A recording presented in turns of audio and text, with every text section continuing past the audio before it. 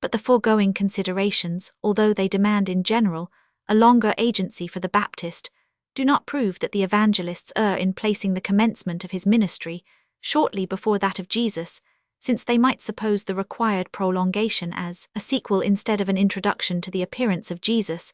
Such a prolongation of the Baptist's ministry, however, is not to be found at least in the first two Gospels, for not only do these contain no details concerning John after the baptism of Jesus, except his sending two disciples Matt Roman 11, which is represented as a consequence of his imprisonment, but we gather from Matt Roman 4 Mark Roman 1 that during or shortly after the 40 days abode of Jesus in the wilderness, the Baptist was arrested, and thereupon Jesus went into Galilee and entered on his public career. Luke, it is true, Roman 4 does not mention the imprisonment of John as the cause of the appearance of Jesus in Galilee, and he seems to regard the commission of the two disciples as occurring while John was at large. Romans 7 ff, and the fourth evangelist testifies yet more decisively against the notion that John was arrested so soon after the baptism of Jesus, for in chap Roman 3, it is expressly stated that John was actively engaged in his ministry after the first Passover attended by Jesus during his public life.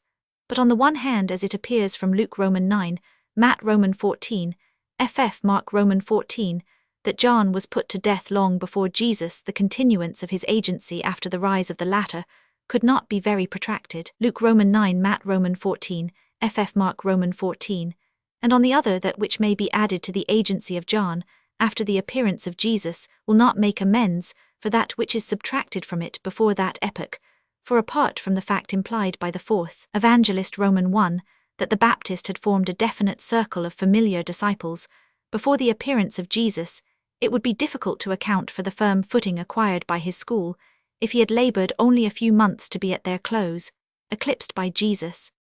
There is yet one resource, namely to separate the baptism of Jesus from the commencement of his ministry, and to say it was indeed after the first half-year of John's agency that Jesus was so attracted by his fame as to become a candidate for his baptism, but for some time subsequently he either remained among the followers of the Baptist or went again into retirement and did not present himself independently until a considerable interval 213 had elapsed. By this means, we should obtain the requisite extension of John's ministry prior to the more brilliant career of Jesus, without impugning the apparent statement of our evangelists that the baptism of Jesus followed close upon the public appearance of John, but the idea of a long interim between the baptism of Jesus and the commencement of his ministry is utterly foreign to the New Testament writers, for that they regard the baptism of Jesus as his consecration to the messianic office is proved by the accompanying descent of the Spirit, and the voice from heaven. The only pause which they allow to intervene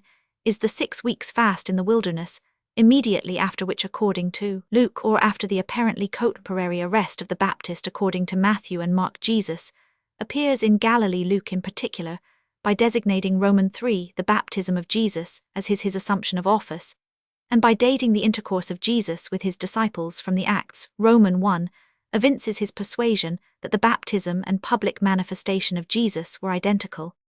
Thus the Gospel narrative is an obstacle to the adoption of the two most plausible expedients for the prolongation of John's ministry, viz., that Jesus presented himself for baptism later, or that his public appearance was retarded longer after his baptism than has been generally inferred. We are not, however, compelled to renounce either of these suppositions, if we can show that the New Testament writers might have been led to their point of view even without historical grounds.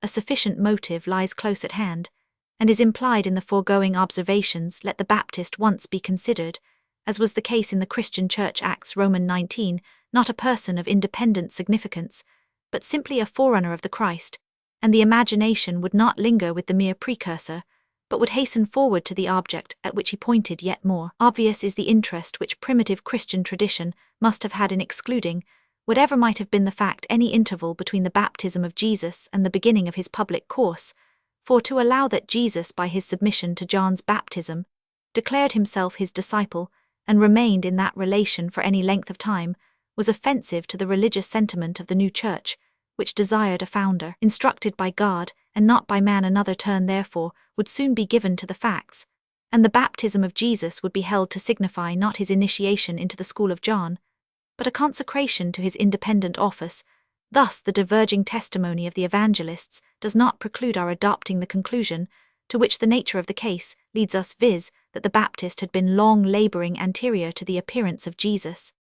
If in addition to this we accept the statement of Luke Roman 1 and Roman 3, that Jesus being only half a year younger than John was about in his 30th year at his appearance, we must suppose that John was in his 20th year when he began his ministry. There is, as we have seen, no express law against so early an exercise of the prophetic office, neither do I so decidedly, as Cludius 16 hold it improbable, that so young a preacher of repentance should make an impression, or even that he should be taken for a prophet of the olden Timaean Elias. I will only appeal to the ordinary course of things, as a sanction for presuming that one who entered so much earlier upon the scene of action was proportionately older, especially when the principles and spirit of his teaching tell so plainly of a mature age, as do the discourses of John. There are exceptions to this rule, but the statement of Luke Roman 1 that John was only 6 months older than Jesus is insufficient. 214 to establish one in this instance, as it accords with the interest of the poetical legend, and must therefore be renounced for the slightest improbability. The result then of our critique on the chronological data, Luke Roman 3 2 comp. 23 and Roman 1, is this: if Jesus, as Luke seems to understand, appeared in the 15th year of Tiberius, the appearance of John occurred not in the same year, but earlier, and if Jesus was in his 30th year when he began his ministry, the Baptist so much his predecessor could hardly be, but 6 months his senior. Appearance and design of the Baptist, his personal relations with Jesus. John a Nazarite according to our authorities, Matt Roman 3 Roman 9 Roman 11 Luke Roman 1. And in the opinion of several theologians 17, an Essene is said by Luke Roman 3 to have been summoned to his public work by the word of God, which came to him in the wilderness. Not possessing the Baptist's own declaration, we cannot accept as complete the dilemma stated by Paulus 18, when he says that we know not whether John himself interpreted some external or internal fact as a divine call, or whether he received a summons from another individual. And we must add as a third possibility that his followers sought to dignify the vocation of their teacher by an expression which recalls to mind the ancient prophets. While from the account of Luke it appears that the divine call came to John in the wilderness, but that for the purpose of teaching and baptizing, he resorted to the country about Jordan. Ver 3 Matthew Roman 3 ff. Makes the wilderness of Judea the scene of his labors, as if the Jordan in which he baptized flowed through that wilderness. It is true that according to Josephus the Jordan, before emptying itself into the Dead Sea, traverses a great wilderness 19, but this was not the wilderness of Judea which lay farther south. Hence, it has been supposed that Matthew misled by his application of the prophecy, the voice of one crying in the wilderness to John, who issued from the wilderness of Judea, placed there his labors as a preacher of repentance and a baptizer, although their true scene was the blooming valley of the Jordan in the course of Luke's narrative. However, this evangelist ceases to intimate that John forsook the wilderness after receiving his call, for on the occasion of John's message to Jesus, he makes the latter ask, whom went ye out into the wilderness to see? Romans 7. Now, as the valley of the Jordan in the vicinity of the Dead Sea was in fact a barren plain, the narrow margin of the river accepted, no greater mistake may belong to Matthew than that of specifying the wilderness as the, and even that may be explained away by the supposition, either that John, as he alternately preached and baptized, passed from the wilderness of Judea to the borders 215 of the Jordan 22, or that the waste tract through which that river flowed, being a continuation of the wilderness of Judea, retained the same name. The baptism of John could scarcely have been derived from the baptism of proselytes 24, for this rite was unquestionably posterior to the rise of Christianity. It was more analogous to the religious lustrations in practice amongst the Jews, especially the Essenes, and was apparently founded chiefly on certain expressions used by several of the prophets, in a figurative sense, but afterwards understood literally. According to these expressions, God requires from the Israelitish people, as a condition of their restoration to his favor, a washing and purification from their iniquity, and he promises that he will himself cleanse them with water. Isaiah Roman 1, Es Roman 36 comp. Jer, Roman 2. Add to this the Jewish notion that the Messiah would not appear with his kingdom until the Israelites repented 25, and we have the combination necessary for the belief that an ablution symbolical of conversion and forgiveness of sins must precede the advent of the Messiah. Our accounts are not unanimous as to the signification of John's baptism. They all, it is true, agree in stating repentance, to be one of its essential requirements, for even what Josephus says of the Baptist, that he admonished the Jews practicing virtue, just towards each other, and devout towards God to come to his baptism 26, has the same sense under a Greek form mark, and Luke, however, while designating the baptism of John ad Roman 1 Roman 3 Matthew, has not the same addition, but he with Mark describes the baptized as confessing their sins. Roman 3 Josephus, on the other hand, appears in direct contradiction to them, when he gives it as the opinion of the Baptist that baptism is pleasing to God not when we ask pardon for some transgressions, but when we purify the body after having first purified the mind by righteousness. We might here be led to the supposition that the words for the remission of sins, as in Acts Roman 2, and other passages, was commonly used in relation to Christian baptism, and was thence transferred unhistorically to that of John. But as in the passages quoted from Ezekiel, the washing typified not only reformation, but forgiveness. The probabilities are in favor of the evangelical statement. Moreover, it is possible to reconcile Josephus and the evangelists by understanding the words of the former to mean that the baptism of John was intended to effect a purification not from particular or merely Levitical transgressions, but of the entire man, not immediately and mysteriously through the agency of water, but by means of the moral acts of reformation. The several accounts concerning John are farther at variance as to the relation in which they place his baptism to the kingdom of heaven. According to Matthew, the concise purport of the appeal with which he accompanied his baptism was "Repent, for the kingdom of heaven is at hand." Roman 3.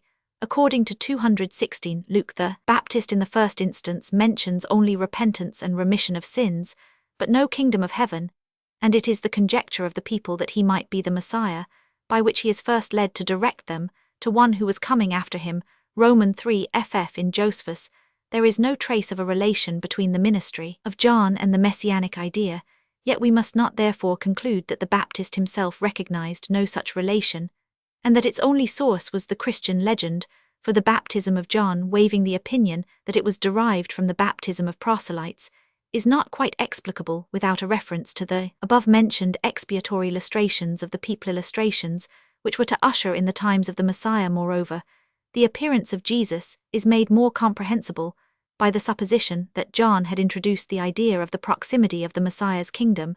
That Josephus should keep back the messianic aspect of the fact is in accordance with his general practice, which is explained by the position of his people with respect to the Romans. Besides, in the expression "to assemble for baptism," in his mention of popular assemblages, and in the fear of Antipas lest John should excite a revolt, there lies an intimation of precisely such a religious and political movement, as the hope of the Messiah was calculated to produce. That the Baptist should so distinctly foretell the immediate appearance of the Messiah's kingdom must create surprise, and Luke's reference to a divine call and revelation being held unsatisfactory might lead to the supposition that the Christian narrator, believing that the true Messiah was actually manifested in the person of Jesus, the contemporary of John, gave to the language of the latter a definiteness which did not belong to it originally.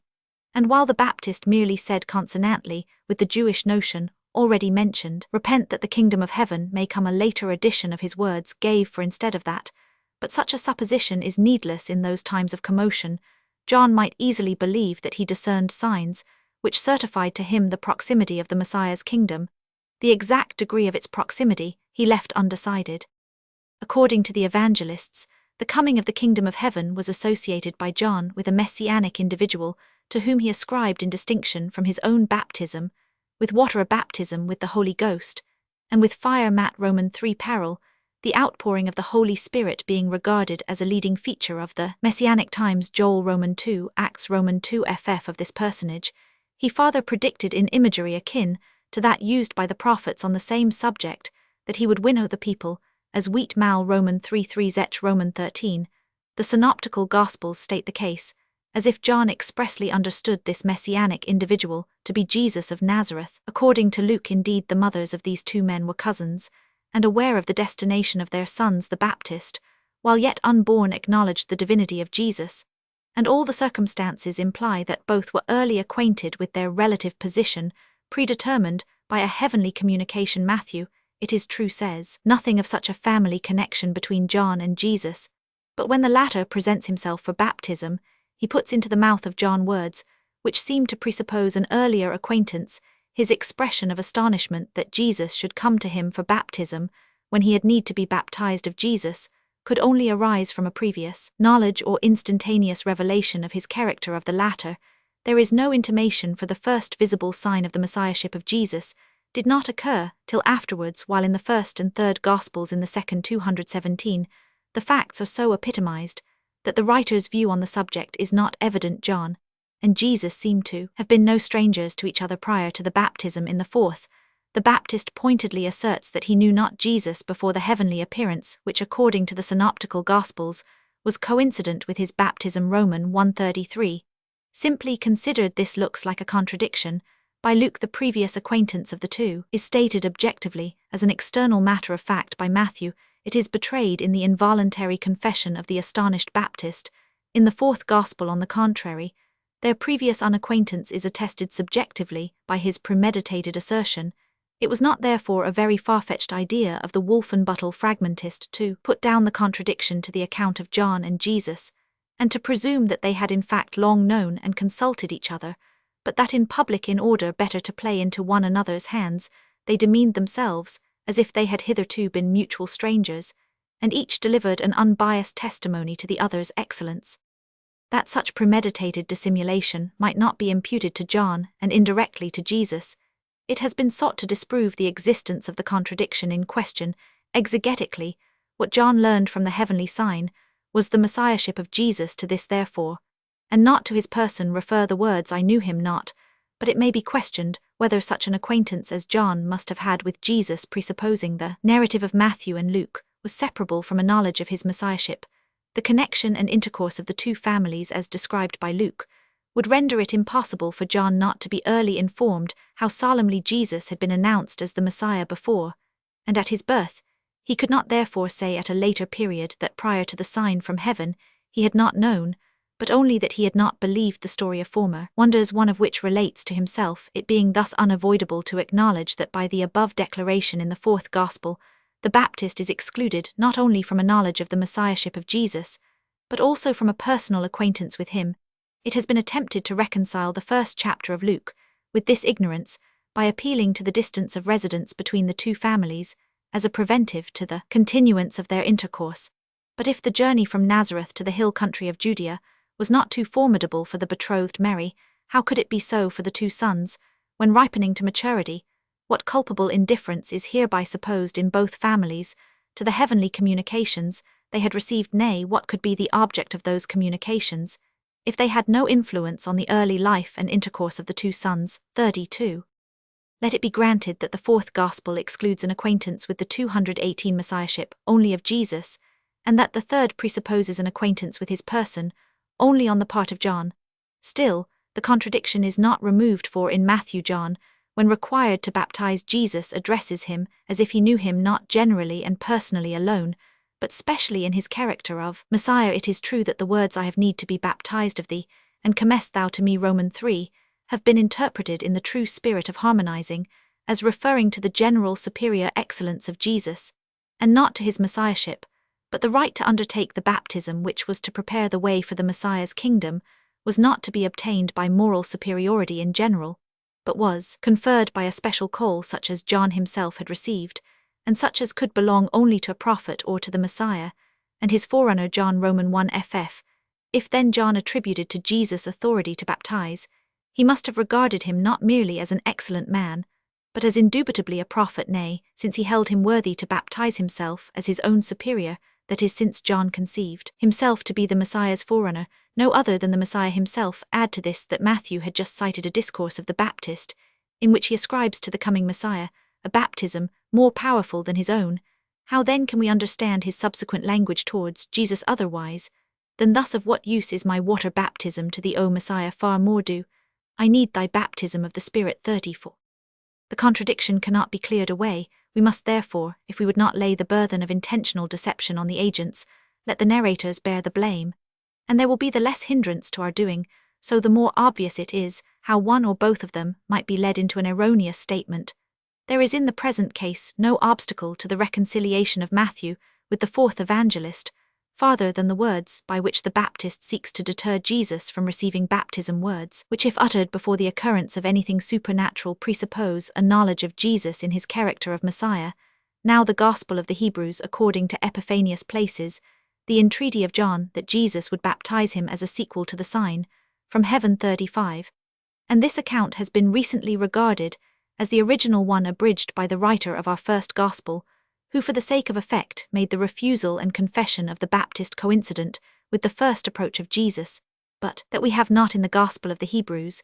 The original form of the narrative is sufficiently proved by its very tedious repetition of the heavenly voice, and the diffuse style of the whole. It is rather a very traditional record, and the insertion of John's refusal after the sign and voice from heaven was not made with the view of avoiding a contradiction of the fourth Gospel, which cannot be supposed to have been recognized in the circle of the Ebionite Christians, but from the very motive erroneously attributed to Matthew in his alleged transposition 219, namely, to give greater effect to the scene. A simple refusal on the part of the Baptist appeared too weak.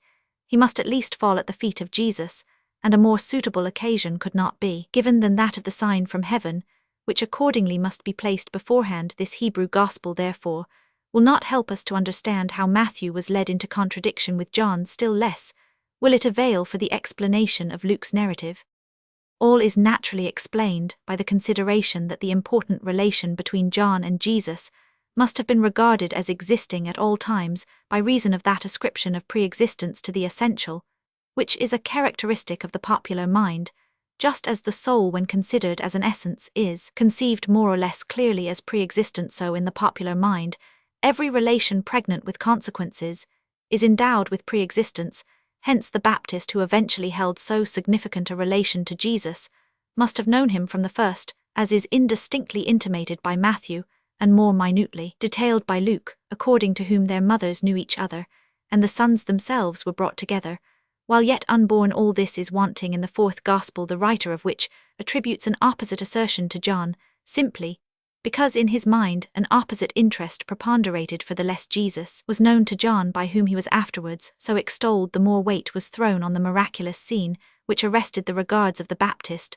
More clearly was his whole position with respect to Jesus demonstrated to be the effect not of the natural order of events, but of the immediate agency of God.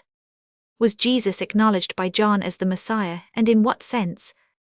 To the foregoing question whether Jesus was known to John before the baptism is attached another, namely, what did John think of Jesus and his messiahship? The evangelical narratives are unanimous in stating that before Jesus had presented himself for baptism, John had announced the immediate coming of one to whom he stood in a subordinate relation, and the scene at the baptism of Jesus marked him beyond mistake as the personage of whom John was the forerunner. According to Mark and Luke, we must presume that the Baptist gave credence to this sign. According to the fourth Gospel, he expressly attested his belief Roman 1, and moreover uttered words which evince the deepest insight into the higher nature and office of Jesus. Roman 1 ff 36, Roman 3 ff.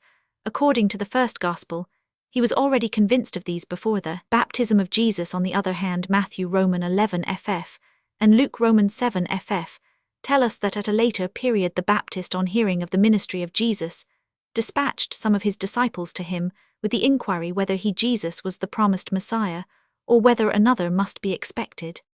The first impression from this is that the question denoted an uncertainty on the part of the Baptist whether Jesus were really the Messiah, and so it was early understood, but such a doubt is in direct contradiction with all the other circumstances reported by the evangelists. It is justly regarded as 220 psychologically impossible that he whose belief was originated or confirmed by the baptismal sign, which he held to be a divine revelation, and who afterwards pronounced so decidedly on the messianic call, and the superior nature of Jesus, should all at once have become unsteady in his conviction. He must then indeed have been like a reed shaken by the wind, a comparison which Jesus abnegates on this very occasion. Matt Roman 11. A cause for such vacillation is in vain sought in the conduct or fortunes of Jesus at the time, for the rumor of the works of Christ, which in Luke's idea were miracles, could not awaken doubt in the Baptist, and it was on this rumor that he sent his message. Lastly, how could Jesus subsequently, John Roman 5 ff, so confidently appeal to the testimony of the Baptist concerning him, when it was known that John himself was at last perplexed about his messiahship? 38. Hence it has been attempted to give a different turn to the facts, and to show that John's inquiry was not made on his own account, but for the sake of his disciples to overcome in them the doubt with which he was himself untainted hereby. It is true the above-named difficulties are removed in particular.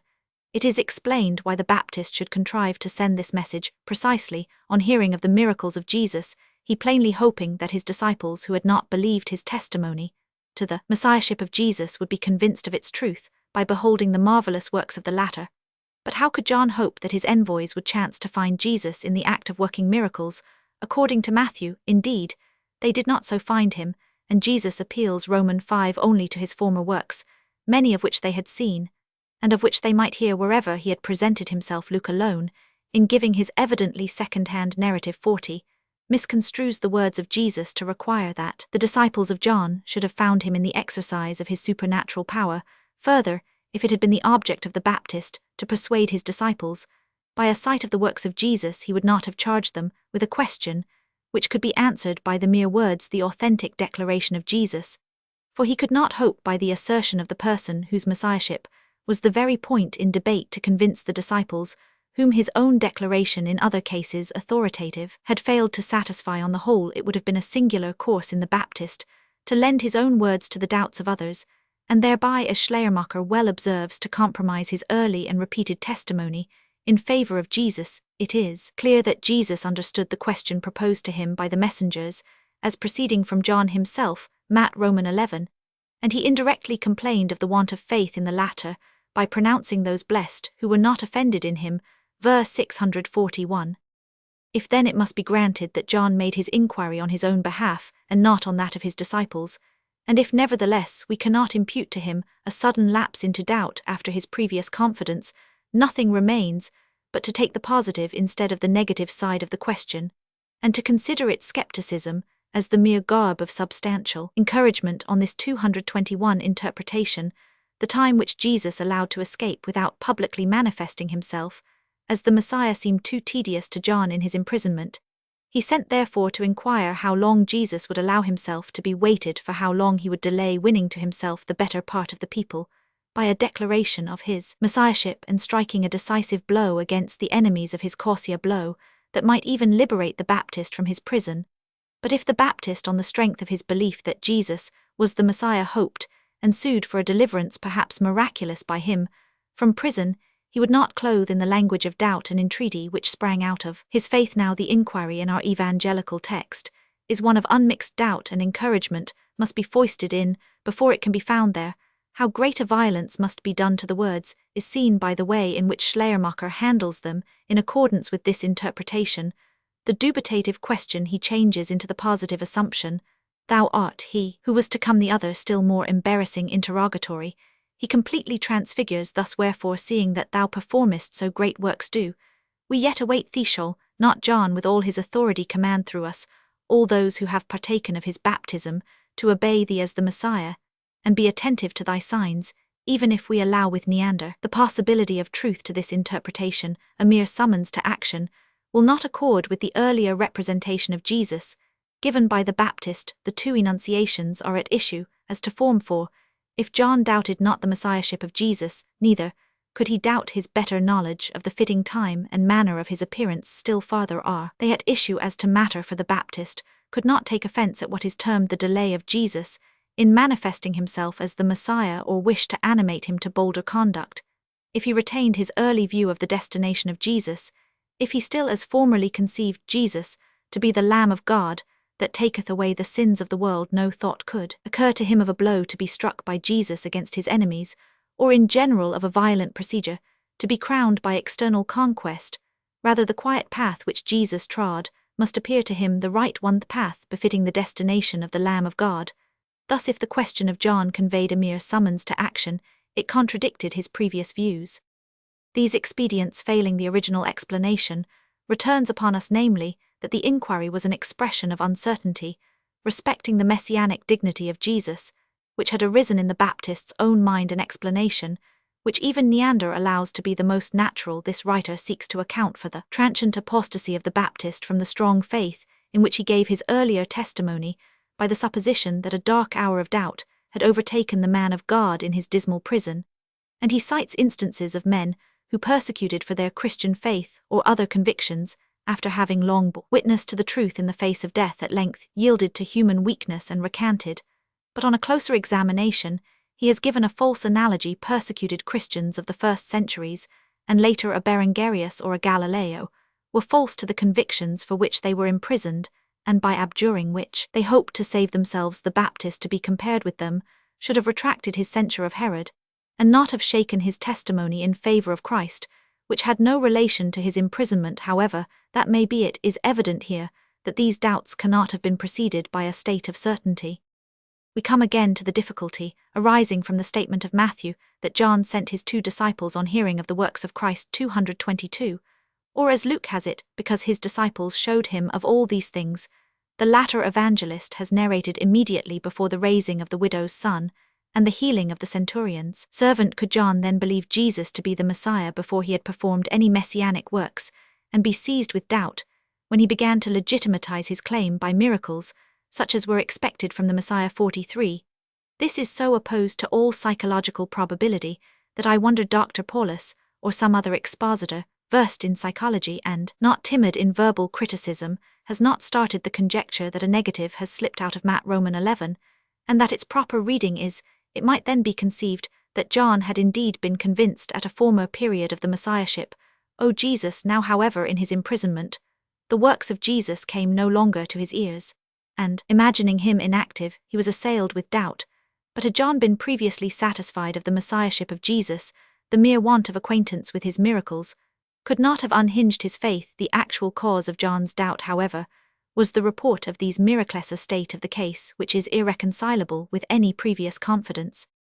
But how could he become uncertain about the Messiahship of Jesus if he had never recognized it, not indeed in the sense of beginning to suspect that Jesus was not the Messiah, but quite possibly in the sense of beginning to conjecture that a man of such deeds was the Messiah? We have here not a decaying but a growing certainty, and this discrimination throws light on the whole purport of the passages in question. John knew nothing of Jesus before, but that he had, like many others, partaken of his baptism, and perhaps frequented the circle of his disciples, and not until after the imprisonment of the Baptist did Jesus appear as a teacher and worker of miracles. Of this John heard, and then arose in his mind conjecture fraught with hope, that as he had announced the proximity of the Messiah's kingdom, this Jesus might be he who would verify his idea. So interpreted, this message of the Baptist excludes his previous testimony. If he had so spoken formerly, he could not have so inquired latterly, and vice versa. It is our task, therefore, to compare the 2 contradictory statements, that we may ascertain which has more traces than the other of truth or untruth. The most definite expressions of John's conviction that Jesus was the Messiah are found in the 4th Gospel, and these suggest 2 distinct questions. First, whether it be conceivable that John had such a notion of the Messiah as is therein contained, and secondly, whether it be probable that he believed it realized in the person of Jesus. With respect to the former, the 4th Gospel makes the Baptist's idea of the Messiah include the characteristics of expiatory suffering and of a premundane heavenly existence. It has been attempted, indeed, so to interpret the expressions with which he directs his disciples to Jesus as to efface the notion of expiatory suffering. Jesus, we are told, is compared to a lamb on account of his meekness and patience, is to 223 be understood either of a patient endurance of the world's malice, or of an endeavor to remove the sins of the world by reforming it. And the sense of the Baptist's words is this: how moving is it that this meek and gentle Jesus should have undertaken so difficult and painful an office. 45. But the best critics have shown that even if by itself might bear this interpretation, still not merely with the article, but with the addition, must signify not a lamb in general, but a special holy lamb. And if, as is most probable, this designation has reference to Issa Roman 53, can only be expounded by what is there predicated of the lamb-like servant of God, that he Roman 5 Roman 70 words, which must signify vicarious suffering. Now, that the Baptist should have referred the above prophetic passage to the Messiah, and hence have thought of him as suffering, has been recently held more than doubt. For so foreign to the current opinion, at least, was this notion of the Messiah, that the disciples of Jesus during the whole period of their intercourse with him could not reconcile themselves to it, and when his death had actually resulted their trust in him as the Messiah was utterly confounded. Luke Roman 24 ff. How then could the Baptist who, according to the solemn declaration of Jesus Matt Roman 11 confirmed by the allusions in the Gospels to his strict ascetic life, ranked below the least in the kingdom of heaven, to which the apostles already belonged, how could this alien discern, long before the sufferings of Jesus, that they pertained to the character of the Messiah, when the denizens were only taught the same lesson by the issue? Or, if the Baptist really had such insight, and communicated it to his disciples, why did it not by means of those who left his circle for that of Jesus win an entrance into the Laterne? Why did it not by means of the great credit, which John enjoyed, mitigate the offence caused by the death of Jesus in the public at large? 48. Add to this that, in none of our accounts of the Baptist, with the exception of the fourth Gospel, do we find that he entertained such views of the Messiah's character, for not to mention Josephus, the synoptical Gospels confine his representation of the messianic office to the spiritual baptism and winnowing of the people. Still, it remains possible that a penetrating mind like that of the Baptist might even before the death of Jesus gather from Old Testament phrases and types the notion of a suffering Messiah, and that his obscure hints on the subject might not be comprehended by his disciples and contemporaries. Thus the above considerations are not decisive, and we therefore turn to the expressions concerning the premundane existence and heavenly origin of the Messiah with the question, could the Baptist have really held such tenets, that from the words John Roman 1:27-30 he that cometh after me is preferred before me, for he was before me, nothing but dogmatical obstinacy can banish the notion of pre-existence, is seen by a mere glance at such expositions, as this of Paulus, he who in the course of time comes after me has so appeared in my eyes that he premise conclusion deserves rather from his rank and character to be called the first. 49, with preponderating arguments more unprejudiced commentators have 224 maintained that the reason here given why Jesus, who appeared after the Baptist in point of time, had the precedence of him in dignity, is the pre-existence of the former. We have here obviously the favourite dogma of the fourth evangelist, the eternal pre-existence of the present, indeed to the mind of that writer who had just been inditing his proem, but that it was also present to the mind of the Baptist is another question. The most recent expositor allows that the sense in which the evangelist intends must have been very remote from the Baptist's point of view, at least so far as the is concerned. The Baptist, he thinks, held the popular Jewish notion of the pre-existence of the Messiah as the subject of the Old Testament theophanies. There are traces of this Jewish notion in the writings of Paul, for example, 1 Cor Roman 10, Carl Roman 1f, and the Rabbins 52.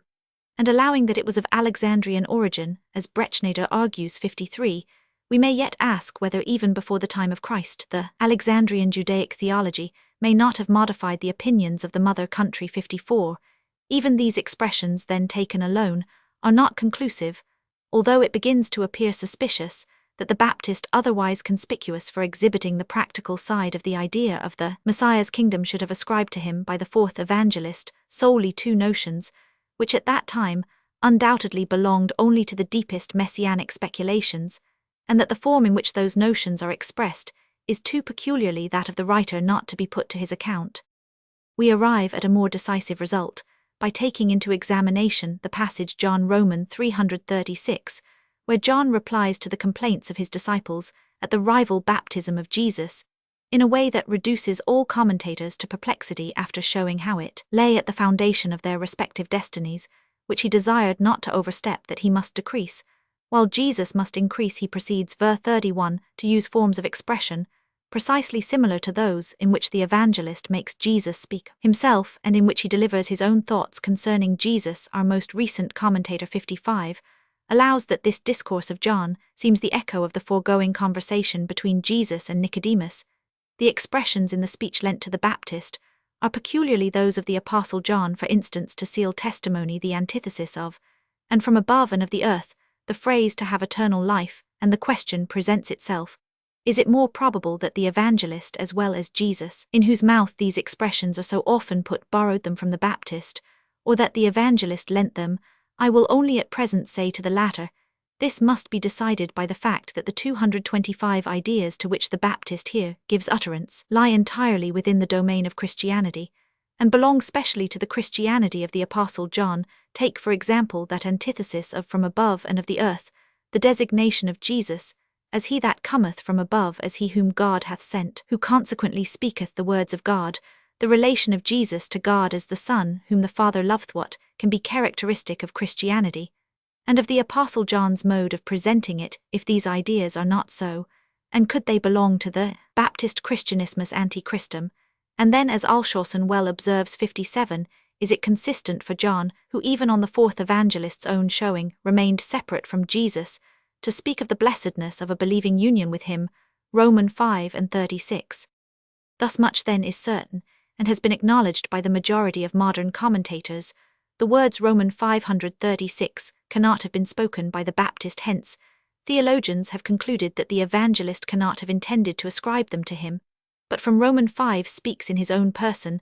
This sounds plausible if they can only point out any mark of division between the discourse of the Baptist and the addenda of the evangelist, but none such is to be found. It is true that the speaker from Romans 5 uses the third person, and not the first as in Romans 5 when referring to the Baptist, but in the former passage the Baptist is no longer alluded to directly and individually, but as one of a class, in which case he must, though himself the speaker, choose the third person. Thus there is no definitive boundary, and the speech glides imperceptibly from those passages which might have been uttered by the Baptist into those which are altogether incongruous with his position. Moreover, from Romans 5 Jesus is spoken of in the present tense, as the evangelist might represent the Baptist to speak during the lifetime of Jesus, but could not in his own person have written after the death of Jesus. In other passages, when presenting his own reflections concerning Jesus, he uses the preterite. Thus grammatically, the Baptist continues to speak from Romans 5, and yet historically it is impossible that he should have uttered the sequel. Contradiction not to be solved if it be added that dogmatically the evangelist cannot have ascribed to the Baptist words, which he never really pronounced. Now, if we do not choose to defy the clear rules of grammar and the sure data of history for the sake of the visionary dogma of inspiration, we shall rather conclude from the given premises with the author of the Probabilia that the evangelist falsely ascribes the language in question to the Baptist, putting into his mouth a Christology of his own of which the latter could know nothing. This is no more than luck. 60 confesses, though not quite so frankly, when he says that the reflections of the evangelist are here more than equally mixed with the discourse of the Baptist in such a way as to be undistinguishable in point of fact. However, the reflections of the evangelist are easily to be recognized, but of the fundamental ideas of the Baptist there is no trace unless they are sought for with a good will which amounts to prejudice, and to which therefore we make no pretension. If then we have a proof in the passages just considered that the fourth evangelist did not hesitate to lend to the Baptist messianic and other ideas, which were never his, we may hence conclude retrospectively 226, concerning the passages on which we formerly suspended our decision, that the ideas expressed in them of a suffering and pre-existent Messiah belonged not to the Baptist, but to the evangelist. In giving the above reply to our first question, we have in strictness answered the remaining one, for if the Baptist had no such messianic ideas, he could not refer them to the person of Jesus. But to strengthen the evidence for the result already obtained, we will make the second question the object of a special examination. According to the fourth evangelist, the Baptist ascribed to Jesus all the messianic attributes above discussed. If he did this so enthusiastically, publicly, and repeatedly as we read in John, he could not have been excluded by Jesus from the kingdom of heaven. Matt Roman 11, nor have been placed below the least of its citizens for such a confession as that of the Baptist when he calls Jesus the who was before him. Such refined insight into the messianic economy, as is shown by his designating Jesus Peter himself, had not to produce, though Jesus not only receives him into the kingdom of heaven for his confession Matt Roman 16, but constitutes him the rock on which that kingdom was to be founded. But we have something yet more incomprehensible. John in the fourth Gospel gives it as the object of his baptism Jesus as Messiah Roman 1, and acknowledges it to be the divine ordinance that by the side of the increasing Jesus he must decrease Roman 3. Nevertheless, after Jesus had begun to baptize by the instrumentality of his disciples, John continues to practice his baptism Roman 3. Why so? If he knew the object of his baptism to be fulfilled by the introduction of Jesus, and if he directed his followers to him as the Messiah Roman 1 f 61, the continuance of his baptism would be to no purpose, for Luke's supposition that John's baptism was still of effect in those places where Jesus had not appeared he himself overthrows by the observation that at least at the period treated of in John Roman 3 ff Jesus and John must have been baptizing near to each other, since the disciples of John were jealous of the concourse to the baptism of Jesus. But the continuance of John's baptism appears even to counteract his aim, if that aim were merely to point out Jesus as the Messiah. He thereby detained a circle of individuals on the borders of the Messiah's kingdom, and retarded or hindered their going over to Jesus, and that through his own fault, not theirs alone. 62, for he nullified his verbal direction to Jesus by his contradictory example. Accordingly, we find the party of John's disciples still existing in the time of the Apostle Paul, Acts Roman 18f, Roman 19ff, and if the Sabans are to be credited concerning their own history, the sect remains to this day, certainly presupposing the averred conviction of the Baptist relative to Jesus. It would seem most natural for him to have attached himself to the latter. This, however, did not happen, and hence we conclude that he cannot have had that conviction. 2:27. But chiefly the character and entire demeanor of the Baptist render it impossible to believe that he placed himself on that footing with Jesus described by the fourth evangelist. How could the man of the wilderness, the stern ascetic, who fed on locusts and wild honey, and prescribed severe fasts to his disciples, the gloomy, threatening preacher of repentance animated with the spirit of Eliashib, could he form a friendship with Jesus? In everything his opposite, he must assuredly, with his disciples, have stumbled at the liberal manners of Jesus, and have been hindered by them from recognizing him as the Messiah. Nothing is more unbending than ascetic prejudice. He who, like the Baptist, esteems it piety to fast and mortify the body will never assign a high grade in things divine to him who disregards such asceticism. A mind with narrow views can never comprehend one whose vision takes a wider range, although the latter may know how to do justice to its inferior. Hence, Jesus could value and sanction John in his proper place, but the Baptist could never give the precedence to Jesus, as he is reported to have done. In the fourth Gospel, the declaration of the Baptist John, Roman 3, that he must decrease, but Jesus must increase, is frequently praised as an example of the noblest and sublimest resignation. The beauty of this representation we grant, but not its truth. The instance would be a solitary one, if a man whose life had its influence on the world's history had so readily yielded the ascendant in his own ra to one who came to eclipse him, and render him superfluous. Such a step is not less difficult for individuals than for nations, and that not from any vice's egotism or ambition, so that an exception might be presumed, though not without prejudice, in the case of a man like the Baptist. It is a consequence of that blameless limitation, which, as we already remarked, is proper to a low point of view in relation to a higher, and which is all the more obstinately maintained if the inferior individual is, like John, of a coarse, rugged nature only from the divine point of view, or from that of an historian bent on establishing religious doctrines. Could such things be spoken? And the fourth evangelist has in fact put into the mouth of the Baptist the very same thoughts concerning the relation between him and Jesus that the compiler of the second book of Samuel has communicated as his own observation on the corresponding relation between Saul and David. Competent judges have recently acknowledged that there exists a discrepancy between the synoptical Gospels and the fourth, the blame of which must be imputed to the latter. 67, and this opinion is confirmed and strengthened by the fact that the fourth evangelist transforms the Baptist into a totally different character from that in which he appears in the synoptical Gospels, and in Josephus, out of a practical preacher, he makes a speculative Christologist out of a hard, an unbending, a yielding and self-renunciating nature. The style in which the scenes between John and Jesus, John Roman 1, ff. 35 ff., are depicted shows them to have originated partly in the free composition of the imagination, partly in a remodeling of the synoptical narratives, with a view to the glorification of Jesus. With respect to the former, Jesus is walking Roman 5 near to John in Roman 5. He is said to come directly to him, yet on neither occasion is there any account of an interview between the two. Could Jesus really have avoided contact with the Baptist that there might be no 228 appearance of preconcerted action? This is Lamp's conjecture, but it is the product of modern reflections foreign to the time and circumstances of Jesus.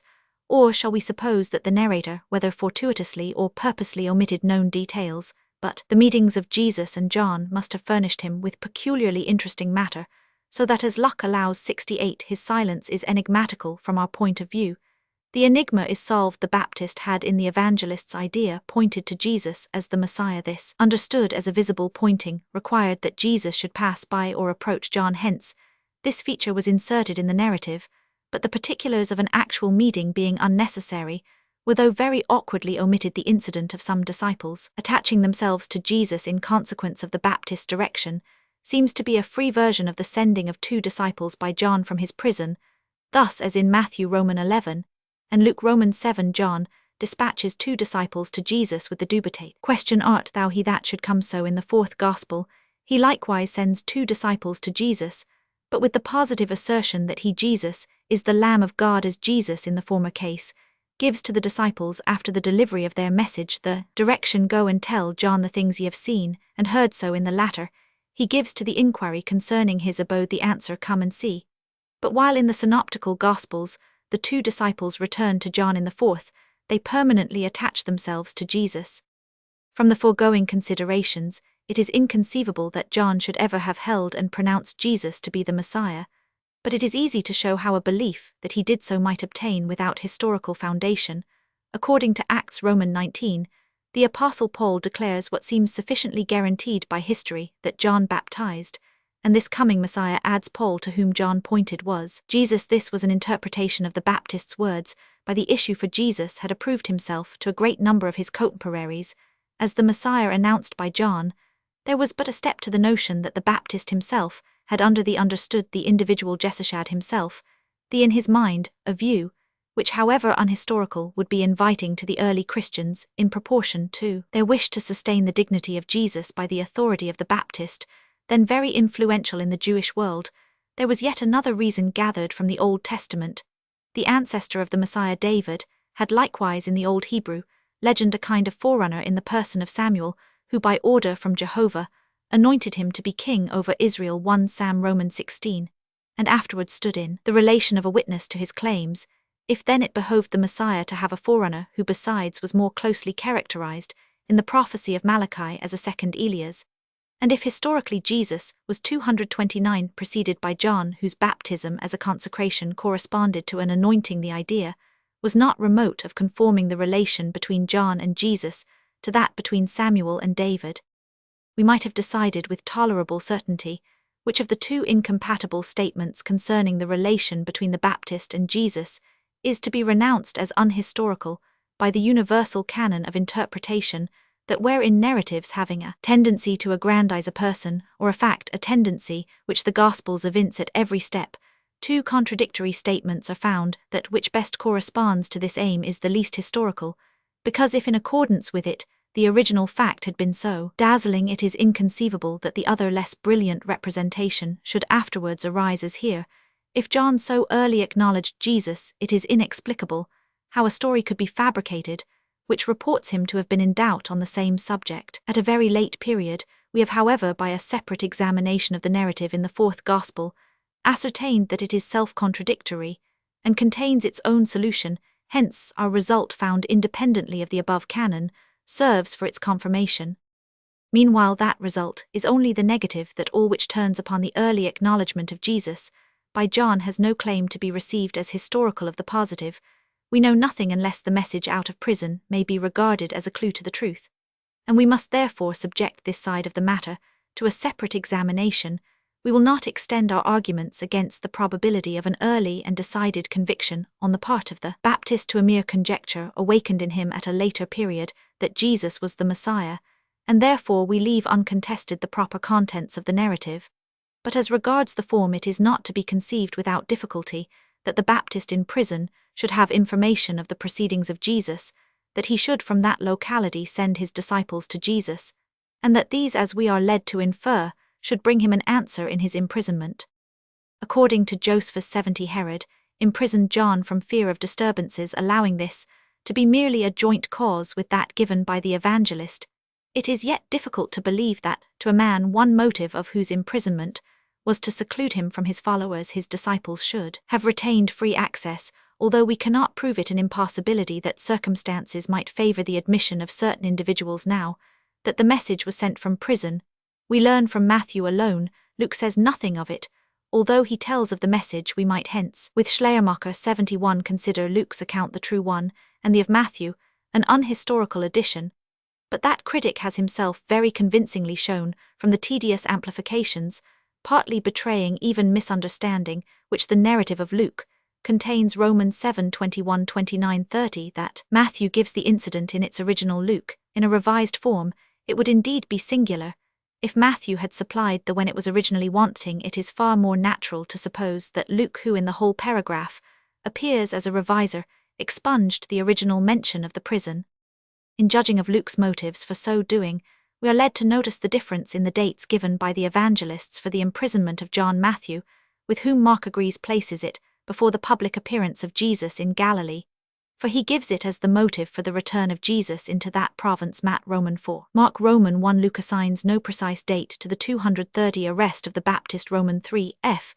Yet it is to be inferred from his silence about the prison, in connection with the sending of the 2 disciples, that he regarded it as a later occurrence. But John expressly says that after the first Passover attended by Jesus in his public character, John was not yet cast into prison. Roman 3. If it be asked who is right, we answer that there is something on the face of the account of the first evangelist, which has inclined many commentators to renounce it in favor of the 2 last, that Jesus on the report of John's imprisonment in Galilee by Herod Antipas should have returned into the dominions of that prince for the sake of safety, is, as Schneckenberger well maintains, 73 highly improbable, since there of all places he was the least secure from a similar fate. But even if it be held impossible to dissociate the he withdrew from the cognate idea of seeking security, we may still ask whether, disregarding the mistake in the motive, the fact itself may not be maintained. Matthew and Mark connect with this journey into Galilee, after John's imprisonment, the commencement of the public ministry of Jesus, and that this was consequent on the removal of the Baptist.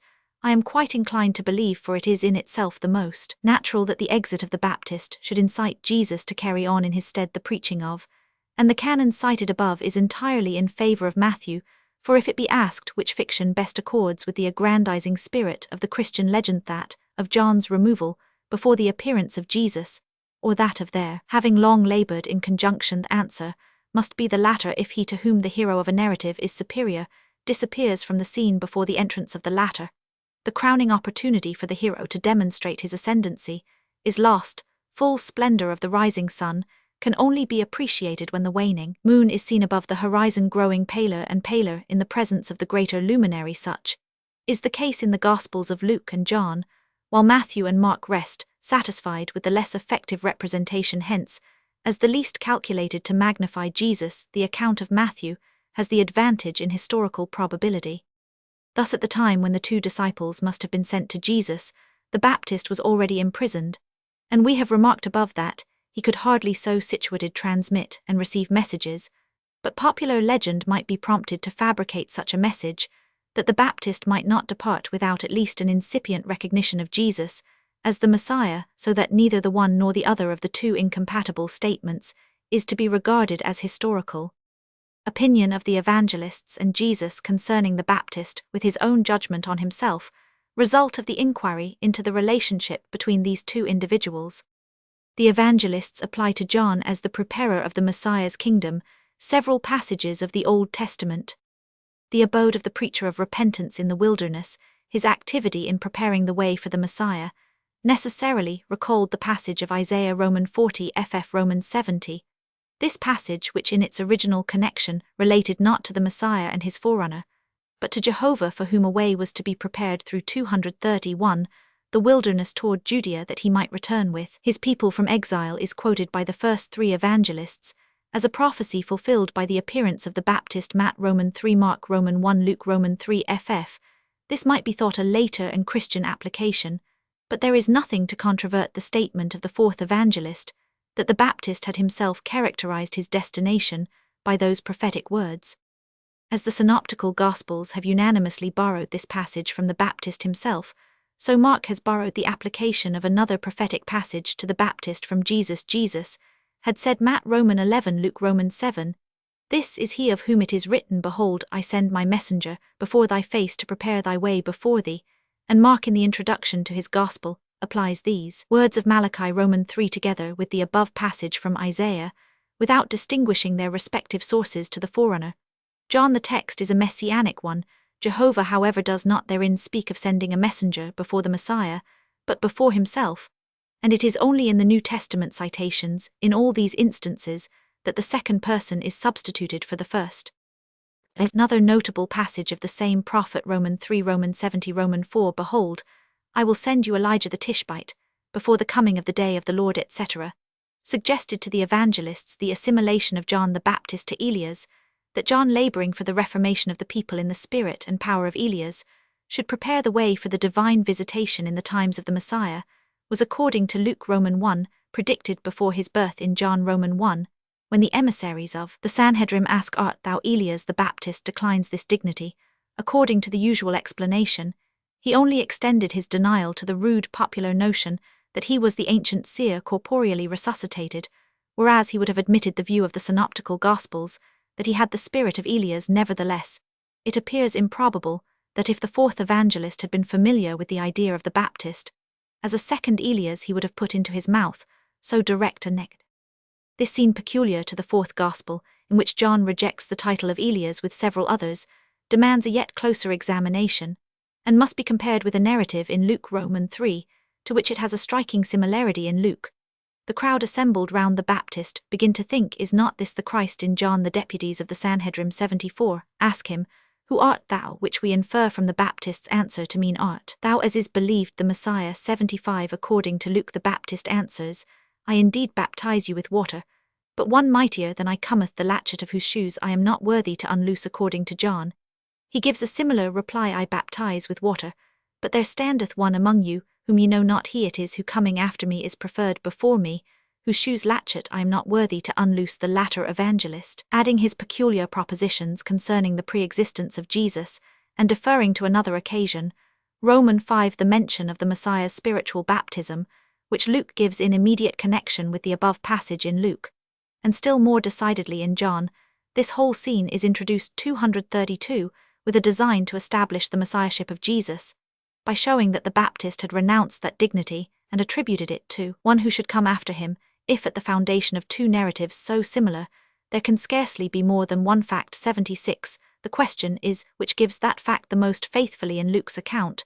There is no intrinsic improbability. On the contrary, it is easy to imagine that the people congregated round the man who announced the Messiah's kingdom, and baptized with a view to it, should in moments of enthusiasm believe him to be the Messiah, but that the Sanhedrim should send from Jerusalem to John on the banks of the Jordan, for the sake of asking him whether he were the Messiah, seems less natural.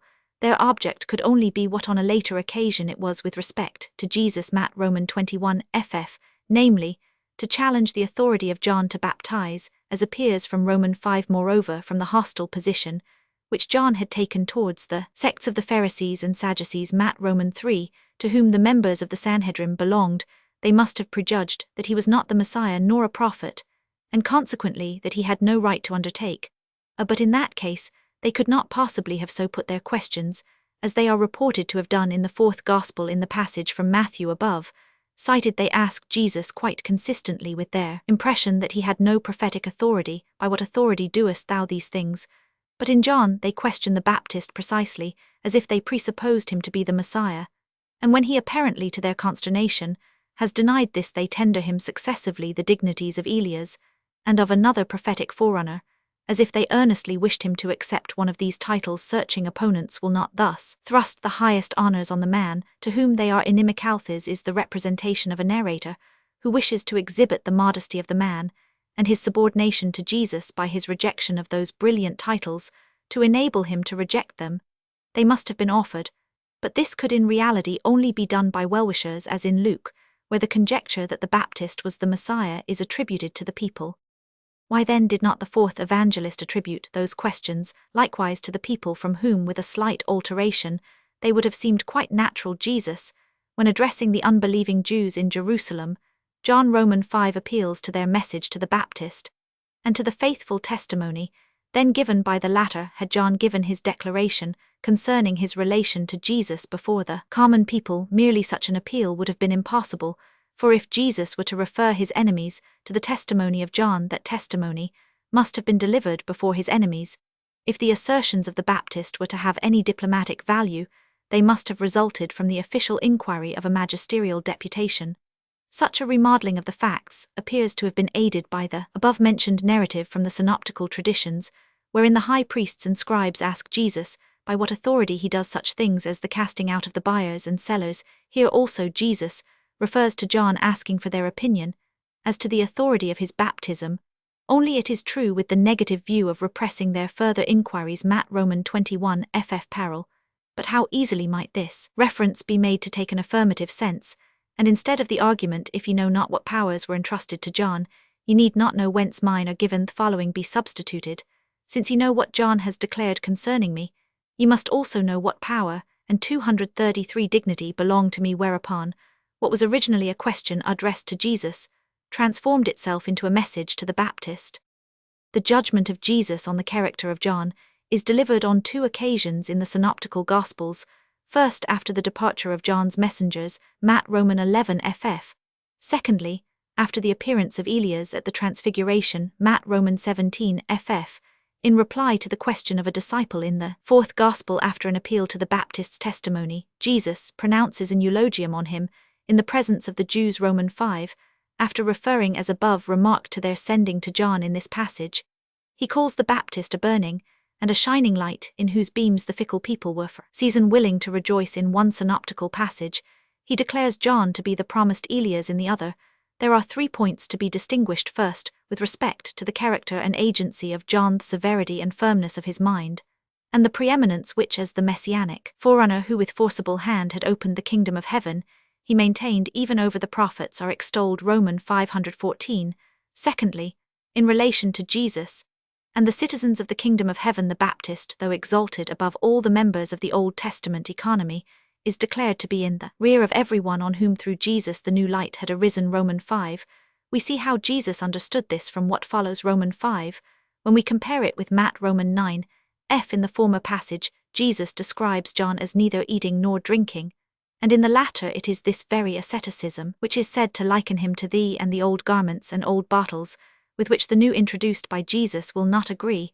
What else then could it be in which the Baptist was beneath the children of the kingdom of Jesus, but in connection with his non-recognition, or only qualified acknowledgement of Jesus as Messiah, the spirit of external observance which still clung to fasting and similar works, and his gloomy asceticism, and in truth freedom from these, is the test of transition from a religion of bondage to one of liberty and spirituality. Thirdly, with respect to the relation in which the agency of John and Jesus stood to their contemporaries, the same inaptitude to receive the ministrations of both is complained of. Roman 5 ff. Although in Roman 5 it is observed that the violent zeal of some had under the guidance of John wrested for them an entrance into the kingdom of the Messiah. In conclusion, we must take a review of the steps by which tradition has gradually annexed itself to the simple historical traits of the relation between John and Jesus. Thus much seems to be historical that Jesus, attracted by the fame of the Baptist, put himself under the tuition of that preacher, and that having remained some time among his followers, and been initiated into his ideas of the approaching messianic kingdom, he, after the imprisonment of John, carried on under certain modifications the same work, never ceasing even when he had far surpassed his predecessor to render him due homage. The first addition to this in the Christian legend was that John had taken approving notice of Jesus during his public ministry. It was known that he had only indefinitely referred to one coming after him, but it behoved him 234 at least in a conjectural way to point out Jesus personally as that successor to this. It was thought he might have been moved by the fame of the works of Jesus, which, loud as it was, might even penetrate the walls of his prison. Then was formed Matthew's narrative of the message from prison, the first modest attempt to make the Baptist a witness for Jesus, and hence clothed in an interrogation, because a categorical testimony was too unprecedented. But this late and qualified testimony was not enough. It was a late one, for prior to it there was the baptism which Jesus received from John, and by which he in a certain degree placed himself in subordination to the Baptist. Hence those scenes in Luke, by which the Baptist was placed even before his birth in a subservient relation to Jesus. Not only was it a late testimony which that message contained, it was but half a one, for the question implied uncertainty and conveyed indecision. Hence in the 4th Gospel there is no longer a question about the messiahship of Jesus, but the most solemn asseverations on that head, and we have the most pointed declarations of the eternal divine nature of Jesus and his character as the suffering Messiah. In a narrative aiming at unity, as does the 4th Gospel, these very pointed declarations could not stand by the side of the dubious message, which is therefore only found in this Gospel under a totally reorganized form. Neither does this message accord with that which in the synoptical Gospels is made to occur at the baptism of Jesus and even earlier in his intercourse with John, but the first three evangelists in their loose compositions admitted along with the more recent form of the tradition, the less complete one, because they attached less importance to the question of John than to the consequent discourse of Jesus. The execution of John the Baptist. We here take under our examination by way of appendix all that has been transmitted to us concerning the tragic end of the Baptist, according to the unanimous testimony of the synoptical evangelists and Josephus 80. He was executed after a protracted imprisonment by order of Herod Antipas, Tetrarch of Galilee, and in the New Testament accounts he is said to have been beheaded Matt Roman 14, ff Mark Roman 6, ff Luke Roman 9. But Josephus and the evangelists are at variance as to the cause of his imprisonment and execution. According to the latter, the censure which John had pronounced on the marriage of Herod with his half-brother's one wife was the cause of his imprisonment, and the revengeful cunning of Herodias at a court festival of his death. Josephus gives the fear of disturbances which was awakened in Herod by the formidable train of the Baptist's followers as the cause at once of the imprisonment and the execution. If these two accounts be considered as distinct and irreconcilable, it may be doubted which of the two deserves the preference. It is not here, as in the case of Herod Agrippa's death, Acts Roman 12, viz. That the New Testament narrative, by intermixing a supernatural cause, where Josephus has only a natural one, enables us to prejudge it as unhistorical. On the contrary, we might here give 235 the palm to the evangelical narrative for the particularity of its details. But on the other hand, it must be considered that that very particularity, and especially the conversion of a political into a personal motive, corresponds fully to the development of the legendary spirit among the people whose imagination is more at home in domestic than in political circles. Meanwhile, it is quite possible to reconcile the two narratives. This has been attempted by conjecturing that the fear of insurrection was the proper cabinet motive for the imprisonment of the Baptist, while the irreverent censure passed on the ruler was thrust forward as the ostensible motive. But I greatly doubt whether Herod would designedly expose the scandalous point touched on by John. It is more likely, if a distinction is to be here made between a private and ostensible cause, that the censure of the marriage was the secret reason, and the fear of insurrection disseminated as an excuse for extreme severity. Such a distinction, however, is not needed, for Antipas might well fear that John, by his strong censure of the marriage, and the whole course of the Tetrarch's life, might stir up the people into rebellion against him. But there is a diversity even between the evangelical narratives themselves, not only in this, that Mark gives the scene at the feast with the most graphic details, while Luke is satisfied with a concise statement Roman 320 Roman 9, and Matthew takes a middle course, but Mark's representation of the relation between Herod and the Baptist differs essentially from that of Matthew. While, according to the latter, Herod wished to kill John, but was withheld by his dread of the people who looked on the Baptist as a prophet. Roman 5, according to Mark, it was Herodias who conspired against his life, but could not attain her object because her husband was in awe of John, as a holy man sometimes heard him gladly, and not seldom followed his counsel. Roman 586. Here again, individualizing characteristic of Mark's narrative has induced commentators to prefer it to that of Matthew, but in the finishing touches and alterations of Mark, we may detect the hand of tradition, especially as Josephus merely says of the people that they gave ear to the sound of his words, while he says of Herod that, having conceived fears of John, he judged it expedient to put him to death. How near lay the temptation to exalt the Baptist by representing the prince against whom he had spoken, and by whom he was imprisoned, as feeling bound to venerate him, and only to his remorse seduced into giving his death warrant by his vindictive wife. It may be added that the account of Matthew is not inconsistent with the character of Antipas, as gathered from other sources. The close of the evangelical narratives leaves the impression that the dissevered head of John was presented at table, and that the prison was consequently close at hand.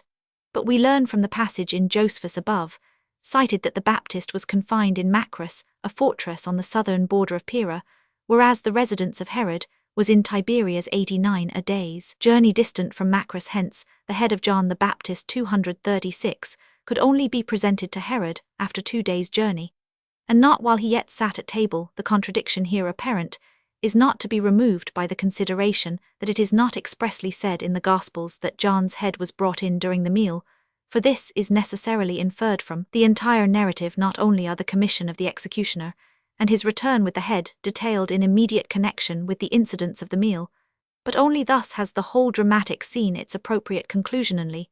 Thus is the contrast complete, which is formed by the death warrant, and the feast in fine, the on which the dissevered head is presented marks it as the costliest viand which the unnatural revenge of a woman could desire at table. But we have as a probable solution the information of Josephus 90, that Herod Antipas was then at war with the Arabian king Aretas, between whose kingdom and his own lay, the fortress of Macris, and there Herod might possibly have resided with his court at that period.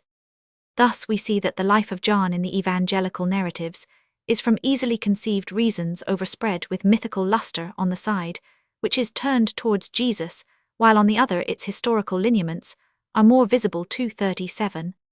1 Exegete Handbuch 1 S 46 Schneckenburger agrees with him, über den Ursprung des ersten Kanon Evang S 30. 2 Vermischt Aufsätze S 76 ff compare Schneckenburger ut sup. 3 De Wet and Fritzchen Lark. 4 C Paulus ut sup S 336. 5 I here collect all the passages in Josephus relative to Lysanias, with the parallel passages in Dion Cassius Antic Roman 13 Roman 16, Roman 14 Roman 3 Roman 7 Antic Roman 15 Roman 4 BJ Roman 1 Roman 13 Dio Cassius Roman 49 Antic Roman 15 Roman 103 BJ Roman 1 Roman 20 D. Cass Roman 54 Antic Roman 17, Roman 11 BJ Roman 2, Roman 6 Antic Roman 18 Roman 6 BJ Roman 2 Roman 9 Dio. Cass Roman 59 Antic Roman 19, Roman 5 BJ Roman 2 Roman 11 Antic Roman 20, Roman 5, Roman 7 BJ Roman 2 Roman 12. 6 Susskind Vermischt Aufsätze, S15 FF 93 FF. 7 Tharlach thinks he has found a perfectly corresponding example in Tacitus, when this historian Annal Roman 2 A Roman 500 mentions the death of an Archelaus king of Cappadocia, and yet Annal Roman 6 A Roman 500 cites an Archelaus also, a Cappadocian, as ruler of the Clit. The same historical conjecture, says Tharlach, is necessary, viz., that there were 2 Cappadocians named Archelaus, but when the same historian, after noticing the death of a man, introduces another of the same name under different circumstances, it is no conjecture, but a clear historic datum, that there were 2 such persons. It is quite otherwise when, as in the case of Lysanias, 2 writers have each one of the same name. But assign him distinct epochs here. It is indeed a conjecture to admit 2 successive persons, a conjecture, so much the less historical the more improbable it is shown to be that one of the 2 writers would have been silent respecting the second of the like-named men, had such an one existed. 8 Michaelis Paulus in Lark Schneckenburger in Ullmann's und Umbrates Studien, 1833, 4 Heft S 1056 ff Tharlach, S 201 ff. 9 4 on the authority of a single manuscript to a race with Schneckenburger, and others the second is too evident violence. 10 Compare with this view Olgem lit ZTG 1803 No 344, S 552, De Wettig Zeg Handbuch in Lark. 11 C Paulus S 294. 12 C Schleiermacher über den Lukas, S 62. 13 Bengel was also of this opinion Ordo Temporum, S 204 F ed 2. 14 Antic Roman 18 Roman 5. 15 So Cludius über die Zeit und Lebensdauer Johannes und Jesu in Henks Museum, Roman 2 Roman 3 ff. 16 Cludius ut sup. 17 Stadlin Jeskich der Sittenlayer Jesu 1, S 580 Paulus Exeg Handiby 1, S 136 Camp, also Cruiser Symbolic 4, S 413 ff. 18 ut sup p 347. 19 Bell Judd Roman 3 Roman 10. 20 C Weiner Bibel Realwitterbuch a Wust Schneckenburger über den Ursprung des ersten Kanonischen Evangeliums S 39. 21 Schneckenburger ut sup S 38 f. 22 Weiner ut sup S 691. 23 Paulus ut sup S 301. 24 Schneckenburger über das Alter der Judischen Proselytentoff. 25 Sanheder F Roman 97 R Elisser Dixit C. Israelit penitentium, agunt tunc, per golem liberanter sin vero non liberanter scotgen hor, 2 p 780 ff. 26 Antic Roman 18 Roman 5. 27 Thus Paulus ut sup S 314, and 361 annum. 28 Fragment von dem Zweck Jesu und seiner Junger Herausgaben von Lessing, s. 133 ff. 29 So thinks Semler in his answer to the above fragments in Locke, so think most of the moderns Planck Geschichte des Christentums, in der Period seiner Einführung, 1k 7 Weiner Bibel Realwörterbuch, 1s 691. 30 Let the reader judge for himself, whether Neander's arguments be not forced even if the Baptist could have expected say, rather must necessarily have known from the circumstances of the birth of Jesus, that he was the Messiah, the divine witness in his own mind, would eclipse all external testimony. And compared with this divine illumination, all previous knowledge would seem ignorance. p. 68. 31 Luck Commenter, zum Evang Johannes, 1s 362. 32 Osiander in despair, answers that the heavenly communications themselves might contain directions for keeping the two youths apart. s. 127. 33 Hes Geschichte Jesu 1 s. 117, f. Paulus ut sup s. 366. 34 Comp the Fragmentist ut sup. 35 Atres Roman 30, and when he came from the water the heavens were opened, and he saw the Holy Spirit of God in the form of a dove etc., and a voice was heard etc., and immediately a great light illuminated the place, seeing which John said to him, Who art thou, Lord? And again a voice etc. And then John falling at his feet, said to him, I beseech thee, Lord, baptize me. 36 Schneckenberger über den Ursprung des ersten kanonischen Evangeliums, s. 121, f. Luck kam sie, ev Jo 1 s. 361, Ustery, über den Taufer Johannes USW Studien 2-3, s. 446. 37 Turtle ad Martian Roman 4, Comp Bengel, Historico-Exegetical Remarks, in Matt Roman 11-19, in his archive 1 Roman 3 p. 754 ff.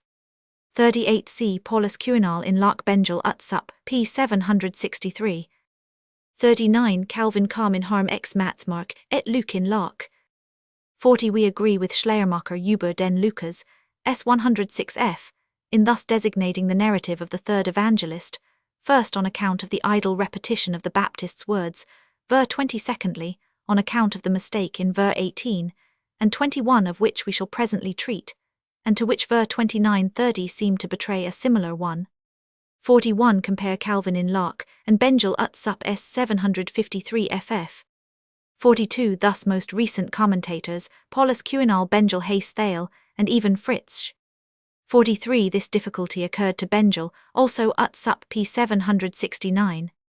44 The Gospel writers, after what they had narrated of the relations between Jesus and the Baptist, of course, understood the question to express doubt, whence probably Roman 5 Matt and Roman 5 Luke came in this connection, supposing these passages authentic. They suggest another conjecture, viz. That Jesus spoke in the foregoing verses of spiritual miracles, and that the Baptist was perplexed by the absence of corporeal ones, that must then be set down to the writer's misapprehension of the expressions of Jesus. 45 Gabeler and Paulus. 46 De Wet de Mort Christi Expiatoria in his Opusc Theal, s. 77 ff.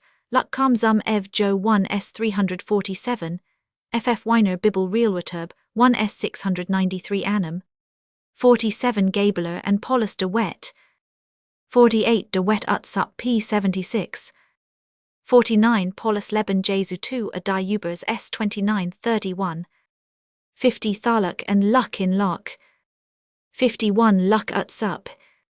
52 See Berthold Christologia Judorum Jesu Apostolorum Tate, 23-25. 53 Probabilia p. 41. 54 See Gefrora Philo, und die Alexander Theosophy, Part Roman 2 p. 180. 55 Luck ut sup p. 500. 56 Compare especially. Jo Roman 3 Jesus to Nicodemus, Jo Roman 3 the Baptist. Roman 5 Roman 5s. Comp also the words of the Baptist Roman 5, with Jo Roman 3:12 f Roman 8 Roman 5, with Roman 8 Roman 5, with Roman 6 Roman 5, with Roman 12:50 Roman 5, with Roman 5:27 Roman 10 f Roman 17. 57 Bibel Calm 2 p. 105. 58 Paulus Alschausen in Locke. 59 For example here Roman 5, it is said, but in the prologue Roman 5 Comp Luck s. 501. 60 art sarpe. 61 de wet de mort Christi expiatoria, in s apusc theal p80, 1 biblisch dogmatic, 209, Wiener Bibel Realutterbuch, 1 s 692. 62 Neander p 75.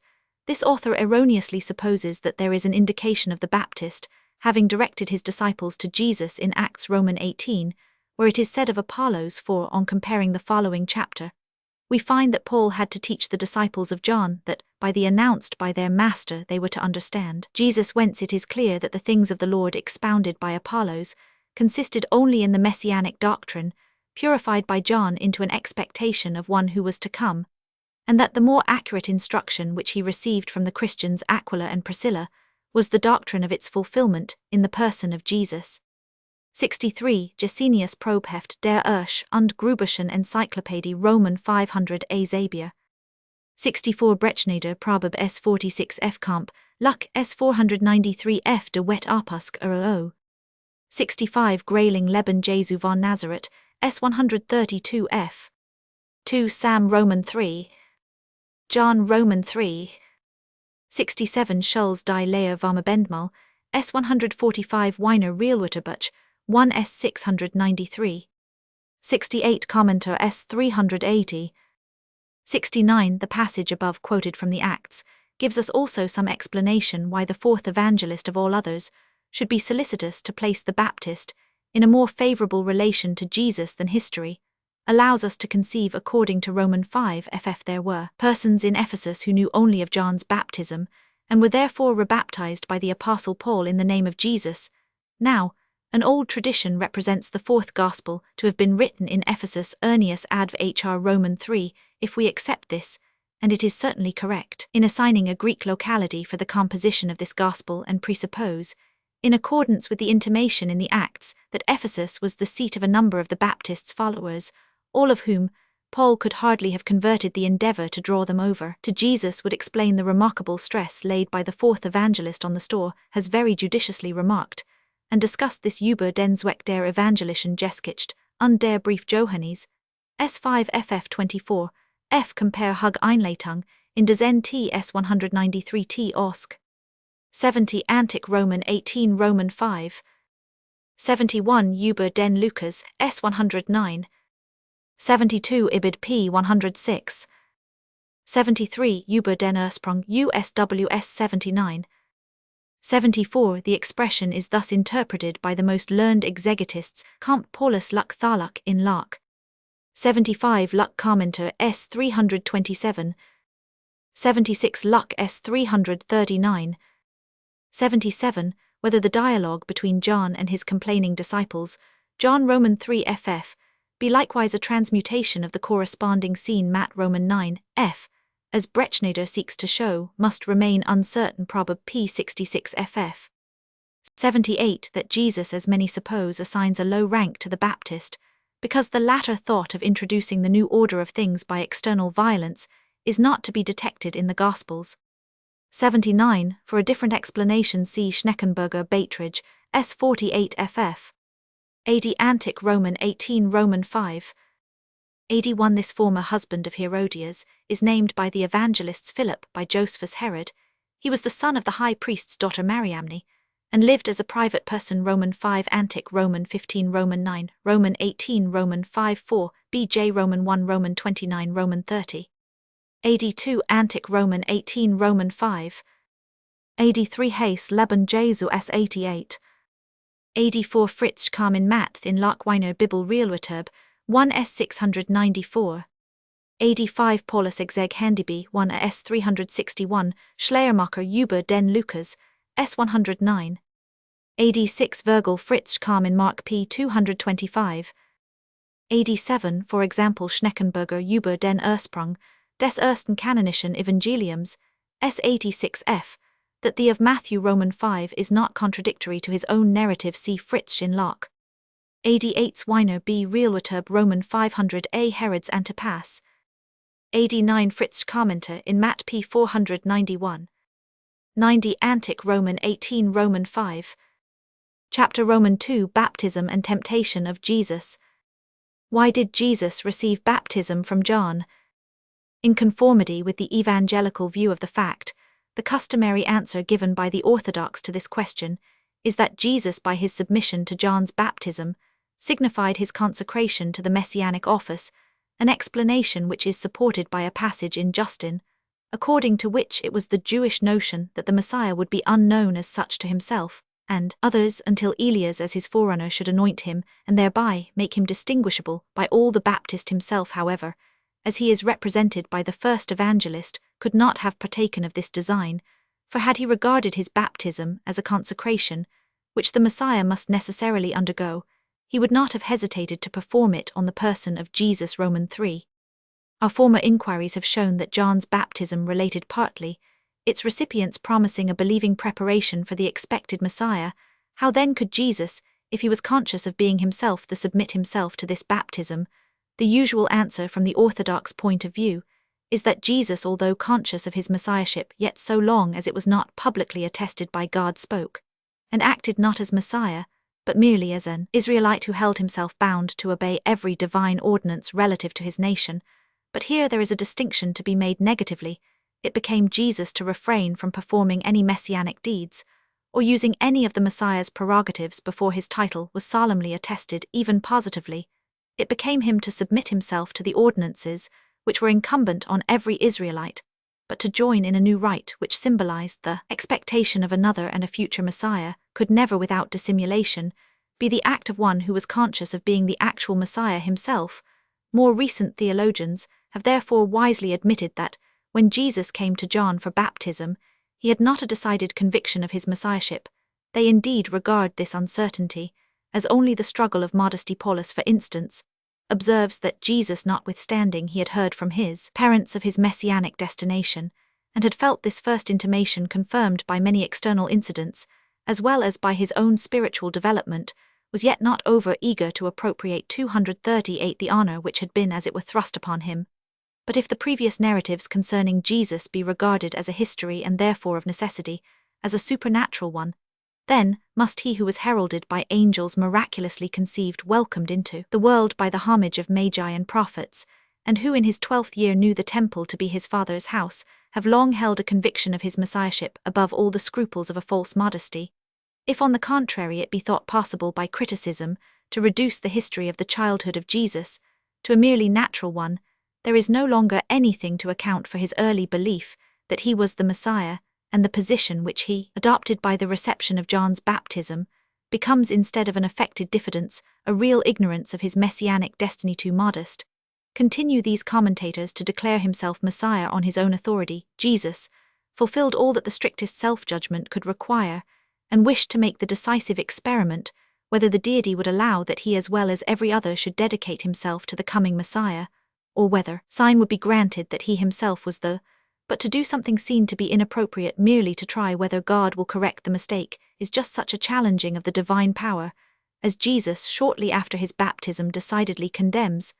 Thus, it must be allowed that the baptism of John being a baptism, if Jesus could submit himself to it without dissimulation or presumption, he could not at the time have held himself to be that, and if he really uttered the words "suffer it to be so now," etc., which however could only be called forth by the refusal of the Baptist, a refusal that stands or falls with his previous conviction of the Messiahship of Jesus, he could only mean by them that it became him with every pious Israelite to devote himself by anticipation to the expected Messiah in baptism, although the evangelist instructed by the issue put on them a different construction. But the relation hitherto discussed is only one aspect of John's baptism. The other, which is yet more strongly attested by history, shows it as a baptism of repentance. The Israelites, we are told, Romans 3, were baptized of John confessing their sins. Shall we then suppose that Jesus made such a confession? They received the command to repent. Did Jesus acknowledge such a command? This difficulty was felt even in the early church. In the Gospel of the Hebrews, adopted by the Nazarenes, Jesus asks his mother and brother, when invited by them to receive John's baptism, wherein he had sinned, that this baptism was needful for him, and an heretical apocryphal work appears to have attributed to Jesus a confession of his own sins at his baptism. The sum of what modern theologians have contributed towards the removal of this difficulty consists in the application to Jesus of the distinction between what a man is as an individual and what he is as a member of the community he needed say. They know repentance on his own behalf, but aware of its necessity for all other men, the children of Abraham not 239, accepted he wished to demonstrate his approval of an institute which confirmed this truth, and hence he submitted to it. But let the reader only take a nearer view of the facts. According to Matt, Roman 3 John appears to have required a confession of sins previous to baptism. Such a confession Jesus, presupposing his impeccability, could not deliver without falsehood. If he refused, John would hardly baptize him, for he did not yet believe him to be the Messiah, and from every other Israelite he must have considered a confession of sins indispensable. The non-compliance of Jesus might very probably originate the dispute to which Matthew gives a wholly different character, but certainly if the refusal of John had such a cause, the matter could scarcely have been adjusted by a mere suffer it to be so now, for no confession being given. The Baptist would not have perceived that all righteousness was fulfilled, even supposing that a confession was not required of every baptized person. John would not conclude the ceremony of baptism without addressing the neophyte on the subject of repentance. Could Jesus tacitly sanction such an address to himself when conscious that he needed no regeneration, and would he not in so doing perplex the minds which were afterwards to believe in him as the sinless one? We will even abandon the position that John so addressed the neophytes, and only urge that the gestures of those who plunged into the purifying water must have been those of contrition. Yet if Jesus conformed himself to these even in silence, without referring them to his own condition, he cannot be absolved from the charge of dissimulation. There is then no alternative but to suppose that as Jesus had not up to the time of his baptism thought of himself as the Messiah, so with regard to the repentance he may have justly ranked himself amongst the most excellent in Israel, without excluding himself from what is predicated in Job Roman 4 Roman 15. There is little historical ground for controverting this, for the words, which of you convinceth me of sin, John Roman 8, could only refer to open delinquencies, and to a later period in the life of Jesus, the scene in his 12th year, even if historical, could not by itself prove a sinless development of his powers. The scene at the baptism of Jesus, considered as supernatural and as natural.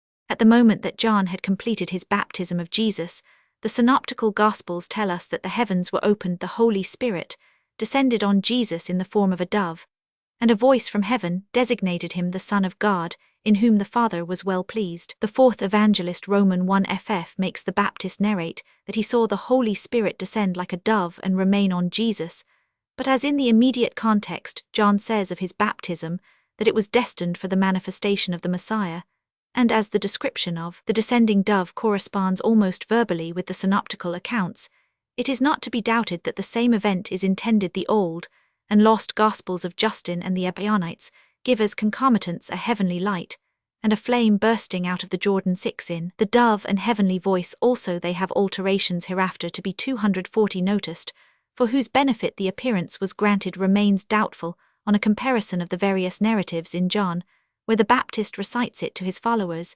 These seem not to have been eyewitnesses, and from his stating that he who sent him to baptize promised the descent and repose of the Spirit, as a mark of the Messiah, we gather that the appearance was designed specially for the Baptist. According to Mark, it is Jesus who in ascending from the water sees the heavens open and the Spirit descend. Even in Matthew, it is the most natural to refer he saw, and were opened to him, to Jesus the subject immediately before, but as it is said in continuation that he saw the Holy Spirit, not Mark's, which does not agree with his construction, is explained by his dependence on Matthew.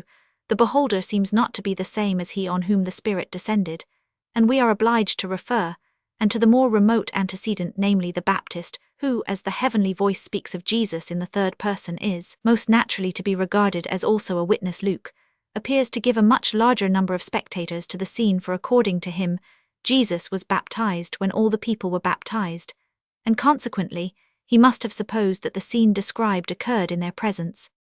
The narrations directly convey no other meaning than that the whole scene was externally visible and audible, and thus they have been always understood by the majority of commentators. But in endeavoring to conceive the incident as a real one, a cultivated and reflecting mind must stumble at no insignificant difficulties. First, that for the appearance of a divine being on earth, the visible heavens must divide themselves to allow of his descent from his accustomed seat, is an idea that can have no objective reality, but must be the entirely subjective creation of a time when the dwelling place of deity was imagined to be above the vault of heaven further. How is it reconcilable with the true idea of the Holy Spirit, as the divine all-pervading power, that he should move from one place to another like a finite being, and embody himself in the form of a dove, finally that God should utter articulate tones in a national idiom, has been justly held extravagant. Even in the early church, the more enlightened fathers adopted the opinion that the heavenly voices spoken of in the biblical history were not external sounds, the effect of vibrations in the air, but inward impressions produced by God in the minds of those to whom he willed to impart himself. Thus of the appearance at the baptism of Jesus, Origen and Theodore of Mopsuestia maintain that it was a vision, and not a reality to the simple. Indeed, says Origen, in their simplicity, it is a light thing to set the universe in motion, and to sever a solid mass like the heavens, but those who search more deeply into such matters will, he thinks, refer to those higher revelations, by means of which chosen persons, even waking, and still more frequently in their dreams, are led to suppose that they perceive something with their bodily senses while their minds only are affected, so that consequently the whole appearance in question should 241 be understood not as an external incident, but as an inward vision sent by God, an interpretation which has also met with much approbation among modern theologians. In the first two Gospels, and in the fourth, this interpretation is favored by the expressions were open to him, he saw, and I beheld, which seem to imply that the appearance was subjective in the sense intended by Theodore, when he observes that the descent of the Holy Spirit was not seen by all present, but that by a certain spiritual contemplation it was visible to John alone. To John, however, we must add Jesus, who, according to Mark, participated in the vision, but in opposition to this stands the statement of Luke. The expressions which he uses, "it came to pass," was opened and descended, and a voice came, bear a character so totally objective and exterior. 10, especially, if we add the words in a bodily form, that abiding by the notion of the perfect truthfulness of all the evangelical records, the less explicit narratives must be interpreted by the unequivocal one of Luke, and the incident they recount must be understood as something more than an inward revelation to John and Jesus. Hence, it is prudent in Alshausen to allow in concession to Luke that there was present on the occasion a crowd of persons who saw and heard something, yet to maintain that this was nothing distinct or comprehensible. By this means, on the one hand, the occurrence is again transferred from the domain of subjective visions to that of objective phenomena, while, on the other, the descending dove is supposed visible not to the bodily eye, but only to the open spiritual one, and the words audible to the soul, not to the bodily ear. Our understanding fails us in this pneumatology of Alshausen, wherein there are sensible realities transcending the senses, and we hasten out of this misty atmosphere into the clearer one of those who simply tell us that the appearance was an external incident, but one purely natural. This party appeals to the custom of antiquity to regard natural occurrences as divine intimations, and in momentous crises, where a bold resolution was to be taken to adopt them as guides to Jesus, spiritually matured into the Messiah, and only awaiting an external divine sanction, and to the Baptist who had already ceded the superiority to the friend of his youth in their solemn frame of mind, at the baptism of the former by the latter. Every natural phenomenon that happened at the time must have been pregnant with meaning, and have appeared as a sign of the divine will, but what the natural appearance actually was is a point on which the commentators are divided in opinion. Some, with the synoptical writers, include a sound as well as an appearance. Others give with John an appearance, only they interpret the opening of the heavens as a sudden parting of the clouds or a flash of lightning. The dove they consider as a real bird of that species, which by chance hovered over the head of Jesus, or they assume that the lightning or some meteor was compared to a dove from the manner of its descent. They who include a sound as a part of the machinery in the scene suppose a clap of thunder, which was imagined by those present to be a bath call, and interpreted into the words given by the first evangelist. Others, on the contrary, understand what is said of audible words merely as an explanation of the visible sign, which was regarded as an attestation that Jesus was the Son of God. This last opinion sacrifices the synoptical writers, who undeniably speak of an audible voice to John, and thus contains a critical 242 doubt as to the historical character of the narratives, which consistently followed out leads to quite other ground than that of the naturalistic interpretation. If the sound was mere thunder, and the words only an interpretation put upon it by the bystanders, then, as in the synoptical accounts, the words are evidently supposed to have been audibly articulated, We must allow that there is a traditional ingredient in these records so far as the appearance is concerned. It is not to be denied that the sudden parting of clouds or a flash of lightning might be described as an opening of heaven, but in no wise could the form of a dove be ascribed to lightning or a meteor. The form is expressly the point of comparison in Luke only, but it is doubtless so intended by the other narrators, although Fritzsch contends that the words like a dove in Matthew refer only to the rapid motion. The flight of the dove has nothing so peculiar and distinctive that, supposing this to be the point of comparison, there would not be in any of the parallel passages a variation, a substitution of some other bird, or an entirely new figure. As instead of this, the mention of the dove is invariable through all the four Gospels, the simile must turn upon something exclusively proper to the dove. And this can apparently be nothing but its form, hence those commit the least violence on the text who adopt the supposition of real dove. Paulus, however, in so doing incurred the hard task of showing, by a multitude of facts from natural history and other sources, that the dove might be tame enough to fly towards a man. 11. How it could linger so long over one that it might be said it abode upon him, he has not succeeded in explaining, and he thus comes into collision with the narrative of John, by which he had sustained his supposition of the absence of a voice. An attempt at a criticism and mythical interpretation of the narratives.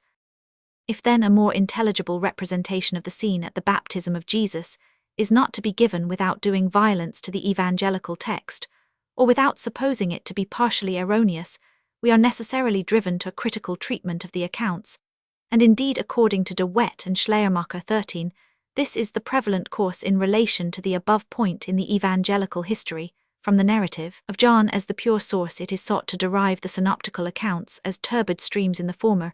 It is said there is no opening heaven, no heavenly voice, only the descent of the Spirit, is as had been promised a divine witness to John that Jesus is the Messiah. But in what manner the Baptist perceived that the Spirit rested on Jesus he does not tell us, and possibly the only sign may have been the discourse of Jesus.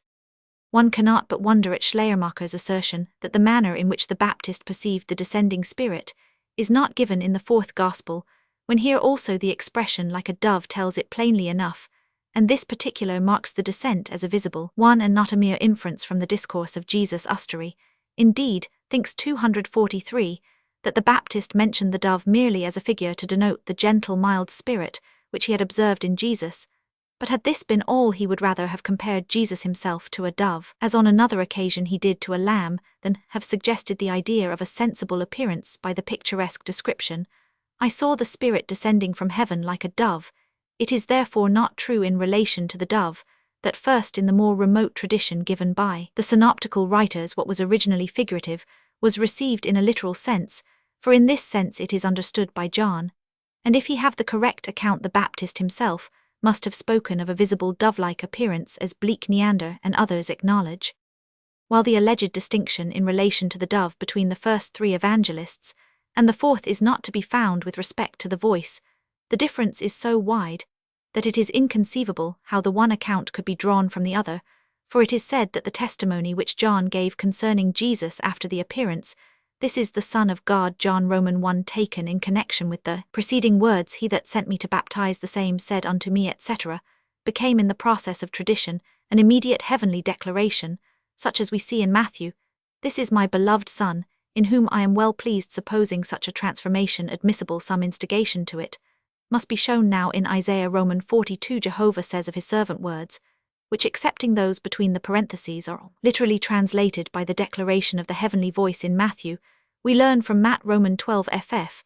that this passage was applied to Jesus as the Messiah, and in it God himself is the speaker, as in the synoptical account of the baptism. Here then was what would much more readily prompt the fiction of a heavenly voice than the expressions of John, since therefore we do not need a misapprehension of the Baptist's language to explain the story of the divine voice, and since we cannot use it for the derivation of the allusion to the dove, we must seek for the source of our narrative, not in one of the evangelical documents, but beyond the New Testament in the domain of contemporary ideas founded on the Old Testament, the total neglect of which has greatly diminished the value of Schleiermacher's critique on the New Testament. To regard declarations concerning the Messiah put by poets into the mouth of Jehovah as real audible voices from heaven was wholly in the spirit of the later Judaism, which not seldom supposed such vocal communications to fall to the lot of distinguished rabbins. 14. and of the messianic prejudices which the early Christians both shared themselves, and were compelled in confronting the Jews to satisfy in the passage quoted from Isaiah. There was a divine declaration in which the present Messiah was pointed to, as it were, with the finger, and which was therefore specially adapted for a heavenly annunciation. Concerning him, how could the spirit of Christian legend be slow to imagine a scene in which these words were audibly spoken from heaven of the Messiah? But we detect a farther motive for such a representation of the case, by observing that in Mark and Luke, the heavenly voice addresses Jesus in the second person, and by comparing the words which according to the fathers were given in the Old and Lost Gospels as those of the voice Justin following his memoirs of the Apostles, thus reports them 15 Thou art my son, this day have I begotten thee in 240, for the Gospel of the Hebrews, according to Epiphanius 16. This declaration was combined with that which our Gospels contain. Clement of Alexandria 17, and Augustine 18, seem to have read the words even in some copies of the latter, and it is at least certain that some of our present manuscripts of Luke have this addition here, were words uttered by the heavenly voice, drawn not from Isaiah but from Psalm Roman 2, a passage considered messianic by Jewish interpreters, 20 in Heb Roman 1 applied to Christ, and from there being couched in the form of a direct address, containing a yet stronger inducement to conceive it as a voice sent to the Messiah from heaven, if then the words of the psalm were originally attributed to the heavenly voice, or if they were only taken in connection with the passage in Isaiah, as is probable from the use of the second person in Mark and Luke, since this form is presented in the psalm, and not in Isaiah. We have a sufficient indication that this text, long interpreted of the Messiah and easily regarded as an address from heaven to the Messiah on earth, was the source of our narrative of the divine voice heard at the baptism of Jesus. To unite it with the baptism followed as a matter of course, when this was held to be a consecration of Jesus to his office. We proceed to the descent of the Spirit. In the form of a dove in this examination, we must separate the descent of the Spirit from the form of the dove, and consider the two particulars apart. That the divine Spirit was to rest in a peculiar measure on the Messiah was an expectation necessarily resulting from the notion that the messianic times were to be those of the outpouring of the Spirit upon all flesh. Joel Roman 3 ff, and in Isaiah Roman 11 f it was expressly said of the stem of Jesse that the Spirit of the Lord would rest on it in all its fullness, as the spirit of wisdom and understanding of might, and of the fear of the Lord. The communication of the Spirit, considered as an individual act coincident with the baptism, had a type in the history of David, on whom, when anointed by Samuel, the Spirit of God came from that day forward. 1 Sam Romans 16. Further, in the Old Testament, phrases concerning the imparting of the divine Spirit to men, especially in that expression of Isaiah, which best corresponds to the of John, there already lay the germ of a symbolical representation, for that Hebrew verb is applied also to the halting of armies, or like the parallel Arabic word, even of animals. The imagination once stimulated by such an expression would be the more strongly impelled to complete the picture by the necessity for distinguishing the descent of the Spirit on the Messiah in the Jewish view from the mode in which it was imparted to the prophets, for example, Isaiah Romans 61, in the Christian view, from its ordinary communication to the baptized, for example Acts Roman 19 ff 21, the position being once laid down that the Spirit was to descend on the Messiah. The question immediately occurred, how would it descend? This was necessarily decided, according to the popular Jewish idea, which always represented the divine Spirit under some form or other. In the Old Testament, and even in the New Acts Roman 2, fire is the principal symbol of the Holy Spirit, but it by no means follows that other sensible objects were not similarly used in an important passage of the Old Testament.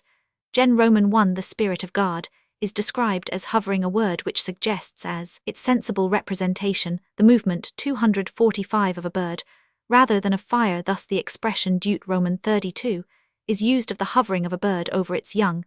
But the imagination could not be satisfied with the general figure of a bird, it must have a specific image, and everything led to the choice of the dove. In the East, and especially in Syria, the dove is a sacred bird. 22, and it is so for a reason which almost necessitated its association with the Spirit moving on the face of the primitive waters. Gen Roman 1, the brooding dove was a symbol of the quickening warmth of nature. 23, it thus perfectly represented the function which in the Mosaic cosmogony is ascribed to the Spirit of God, the calling forth of the world of life from the chaos of the first creation. Moreover, when the earth was a second time covered with water, it is a dove sent by Noah, which hovers over its waves, and which by plucking an olive leaf, and at length finally disappearing announces the renewed possibility of living on the earth, who then can wonder that in Jewish writings the spirit hovering over the primeval waters is expressly compared to a dove 24, and that apart from the narrative under examination, the dove is taken as a symbol of the Holy Spirit 25. How near to this lay the association of the hovering dove with the Messiah on whom the dove-like spirit was to descend, is evident without our having recourse to the Jewish writings, which designate the spirit hovering over the waters, Gen Roman 1 as the spirit of the Messiah 26, and also connect with him its emblem the Noachian. When in this manner the heavenly voice and the divine spirit downhovering like a dove gathered from the contemporary Jewish ideas had become integral parts of the Christian legend, concerning the circumstances of the baptism of Jesus, it followed of course that the heavens should open themselves, for the Spirit once embodied must have a road before it could descend through the vault of heaven. The result of the preceding inquiries, viz. That the alleged miraculous circumstances of the baptism of Jesus have merely a mythical value, might have been much more readily obtained in the way of inference from the preceding chapter. For if according to that John had not acknowledged Jesus to be the Messiah, there could have been no appearances at the baptism of Jesus demonstrative to John of his messiahship. We have however established the mythical character of the baptismal phenomena without 246, presupposing the result of the previous chapter, and thus the two independently obtained conclusions may serve to strengthen each other. Supposing all the immediate circumstances of the baptism of Jesus unhistorical, the question occurs whether the baptism itself be also a mere mythos. Friedrich seems not disinclined to the affirmative, for he leaves it undecided whether the first Christians knew historically, or only supposed in conformity with their messianic expectations, that Jesus was consecrated to his messianic office by John as his forerunner. This view may be supported by the observation that in the Jewish expectation, which originated in the history of David, combined with the prophecy of Malachi, there was adequate inducement to assume such a consecration of Jesus by the Baptist, even without historical warrant, and the mention of John's baptism in relation to Jesus Acts Roman 1 in a narrative itself traditional proves nothing to the contrary. Yet on the other hand, it is to be considered that the baptism of Jesus by John furnishes the most natural basis for an explanation of the messianic project of Jesus, when we have two contemporaries of whom one announces the proximity of the Messiah's kingdom, and the other subsequently assumes the character of Messiah. The conjecture arises even without positive information that they stood in a relation to each other, that the latter owed his idea to the former, if Jesus had the messianic idea excited in him by John, yet as is natural only so far that he also looked forward to the advent of the messianic individual, whom he did not in the first instance identify with himself, he would most likely submit himself to the baptism of John. This would probably take place without any striking occurrences, and Jesus in no way announced by it, as the Baptist superior might as above remarked continue, for some time, to demean himself as his disciple.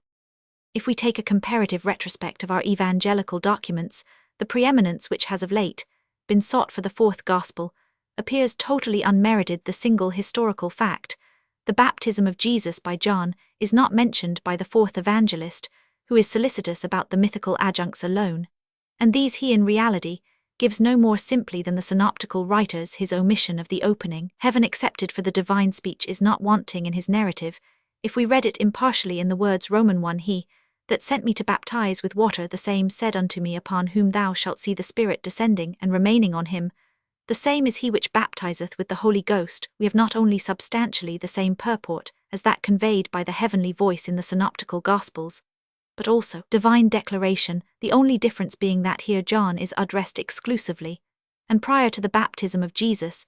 This difference originated partly in the importance which the fourth evangelist attached to the relation between the Baptist and Jesus, and which required that the criteria of the messianic individual, as well as the proximity of his kingdom, should have been revealed to John at his call to baptize, and it might be partly suggested by the narrative in 1 Sam Romans 16, according to which Samuel, being sent by Jehovah to anoint a king selected from the sons of Jesse, is thus admonished by Jehovah on the entrance of David, arise, and anoint him for this.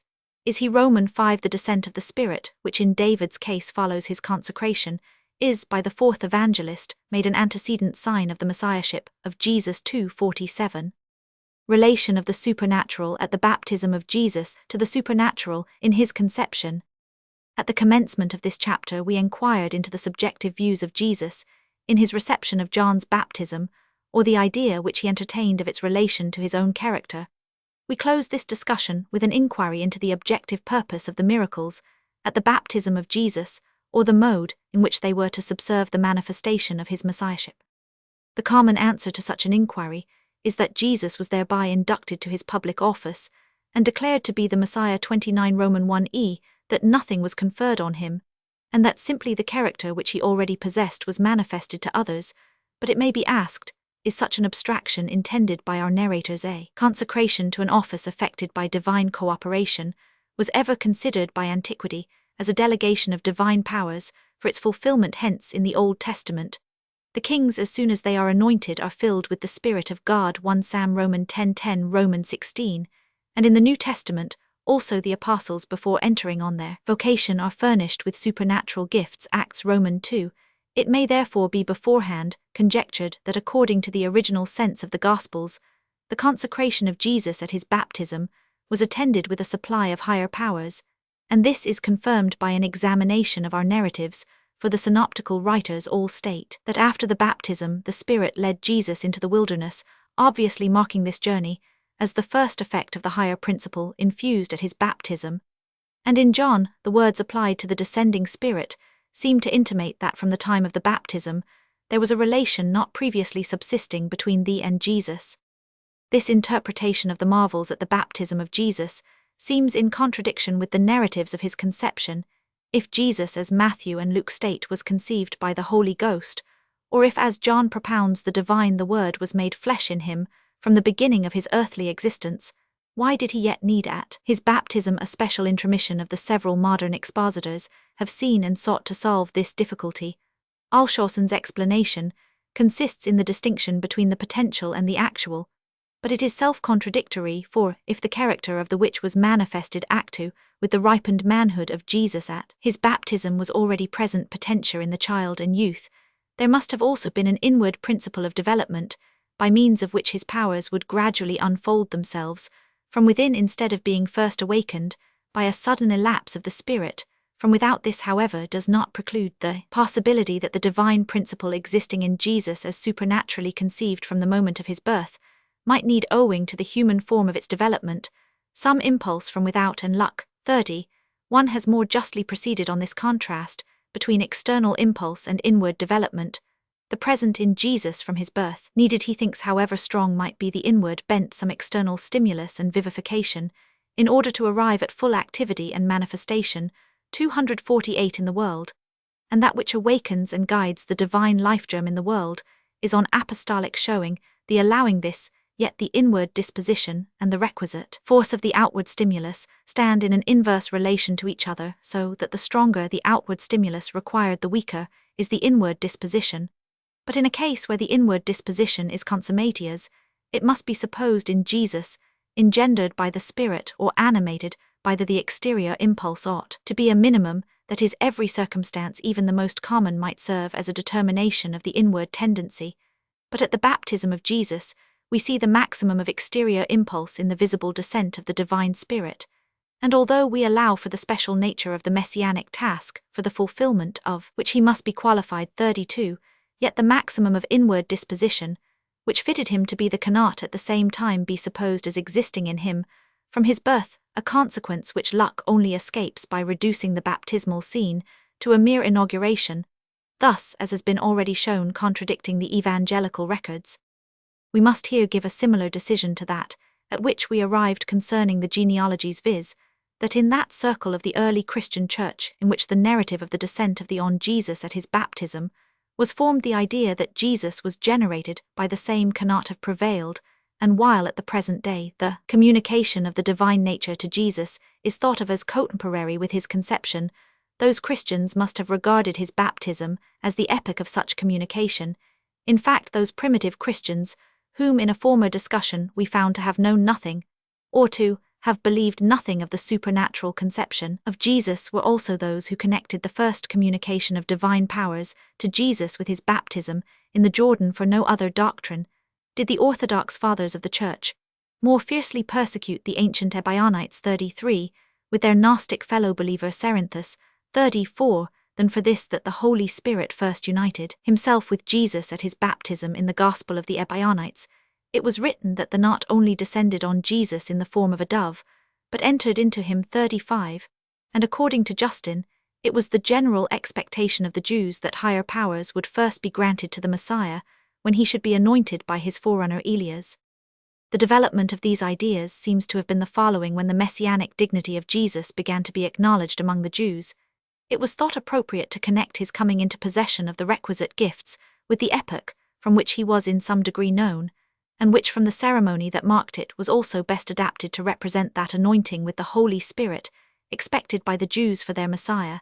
And from this point of view was formed the legend of the occurrences at the baptism. But as reverence for Jesus was heightened, and men appeared in the Christian church who were acquainted with more exalted messianic ideas. 249, this tardy manifestation of messiahship was no longer sufficient. His relation with the Holy Spirit was referred to his conception, and from this point of view was formed the tradition of the supernatural conception of Jesus. Here too, perhaps the words of the heavenly voice, which might originally be those of Ps Roman 2, were altered, after Isaiah Roman 42, for the words "this day have I begotten thee" were consistent with the notion that Jesus was constituted the Son of God at his baptism, but they were no longer suitable to that occasion, when the opinion had arisen that the origin of his life was an immediate divine act by this later representation. However, the earlier one was by no means supplanted, but on the contrary tradition, and her recorders being larger-hearted, both narrativest that of the miracles at the baptism, and that of the supernatural conception or the indwelling of the in Jesus from the commencement of his life, although strictly they exclude each other, went forth peaceably side by side, and so were depicted by our evangelists, not excepting even the fourth, just as in the case of the genealogies.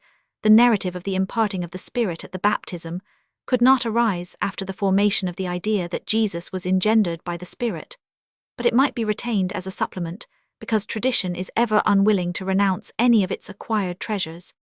Place and time of the temptation of Jesus. Divergencies of the evangelists on this subject. The transition from the baptism to the temptation of Jesus, as it is made by the synoptical writers, is attended with difficulty in relation both to place and time. With respect to the former, it strikes us at once that according to all the synoptical Gospels, Jesus, after his baptism, was led into the wilderness, to be tempted, implying that he was not previously in the wilderness, although according to Matt Roman 3 John, by whom he was baptized, exercised his ministry. There this apparent contradiction has been exposed by the most recent critic of Matthew's Gospel, for the sake of proving the statement that John baptized in the wilderness to be erroneous, but they who cannot resolve to reject this statement on grounds previously laid down may here avail themselves of the supposition that John delivered his preliminary discourses in the wilderness of Judea, but resorted to the Jordan for the purpose of baptizing, or if the banks of the Jordan be reckoned part of that wilderness, of the presumption that the evangelists can only have intended that the Spirit led Jesus farther into the recesses of the wilderness, but have neglected to state this with precision, because their description of the scene at the baptism had obliterated from their imagination their former designation of the locality of John's agency. But there is besides a chronological difficulty, namely, that while according to the synoptical writers Jesus in the plenitude of the Spirit, just communicated to him at the Jordan, betakes himself, in consequence of that communication, for 40 days to the wilderness where the temptation occurs, and then returns into Galilee, John, on the contrary, is silent concerning the temptation, and appears to suppose an interval of a few days only between the baptism of Jesus and his journey into Galilee, thus allowing no space. 250, for a 6 weeks' residence in the wilderness. The fourth evangelist commences his narrative with the testimony which the Baptist delivers to the emissaries of the Sanhedrin. Roman 1. The next day, he makes the Baptist recite the incident which in the synoptical Gospels is followed by the baptism. Roman 5 again. The next day, he causes 2 of his disciples to follow Jesus. Roman 5. Farther the next day. Roman 5, as Jesus is on the point of journeying into Galilee, Philip and Nathanael join him. And lastly, on the 3rd day. Roman 2, Jesus is at the wedding in Cana of Galilee. The most natural inference is that the baptism took place immediately before John's narrative of its attendant occurrences, and as according to the synoptical Gospels, the temptation followed close on the baptism, both these events must be inserted between Roman 5 and 29, as Euthymia supposed, but between that which is narrated down to Roman 5, and the sequel from Roman 5 inclusive, there is only the interval of a morrow, while the temptation requires a period of 40 days. Hence expositors have thought it necessary to give the wider sense of afterwards. This, however, is inadmissible, because the expression the third day follows in connection with, and restricts its meaning to the morrow. We might therefore be inclined with communal to separate the baptism and the temptation, to place the baptism after Roman 5, and to regard the next day's interview between Jesus and John, Roman 5, as a parting visit from the former to the latter, inserting after this the journey into the wilderness and the temptation, but without insisting that the first three evangelists seem not to allow even of a day's interval between the baptism and the departure of Jesus into the wilderness. Yet even later, we have the same difficulty in finding space for the 40 days, for it is no more possible to place the residence in the wilderness between the supposed parting visit and the direction of the two disciples to Jesus, that is between Roman 5 and 35, as communal attempts than between Roman 5 and 29, since the former as well as the latter passages are connected by on the morrow. Hence we must descend to Roman 5 and 44, but here also there is only the interval of a morrow, and even chap Roman 2, we are shut out by an third day, so that proceeding in this way the temptation would at last be carried to the residence of Jesus in Galilee, in direct opposition to the statement of the synoptical writers, while in further contradiction to them, the temptation is placed at a farther and farther distance from the baptism. Thus neither at Roman 5 nor below it can the 40 days' residence of Jesus in the wilderness with the temptation be intercalated, and it must therefore be referred according to the plan of Luck, and others 38 to the period before Roman 5, which seems to allow of as large an interpolation as can be desired, inasmuch as the fourth evangelist there commences his history. Now it is true that what follows from Roman 5 to 28 is not of a kind absolutely to exclude the baptism and temptation of Jesus as earlier occurrences, but from Roman 5 to 34 the evangelist is far from making the Baptist speak, as if there had been an interval of 6 weeks between the baptism and his narrative of its circumstances, that the fourth evangelist should have omitted by chance merely the history of the temptation, important as it was in the view of the other evangelists, seems improbable. It is rather to be concluded either that it was dogmatically offensive to him, so that he omitted it designedly, or that it was not current in the circle of tradition from which he drew his materials.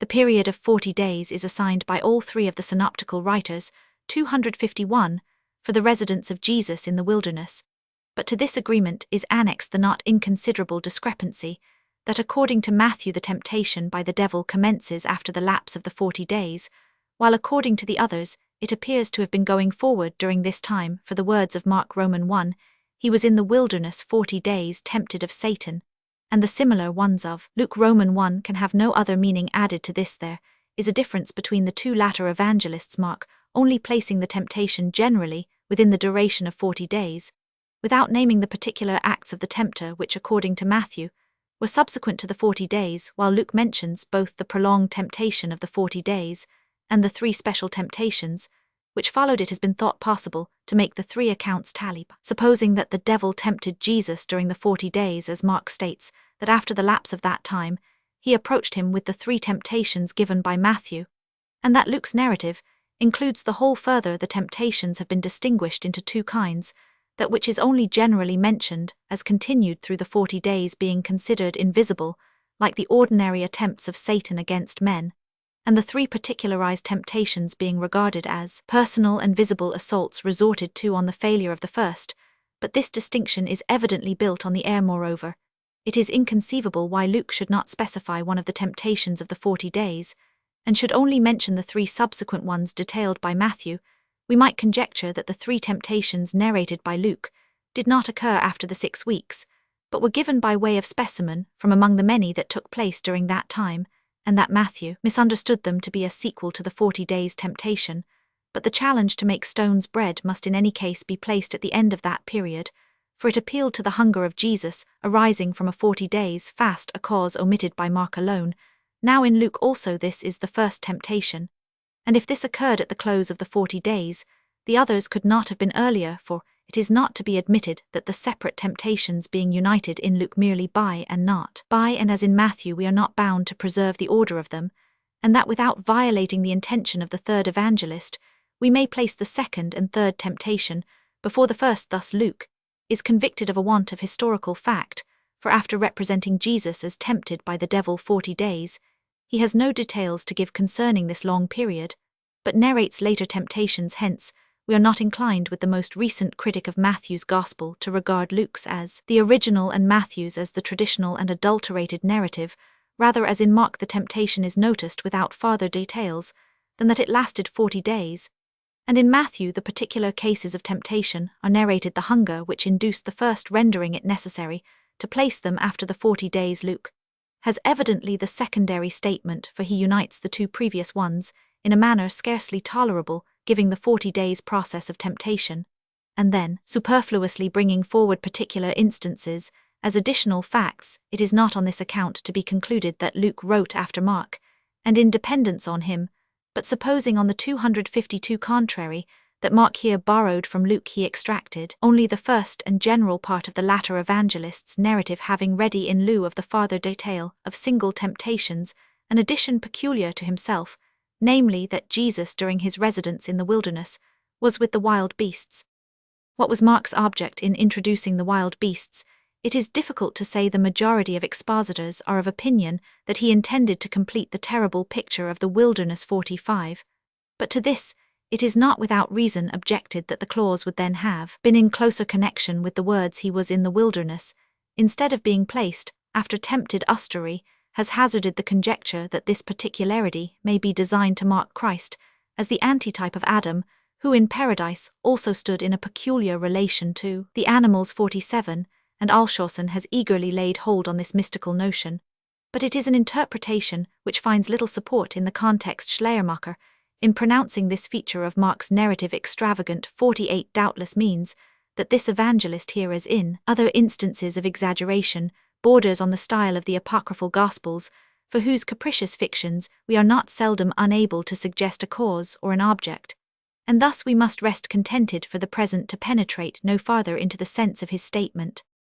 With respect to the difference between Matthew and Luke in the arrangement of the several temptations, we must equally abide by Schleiermacher's criticism and verdict, namely that Matthew's order seems to be the original, because it is founded on the relative importance of the temptations, which is the main consideration, the invitation to worship Satan, which is the strongest temptation, being made the final one, whereas the arrangement of Luke looks like a later, and not very happy transposition, proceeding from the consideration alien to the original spirit of the narrative, that Jesus could more readily go with the devil from the wilderness to the adjacent mountain, and from thence to Jerusalem, than out of the wilderness to the city, and from thence back again to the mountain, while the first two evangelists close their narrative of the temptation with the ministering of angels to Jesus. Luke has a conclusion peculiar to himself, namely, that the devil left Jesus for a season. Roman 5, apparently intimating that the sufferings of Jesus were a farther assault of the devil, an idea not resumed by Luke, but alluded to in John. Roman 14.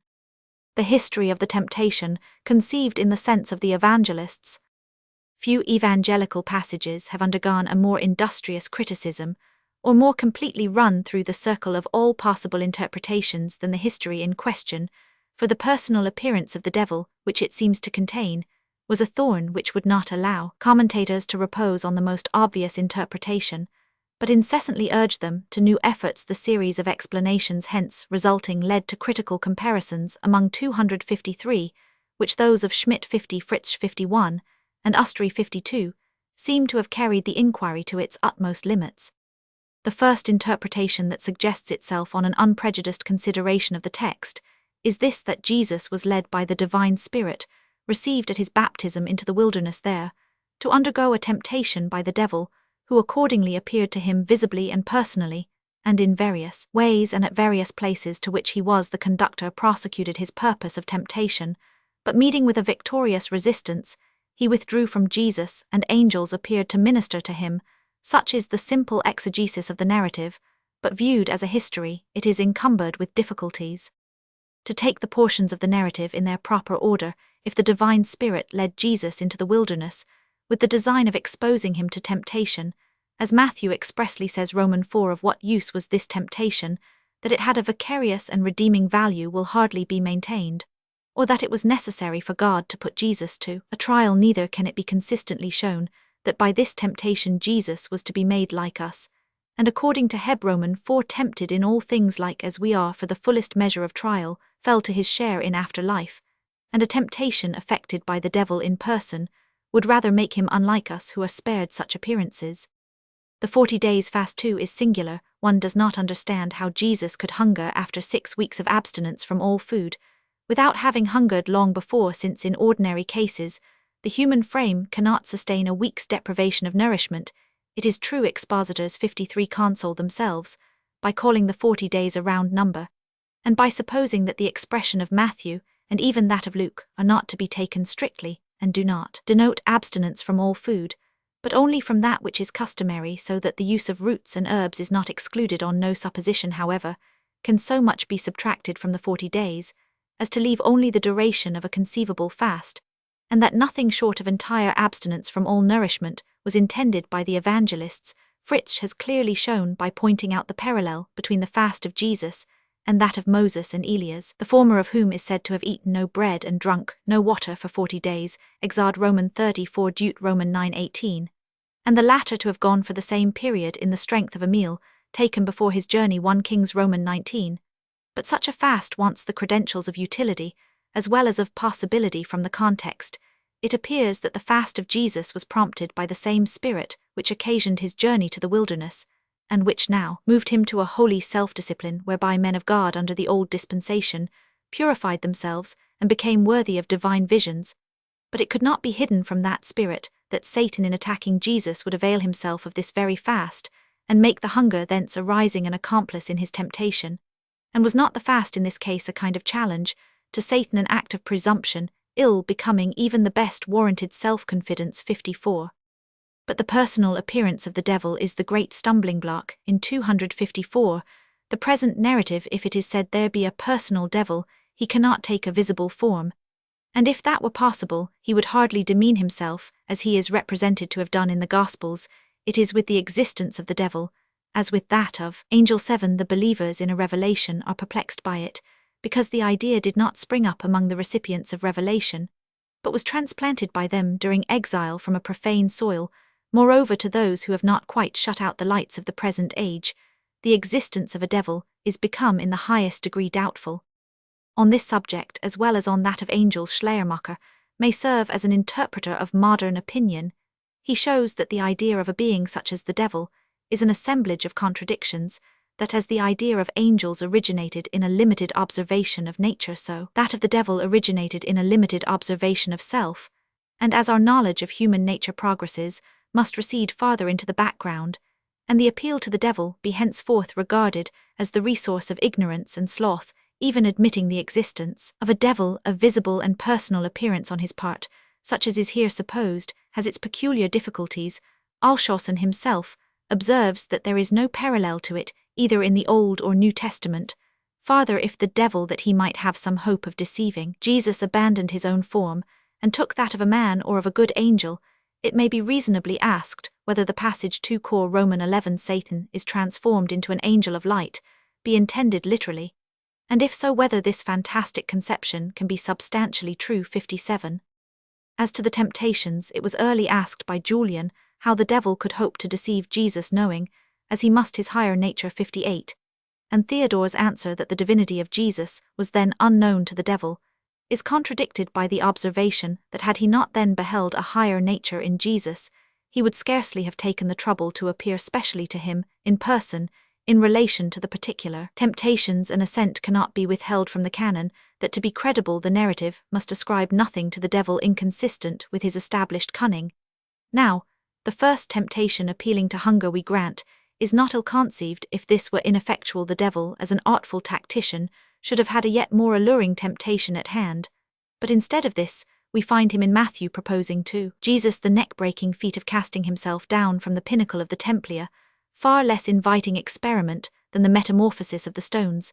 This proposition finding no acceptance, there follows, as a crowning effort, a suggestion which, whatever might be the bribe, every true Israelite would instantly reject with abhorrencito, fall down, and worship the devil. So indiscreet a choice and arrangement of temptations has thrown most modern commentators into perplexity, as the 3 temptations took place in 3 different and distant places.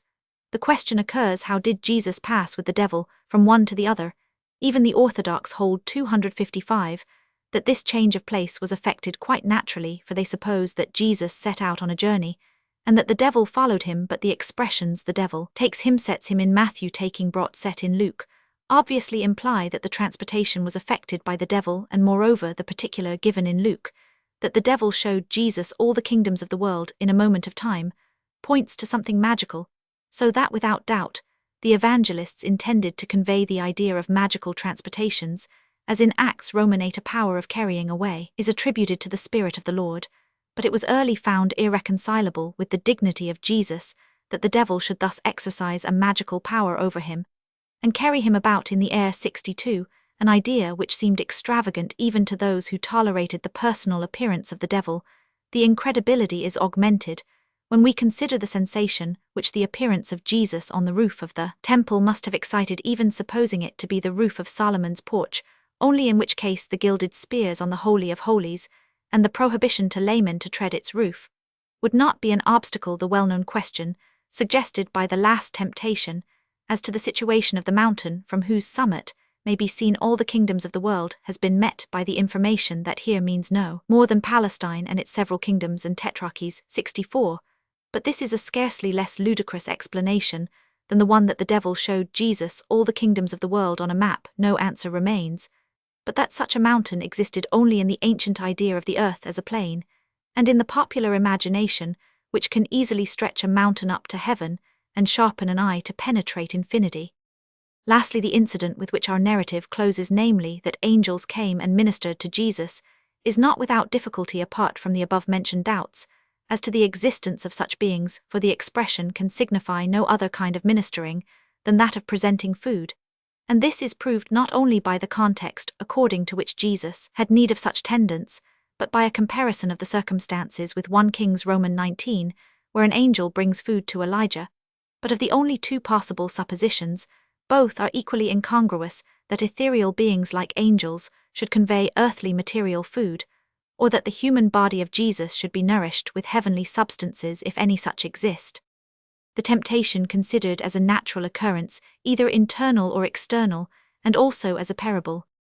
The impossibility of conceiving the sudden removals of Jesus to the temple and the mountain led some even of the ancient commentators to the opinion that at least the locality of the second and third temptations was not present to Jesus corporeally and externally, but merely in a vision. 65, while some 256 modern ones, to whom the personal appearance of the devil was especially offensive, have supposed that the whole transaction with him passed from beginning to end within the recesses of the soul of Jesus. Herewith, they have regarded the 40 days fast either as a mere internal representation, 66, which however is a most inadmissible perversion of the plainly historic text Matt Roman 4, or as a real fact, in which case the formidable difficulties mentioned in the preceding section remain valid. The internal representation of the temptations is by some made to accompany a state of ecstatic vision, for which they retain supernatural cause, deriving it either from God or from the kingdom of darkness. 67. Others ascribe to the vision more of the nature of a dream, and accordingly seek a natural cause for it in the reflections with which Jesus was occupied during his waking moments. According to this theory, Jesus, in the solemn mood which the baptismal scene was calculated to produce, reviews his messianic plan, and together with the true means for its execution, he recalls their possible abuses and excessive use of miracles, and a love of domination, by which man in the Jewish mode of thinking became, instead of an instrument of God, a promoter of the plans of the devil. While surrendering himself to such meditations, his finely organized body is overcome by their exciting influence. He sinks for some time into deep exhaustion, and then into a dreamlike state in which his mind unconsciously embodies his previous thoughts in speaking and acting forms. To support this transference of the whole scene to the inward nature of Jesus, commentators think that they can produce some features of the evangelical narrative itself, the expression of Matthew Roman 4, and still more that of Luke Roman 4, correspond fully to the forms Rev Roman 1 Roman 17, and to similar ones in Ezekiel, and as in these passages inward intuition is alone referred to, neither in the evangelical ones, it is said, can any external occurrence be intended, but it has been with reason objected. 69, that the above forms may be adapted either to a real external abduction by the divine spirit, as in Acts Roman 8 2 Kings Roman 2, or to one merely internal and visionary, as in the quotation from the Apocalypse, so that between these two possible significations the context must decide that in works replete with visions as are the Apocalypse, and Ezekiel the context, indeed pronounces in favor of a merely spiritual occurrence, but in an historical work, such as our Gospels of an external one dreams, and especially visions, are always expressly announced as such in the historical books of the New Testament. Supposing, therefore, that the temptation was a vision, it should have been introduced by the words, as in Acts Roman 9 Roman 10, or as in Matt Roman 1 Roman 2. Besides, if a dream had been narrated, the transition to a continuation of the real history must have been marked by a being awaked, as in Matt Roman 1 Roman 2:21, whereby, as Paulus truly says, much labor would have been spared to expositors. It is further alleged against the above explanations that Jesus does not 257 seem to have been at any other time subject to ecstasies, and that he nowhere else attaches importance to a dream or even recapitulates one to what end God should have excited such a vision in Jesus. It is difficult to conceive or how the devil should have had power and permission to produce it, especially in Christ. The Orthodox, too, should not forget that admitting the temptation to be a dream resulting from the thoughts of Jesus, the false messianic ideas, which were a part of those thoughts, are supposed to have had a strong influence on his mind. If then the history of the temptation is not to be understood as confined to the soul of Jesus, and if we have before shown that it cannot be regarded as supernatural, nothing seems to remain but to view it as a real yet thoroughly natural event, and to reduce the tempter to a mere man after John had drawn attention to Jesus, as the Messiah thinks the author of the natural history of the prophet of Nazareth 72, the ruling party in Jerusalem, commissioned an artful Pharisee to put Jesus to the test, and to ascertain whether he really possessed miraculous powers, or whether he might not be drawn into the interest of the priesthood, and be induced to give his countenance to an enterprise against the Romans. This conception of thee is in dignified consistency with that of the who appeared after his departure to refresh Jesus as an approaching caravan with provisions, or as soft reviving breezes. But this view, as Ustery says, has so long completed its phases in the theological world that to refute it would be to waste words. If the foregoing discussions have proved that the temptation as narrated by the synoptical evangelists cannot be conceived as an external or internal, a supernatural or natural occurrence, the conclusion is inevitable that it cannot have taken place in the manner represented. The least invidious expedient is to suppose that the source of our histories of the temptation was some real event in the life of Jesus, so narrated by him to his disciples, as to convey no accurate impression of the fact-tempting thoughts which intruded themselves into his soul during his residence in the wilderness or at various seasons, and under various circumstances, but which were immediately quelled by the unimpaired force of his will, were according to the Oriental mode of thought and expression represented by him as a temptation of the devil, and this figurative narrative was understood literally.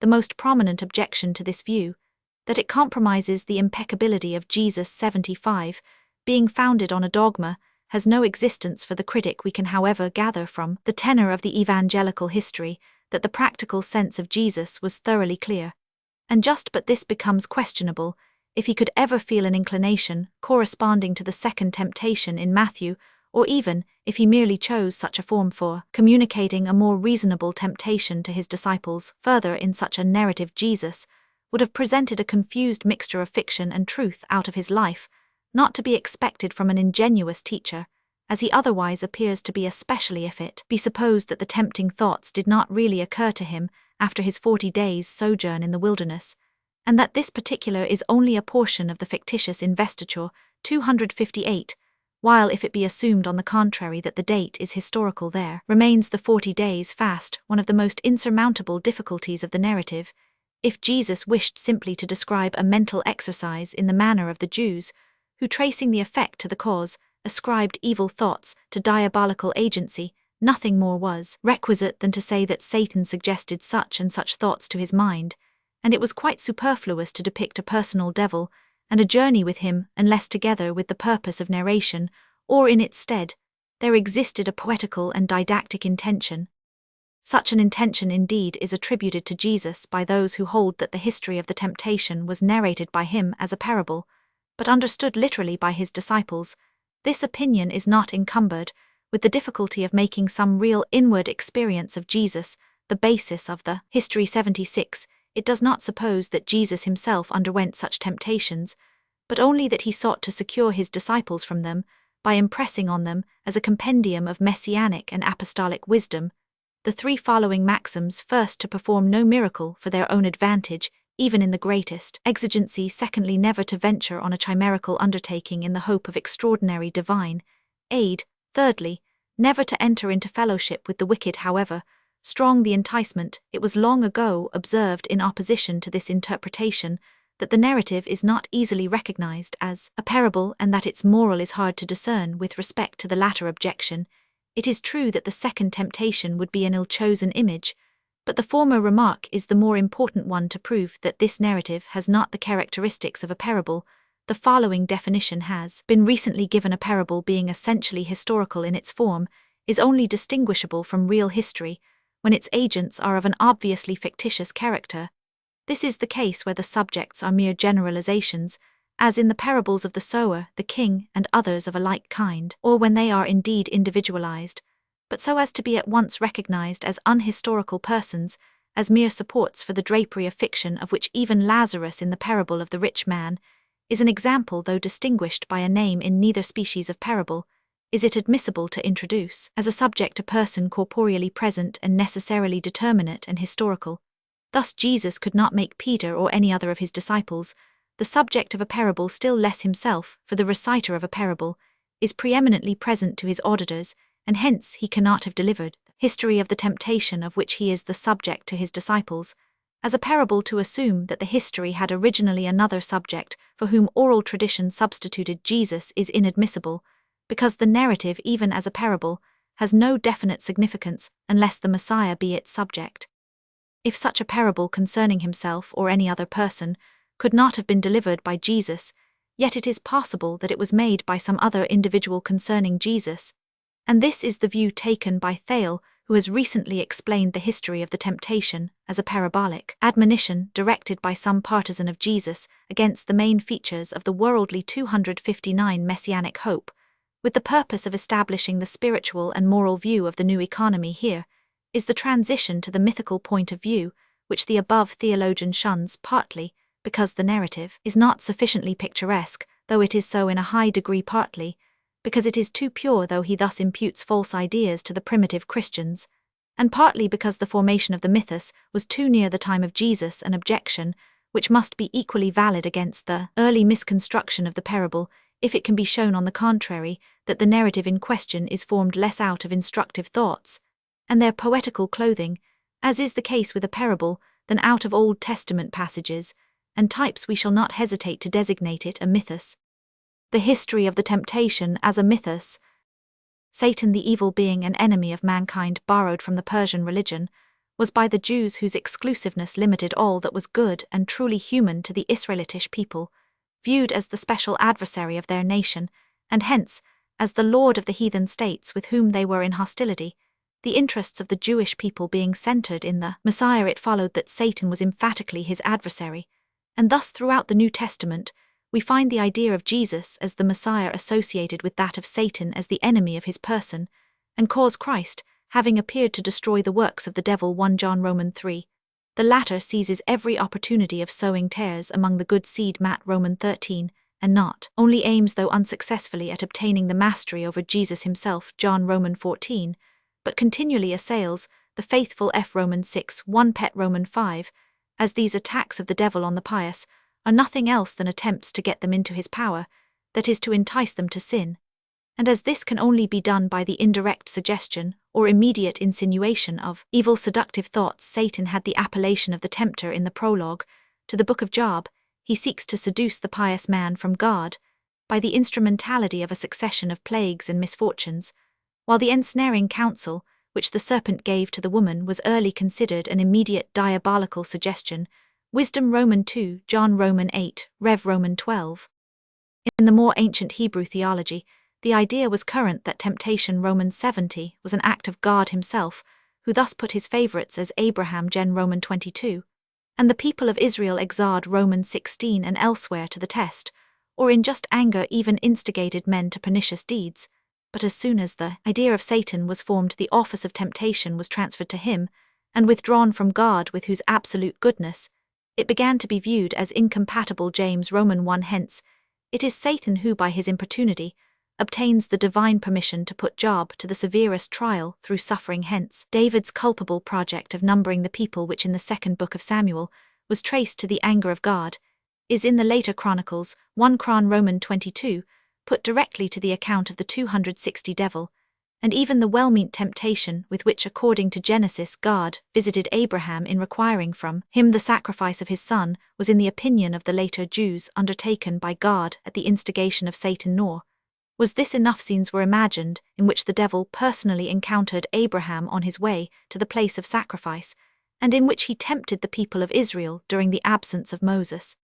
If the most eminent men of piety in Hebrew antiquity were thus tempted in the earlier view by God, in the later one by Satan, what was more natural than to suppose that the Messiah, the head of all the righteous, the representative and champion of God's people, would be the primary object of the assaults of Satan? 85, and we find this actually recorded as a rabbinical opinion. 86, in the material mode of representation of the later Judaism, under the form of a bodily appearance and a personal dialogue. If a place were demanded where Satan might probably undertake such a temptation of the Messiah, the wilderness would present itself from more than one quarter.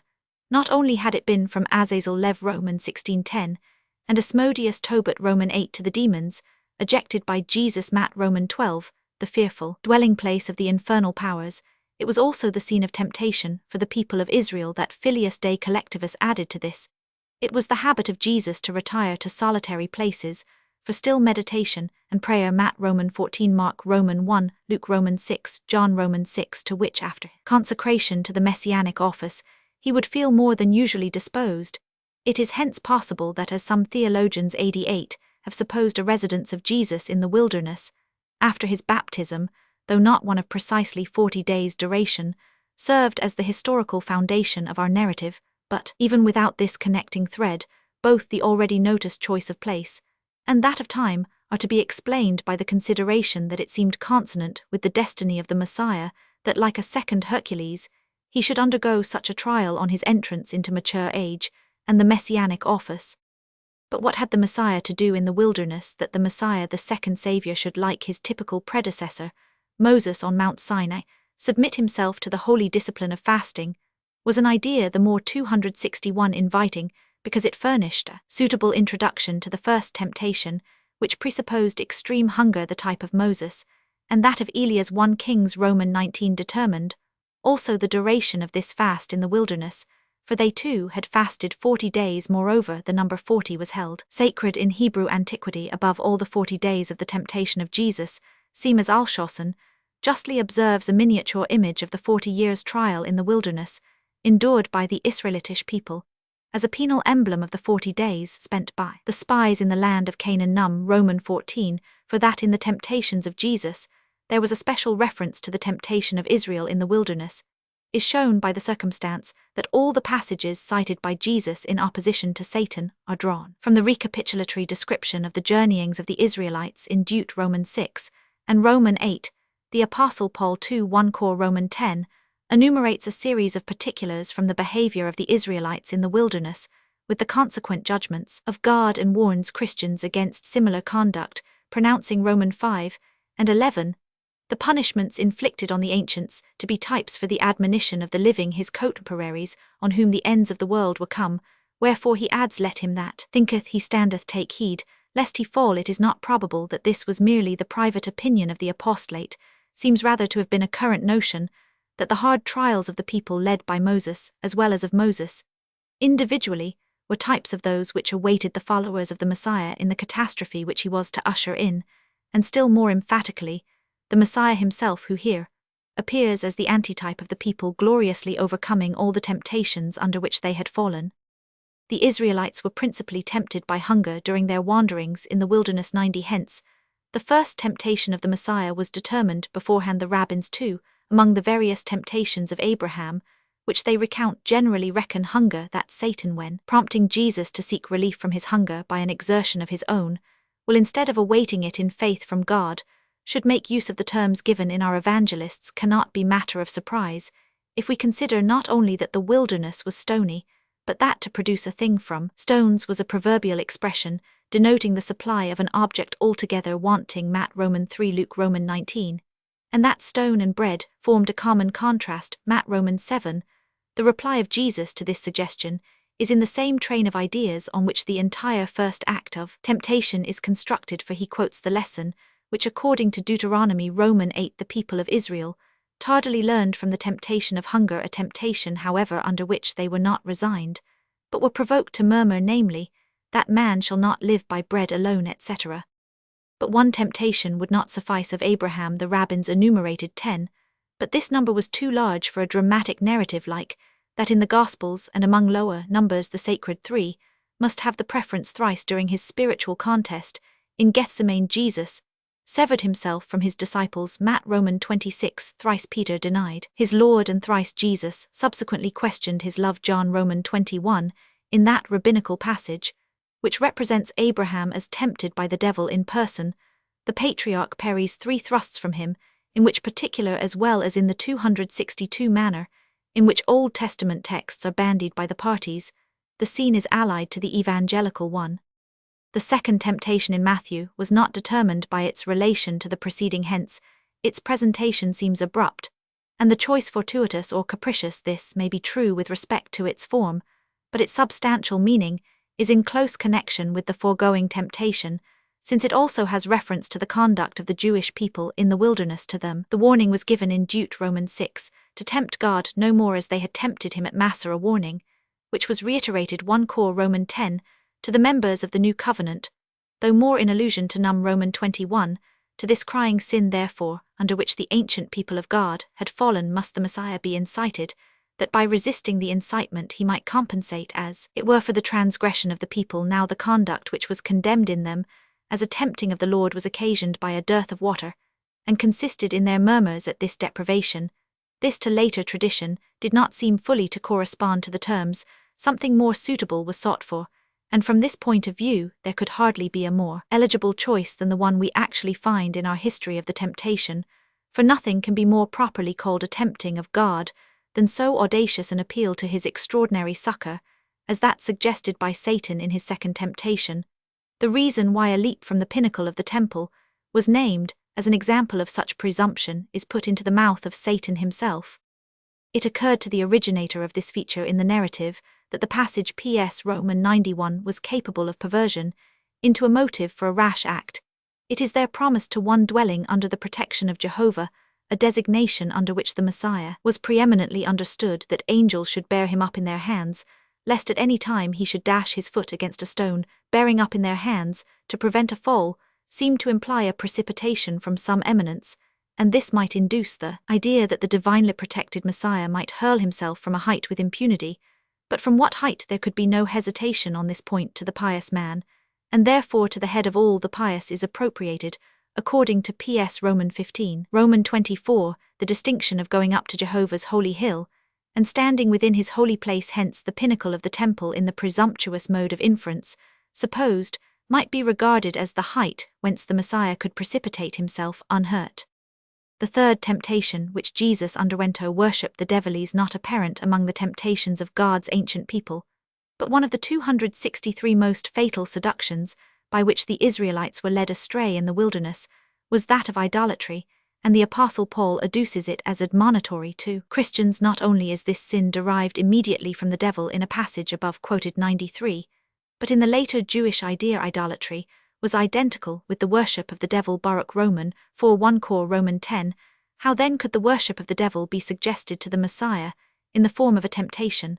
The notion of the Messiah as he who, being the king of the Jewish people, was destined to be lord of all other nations, and that of Satan as the ruler of the heathen world 94 to be conquered by the Messiah, were here combined that dominion over the world which in the Christianized imagination of the period the Messiah was to obtain by a long and painful struggle was offered him as an easy bargain, if he would only pay Satan the tribute of worship.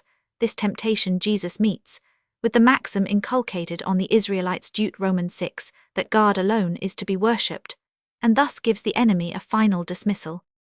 Matthew and Mark crown their history of the temptation with the appearance of angels to Jesus, and their refreshing him with nourishment after his long fast, and the fatigues of temptation, This incident was prefigured by a similar ministration to Elijah after his 40 days fast, and was brought nearer to the imagination by the circumstance that the manna which appeased the hunger of the people in the wilderness was named angel's food. PS Romans 78 Romans 70, Wisdom Roman 1,695,264. 1 Dial Roman 100 Trif, 8s 110 Der Moriner Osk. 2 Hes Jeskich Jesu 1 BDS 118. 3 Paulus ut sup S 362, FF 337 Hays Roman 50 J S 48 Erst Osk. 4 Hieron ad Pelagian Roman 3 in Evangelio juxta Hebrusnerat Historia, ex Mater Domini, et Fratres, ejus dispent I Joannes Baptista baptizat in remissionem peccatorum, emis et baptismer ab eo dixit autem eis quid peccavi, ut vadum et baptizer ab eo nisi, forte hoc ipsum quad dixi ignorantia est. 5 The author of the Tractatus de non itrando baptismo in Cyprian's works, Rigault p. 139, says the passage is also found in Fabric Cardapaca, NTS 799, F. Esliber, qui inscribita Pauli Piardicatio, in quo libro contra omnes scripturas, et de peccato propria confitentem, in venis Christum qui solus omnino nihil deliquit, et adicapiendum Joannis baptisma pne, invitam a mater sua Maria esse compulsum. 6 Justin Mart Dial Roman 100 Trif, 88 Epiphane Atres 3013 after the heavenly voice.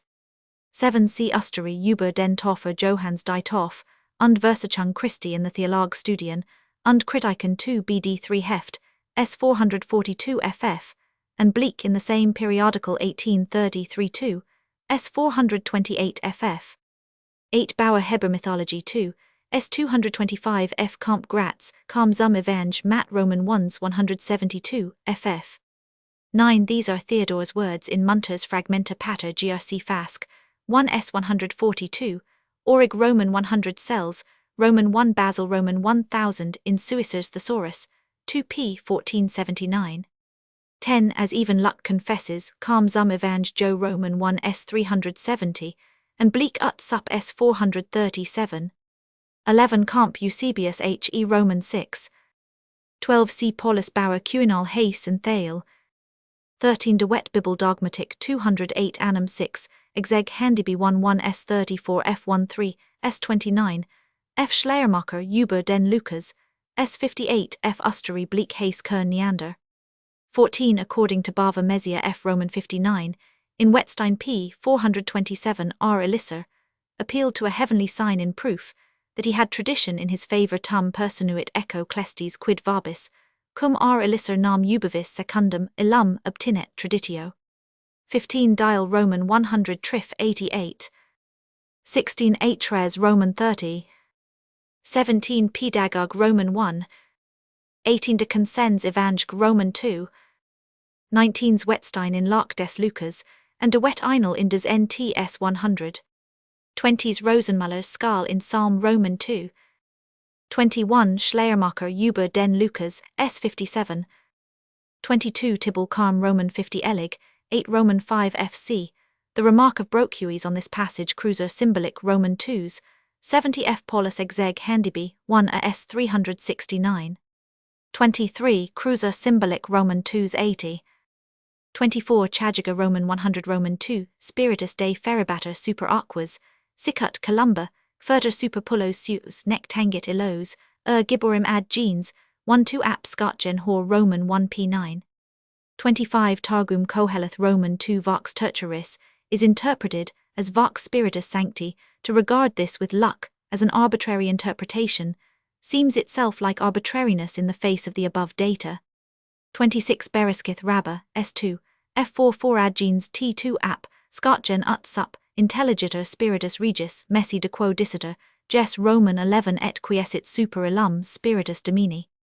27 Sohar Numa F68 Carl 271, F, in Scotgen Hor 2p 537, F. The purport of this passage rests on the following Kabbalistic conclusion: if David, according to PS Roman 52, is the olive tree, the Messiah a scion of David is the olive leaf. And since it is said of Noah's dove Gen Roman 8, that it carried an olive leaf in its mouth, the Messiah will be ushered into the world by a dove. Even Christian interpreters have compared the dove at the baptism of Jesus to the Noachian 1c Suicer Thesaurus, 2 art p. 688, it has been customary to cite in this connection that the Samaritans paid divine honors to a dove under the name of a chema on Mount Gerizim, but this is a Jewish accusation, grounded on a willful misconstruction. See Stodlins and T. Skerners, Archive Fur KG 13S66, Luck 1S 367. 28c. Fritzsch Carmen Matt P. 148. 29 Hess Jeskich Jesu 1S 120. 30 Bibel Calm 1S 175f. 31 Calm Zum Evange, Joe 1S 378f. 32 From the Orthodox point of view, it cannot be consistently said with Hoffman p. 301, that for the conviction of his messiahship, and the maintenance of the right position amid so many temptations and adverse circumstances, an internally wrought certainty did not suffice Jesus, and external confirmation by a fact was requisite. 33 Epiphane Atres Roman 30 They maintain that Jesus was really man, but that which descended from heaven in the form of a dove became Christ in him. 34 Epiphane Atres Roman 28. 35 Epiphane Atres Roman 30 of a dove descending and entering into him. 36 See the passage above 48 note 7. 37 Schneckenburger über den Ursprung des ersten Kanonischen Evang S39. 38 Kam Z, Ev Joe 1 S 344.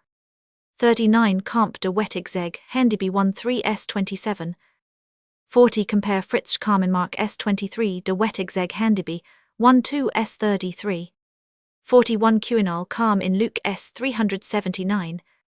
42 Lightfoot Hor P 243. 43 Schneckenburger über den Ursprung des ersten Kanevang S 46. 44 Ibid. 45 Thus Euthymia Q&L and others. 46 Fritzchen Lark. 47 Beitrag zur Erklärung der Versachungsgeschichte in Ullmanns and Umbrates Studien, 1834 4 S 789. 48 Über den Lukas S 56. 49 Compare Schneckenburger Utsup S 46f. 50 Exegetisch Beitrage 1 S 277 ff. 51 Carmen Math S 172 ff. 52 in the essay, quoted S 768. 53 Thus for example Q&L, Carmen Math P. 4 Kamp Gratz, Kam Zum Math, 1 S 229, Hoffman P. 315. 54 Ustery, über den Toffer Johannes die Toff, und Versachung Christi in den Theolstudien, und Kritiken zweiten Jahrgangs, 1829 Dritz Heft S 450, de Wettigzeg, Handyby 1 S 38. 55 De Wetbibel Dogmatik 171, Gramberg Grundzüge, einer Engelea des 85 in Weiner's Zeitschrift, F. Wissenschaftliche Theologie, 1 BD S 182f. 56 Globenslayer 1 SS 4445 Der Zweiten Osk.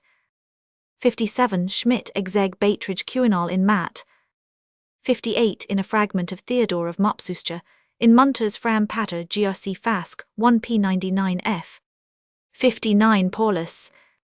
60 Hoffman thinks that the devil in his second temptation designedly chose so startling an example as the leap from the temple roof, the essential aim of the temptation being to induce Jesus to a false use of his miraculous power and consciousness of a divine nature. But this evasion leaves the matter where it was, for there is the same absurdity in choosing unfit examples as unfit temptations. 61 Hess Jeskich Jesu 1 S 124. 62 See the author of the Discourse de Jejunio, et Tentationibus Christi among Cyprian's works. 63 Compare Joseph B. J. Roman 5 Roman 5 Roman 6 Roman 5 Fritzsch in Math, S 164 de Wettigzeg Handyby, 1 S 40. 64 The one proposed by Q&L in Math P 90 the other by Fritzsch P. 168. 65 Theodore of Mopsuster ut sup P 107, maintained against Julian that the devil had made the image of a mountain, and according to 256, the author of the discourse already cited de Jejunio, et Tentationibus Christi, the first temptation it is true passed localiter in deserto, but Jesus only went to the temple, and the mountain as Ezekiel did from Chabaras to Jerusalem that is in spiritu.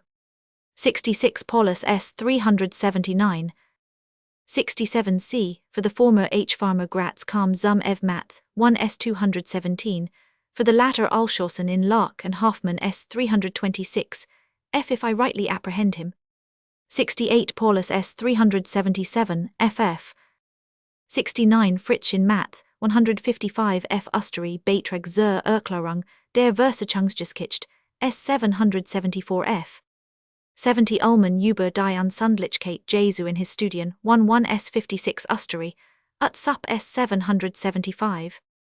71 Ustery S. 776. 721 BD S. 512 FF. 73 The former in Henk's N Magazine 42 S. 352, the latter in the Naturlichen Geschichte 1 S. 591 FF. 74 This view is held by Ullmann Hayes and Neander. 75 Schleiermacher über den Lukas, S. 54 Ustery, ut sup S. 777.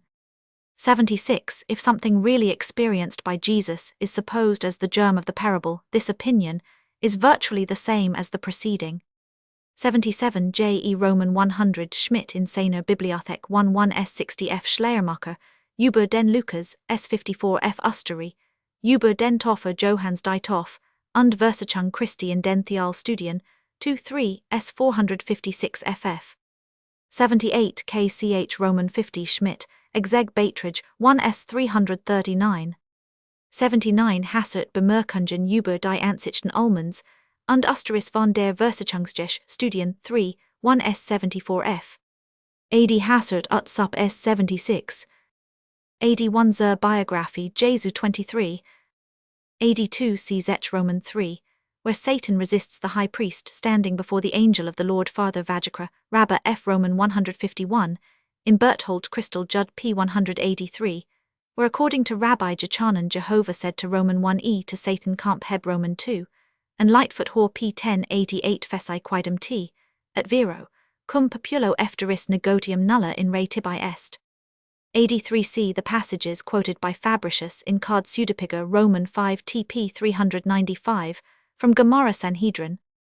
84 The same p. 396, as Abraham went out to sacrifice his son, in obedience to Jehovah antivertit eam Satanas in via et tali colloquio, cum ipso habido a proposito averter eam canatus est, etc. Schemoth R41, ap Wetstein in Locke Math, cum Moses in altum adcenderit, dixit Israeli post dies excel hora sexta redibo, cum autumn excel illi dies elapsi, essent venit Satanas, et turbavit mundum dixit ubi est, Moses magister vester mortus, est. It is worthy of remark that here also the temptation takes place after the lapse of 40 days. 85 Thus Fritzsch in Matt p. 173, his very title is striking p. 154 quad, in Vulgari Judorum Opinioni, erat for ut Satanas salutaribus, messi conciliis omni modo sed sign, effectutamen noser studerit id ipsum Jesu, messi accidit nam quam, is ad exemplum illustrium majorum quadraginter dirum, in deserto loco egiset, jejunium Satanas, eam convenit protovisc atque impias conciliis, ad impietatem deducere frustra canatus est. 86 Scotgen Hor Roman 2 adduces from Fini Flagellum Judorum Roman 3, a passage of Pesicta 8 Satan Domine, permit me tenter messium, et ejus generationum cui, inquit Deus non habers ullam adversus eam potestatum Satanas, itremate sign me quia potestatum habeo respondit Deus si, in hoc diutius perseverabis, Satan potius te de mundo, perdam quam aliquam, animam generationis messi perdi permittum. This passage at least proves that a temptation of the Messiah undertaken by the devil was not foreign to the circle of Jewish ideas, although the author of the above quotation represents the demand of Satan to have been denied others so soon as the imagination was once excited, would be sure to allow its completion. AD 7 Deut Roman 8 Roman 70, the people are thus addressed. AD 8 Ziegler in Gabler's Enthealgern, 5 201, Thale zur Bioga, J 23. AD 9 C. Wetstein S 270, De Wet Kritik der Mose Geschichte, S 245, the same in Dobbs and Cruiser's Studien 3, S 245, Roman 5 Bolan Genesis, S 63 F. 90 Deut Roman 8. 91's Fabricius card, pseudepiger Roman 5 TP 398 FF. 92 Gomorrah San, as in Note 3 the colloquy between Abraham and Satan is thus continued. Satanas anon tenter te diem in tali re griferas, ex erudiebas multislabantum eragebant, verba tuaquam nunc, advenit ad te deus taliter te tentans non ni grifers, Job Roman 45. Qui resp Abraham ego in integritate me ambulo PS Roman 26. Satanas anon timor tus spes tua Job Roman 4. Abraham recorder quaso quis est in sons qui perierit Roman 5. Quer quam vidrit Satanas, si nihil proficere nec Abrahamum sibi Obadiah dixit, ad illum et ad me verbum furtim oblatum est, Roman 5 audivipcus futurum esse pro holocausto, gen Roman 22, non autem Isaacum. Qui resp Abraham hc est pna mendicis ut etium, cum vera loquitur fids I non habetur. I am far from maintaining that this rabbinical passage was the model of our history of the temptation, but since it is impossible to prove on the other side that such narratives were only imitations of the New Testament ones, the supposed independent formation of stories, so similar shows, plainly enough the ease with which they sprang out of the given premises. 93 Note 1s. 94 Berthold Christolog Judorum Jesu Tate, 36 Not 1 and 2, Fritz Carmen Math, S169F. 95 Compare with the above statement the deductions of Schmidt Fritz and Ustery, as given 54 Notes 13, and of de Wettigzeg Handbuch 11S41FF. Chapter Roman 3 Locality and Chronology of the Public Life of Jesus. Difference between the synoptical writers and John as to the customary scene of the ministry of Jesus. According to the synoptical writers, Jesus born indeed at Bethlehem in Judea, but brought up at Nazareth in Galilee, only absented himself from Galilee during the short interval between his baptism and the imprisonment of the Baptist, immediately after which he returned thither, and began his ministry, teaching, healing, calling disciples, so as to traverse all Galilee, using as the center of his agency his previous dwelling place Nazareth alternately with Capernaum on the northwest border of the Lake of Tiberias. Matt Roman 425, Parallel Mark and Luke have many particulars concerning this ministry in Galilee, which are not found in Matthew, and those which they have in common with him are arranged in a different order, but as they all agree in the geographical circuit which they assign to Jesus, the account of the first evangelist may serve as the basis of our criticism. According to him, the incidents narrated took place in Galilee, and partly in Capernaum down to Roman 8, where Jesus crosses the Galilean Sea, but is scarcely landed on the east side when he returns to Capernaum. Here follows a series of scenes connected by short transitions such as Roman 9:27, passing from thence Roman 5 then Roman 5, while he spake these things expressions, which can imply no important change of place, that is of one province for another, which it is the habit of the writer to mark much more carefully. The passage Roman 9 is evidently only a repetition of Roman 4, and is therefore to be understood merely of excursions in Galilee. The message of the Baptist chap Roman 11 is also received by Jesus in Galilee, at least such appears to be the opinion of the narrator from his placing in immediate connection the complaints of Jesus against the Galilean cities when delivering the parable in chap Roman 13. Jesus is by the sea doubtless that of Galilee, and as there is mention of his house Roman 5, probably in the vicinity of Capernaum, next after having visited his native city Nazareth Roman 13, he passes over the sea Roman 14, according to Luke Roman 9, into the country of Bethsaida Julias, whence however, after the miracle of the loaves, he speedily returns to the western border Roman 14. Jesus then proceeds to the northern extremity of Palestine, on the frontiers of Phoenicia Roman 15. Soon however returned to the Sea of Galilee Roman 5, he takes ship to the eastern side in the 265 coast of Magdala Roman 5, but again departs northward into the country of Caesarea Philippi Roman 16, in the vicinity of Lebanon, among the lower ridges of which is to be sought the Mount of the Transfiguration Roman 17, after journeying in Galilee for some time longer with his disciples Roman 17, and once more visiting Capernaum Roman 5, he leaves Galilee Roman 19 to travel, as it is most probably explained, one through Perea into Judea, a journey which according to Luke Roman 9, he seems to have made through Samaria Roman 20. He is on his way to Jerusalem Roman 5, he comes through Jericho, and Roman 21 is in the neighborhood of Jerusalem, which Roman 5 he enters. Thus, according to the synoptical writers, Jesus, from his return, after being baptized by John to his final journey, to Jerusalem, never goes beyond the limits of North Palestine, but traverses the countries west and east of the Galilean Sea, and the upper Jordan in the dominions of Herod Antipas and Philip, without touching on Samaria to the south, still less Judea or the country, under the immediate administration of the Romans, and within those limits, to be still more precise, it is the land west of the Jordan and the Sea of Tiberias, and therefore Galilee, the province of Antipas, in which Jesus is especially active, only 3 short excursions on the eastern border of the sea, and 2 scarcely longer on the northern frontiers of the country being recorded. Quite otherwise is the theatre of the ministry of Jesus, marked out in the 4th Gospel. It is true that here also he goes after his baptism by John into Galilee, to the wedding at Cana Roman 2, and from thence to Capernaum Roman 5, but in a few days the approaching Passover calls him to Jerusalem Roman 5, from Jerusalem he proceeds into the country of Judea Roman 3, and after some time, exercising his ministry, there Roman 4 he returns through Samaria into Galilee Roman 5.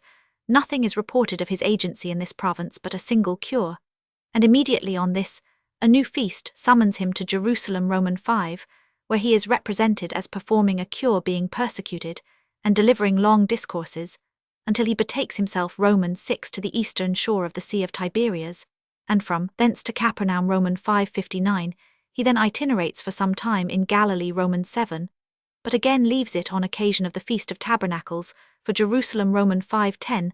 To this visit, the evangelist refers many discourses and vicissitudes of Jesus Roman 7 Roman 10, and moreover connects with it the commencement of his public ministry at the Feast of Dedication, without noticing any intermediate journey out of Jerusalem and Judea Roman 10. After this Jesus again retires into the country of Perea, where he had first been with the Baptist Roman 10, and there remains until the death of Lazarus recalls him to Bethany near Jerusalem Roman 11, whence he withdraws to Ephraim in the vicinity of the wilderness of Judea, until the approach of the Passover, which he visited as his last Roman 12 ff. Thus, according to John, Jesus was present at 4 feasts in Jerusalem, before the final one was besides once in Bethany, and had been active for a considerable time in Judea, and on his journey through Samaria.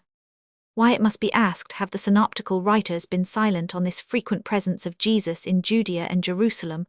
Why have they represented the matter as if Jesus, before his last fatal journey to Jerusalem, had not overstepped the limits of Galilee and Perea? This discrepancy between the synoptical writers and John was long overlooked in the Church, and of late it has been thought feasible to deny its existence. It has been said that Matthew at the commencement lays the scene in Galilee, and Capernaum 266, and pursues his narrative without noticing any journey into Judea, until the last, but that we are not hence to conclude that Matthew was unacquainted with the earlier ministry of Jesus in Judea, for as with this evangelist the local interest is subordinate to the effort at an appropriate arrangement of his events, many particulars in the former part of his history, which he narrates without indicating any place, may have been known though not stated by him to have occurred in the earlier journeys and residences in Judea, but this alleged subordination of the local interest in Matthew is nothing more than a fiction of the harmonist, as Schneckenberger has recently proved. Matthew very carefully marks chap Roman for the beginning, and chap Roman 19 the end of the almost exclusive residence of Jesus in Galilee. All the intervening narration must therefore be regarded as belonging to that residence, unless the contrary be expressed, and since the evangelist is on the alert to notice the short excursions of Jesus across the lake and into the north of Galilee, he would hardly pass over in silence the more important and sometimes prolonged visits to Judea, had they been known or credited by him. Thus much only is to be allowed, that Matthew frequently neglects the more precise statement of localities, as the designation of the spot or neighborhood in which Jesus labored from time to time, but in his more general biographical statements, such as the designation of the territories and provinces of Palestine, within the boundaries of which Jesus exercised his ministry, he is as accurate as any other evangelist. Expositors must therefore accommodate themselves to the admission of a difference between the synoptical writers and John 4, and those who think it incumbent on them to harmonize the Gospels must take care lest this difference be found a contradiction, which can only be prevented by deducing the discrepancy not from a disparity between the ideas of the evangelists as to the sphere of the ministry of Jesus, but from the difference of mental bias under which they severally wrote. Some suppose that Matthew, being a Galilean, saw the most interest in Galilean occurrences, and hence confined his narrative to them, though aware of the agency of Jesus at Jerusalem. But what biographer who had himself accompanied his hero into various provinces, and beheld his labors, they would confine his narration to what he had performed in his, the biographer's, native province? Such provincial exclusiveness would surely be quite unexampled. Hence others have preferred the supposition that Matthew, writing at Jerusalem, purposely selected from the mass of discourses and actions of Jesus, with which he was acquainted, those of which Galilee was the theatre, because they were the least known at Jerusalem, and required narrating more than what had happened within the hearing and was fresh in the memories of its inhabitants. In opposition to this, it has been already remarked 7, that there is no proof of Matthew's Gospel being especially intended for the Christians of Judea and Jerusalem, that even assuming this a reference to the events which had happened in the reader's own country could not be superfluous, and that lastly the like limitation of the ministry of Jesus to Galilee by Mark and Luke cannot be thus accounted, for since these evangelists obviously did not write for Judea, neither were they Galileans, so that this objection is equally 267 valid against the first explanation, and were not in so servile a relation to Matthew as to have no access to independent information that might give them a more extended horizon. It is curious enough that these two attempts to solve the contradiction between the synoptical writers and John are themselves in the same predicament of mutual contradiction, for if Matthew has been silent on the incidents in Judea, according to one on account of his proximity, according to the other on account of his remoteness, it follows that two contrary hypotheses being made with equal ease to explain the same fact both are alike inadequate. No supposition founded on the local relations of the writers sufficing to explain the difference in question higher ground must be taken in a consideration of the spirit and tendency of the evangelical writings. From this point of view, the following proposition has been given: the cause which determined the difference in the contents of the fourth Gospel and that of the synoptical ones accounts also for their divergency as to the limits they assign to the ministry of Jesus. In other words, the discourses delivered by Jesus in Jerusalem and recorded by John required for their comprehension a more mature development of Christianity than that presented in the first apostolic period. Hence, they were not retained in the primitive evangelical tradition of which the synoptical writers were the organs, and were first restored to the Church by John, who wrote when Christianity was in a more advanced stage. But neither is this attempt at an explanation satisfactory, though it is less superficial than the preceding, for how could the popular and the esoteric in the teaching of Jesus be separated with such nicety that the former should be confined to Galilee, and the latter to Jerusalem? The harsh discourse in the synagogue at Capernaum alone excepted, it may be said, in Jerusalem, he had a more enlightened public around him, and could be more readily understood than in Galilee. But the Galileans could scarcely have misunderstood Jesus more lamentably than did the Jews from first to last, according to John's representation, and as in Galilee he had the most undisturbed communion with his disciples, we should rather have conjectured that here would be the scene of his more profound instruction. Besides, as the synoptical writers have given a plentiful gleaning of lucid and popular discourses from the final residence of Jesus in Jerusalem, there is no ground whatever for believing that his earlier visits were devoid of such, and that his converse on these occasions took throughout a higher tone. But even allowing that all the earlier discourses of Jesus in Judea and Jerusalem were beyond the range of the first apostolic tradition, deeds were performed there such as the cure of the man who had had an infirmity 38 years, the conferring of sight on the man born blind, and the raising of Lazarus, which, from their imposing rank among the evidences of Christianity, must also have necessitated the mention of those early visits of Jesus to Judea during which they occurred. Thus it is impossible to explain why the synoptical writers, if they knew of the earlier visits of Jesus to Jerusalem, should not have mentioned them, and it must be concluded that if John be right, the first three evangelists knew nothing of an essential part of the earlier ministry of Jesus. If, on the other hand, the latter be right, the author of the fourth Gospel, or of the tradition by which he was guided, fabricated a large portion of what he has narrated concerning the ministry of Jesus, or at least assigned to it a false locality. 268. On a closer examination, however, the relation between John and the synoptical writers is not simply such that the latter might not know what the former records, but such that they must have proceeded from positively opposite data. For example, the synoptical writers, Matthew especially, as often as Jesus leaves Galilee, from the time that he takes up his abode there, after the Baptist's imprisonment seldom neglect, to give a particular reason, such as that he wished to escape from the crowd by a passage across the sea mat Roman 8, or that he withdrew into the wilderness of Perea to avoid the snares of Herod Roman 14, or that he retired into the region of Tyre, and Sidon on account of the offense taken by the scribes at his preaching Roman 15. John, on the contrary, generally alleges a special reason why Jesus leaves Judea and retires into Galilee, not to contend that his very first journey thither appears to be occasioned solely by the invitation to Cana, his departure again into Galilee, after the first Passover attended by him in his public character, is expressly accounted for by the ominous attention which the increasing number of his disciples had excited among the Pharisees Roman 4 ff, his retirement after the second feast also into the country east of the Sea of Tiberias Roman 6, must be viewed in relation to the Roman 5, since immediately after the evangelist assigns, as a reason for the continuance of Jesus in Galilee, the malignant designs of his enemies, which rendered his abode in Judea perilous to his life. Romans 7. The interval between the Feast of Tabernacles and the Feast of the Dedication seems to have been spent by Jesus in the capital 9, no unpropitious circumstances compelling him to absent himself Roman 10, on the other hand his journey into Perea Roman 10, and that into Ephraim Roman 11, are presented as effects of his persecution by the Jews. Thus precisely the same relation as that which exists between Matthew and Luke, with respect to the original dwelling place of the parents of Jesus, is found between the first three evangelists, and the fourth with respect to the principal theatre of his ministry.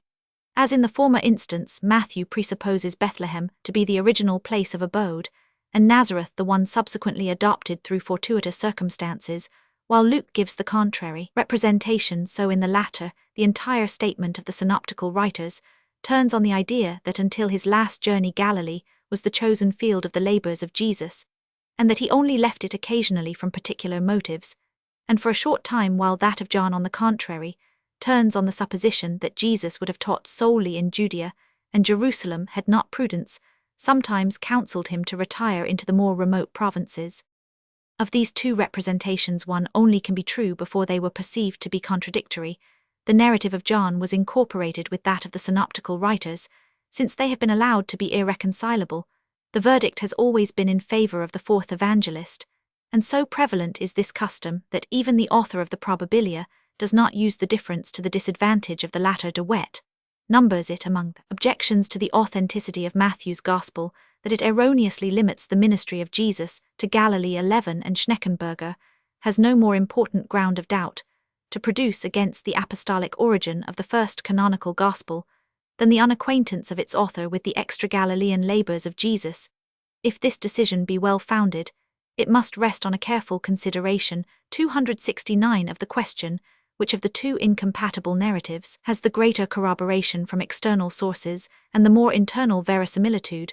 We have shown in the introduction that the external evidence or testimony for the authenticity of the fourth Gospel, and of the synoptical ones that of Matthew, emphatically, is of about equal value, that is, it determines nothing in either case, but leaves the decision to the internal evidence. In relation to this, the following question must be considered. Is it more probable that although Jesus was actually often in Judea and Jerusalem previous to his last journey, yet at the time and place whence the synoptical Gospels arose all traces of the fact had disappeared, or that on the contrary, although Jesus never entered Judea for the exercise of his public ministry before his last journey thither, yet at the time and place of the composition of the fourth Gospel, a tradition of several such visits had been formed.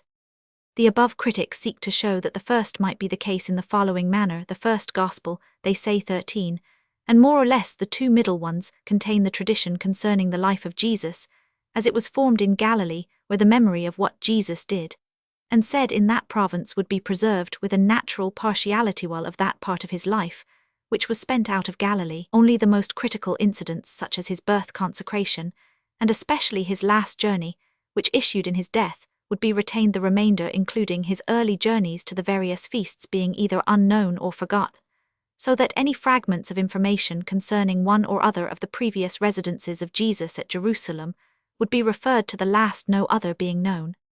But John himself, in whom our theologians rest all their confidence, expressly mentions Roman 4, that at the first Passover visited by Jesus after his baptism, and probably at others, also the Galileans were present, and apparently in great numbers, since, as a consequence of their having witnessed his works in Jerusalem, Jesus found a favorable reception in Galilee. If we add to this that most of the disciples who accompanied Jesus in his early journeys to the feasts were Galileans, John 4:9, it is inconceivable that tidings of the ministry of Jesus at Jerusalem should not from the first reach Galilee, once there could time extinguish. Then we grant that it is in the nature of tradition to fuse and remodel its materials, and as the last journey of Jesus to Jerusalem was preeminently memorable, it might absorb the recollections of the previous ones, but tradition has also another impulse, and it is its strongest, namely to glorify. It may indeed be said that to circumscribe the early ministry of Jesus by the frontiers of Galilee would serve the purpose of glorifying that province in which the synoptical tradition had its origin, but the aim of the synoptical legend was not to glorify Galilee, on which it pronounces severe judgments. Jesus is the object round which it would cast a halo, and his greatness is proportionate to the sphere of his influence, hence, to show that, from the beginning of his ministry, he made himself known beyond the Galilean angulus terre, and that he often presented himself on the brilliant theatre of the capital, especially on occasions when it was crowded with spectators and hearers from all regions, was entirely according to the bent of the legend. If therefore there had historically been but one journey of Jesus to Jerusalem, tradition might be tempted to create more by degrees, since it would argue how could so great a light as Jesus have remained so long under a bushel, and not rather early and often placed himself on the lofty stand, which Jerusalem presented. Opponents 272 might object, like the unbelieving brethren of Jesus, John 7:4, that he who is conscious of the power to perform something truly great does not conceal himself, but seeks publicity in order that his capabilities may be recognized. And to these opponents, it was thought the best answer to show that Jesus actually did seek such publicity, and early obtained recognition in an extended sphere out of this representation, would easily grow the idea which lies at the foundation of the fourth gospel, that not Galilee, but Judea was the proper residence of Jesus. Thus viewed from the point of the possible formation of a legend, the balance inclines in favor of the synoptical writers, but is the result the same when we ascend to the relations and designs of Jesus, and from this point of view inquire if it be more probable that Jesus visited Jerusalem once only or several times during his public life. The alleged difficulty that the various journeys to the feasts offer the principal means of accounting for the intellectual development of Jesus is easily removed, for those journeys alone would not suffice to explain the mental preeminence of Jesus, and as the main stress must still be placed on his internal gifts, we cannot pronounce whether to a mind like his even Galilee might not present enough aliment for their maturing. Besides, an adherence to the synoptical writers would only oblige us to renounce those journeys to the feasts which Jesus took after his public appearance, so that he might still have been present at many feasts previous to his messianic career, without assuming a conspicuous character. It has been held inconceivable that Jesus, so long after his assumption of the messianic character, should confine himself to Galilee, instead of taking his stand in Judea and Jerusalem, which from the higher culture and more extensive foreign intercourse of their population were a much more suitable field for his labors. But it has been long remarked, on the other hand, that Jesus could find easier access to the simple and energetic minds of Galilee, less fettered by priestcraft and Pharisaism, and therefore acted judiciously in obtaining a firm footing there by a protracted ministry before he ventured to Jerusalem, where in the center of priestly and Pharisaic domination he must expect stronger opposition. There is a graver difficulty in the synoptical statement, considered in relation to the Mosaic law and Jewish custom. The law rigorously required that every Israelite should appear before Jehovah yearly at the three principal feasts, exad Roman 23 ff, and the reverence of Jesus for the Mosaic institutes, Matt Roman 5 ff, renders it improbable that during the whole course of his ministry he should have undertaken but one journey of observance. The Gospel of Matthew, however, be our judgment, what it may as to the date and place of its composition, did certainly arise in a community of Jewish Christians who well knew what the law prescribed to the devout Israelite, and must therefore be aware of the contradiction to the law in which the practice of Jesus was involved, when during a public ministry of several years' duration only one attendance at Jerusalem was noticed, or in case the synoptical writers supposed but a single year's ministry, of which we shall speak below, when he was represented as neglecting two of the great annual feasts, if then a circle in close proximity to Jewish usage, found nothing offensive in the opinion that Jesus attended, But one feast may not this authority remove all hesitation on the subject from our minds. Besides, on a more careful weighing of the historical and geographical relations, the question suggests itself, whether between the distant half-Gentile Galilee and Jerusalem, the ecclesiastical bond was so close that the observance of all the feasts could be 271, expected from a Galilean. Even according to the fourth Gospel, Jesus omitted attending one Passover that occurred in the period of his public career, John Romans 6. There is, however, one point unfavorable to the synoptical writers, that Jesus in his last visit to Jerusalem should within the short space of the feast day have brought himself into such decided hostility to the ruling party in the capital that they contrived his arrest and death is inexplicable, if we reject the statement of John that this hostility originated and was gradually aggravated during his frequent previous visits, if it be rejoined that even in Galilean synagogues there were stationary scribes and Pharisees Matt Roman 9 Roman 12, that such as were resident in the capital often visited the provinces Matt Roman 15, and that thus there existed a hierarchical nexus by means of which a deadly enmity against Jesus might be propagated in Jerusalem before he had ever publicly appeared there, we then have precisely that ecclesiastical bond between Galilee and Jerusalem, which renders improbable on the part of Jesus the non-observance of a series of feasts. Moreover, the synoptical writers have recorded an expression of Jesus which tells strongly against their own view the words Jerusalem, Jerusalem, how often would I have gathered thy children toge the rand, ye would not have no meaning whatever in Luke, who puts them into the mouth of Jesus, before he had even seen Jerusalem during his public ministry Roman 13, and even from the better arrangement of Matthew Roman 23, it is not to be understood how Jesus, after a single residence of a few days in Jerusalem, could found his reproaches on multiplied efforts to win over its inhabitants to his cause. This whole apostrophe of Jesus has so original a character that it is difficult to believe it incorrectly assigned to him. Hence, to explain its existence, we must suppose a series of earlier residences in Jerusalem, such as those recorded by the fourth evangelist. There is only one resource to pronounce the statement of the synoptical writers unhistorical, in the particular of limiting the decisive visit of Jesus to Jerusalem to the few days of the feast, and to suppose that he made a more protracted stay in the capital.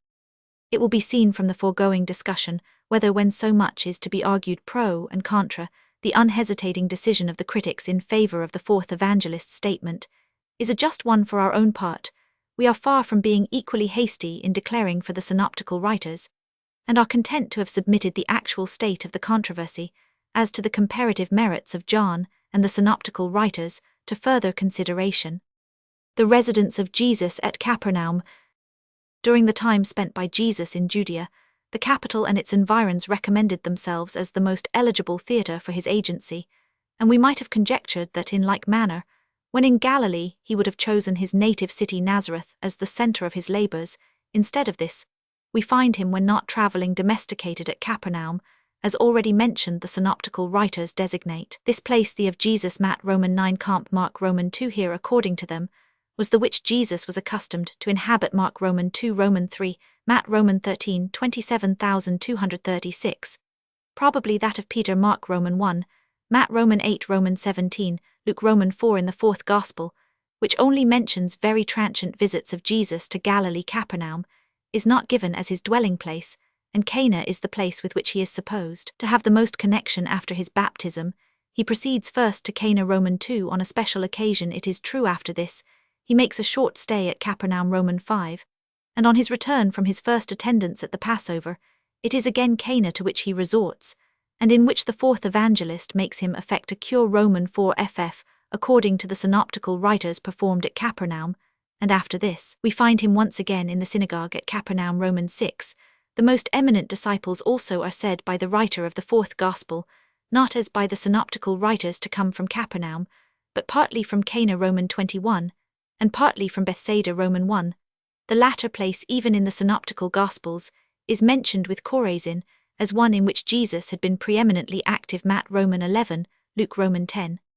Why Jesus chose Capernaum as his central residence in Galilee Mark does not attempt to show, but conducts him thither without comment after his return into Galilee, and the calling of the two pairs of fishermen. Roman 1 Matthew Roman 4 ff alleges as a motive that an Old Testament prophecy, Issa Roman 8 Roman 9, was thereby fulfilled a dogmatical motive, and therefore of no historical value. Luke thinks he has found the reason in a fact which is more worthy of notice. According to him, Jesus, after his return from baptism, does not immediately take up his residence in Capernaum, but makes an essay to teach in Nazareth, and after its failure first turns to Capernaum. This evangelist tells us in the most graphic style how Jesus presented himself at the synagogue on the Sabbath day, and expounded a prophetic passage, so as to excite general admiration, but at the same time to provoke malicious reflections on the narrow circumstances of his family. Jesus, in reply, is made to refer the discontent of the Nazarenes that he performed no miracles before them as at Capernaum to the contempt which every prophet meets with in his own country,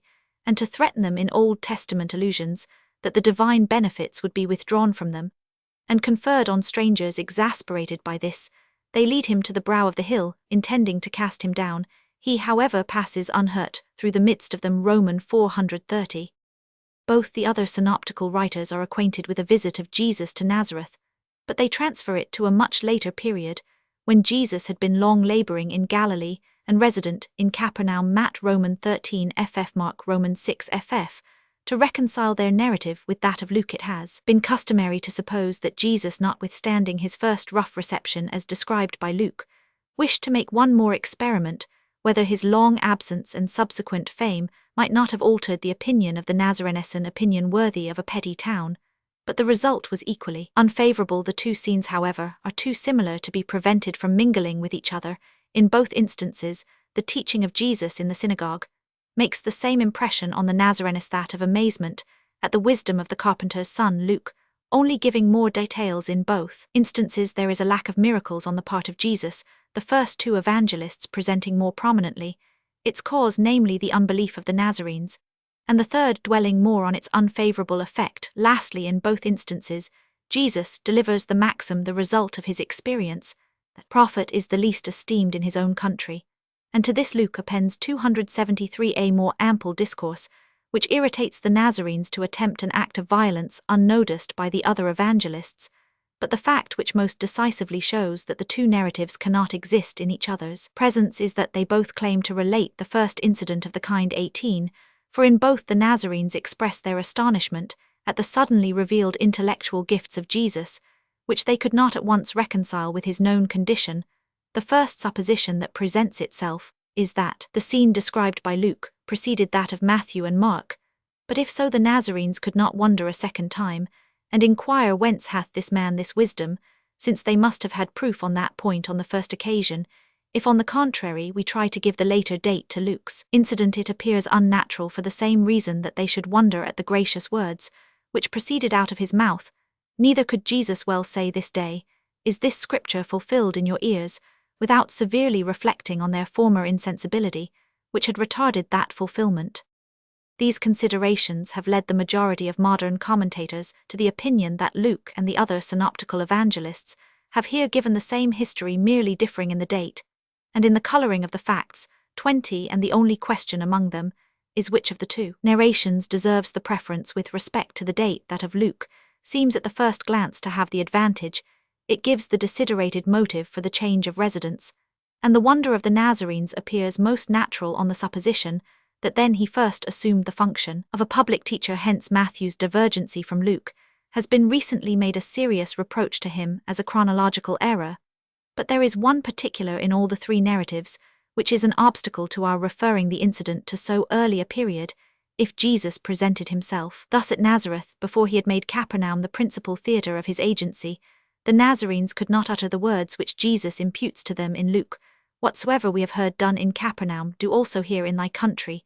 Nor could they, according to Matthew and Mark, be astonished at the mighty works of Jesus. 22, for as he performed few if any miracles at Nazareth, that expression, notwithstanding its perplexing connection with the wisdom manifested in that city, must refer to works performed elsewhere.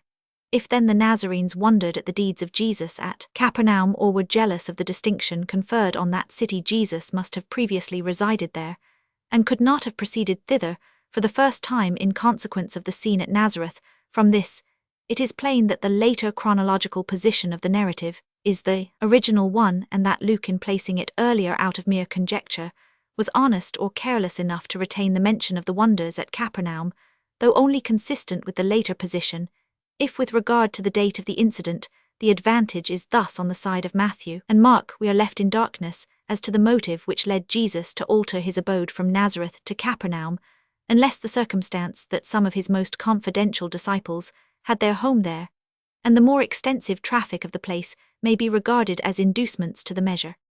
The fullness and particularity of Luke's description of the scene, contrasted 274 with the summary style in which it is given by the other two evangelists, has generally won for the former the praise of superior accuracy. Let us look more closely, and we shall find that the greater particularity of Luke shows itself chiefly in this, that he is not satisfied with a merely general mention of the discourse delivered by Jesus in the synagogue, but cites the Old Testament passage on which he enlarged, and the commencement of its application. The passage is from Romans 61:2, where the prophet announces the return from exile with the exception of the words, to set at liberty them that are bruised, which are from Romans 58. To this passage Jesus gives a messianic interpretation, for he declares it to be fulfilled by his appearance. Why he selected this text from among all others has been variously conjectured. It is known that among the Jews at a later period certain extracts from the Torah and the prophets were statedly read on particular Sabbaths and feast days, and it has hence been suggested that the above passage was the selection appointed for the occasion in question. It is true that the chapter from which the words are taken used to be read on the Great Day of Atonement, and Bengel has made the supposition that the scene we are considering occurred on that day, a main pillar of his evangelical chronology. But if Jesus had adhered to the regular course of reading, he would not merely have extracted from the lesson appointed for this feast a few stray words to insert them in a totally disconnected passage, and after all it is impossible to demonstrate that so early as the time of Jesus there were prescribed readings, even from the prophets. If then Jesus was not thus circumstantially directed to the passage cited, did he open upon it designedly or fortuitously? Many imagine him turning over the leaves until he found the text which was in his mind. 27. But Alshausen is right in saying that the words do not imply that he found the passage after searching for it, but that he alighted on it under the guidance of the divine Spirit. This, however, is but a poor contrivance to hide the improbability that Jesus should fortuitously open on a passage so well adapted to serve as a motto for his first messianic enterprise behind an appeal to the Spirit. As Deus ex machina, Jesus might very likely have quoted this text with reference to himself, and thus it would remain in the minds of the evangelists as a prophecy fulfilled in Jesus. Matthew would probably have introduced it in his own person with his usual form, and would have said that Jesus had now begun his messianic annunciation, that the prophecy Romans 61 ff might be fulfilled. But Luke, who is less partial to this form or the tradition whence he drew his materials, puts the words into the mouth of Jesus on his first messianic appearance, very judiciously, it is true, but owing to the chances which it is necessary to suppose less probably, so that I am more inclined to be satisfied with the indefinite statement of Matthew and Mark. The other point in which the description of Luke merits the praise of particularity is his dramatic picture of the tumultuary closing scene. But this scene perplexes even those who, on the whole, give the preference to his narrative. It is not to be concealed that the extremely violent expulsion of Jesus by the Nazarenes seems to have had no adequate provocation. 29, and we cannot with Schleiermacher 30 expunge 275 the notion that the life of Jesus was threatened without imputing to the writer a false addition of the words Romans 5, and thus materially affecting the credibility of his entire narration. But the still more remarkable clause Romans 5 is the main difficulty. It is not to be explained, at least not in accordance with the evangelist's view, as an effect merely of the commanding glance of Jesus as Hayes supposes, and Alshausen is again right when he says that the evangelist intended to signify that Jesus passed unharmed through the midst of his furious enemies, because his divine power fettered their senses and limbs, because his hour was not yet come. John Romans 8, and because no man could take his life from him until he himself laid it down. John Romans 10:31. Here again we have a display of the glorifying tendency of tradition which loved to represent Jesus as one defended from his enemies, like Lot. Gen. Romans 19, or Elisha, 2 Kings. Romans 6, by a heavenly hand, or better, still by the power of his own superior nature, unless there be supposed in this case, as in the two examples from the Old Testament, a temporary infliction of blindness, an illudia per caliginum, the idea of which Tertullian reprobates. Thus in this instance, also the less imposing account of the first two evangelists is to be preferred, namely, that Jesus impeded from further activity by the unbelief of the Nazarenes voluntarily forsook his ungrateful paternal city. Divergencies of the evangelists as to the chronology of the life of Jesus' duration of his public ministry. In considering the chronology of the public life of Jesus, we must distinguish the question of its total duration from that of the arrangement of its particular events. Not one of our evangelists expressly tells us how long the public ministry of Jesus lasted, but while the synoptical writers give us no clue to a decision on the subject, we find in John certain data, which seem to warrant one in the synoptical Gospels. There is no intimation how long after the baptism of Jesus his imprisonment and death occurred. Nowhere are months and years distinguished, and though it is once or twice said, or Matt Romans 17:2, these isolated fixed points furnish us with no guidance in a sea of general uncertainty. On the contrary, the many journeys to the feasts, by which the narrative of the fourth evangelist is distinguished from that of his predecessors, furnishes us, so to speak, with chronological abutments. As for each appearance of Jesus at one of these annual feasts, the Passover especially, we must, deducting the first, reckon a full year of his ministry. We have in the fourth Gospel after the baptism of Jesus, and apparently at a short interval, comp. Roman 1:35-44, Roman 2:12, a Passover attended by him, Roman 2, but the next feast visited by Jesus, Roman 5, which is indefinitely designated a feast of the Jews, has been the perpetual crux of New Testament chronologists. It is only important in determining the duration of the public life of Jesus on the supposition that it was a Passover, for in this case it would mark the close of his first year's ministry. We grant that the feast of the Jews might very probably denote the Passover, which was preeminent among their institutions. 33. But it happens that the best 276 manuscripts have in the present passage no article, and without it, the above expression can only signify indefinitely one of the Jewish feasts, which the author thought it immaterial to specify thus intrinsically. It might mean either the Feast of Pentecost 35, Purim 36, the Passover 37, or any other 38, but in its actual connection, it is evidently not intended by the narrator to imply the Passover both, because he would hardly have glanced thus slightly at the most important of all the feasts, and because Romans 6 there comes another Passover, so that on the supposition we are contesting he would have passed in silence over a whole year between Roman 5 and Roman 6, for to give the words Roman 6 a retrospective meaning is too artificial an expedient of Paulus, since, as he himself confesses 39, this phrase elsewhere in John is invariably used with reference to the immediately approaching feast Roman 2, Roman 7, Roman 11, and must from its nature have a prospective meaning, unless the context indicate the contrary. Thus not until John Roman 6 do we meet with the second Passover, and to this it is not mentioned that Jesus resorted. Then follow the Feast of Tabernacles, and that of the Dedication, and afterwards Roman 11, Roman 12, the last Passover visited by Jesus according to our view of John Roman 5 and Roman 6. Therefore we obtain 2 years for the public ministry of Jesus, besides the interval between his baptism and the first Passover. The same result is found by those who with Paulus hold the feast mentioned Roman 5 to be a Passover, but Roman 6 only a retrospective allusion, whereas the ancient fathers of the Church, reckoning a separate Passover to each of the passages in question, made out 3 years. Meanwhile, by this calculation, we only get the minimum duration of the public ministry of Jesus possible, according to the fourth Gospel, for the writer nowhere intimates that he has been punctilious in naming every feast that fell within that ministry, including those not observed by Jesus. Neither, unless we regard it as established that the writer was the Apostle John, have we any guarantee that he knew the entire number. It may be urged in opposition to the calculations built on the representations of John that the synoptical writers give no reasons for limiting the term of the public ministry of Jesus to a single year 41. But this objection rests on a supposition borrowed from John himself, namely that Jesus Galilean, though he was made it a rule to attend every Passover, a supposition again, which is overturned by the same writer's own representation. According to him, Jesus left unobserved the Passover mentioned Romans 6, for from Romans 6, where Jesus is on the east side of the Sea of Tiberias, through Romans 6 and 59, where he goes to Capernaum, and Romans 7, where he frequents Galilee in order to avoid the Jews, to Romans 7 and 10, where he proceeds to Jerusalem on occasion of the Feast of Tabernacles. The evangelist's narrative is so closely consecutive that a journey to the Passover can nowhere be inserted out of the synoptical Gospels by themselves.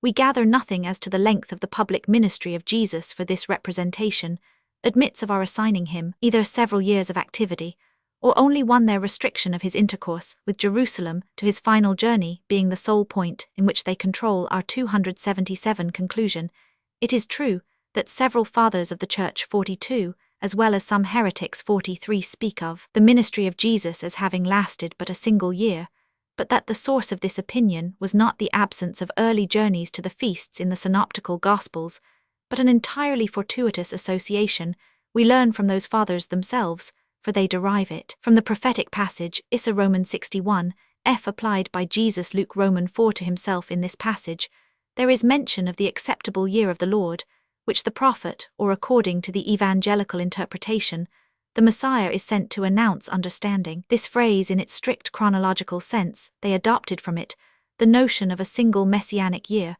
which was more easily reconcilable with the synoptical Gospels than with that of John, after whose statement the calculation of the Church soon came to be regulated. In striking contrast with this lowest computation of time is the tradition, also very ancient, that Jesus was baptized in his 30th year, but at the time of his crucifixion was not far from his 50th. But this opinion is equally founded on a misunderstanding. The elders who had conversations with John, the disciple of the Lord in Asia, on whose testimony Irenaeus relies when he says such is the tradition of John, had given no information further than that Christ taught tatum seniorum, habens, that this tas senior was the age of from 40 to 50 years, is merely the inference of Irenaeus founded on what the Jews allege as an objection to the discourse of Jesus. John Roman 8 Thou art not yet 50 years old, and hast thou seen Abraham? Language, which according to Irenaeus could only be addressed to one qui jam quadraginta annos excessit, quinquage simum autem annum nondum attigit. But the Jews might very well say to a man a little more than 30 that he was much too young to have seen Abraham, since he had not reached his 50th year, which in the Jewish idea completed the term of manhood. Thus we can obtain no precise information from our Gospels as to how long the public labors of Jesus lasted. All we can gather is that if we follow the fourth Gospel we must not reckon less than 2 years, and something over, but the repeated journeys to the feasts on which this calculation is founded are themselves not established beyond doubt. Opposed to this minimum, we gain a maximum if we understand from Luke Roman 3 ff and 23 that the baptism of Jesus took place in the 15th year of Tiberius, and add to this that his crucifixion occurred under the procuratorship of Pontius Pilate, for as Pilate was recalled from his post in the year of Tiberius' death 46, and as Tiberius reigned rather more than 7 years after the 15th year of his reign 47, it follows that 7 years are the maximum of the possible duration of the ministry of Jesus after his baptism. But while one of these data, namely that Jesus was crucified under Pilate, is well attested, the other is rendered suspicious by its association with a chronological error, so that in fact we cannot achieve here even approximate, still less an accurate solution of our question 278. The attempts at a chronological arrangement of the particular events in the public life of Jesus.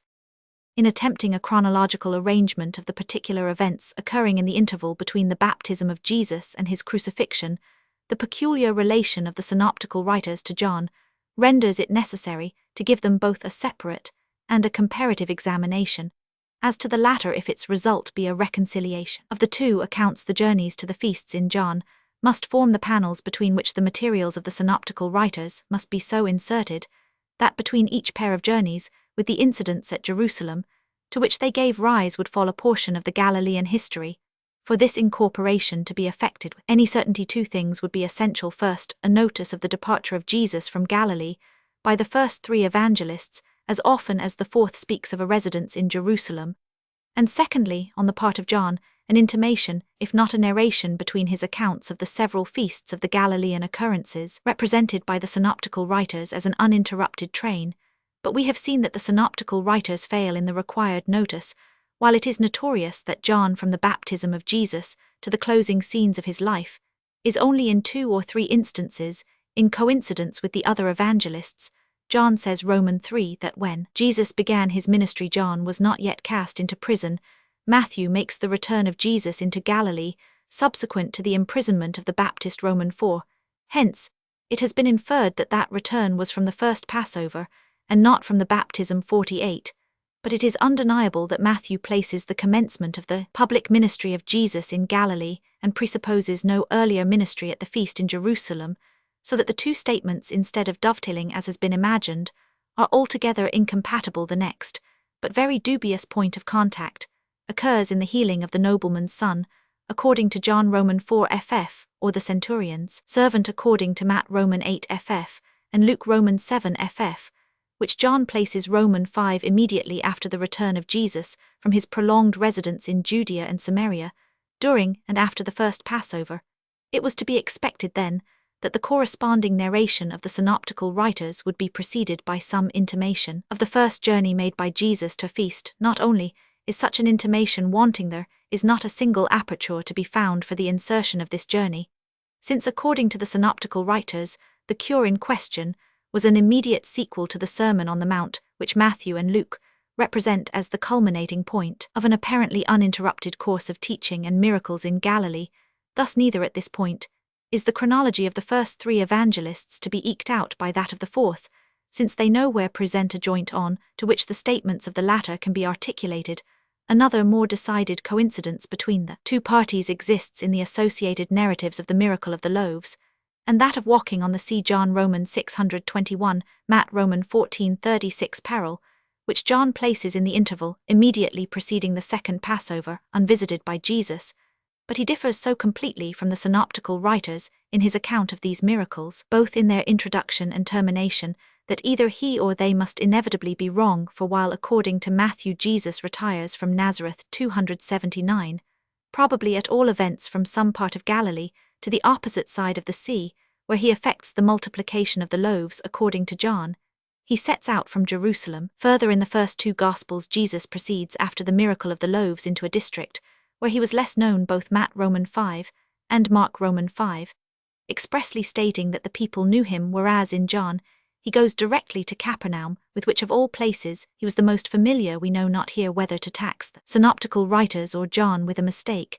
and as we cannot pronounce whether he or they have placed this incident too early or too late, we are equally ignorant how much of the synoptical narratives we are to place before, and how much after the second Passover, which John makes nearly contemporary with the feeding of the 5,000. Here, however, the points of contact between this evangelist and his predecessors are at an end until we come to the last journey of Jesus, and if they are too uncertain to promise even a simple division of the synoptical materials by the two Passovers, how can we hope by the journeys of Jesus to the Feast of the Jews, to the Feast of Tabernacles, or to the Feast of Dedication, if that be a separate journey to classify chronologically the uninterrupted series of Galilean occurrences in the first three Gospels? Nevertheless, this has been attempted by a succession of theologians down to the present time, with an expenditure of acumen and erudition worthy of a more fertile subject. 49 But unprejudiced judges have decided that as the narrative of the first three evangelists has scarcely any elements that can give certitude to such a classification, not one of the harmonies of the Gospels, yet written, has any claim to be considered anything more than a tissue of historical conjectures. It remains to estimate the chronological value of the synoptical writers. Apart from John, they are so frequently at variance with each other in the order of events, and it is so seldom that one has all the probabilities on his side, that each of them may be convicted of numerous chronological errors, which must undermine our confidence in his accuracy. It has been maintained that in the composition of their books they meditated no precise chronological order. 51, and this is partially confirmed by their mode of narration throughout the interval between the baptism of Jesus and the history of the Passion. Their narratives resemble a collection of anecdotes strung together, mostly on a thread of mere analogy and association of ideas. But there is a distinction to be made in reference to the above opinion. It is true that from the purport of their narratives, and the indecisiveness and uniformity of their connecting phrases, we can detect their want of insight into the more accurate chronological relations of what they record. But that the authors flattered themselves they were giving a chronological narration is evident from those very connecting phrases, which, however indecisive, have almost always a chronological character, such as etc. The incidents and discourses detailed by John are for the most part peculiar to himself.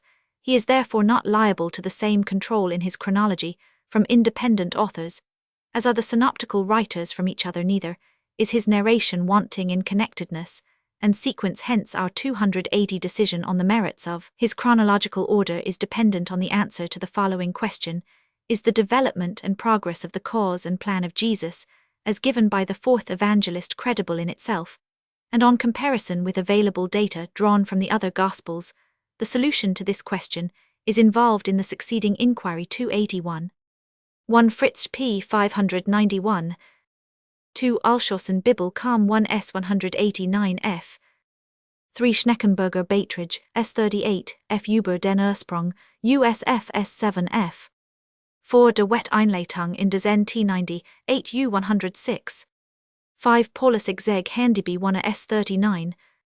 6 Gereich Beiträge zur Einleitung in des NT, S33 Thalak Globodigkeit S303. 7 Schneckenburger über den Ursprung, USW S9.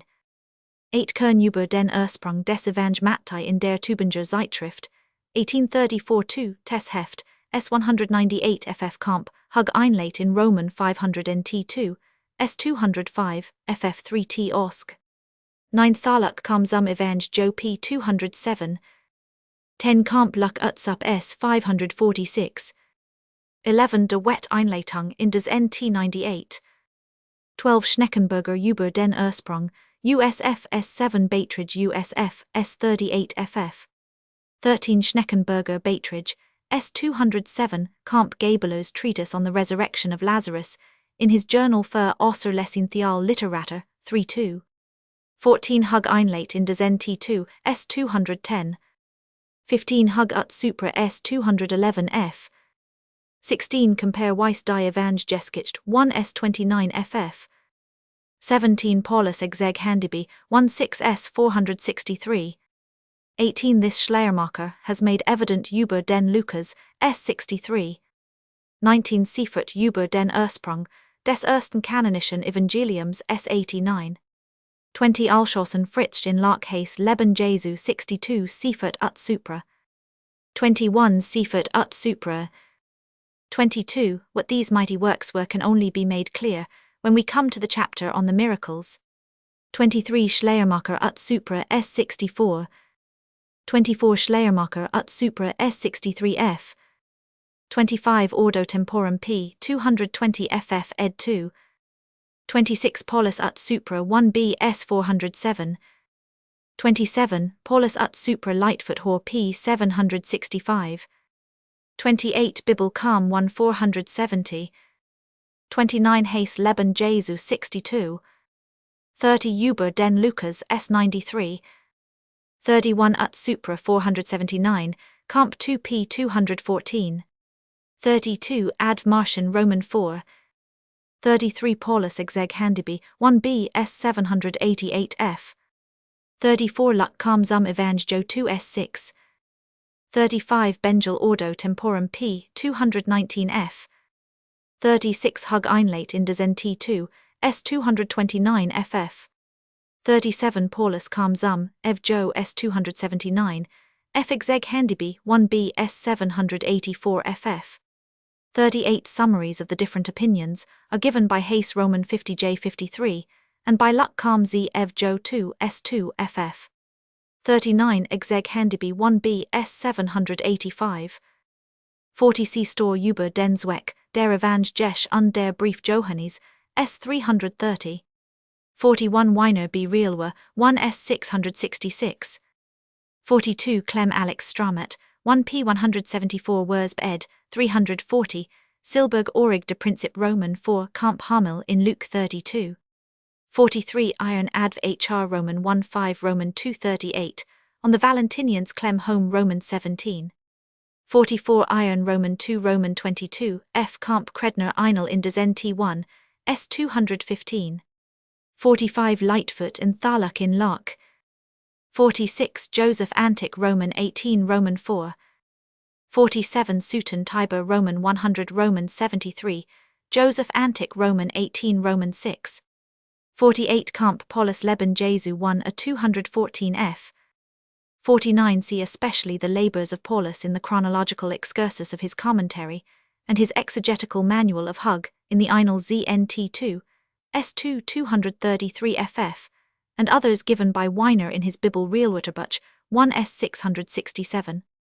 50 Weiner ut Sup Camp Kaiser Biblische Theologie, 1 S 254 Annam die Abhandlung über die Verskeden und Rücksichten, USW in Berthold's Crit Journal, 5s 239. 51 Alshausen 1s 24 ff. 52 Schneckenburger's Beiträge s 25 ff. Chapter Roman 4 Jesus as the Messiah. Jesus the Son of Man. In treating of the relation in which Jesus conceived himself to stand to the messianic idea, we can distinguish his dicta concerning his own person from those concerning the work he had undertaken. The appellation which Jesus commonly gives himself in the Gospels is the Son of Man. The exactly corresponding Hebrew expression is in the Old Testament a frequent designation of man in general, and thus we might be induced to understand it in the mouth of Jesus. This interpretation would suit some passages, for example Matt Roman 12, where Jesus says the Son of Man is Lord also of the Sabbath day words, which will fitly enough take a general meaning such as Grotius affixes to them, namely that man is Lord of the Sabbath, especially if we compare Mark Roman 2, who introduces them by the proposition the Sabbath was made for man, and not man for the Sabbath. But in the majority of cases the phrase in question is evidently used as a special designation. Thus Matt Roman 8 a scribe volunteers to become a disciple of Jesus, and is admonished to count the cost in the words the Son of Man hath not where to lay his head. Here some particular man must be intended, nay the particular man into whose companionship the scribe wished to enter, that is Jesus himself. As a reason for the self-application of this term by Jesus, it has been suggested that he used the third person after the Oriental manner to avoid the Roman one, but for a speaker to use the third person in reference to himself is only admissible if he would be understood when the designation he employs is precise and inapplicable to any other person present, as when a father or a king uses his appropriate title of himself, or when if the designation be not precise its relation is made clear by a demonstrative pronoun, which limitation is eminently indispensable.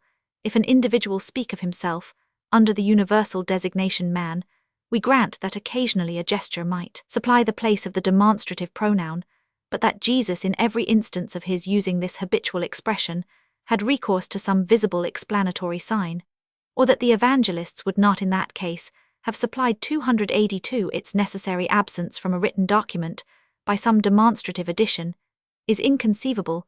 If both Jesus and the evangelists held such an elucidation superfluous, they must have seen in the expression itself the key to its precise application. Some are of opinion that Jesus intended by it to point himself out as the ideal manman in the noblest sense of the word 3. But this is a modern theory, not an historical inference, for there is no trace of such an interpretation of the expression in the time of Jesus 4, and it would be more easy to show, as others have attempted, that the appellation Son of Man, so frequently used by Jesus, had reference to his lowly and despised condition, apart however from the objection that this acceptation also would require the addition of the demonstrative pronoun, though it might be adapted to many passages, as Matt Roman 8 John Roman 1.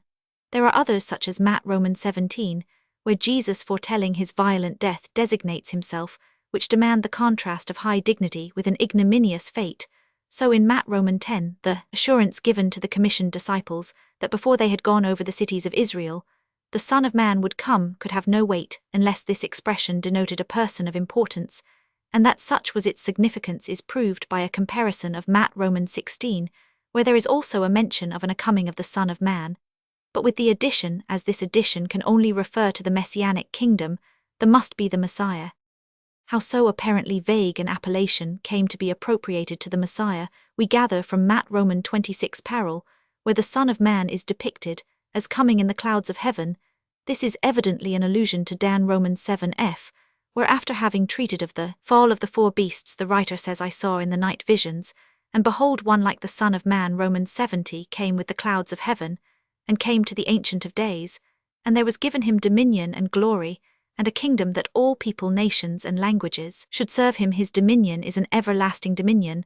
The four beasts Roman 5 ff were symbolical of the four great empires, the last of which was the Macedonian with its offshoot Syria.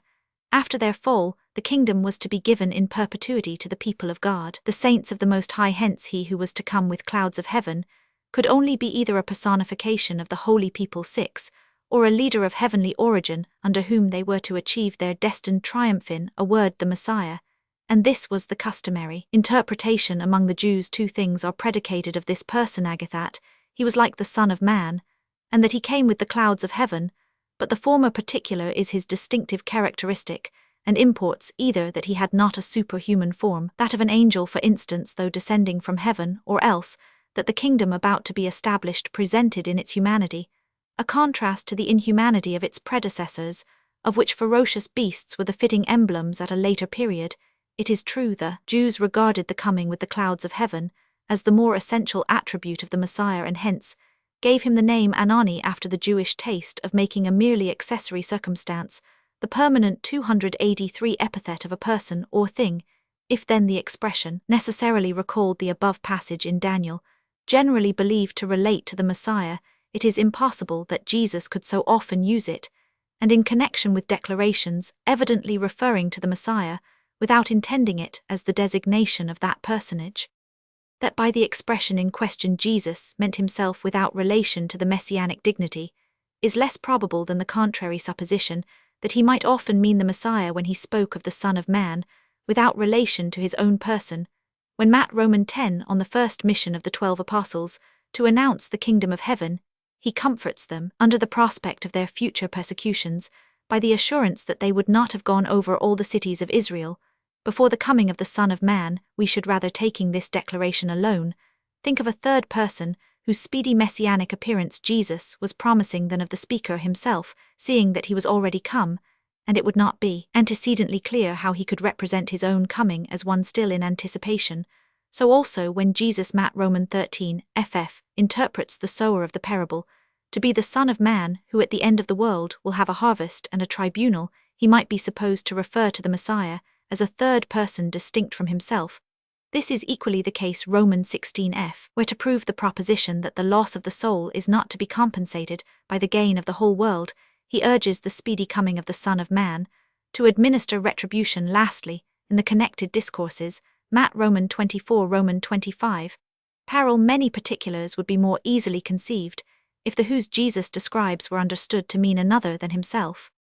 But this explanation is far from being applicable to the majority of instances in which Jesus uses this expression when he represents the Son of Man, not as one still to be expected, but as one already come and actually present. For example, in Matt Roman 18, where he says the Son of Man is come to save that which was lost, when he justifies his own acts by the authority with which the Son of Man was invested, as in Matt Roman 9, when Mark Roman 8 ff comp Matt Roman 16, he speaks of the approaching sufferings and death of the Son of Man, so as to elicit from Peter the exclamation, "This shall not be unto thee." In these and similar cases, he can only by the have intended himself, and even those passages which taken singly, we might have found capable of application to a messianic person distinct from Jesus, lose this capability when considered in their entire connection. It is possible, however, either that the writer may have misplaced certain expressions, or that the ultimately prevalent conviction that Jesus was the Son of Man caused what was originally said merely of the latter to be viewed in immediate relation to the former. Thus, besides the fact that Jesus on many occasions called himself the Son of Man, there remains the possibility that on many others he may have designed another person, and if so, the latter would in the order of time naturally precede the former. Whether this possibility can be heightened to our reality must depend on the answer to the following question: is there in the period of the life of Jesus, from which all his recorded declarations are taken, any fragment which indicates that he had not yet conceived himself to be the Messiah? 284. How soon did Jesus conceive himself to be the Messiah and find recognition as such from others? Jesus held and expressed the conviction that he was the Messiah. This is an indisputable fact. Not only did he, according to the evangelists, receive with satisfaction the confession of the disciples that he was the Matt Roman 16f, and the salutation of the people Hosanna to the Son of David Roman 21 f. Not only did he before a public tribunal Matt Roman 26 comp John Roman 18, as well as to private individuals John Roman 4 Roman 9 Roman 10, repeatedly declare himself to be the Messiah, but the fact that his disciples after his death believed and proclaimed that he was the Messiah is not to be comprehended unless, when living, he had implanted the conviction in their minds. To the more searching question how soon Jesus began to declare himself the Messiah, and to be regarded as such by others, the evangelists almost unanimously reply that he assumed that character from the time of his baptism, all of them attached to his baptism circumstances, which must have convinced himself, if yet uncertain, and all others who witnessed or credited them, that he was no less than the Messiah. John makes his earliest disciples recognize his right to that dignity on their first interview, Roman 1 ff, and Matthew attributes to him at the very beginning of his ministry, in the Sermon on the Mount, a representation of himself as the judge of the world, Romans 7 ff, and therefore the Messiah. Nevertheless, on a closer examination, there appears a remarkable divergency on this subject between the synoptical statement and that of John, while namely in John Jesus remains throughout true to his assertion, and the disciples and his followers among the populace to their conviction that he is the Messiah in the synoptical Gospels, there is a vacillation discernible, previously expressed persuasion on the part of the disciples and people that Jesus was the Messiah sometimes vanishes and gives place to a much lower view of him, and even Jesus himself becomes more reserved in his declarations. This is particularly striking when the synoptical statement is compared with that of John, but even when they are separately considered, the result is the same.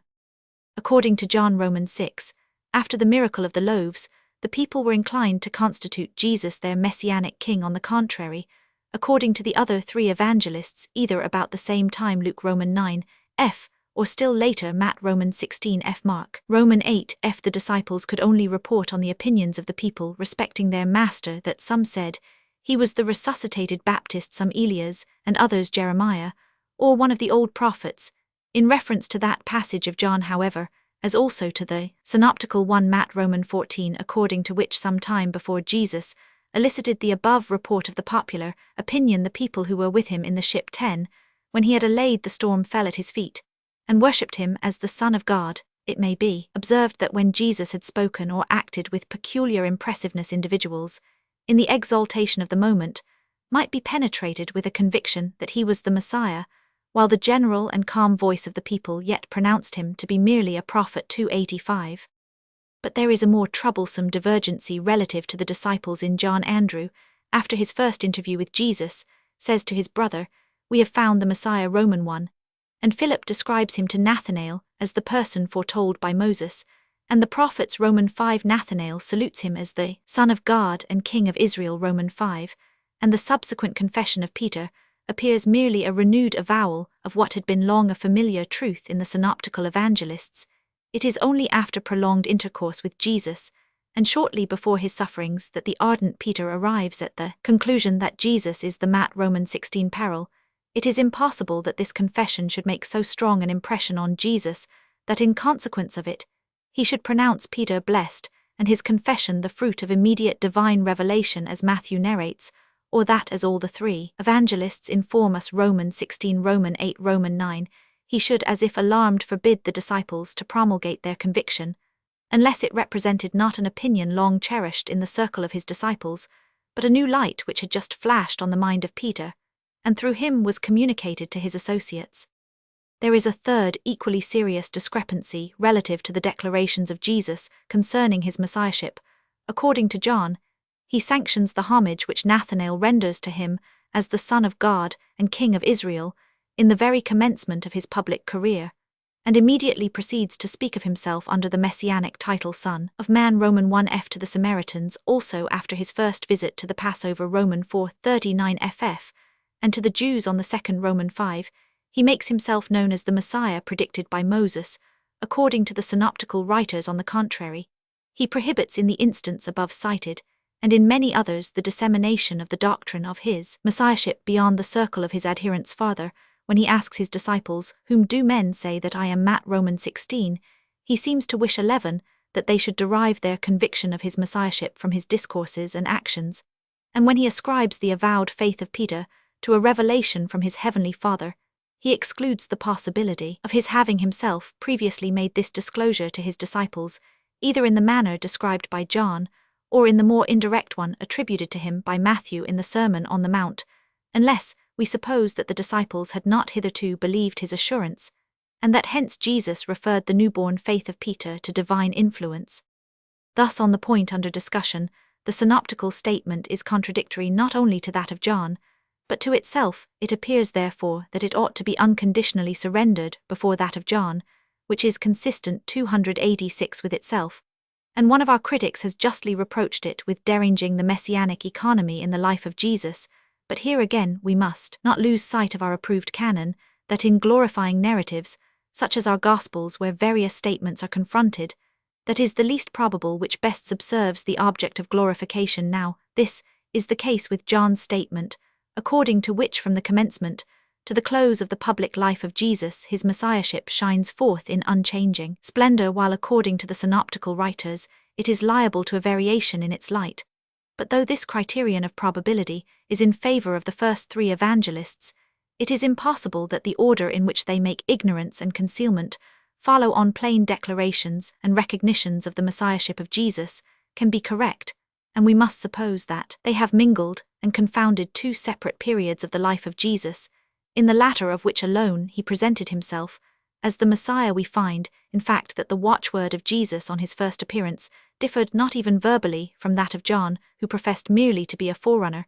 It is the same "repent, for the kingdom of heaven is at hand" Matt Roman 4, with which John had roused the Jews Roman 3, and indicates in neither the one nor the other an assumption of the character of Messiah, with whose coming the kingdom of heaven was actually to commence, but merely that of a teacher who points to it as yet future. Hence, the latest critic of the first gospel justly explains all those discourses and actions therein narrated by which Jesus explicitly claims to be the Messiah, or in consequence of which this dignity is attributed to him, and accepted if they occur before the manifestation of himself, recorded in John Roman 5, or before the account of the apostolic confession Matt Roman 16, as offences of the writer against chronology or literal truth. We have only to premise that as chronological confusion prevails throughout the position of this confession shortly before the history of the Passion in nowise obliges us to suppose that it was so late before Jesus was recognized as the Messiah among his disciples, since Peter's avowal may have occurred in a much earlier period of their intercourse. This, however, is incomprehensible that the same reproach should not attach even more strongly to the fourth gospel than to the first or to the synoptical writers in general, for it is surely more pardonable that the first three evangelists should give us the premessianic memoirs in the wrong place, than that the fourth should not give them at all. More endurable in the former to mingle the two periods, than in the latter quite to obliterate the earlier one. If then Jesus did not lay claim to the messiahship from the beginning of his public career, was this omission the result of uncertainty in his own mind, or had he from the first a conviction that he was the Messiah, but concealed it for certain reasons in order to decide this question?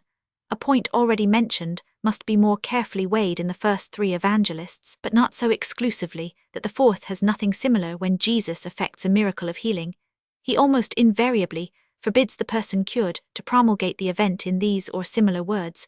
For example, the leper Matt Roman 8 parallel, the blind men Matt Roman 9, a multitude of the healed Matt Roman 12, the parents of the resuscitated damsel Mark Roman 5. Above all, he enjoins silence on the demoniacs Mark Roman 1 Roman 3, and John Roman 5.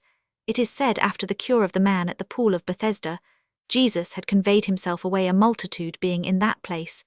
Thus also he forbade the 287 who were with him on the Mount of the Transfiguration to publish the scene they had witnessed Matt Roman 17, and after the confession of Peter he charges the disciples to tell no man the conviction it expressed Luke Roman 9. This prohibition of Jesus could hardly, as most commentators suppose, 15 be determined by various circumstantial motives, at one time having relation to the disposition of the person healed, at another to the humor of the people, at another to the situation of Jesus, rather as there is an essential similarity in the conditions under which he lays this injunction on the people. If we discern a probable motive for it on any occasion, we are warranted in applying the same motive to the remaining cases. This motive is scarcely any other than the desire that the belief that he was the Messiah should not be too widely spread. When Mark Roman 1 Jesus would not allow the ejected demons to speak because they knew him, when he charged the multitudes that they should not make him known Matt Roman 12, he evidently intended that the former should not proclaim him in the character in which their more penetrative demoniacal glance had viewed him, nor the latter in that revealed by the miraculous cure he had wrought on them. In short, they were not to betray their knowledge that he was the Messiah. As a reason for this wish on the part of Jesus, it has been alleged on the strength of John Roman 6 that he sought to avoid awakening the political idea of the Messiah's kingdom in the popular mind, with the disturbance which would be its inevitable result. This would be a valid reason, but the synoptical writers represent the wish partly as the effect of humility. 17 Matthew, in connection with a prohibition of the kind, alluded to applying to Jesus a passage in Isaiah Roman 42 f, where the servant of God is said to be distinguished by his stillness and unobtrusiveness partly, and in a greater degree, as the effect of an apprehension that the Messiah, at least such an one as Jesus, would be at once proscribed by the Jewish hierarchy. From all this it might appear that Jesus was restrained merely by external motives from the open declaration of his messiahship, and that his own conviction of it existed from the first in equal strength, but this conclusion cannot be maintained in the face of the consideration above mentioned, that Jesus began his career with the same announcement as the Baptist, an announcement which can scarcely have more than one important exhortation to prepare for a coming Messiah. The most natural supposition is that Jesus, first the disciple of the Baptist, and afterwards his successor in preaching repentance and the approach of the kingdom of heaven, took originally the same position as his former master in relation to the messianic kingdom, notwithstanding the greater reach and liberality of his mind, and only gradually attained the elevation of thinking himself the Messiah. This supposition explains in the simplest manner the prohibition we have been considering, especially that annexed to the confession of Peter, for as often as the thought that he might be the Messiah suggested itself to others, and was presented to him from without, Jesus must have shrunk, as if appalled to hear confidently uttered that which he scarcely ventured to surmise, or which had but recently become clear to himself, as however the evangelist often put such prohibitions into the mouth of Jesus, unseasonably witness the occasion mentioned Matt Roman 8, when after a cure effected before a crowd of spectators, it was of little avail to enjoin secrecy on the cured. 18, it is probable 288 that evangelical tradition, enamored of the mysteriousness that lay in this incognito of Jesus. 19, unhistorically, multiplied the instances of its adoption. Jesus the Son of God.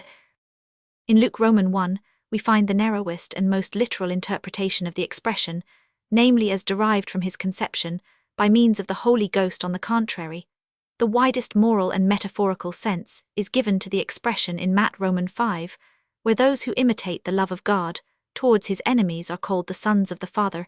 In heaven there is an intermediate sense, which we may term the metaphysical, because while it includes more than mere conformity of will, it is distinct from the notion of actual paternity, and implies a spiritual community of being. In this sense, it is profusely employed and referred to in the fourth Gospel, as when Jesus says that he speaks and does nothing of himself, but only what as a son he has learned from the Father. Roman 5, Roman 12, and elsewhere, who moreover is in him. Roman 17, and notwithstanding his exaltation over him. Roman 14, is yet one with him. Roman 10, there is yet a fourth sense in which the expression is presented, when Matt Roman 4 the devil challenges Jesus to change the stones into bread, making the supposition, if thou be the Son of God, when Nathanael says to Jesus, thou art the Son of God, the King of Israel. John Roman 1, when Peter confesses, thou art the Christ, the Son of the living God. Matt Roman 16 comp John Roman 6, when Martha thus expresses her faith in Jesus, I believe that thou art the Christ, the Son of God. John Roman 11, when the high priest adjures Jesus to tell him, if he be the Christ, the Son of God. Matt Roman 26, it is obvious that the devil means nothing more than if thou be the Messiah, and that in the other passages the united as it is with, and is but an appellation of the Messiah. In Hos Roman 11 exard Roman 4 the people of Israel, and in 2 Sam Roman 7 ps Roman 2 comp Roman 89, the king of that people are called the Son, and the firstborn of God the kings, as also the people of Israel had this appellation in virtue of the love which Jehovah bore them, and the tutelary care which he exercised over them. 2 Sam Roman 7, and from the second psalm, we gather the farther reason that as earthly kings choose their sons to reign with or under them, so the Israelitish kings were invested by Jehovah the supreme ruler with the government of his favorite province. Thus the designation was originally applicable to every Israelitish king who adhered to the principle of the theocracy, but when the messianic idea was developed, it was preeminently assigned to the Messiah as the best beloved son, and the most powerful vicegerent of God on earth. If then such was the original historical signification of the epithet Son of God, as applied to the Messiah, we have to ask, is it possible that Jesus used it of himself in this signification only, or did he use it also in either of the three senses previously adduced? The narrowest, the merely physical import of the term, is not put into the mouth of Jesus, but into that of the annunciating angel. Luke Roman 1, and for this the evangelist alone is responsible. In the intermediate metaphysical sense, implying unity of essence 289, and community of existence with God, it might possibly have been understood by Jesus, supposing him to have remodeled in his own conceptions the theocratic interpretation current among his compatriots, it is true that the abundant expressions having this tendency in the Gospel of John appear to contradict those of Jesus on an occasion recorded by the synoptical writers Mark Roman 10f, Luke Roman 18f, when to a disciple who accosts him as good master he replies, "Why callest thou me good? There is none good, but one that is God." Here Jesus so tenaciously maintains the distinction between himself and God that he renounces the predicate of perfect goodness and insists on its appropriation to God alone. Alshausen supposes that this rejection related solely to the particular circumstances of the disciple addressed, who regarding Jesus as a merely human teacher ought not from his point of view to have given him a divine epithet, and that it was not intended by Jesus as a denial that he was according to a just estimate of his character, actually the in whom the one good being was reflected, as in a mirror. But this is to take for granted what is first to be proved, namely, that the declarations of Jesus concerning himself in the fourth Gospel are on a level as to credibility with those recorded by synoptical writers. Two of these writers cite some words of Jesus which have an important bearing on our present subject. "All things are delivered to me of my Father, and no man knoweth the Son, but the Father, neither knoweth any man the Father, but the Son, and he to whomsoever the Son will reveal him." Matt Roman 11. Taking this passage in connection with the one before quoted, we must infer that Jesus had indeed an intimate communion of thought and will with God, but under such limitations that the attribute of perfect goodness, as well as of absolute knowledge, for example, of the day and hour of the last day, Mark Roman 13 parallel, belonged exclusively to God, and hence the boundary line between divine and human was strictly preserved. Even in the fourth Gospel Jesus declares, "My Father is greater than I," Roman 14. But this slight echo of the synoptical statement does not remove the difficulty of conciliating the numerous discourses of a totally different tenor in the former with the rejection of the epithet in the latter. It is surprising, too, that Jesus in the fourth Gospel appears altogether ignorant of the theocratic sense of the expression, and can only vindicate his use of it in the metaphysical sense by retreating to its vague and metaphorical application, when namely John Roman 10 ff, to justify his assumption of this title, he adduces the scriptural application of the term to other men such as princes and magistrates. We are at a loss to understand why Jesus should resort to this remote and precarious argument, when close at hand lay the far more cogent one, that in the Old Testament, a theocratic king of Israel, or according to the customary interpretation of the most striking passages, the Messiah is called the Son of Jehovah, and that therefore he, having declared himself to be the Messiah, Roman 5, might consistently claim this appellation. With respect to the light in which Jesus was viewed as the Son of God by others, we may remark that in the addresses of well-affected persons, the title is often so associated as to be obviously a mere synonym of, and this even in the fourth Gospel, while on the other hand, the contentious of this Gospel seem in their objections as ignorant as Jesus in his defense of the theocratic, and only notice the metaphysical meaning of the expression 290. It is true that even in the synoptical Gospels, when Jesus answers affirmatively the question whether he be the Christ, the Son of the living God, Matt Roman 26 parallel, the high priest taxes him with blasphemy, but he refers merely to what he considers the unwarranted arrogation of the theocratic dignity of the Messiah, whereas in the fourth Gospel, when Jesus represents himself as the Son of God, Roman 5 f Roman 10 ff, the Jews seek to kill him for the express reason that he thereby makes himself, nay, even according to the synoptical writers, the high priest, so unhesitatingly considers the idea of the Son of God to pertain to that of the Messiah that he associates the two titles as if they were interchangeable in the question he addresses to Jesus. On the contrary, the Jews in the Gospel of John regard the one idea as so far transcending the other that they listen patiently to the declaration of Jesus that he is the Messiah, Roman 10, but as soon as he begins to claim to be the Son of God, they take up stones to stone him. In the synoptical Gospels, the reproach cast on Jesus is that being a common man, he gives himself out for the Messiah. In the fourth Gospel, that being a mere man, he gives himself out for a divine being. Hence Alshausen and others have justly insisted that in those passages of the latter Gospel, to which our remarks have reference, he is not synonymous with Messiah, but is a name far transcending the ordinary idea of the Messiah. 22. They are not, however, warranted in concluding that therefore in the first three evangelists also 23, the same expression imports more than the Messiah, for the only legitimate interpretation of the high priest's question in Matthew makes a synonym of, and though in the parallel passage of Luke, the judges first ask Jesus if he be the Christ, Roman 22, And when he declines a direct answer predicting that they will behold the Son of Man seated at the right hand of God, hastily interrupt him with the question, "Art thou the Son of God?" Romans 5, yet, after receiving what they consider an affirmative answer, they accuse him before Pilate as one who pretends to be Christ a king. Romans 23, thus clearly showing that Son of Man, Son of God and Messiah must have been regarded as interchangeable terms.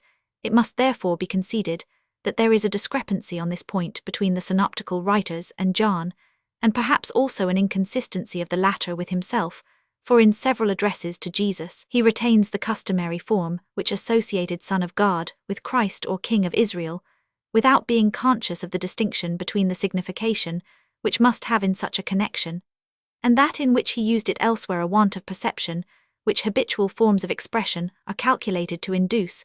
We have before cited examples of this oversight in the fourth evangelist, John. Romans 1, Romans 6, Romans 11.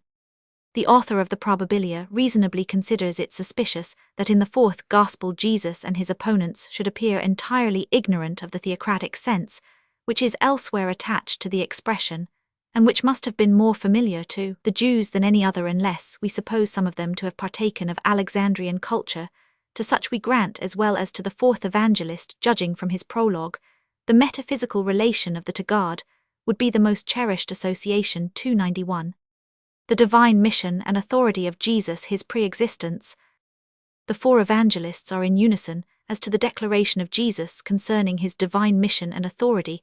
Like every prophet, he is sent by God. Matt. Romans 10, John. Romans 5, f. 56, f. Acts and speaks by the authority and under the immediate guidance of God. John. Romans 5, ff. And exclusively possesses an adequate knowledge of God, which it is his office to impart to men. Matt. Romans 11, John. Romans 3. To him, as the Messiah, all power is given. Matt. Romans 11, first over the kingdom which he is appointed to found, and to rule with all its members. John. Romans 10, Romans 17. Next, mankind in general. John. Romans 17, and even external nature. Matt. Romans 28. Consequently, should the interests of the messianic kingdom demand it power to effect a thorough revolution in the whole world at the future commencement of his reign, Jesus, as Messiah, is authorized to awake the dead. John. Romans 5, and to sit as a judge separating those worthy to partake of the heavenly kingdom from the unworthy. Matt. Romans 25, ff. John. Romans 5, 29. Offices which Jewish opinion attributed to the Messiah. 24, and which Jesus, once convinced of his messiahship, would necessarily transfer to himself. The evangelists are not equally unanimous on another point. According to the synoptical writers, Jesus claims, it is true, the highest human dignity and the most exalted relation with God for the present and future, but he never refers to an existence anterior to his earthly career. In the fourth Gospel, on the contrary, we find several discourses of Jesus which contain the repeated assertion of such a pre-existence. We grant that when Jesus describes himself as coming down from heaven, John. Romans 3, Romans 16, the expression taken alone may be understood as a merely figurative intimation of his superhuman origin. It is more difficult, but perhaps admissible, to interpret with the Socinian Krell the declaration of Jesus before Abraham was "I am," John. Romans 8, as referring to a purely ideal existence in the predetermination of God, but scarcely possible to consider the prayer to the Father. John. Romans 17, to confirm the glory which Jesus had with him before the world, was as an entreaty for the communication of a glory predestined for Jesus from eternity. But the language of Jesus, John. Romans 6, where he speaks of the Son of Man rescending where he was before, is in its intrinsic meaning, as well as in that which is reflected on it from other passages, unequivocally significative of actual, not merely ideal, pre-existence. It has been already conjectured, 25, that these expressions, or at least the adaptation of them to a real pre-existence, are derived not from Jesus, but from the author of the fourth Gospel, with whose opinions, as propounded in his introduction, they specifically agree. For if the Word was in the beginning with God, Jesus, in whom it was made flesh, might attribute to himself an existence before Abraham and a participation of glory with the Father before the foundation of the world. Nevertheless, we are not warranted in adopting this view, unless it can be shown that neither was the idea of the pre-existence of the Messiah extant among the Jews of Palestine before the time of Jesus, nor is it probable that Jesus attained such a notion independently of the ideas peculiar to his age and nation. The latter supposition, that Jesus spoke from his own memory of his prehuman 292 and premundane existence, is liable to comparison with dangerous parallels. In the history of Pythagoras Aeneas and Apollonius of Tyana, whose alleged reminiscences of individual states, which they had experienced prior to their birth, 26, are now generally regarded either as subsequent fables or as enthusiastic self-delusions of those celebrated men, for the other alternative that the idea in question was common to the Jewish nation, a presumption may be found in the description already quoted from Daniel of the Son of Man coming in the clouds of heaven, since the author possibly, and at all events, many readers imagined that personage to be a superhuman being dwelling beforehand with God like the angels, but that every one who referred this passage to the Messiah, or that Jesus in particular associated with it, the notion of a pre-existence, is not to be proved for if we exclude the representation of John. Jesus depicts his coming in the clouds of heaven not as if he had come as a visitant to earth from his home in heaven, but according to Matt Roman 26 comp Roman 24, as if he the earthborn after the completion of his earthly course would be received into heaven, and from thence would return to establish his kingdom, thus making the coming from heaven not necessarily include the idea of pre-existence we find in the Proverbs in Sirach, and the Book of Wisdom, the idea of a personified and even hypostasized wisdom of God, and in the Psalms and Prophets, strongly marked personifications of the divine word 27, and it is especially worthy of note that the later Jews in their horror of anthropomorphism, in the idea of the divine being attributed his speech appearance and immediate agency to the word, or the dwelling place of Jehovah, as may be seen in the venerable 28 Targum of Onkelos, these expressions, at first mere paraphrases of the name of God, soon received the mystical signification of a veritable hypostasis of a being at once distinct from, and one with God, as most of the revelations and interpositions of God, whose organ this personified word was considered to be, were designed in favor of the Israelitish people. It was natural for them to assign to the manifestation which was still awaited from him, and which was to be the crowning benefit of Israel's manifestation, namely of the Messiah, peculiar relation with the word or Shekinah. From this germ sprang the opinion that with the Messiah the Shekinah would appear, and that what was ascribed to the Shekinah pertained equally to the Messiah, an opinion not confined to the rabbins but sanctioned by the Apostle Paul. According to it, the Messiah was even in the wilderness the invisible guide and benefactor of God's people. 1 Cor Roman 10 931, he was with our first parents in paradise. 32, he was the agent in creation. Carl Roman 1, he even existed before the creation. 33, and prior to his incarnation in Jesus, was in a glorious fellowship with God. Phil Roman 22:93. As it is thus evident that immediately after the time of Jesus, the idea of a pre-existence of the Messiah was incorporated in the higher Jewish theology, it is no far-fetched conjecture that the same idea was afloat when the mind of Jesus was maturing, and that in his conception of himself as the Messiah this attribute was included, but whether Jesus were as deeply initiated in the speculations of the Jewish schools as Paul is yet a question, and as the author of the fourth Gospel versed in the Alexandrian doctrine of the stands alone, in ascribing to Jesus the assertion of a pre-existence, we are unable to decide whether we are to put the dogma to the account of Jesus or of his biographer. The messianic plan of Jesus indications of a political element. The Baptist pointed to a future individual, and Jesus to himself, as the founder of the kingdom of heaven. The idea of that messianic kingdom belonged to the Israelitish nation. Did Jesus hold it in the form in which it existed among his contemporaries, or under modifications of his? The idea of the Messiah grew up amongst the Jews in soil half religious, half political. It was nurtured by national adversity, and in the time of Jesus, according to the testimony of the Gospels, it was embodied in the expectation that the Messiah would ascend the throne of his ancestor, David, free the Jewish people from the Roman yoke, and found a kingdom which would last forever. Luke Roman 1 f 68, ff. Acts Roman 1. Hence our first question must be this: did Jesus include this political element in his messianic plan? That Jesus aspired to be a temporal ruler has at all times been an allegation of the adversaries of Christianity, but has been maintained by none with so much exegetical acumen as by the author of the Wolfenbüttel Fragments 34, who, be it observed, by no means denies to Jesus the praise of aiming at the moral reformation of his nation. According to this writer, the first indication of a political plan on the part of Jesus is that he unambiguously announced the approaching messianic kingdom and laid down the conditions on which it was to be entered without explaining what this kingdom was, and wherein it consisted. 35, as if he supposed the current idea of its nature to be correct. Now the fact is that the prevalent conception of the messianic reign had a strong political bias. Hence, when Jesus spoke of the Messiah's kingdom without a definition, the Jews could only think of an earthly dominion, and as Jesus could not have presupposed any other interpretation of his words, he must have wished to be so understood. But in opposition to this, it may be remarked that in the parables by which Jesus shadowed forth the kingdom of heaven in the Sermon on the Mount, in which he illustrates the duties of its citizens, and lastly in his whole demeanor and course of action, we have sufficient evidence that his idea of the messianic kingdom was peculiar to himself. There is not so ready a counterpoise for the difficulty that Jesus sent the apostles, with whose conceptions he could not be unacquainted, to announce the Messiah's kingdom throughout the land. Matt Roman 10.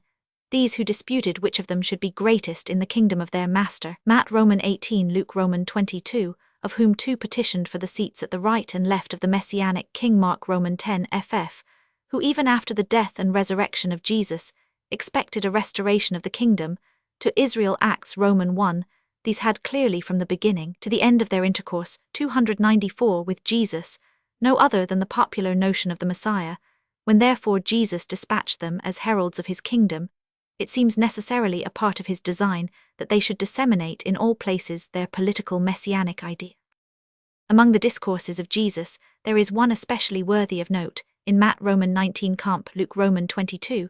In reply to the question of Peter, "We have left all, and followed thee, what shall we have?" Therefore Jesus promises to his disciples, that in the when the Son of Man shall sit on his throne, they also shall sit on 12 thrones, judging the 12 tribes of Israel.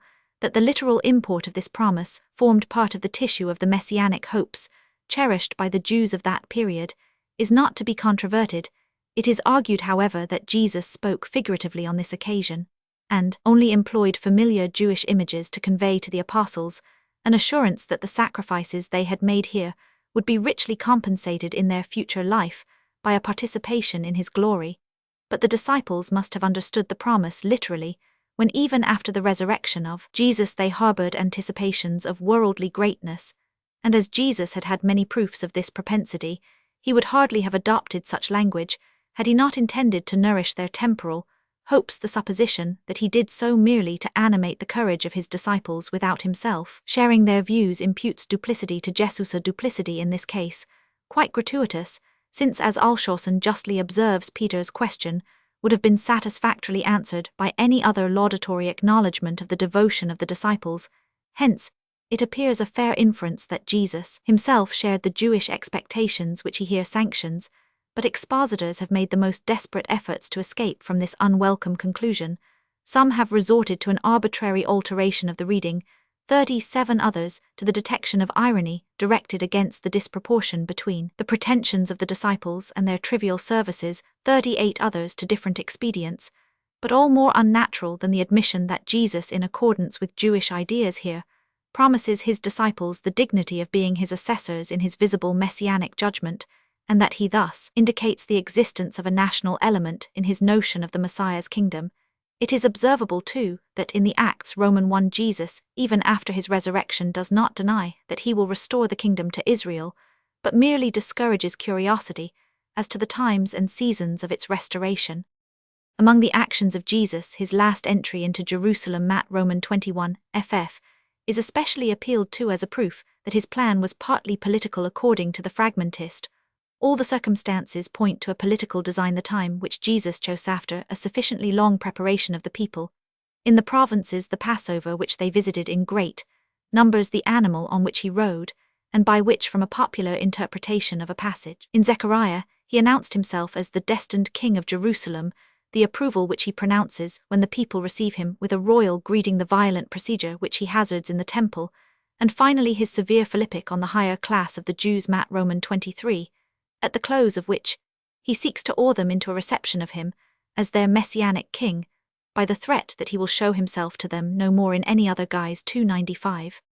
Data for the pure spirituality of the messianic plan of Jesus balance. Nowhere in our evangelical narratives is there a trace of Jesus having sought to form a political party. On the contrary, he withdraws from the eagerness of the people to make him a king. John Roman 6. He declares that the messianic kingdom comes not with observation, but is to be sought for in the recesses of the soul. Luke Roman 17.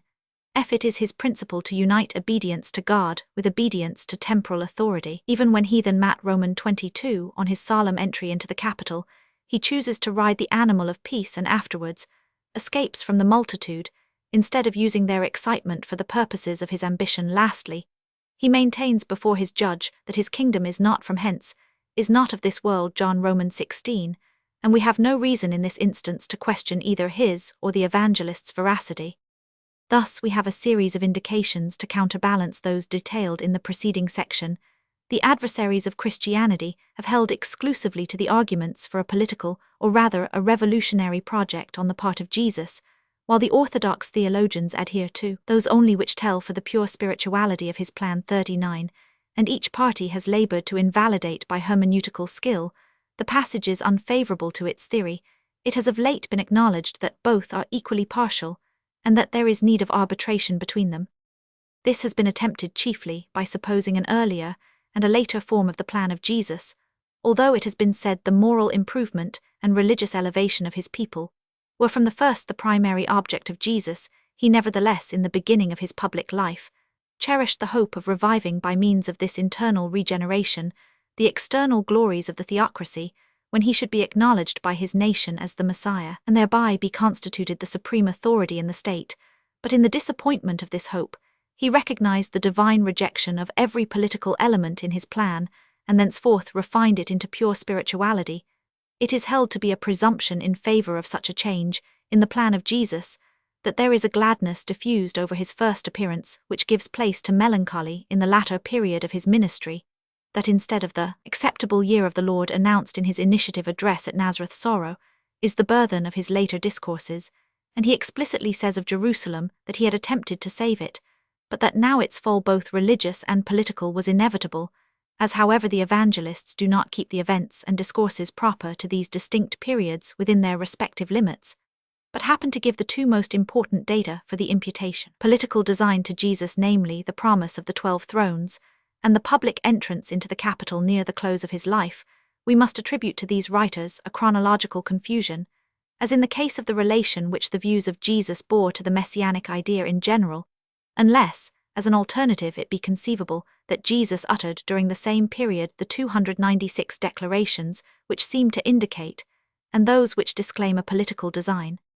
This, in our apprehension, is not inconceivable, for Jesus might anticipate a for himself and his disciples, not regarding the means of its attainment as a political revolution, but as a revolution to be effected by the immediate interposition of God, that such was his view may be inferred from his placing that judiciary appearance of his disciples in the, for this was not a political revolution, any more than a spiritual regeneration. It was a resurrection of the dead which God was to effect through the agency of the Messiah, and which was to usher in the messianic times. Jesus certainly expected to restore the throne of David, and with his disciples to govern a liberated people. In no degree, however, did he rest his hopes on the sword of human adherents, Luke Roman 22 Matt Roman 26, but on the legions of angels which his heavenly Father could send him. Matt Roman 26, wherever he speaks of coming in his messianic glory, he depicts himself surrounded by angels and heavenly powers. Matt Roman 16 Roman 24, F Roman 25, John Roman 1. Before the majesty of the Son of Man coming in the clouds of heaven, all nations are to bow without the coercion of the sword, and at the sound of the angel's trumpet are to present themselves with the awakened dead before the judgment seat of the Messiah and his 12 apostles. All this Jesus would not bring to pass of his own will, but he waited for a signal from his heavenly Father, who alone knew the appropriate time for this catastrophe. Mark Roman 13, and he apparently was not disconcerted when his end approached without his having received the expected intimation. They who shrink from this view, merely because they conceive that it makes Jesus an enthusiast, 42, will do well to reflect how closely such hopes corresponded with the long-cherished messianic idea of the Jews, 43, and how easily in that day of supernaturalism, and in a nation segregated by the peculiarities of its faith, an idea in itself, extravagant if only it were consistent, and had in some of its aspects truth and dignity, might allure even a reasonable man beneath its influence.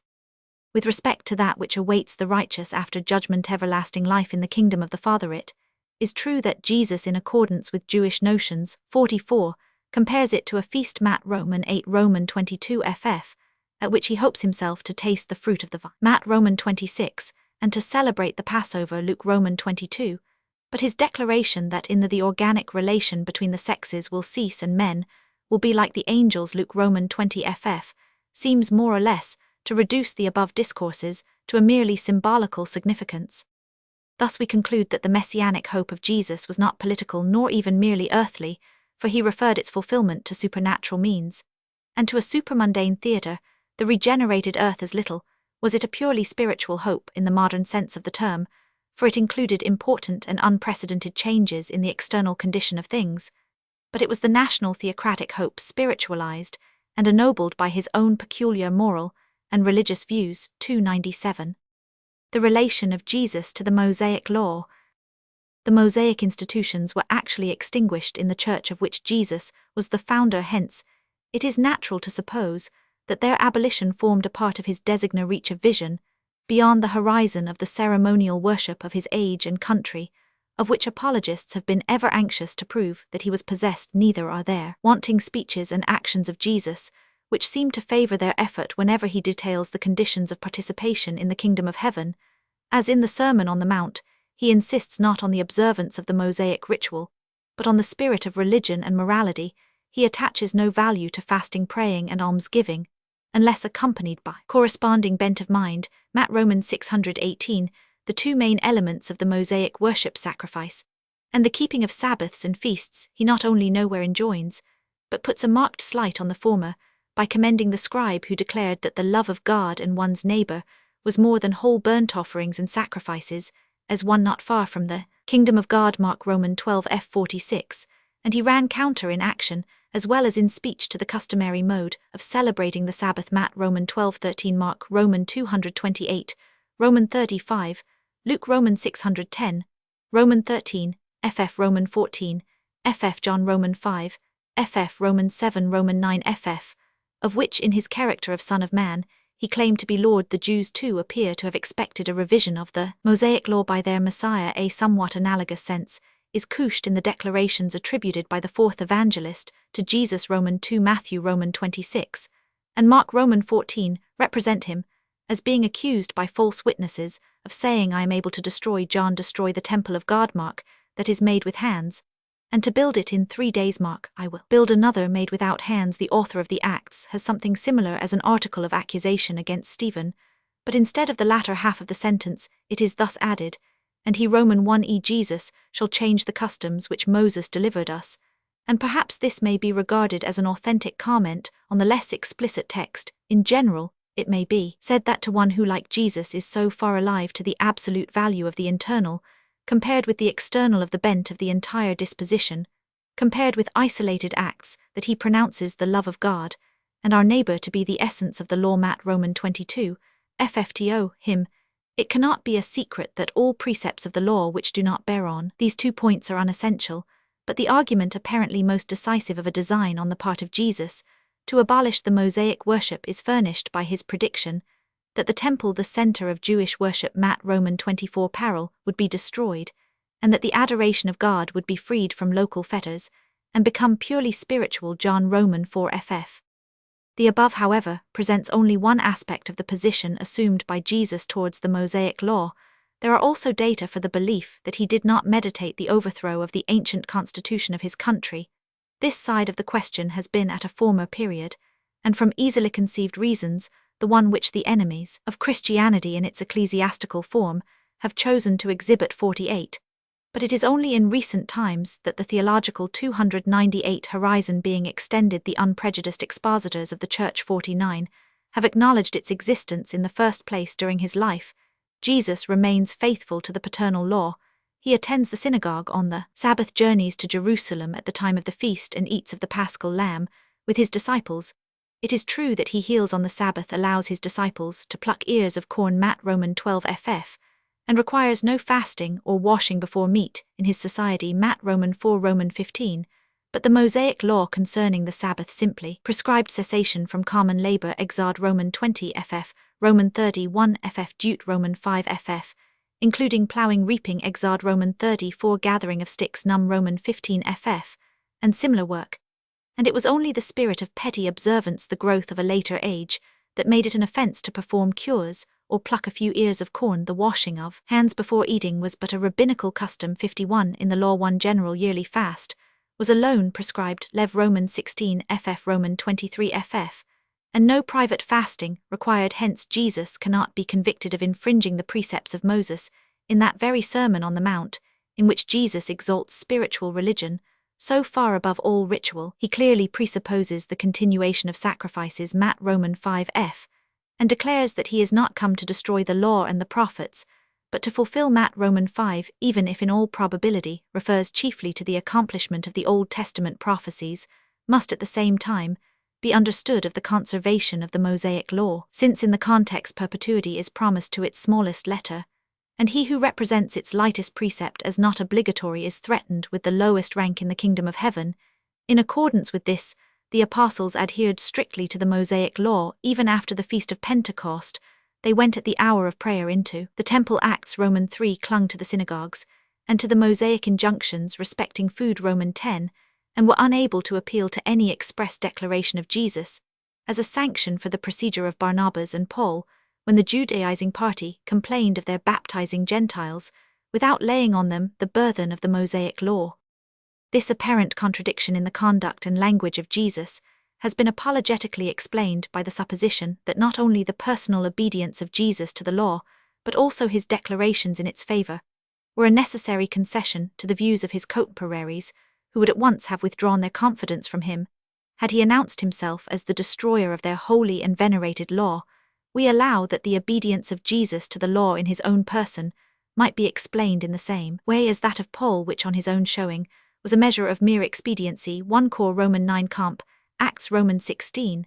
But the strong declarations of Jesus concerning the perpetuity of the law and the guilt of him who dares to violate its lightest precept cannot possibly be derived from the principle of concession, for to pronounce that indispensable which one secretly holds superfluous, and which one even seeks to bring gradually into disuse, would, leaving honesty out of the question, be in the last degree injudicious.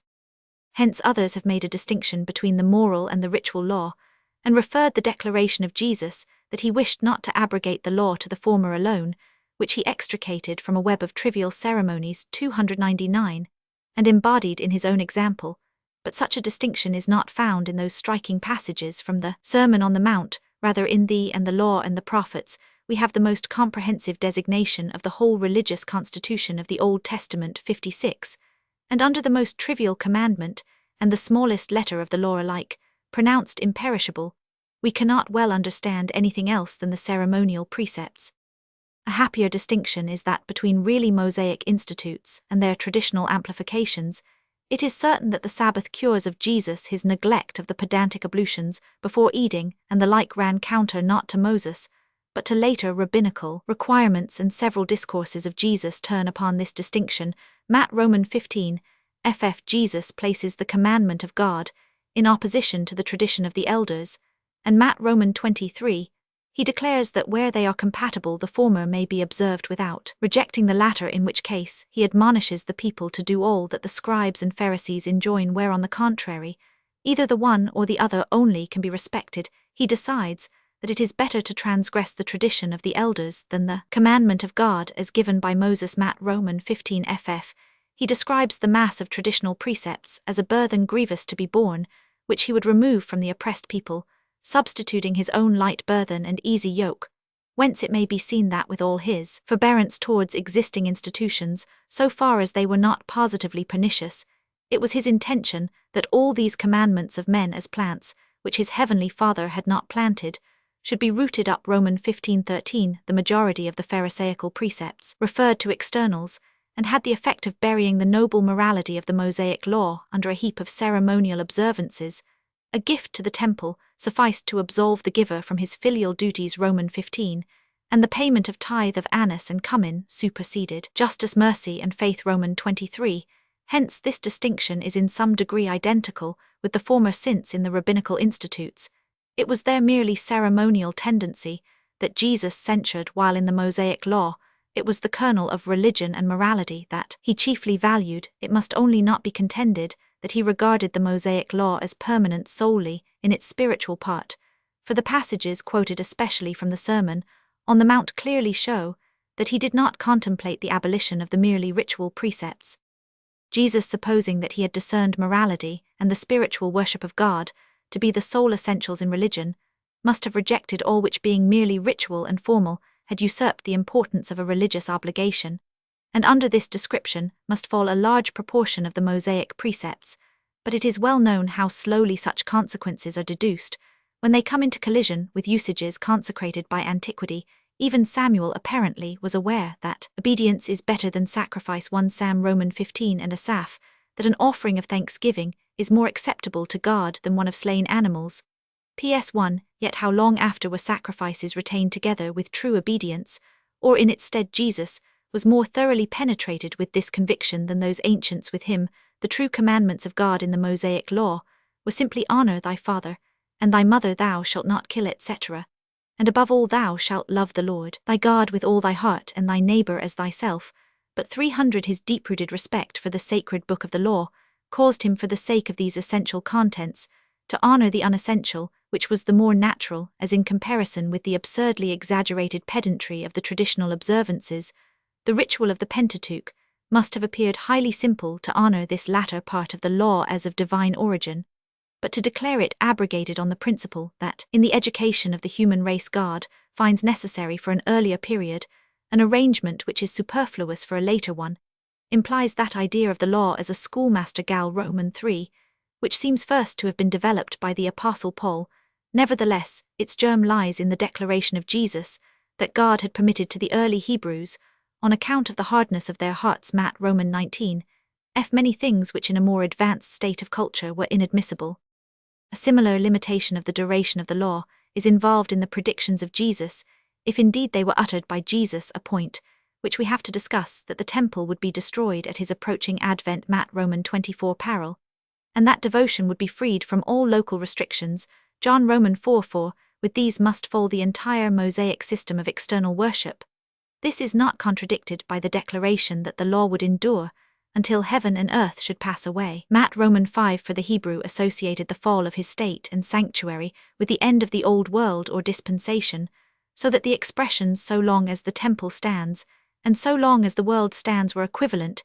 It is true that the words of Jesus, Luke Roman 16, seem to imply that the appearance of the Baptist put an end to the validity of the law, but this passage loses its depreciatory sense when compared with its parallel Matt Roman 11. On the other hand, Luke Roman 16 controls Matt Roman 5 and reduces it to a mere comparison between the stability of the law and that of heaven and earth. The only question then is in which of the Gospels are the two passages more correctly stated. As given in the first, they intimate that the law would retain its supremacy until and not after the close of the old dispensation. With this agrees the prediction that the temple would be destroyed for the spiritualization of religion, and according to Stephen's interpretation, the abolition of the Mosaic law, which were to be the results of that event, were undoubtedly identified by Jesus with the commencement of the Messiah. Hence, it appears that the only difference between the view of Paul and that of Jesus is this, that the latter anticipated the extinction of the Mosaic system as a concomitant of his glorious advent or return to the regenerated earth, while the former believed its abolition permissible on the old unregenerated earth in virtue of the Messiah's first advent. Scope of the messianic plan of Jesus' relation to the Gentiles. Although the church founded by Jesus did in fact early extend itself beyond the limits of the Jewish people, there are yet indications which might induce a belief that he did not contemplate such an extension when he sends the 12 on their first mission. His command is, "Go not into the way 301 of the Gentiles, go rather to the lost sheep of the house of Israel." Matt Roman 10. That Matthew alone has this injunction, and not the two other synoptists, is less probably explained by the supposition that the Hebrew author of the first Gospel interpolated it than by the opposite one, namely, that it was willfully omitted by the Hellenistic authors of the second and third Gospels. For as the Judaizing tendency of Matthew is not so marked that he assigns to Jesus the intention of limiting the messianic kingdom to the Jews, as on the contrary, he makes Jesus unequivocally foretell the calling of the Gentiles. Roman 8 f Roman 21, ff Roman 22, ff Roman 28. He had no motive for fabricating this particularizing addition, but the two other evangelists had a strong one for its omission in the offense which it would cause to the Gentiles already within the fold. Its presence in Matthew, however, demands an explanation, and expositors have thought to furnish one by supposing the injunction of Jesus to be a measure of prudence. It is unquestionable that even if the plan of Jesus comprehended the Gentiles, as well as the Jews, he must at first, if he would not forever ruin his cause, with his fellow countrymen adopt and prescribe to the disciples a rule of national exclusiveness. This necessity on his part might account for his answer to the Canaanitish woman, whose daughter he refuses to heal, because he was only sent to the lost sheep of the house of Israel. Matt. Roman 15, were it not that the boon which he here denies is not a reception into the Messianic kingdom, but a temporal benefit such as even Elijah and Elisha had conferred on those who were not Israelites. 1 Kings Roman 17, ff 2 Kings Roman 5 ff examples 2, which Jesus elsewhere appeals. Luke Roman 4 ff. Hence, the disciples thought it natural and unobjectionable to grant the woman's petition, and it could not be prudential considerations that withheld Jesus for a time from compliance that an aversion to the Gentiles may not appear to be his motive. It has been conjectured 63 that Jesus, wishing to preserve an incognito in that country, avoided the performance of any messianic work, but such a design of concealment is only mentioned by Mark Roman 7, who represents it as being defeated by the entreaties of the woman contrary to the inclinations of Jesus, and as this evangelist omits the declaration of Jesus that he was not sent, but to the lost sheep of the house of Israel, we must suspect that he was guided by the wish to supply a less offensive motive for the conduct of Jesus rather than by historical accuracy. Had Jesus really been influenced by the motive which Mark assigns, he must at once have alleged it to his disciples, instead of a merely ostensible one calculated to strengthen their already rigid exclusiveness. We should therefore rather listen to the opinion that Jesus sought by his repeated refusal to prove the faith of the woman, and furnish an occasion for its exhibition. 64 If we could find in the text the slightest trace of mere dissimulation, and none of a real change of mind, even Mark Bent, as he was on softening the features of the incident, cannot have thought of a dissimulation of this kind otherwise, instead of omitting the harsh words and making the inadequate addition, and would have no man know it, he would have removed the offence in the most satisfactory manner, by an observation, such as he said this to prove her comp. John Roman 6. Thus it must be allowed that Jesus in this case seems to share the antipathy of his countrymen towards the Gentiles, nay, his antipathy seems to be of a deeper stamp than that of his disciples, unless their advocacy of the woman 302 be a touch from the pencil of tradition, for the sake of contrast and grouping. This narrative, however, is neutralized by another in which Jesus is said to act in a directly opposite manner. The centurion of Capernaum, also a Gentile, as we gather from the remarks of Jesus, has scarcely complained of a distress similar to that of the Canaanitish woman when Jesus himself volunteers to go and heal his servant. Matt Roman 8. If then Jesus has no hesitation in this instance to exercise his power of healing in favor of a heathen, how comes it that he refuses to do so in another quite analogous case? Truly, if the relative position of the two narratives in the Gospels have any weight, he must have shown himself more harsh and narrow at the later period than at the earlier one. Meanwhile, this single act of benevolence to a Gentile standing, as it does in inexplicable contradiction to the narrative above examined, cannot prove in opposition to the command expressly given to the disciples not to go to the Gentiles, that Jesus contemplated their admission as such into the Messianic kingdom. Even the prediction of Jesus that the kingdom of heaven would be taken from the Jews and given to the Gentiles does not prove this. In the above interview with the centurion of Capernaum, Jesus declares that many shall come from the east and the west and sit down with the patriarchs in the kingdom of heaven, while the children of the kingdom, obviously the Jews for whom it was originally designed, will be cast out. Matt Roman 8f. Yet more decidedly, when applying the parable of the husbandmen in the vineyard, he warns his countrymen that the kingdom of God shall be taken from them and given to a nation bringing forth the fruits thereof. Matt Roman 21.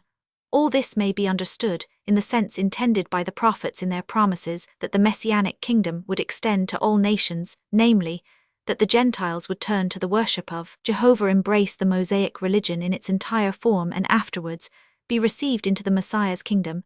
It would accord very well with this expectation that prior to such a conversion Jesus should forbid his disciples to direct their announcement of his kingdom to the Gentiles. But in the discourses concerning his reappearance, Jesus regards the publication of the gospel to all nations as one of the circumstances that must precede that event. Matt Roman 24, Mark Roman 13. And after his resurrection, according to the synoptists, He gave his disciples the command, "Go ye and teach all nations, baptizing them," etc. Matt Roman 28, Mark Roman 16, Luke Roman 24, Roman 1. Go to them with the offer of the Messiah's kingdom, even though they may not beforehand have become Jews. Not only, however, do the disciples, after the first Pentecost, neglect to execute this command, but when a case is thrust on them, which offers them an opportunity for compliance with it, they act as if they were altogether ignorant that such a direction had been given by Jesus. Acts Roman 10 Roman 11. The heathen centurion, Cornelius, worthy from his devout life of a reception into the messianic community, is pointed out by an angel to the apostle Peter, but because it was not hidden from God with what difficulty the apostle would be induced to receive a heathen without further preliminary into the Messiah's kingdom, he saw it needful to prepare him for such a step by a symbolical vision. In consequence of such an admonition, Peter goes to Cornelius, but to impel him to baptize him and his family, he needs a second sign, the pouring out of the Holy Ghost on these uncircumcised. When subsequently the Jewish Christians in Jerusalem call him to account for this reception of Gentiles, Peter appeals in his justification solely to the recent vision, and to the Holy Ghost given to the centurion's family. Whatever judgment we may form 303 of the credibility of this history, it is a memorial of the many deliberations and contentions which it cost the apostles after the departure of Jesus to convince themselves of the eligibility of Gentiles for a participation in the kingdom of their Christ, and the reasons which at last brought them to a decision. Now, if Jesus had given so explicit a command as that above quoted, what need was there of a vision to encourage Peter to its fulfillment, or supposing the vision to be a legendary investiture of the natural deliberations of the disciples, why did they go about in search of the reflection that all men ought to be baptized? Because before God all men and all animals, as his creatures, are clean. If they could have appealed to an express injunction of Jesus, here then is the alternative. If Jesus himself gave this command, the disciples cannot have been led to the admission of the Gentiles by the means narrated in Acts Roman 10 Roman 11.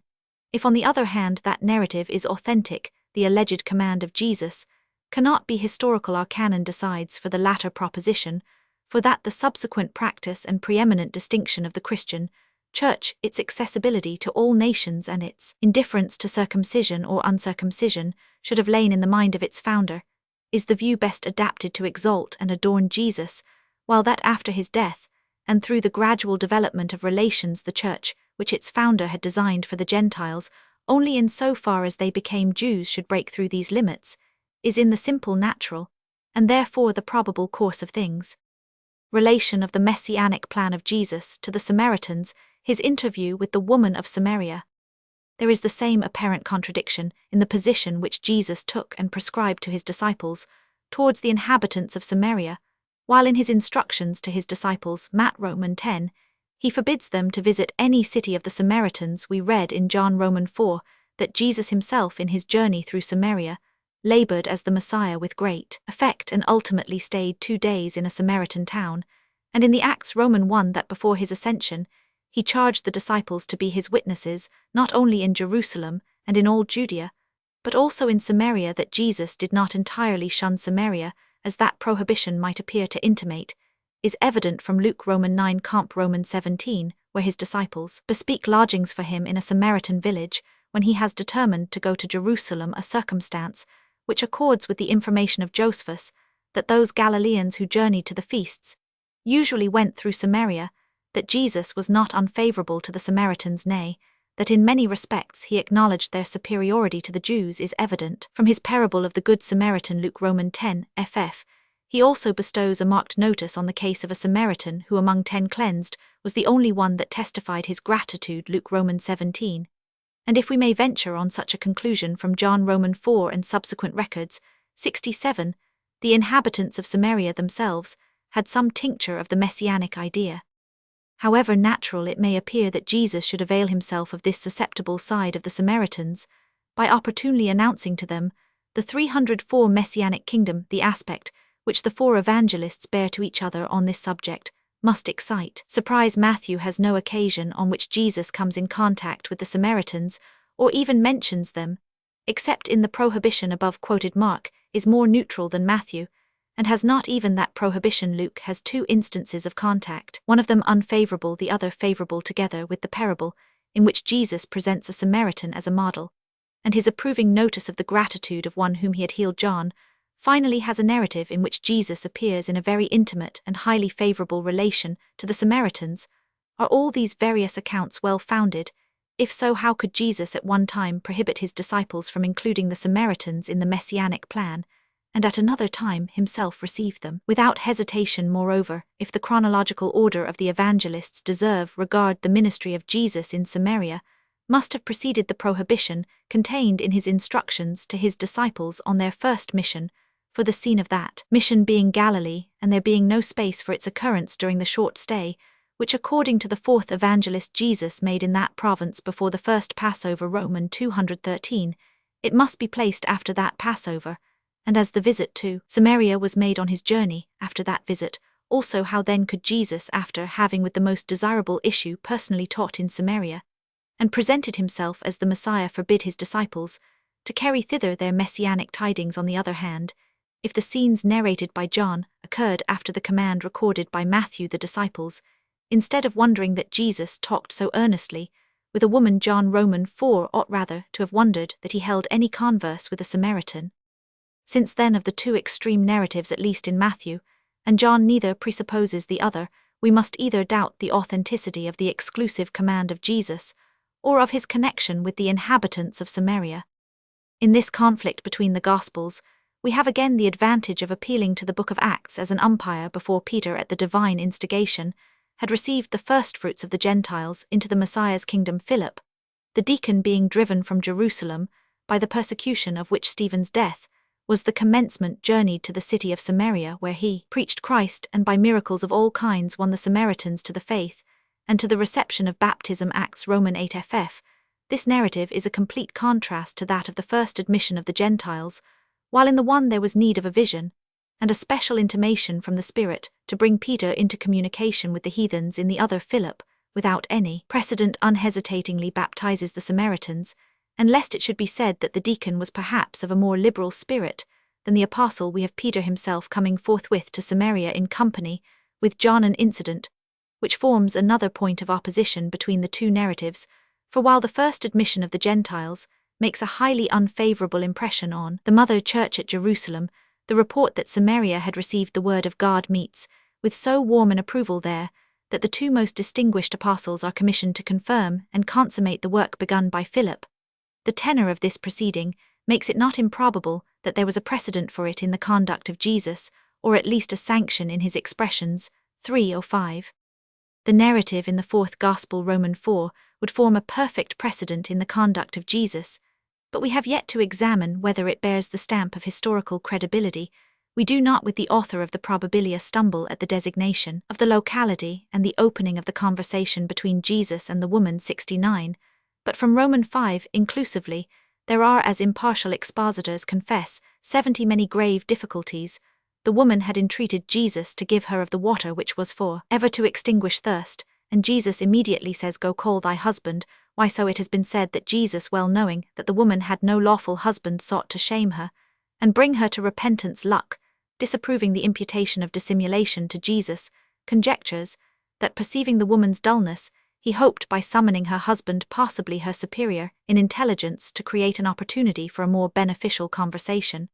But if Jesus, as it presently appears, knew that the woman had not at the time any proper husband, he could not in earnest desire her to summon him, and if, as luck allows, he had that knowledge in a supernatural manner, it could not be hidden from him, who knew what was in man, that she would be little inclined to comply with his injunction.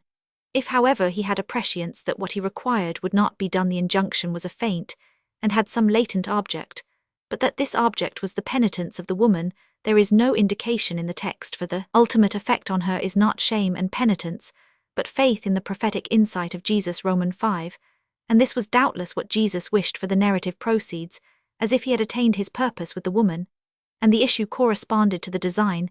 The difficulty here lies not so much in what Luck terms dissimulation, since this comes under the category of blameless temptation, elsewhere occurring as in the violence with which Jesus wrests an opportunity for the display of his prophetic gifts.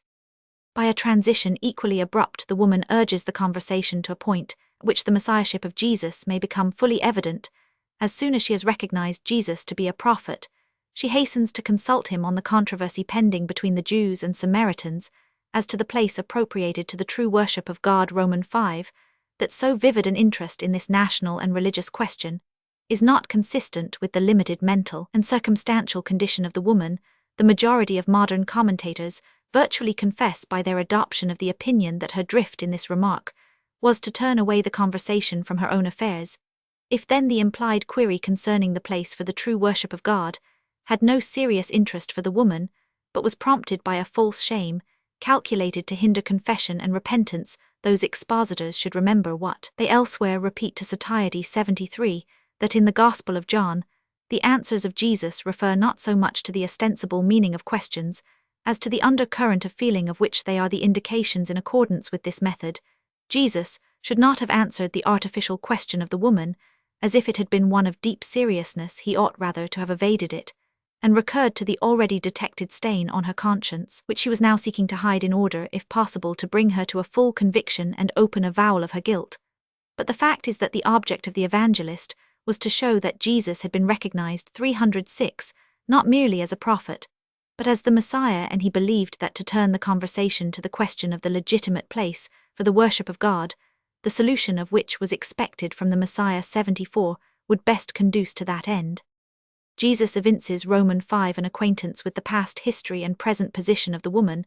The rationalists have endeavored to explain this by the supposition that while Jesus sat at the well, and the woman was advancing from the city, some passerby hinted to him that he had better not engage in conversation with her, as she was on the watch to obtain a sixth husband, but not to insist on the improbability that a passerby should hold a colloquy with Jesus on the character of an obscure woman. The friends, as well as the enemies of the fourth gospel, now agree that every natural explanation of that knowledge on the part of Jesus directly counteracts the design of the evangelist, for according to him the disclosure which Jesus makes of his privity to the woman's intimate concerns is the immediate cause not only of her own faith in him, but of that of many inhabitants of the city Roman 5, and he obviously intends to imply that they were not too precipitate in receiving him as a prophet on that ground alone.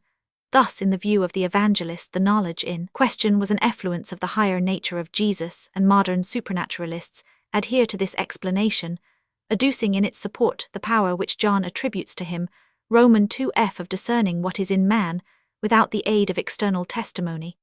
But this does not meet the case for Jesus. Here not only knows what is in the woman her present equivocal state of mind towards him who is not her husband, has cognizance also of the extrinsic fact that she has had 5 husbands, of whom we cannot suppose that each had left a distinct image in her mind, traceable by the observation of Jesus, that by means of the penetrative acumen with which he scrutinized the hearts of those with whom he had to do, Jesus should also have a prophetic insight into his own messianic destiny, and the fortunes of his kingdom may under a certain view of his person appear probable, and in any case must be deemed in the highest degree dignified, but that he should be acquainted even to the most trivial details with the adventitious history of obscure individuals, is an idea that degrades him in proportion to the exaltation of his prophetic dignity.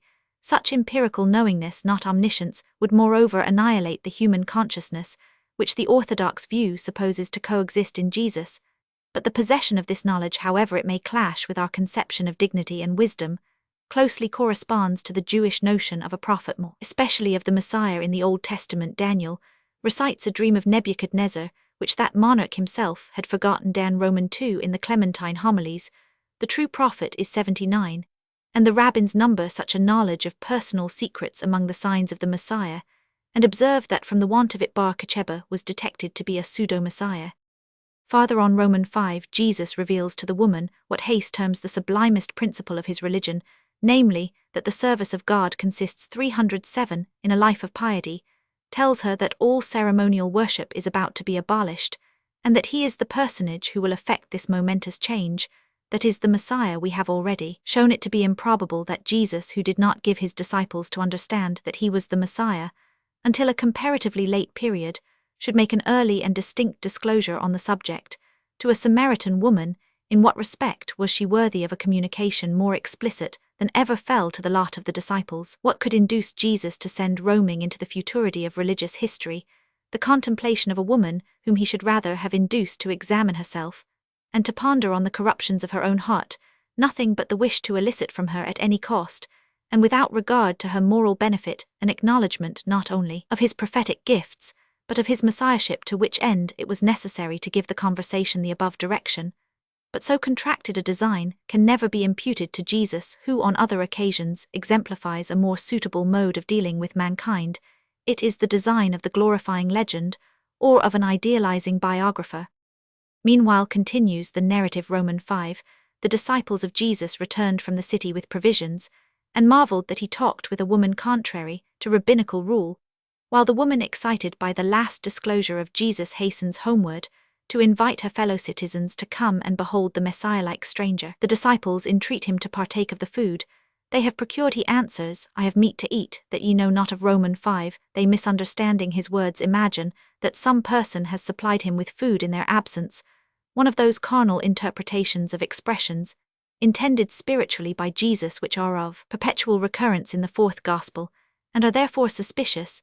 Then follows a discourse on sowing and reaping. Roman 5 ff, which compared with Roman 5, can only mean that what Jesus has sown the disciples will reap. We admit that this is susceptible of the general interpretation that the germ of the kingdom of God, which blossomed and bore fruit under the cultivation of the apostles, was first deposited in the world by Jesus, but it cannot be denied that a special application is also intended. Jesus foresees that the woman who is hastening towards the city will procure him an opportunity of sowing the seed of the gospel in Samaria, and he promises the disciples that they at a future time shall reap the fruits of his labors, who is not here reminded of the propagation of Christianity in Samaria by Philip and the apostles as narrated in the Acts AD 3, that even abstracting all supernaturalism from our idea of the person of Jesus, he might have foreseen this progress of his cause in Samaria from his knowledge of its inhabitants, is not to be denied.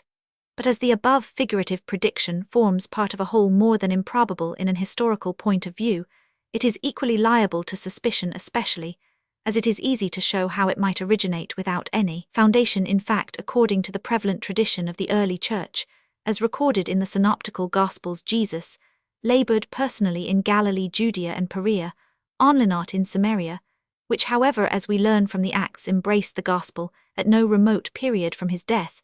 How natural the tendency to perfect the agency of Jesus by representing him to have sown the heavenly seed in Samaria, thus extending his ministry through all parts of Palestine, to limit the glory of the apostles and other teachers to that of being the 308 mere reapers of the harvest in Samaria, and to put this distinction on a suitable occasion into the mouth of Jesus.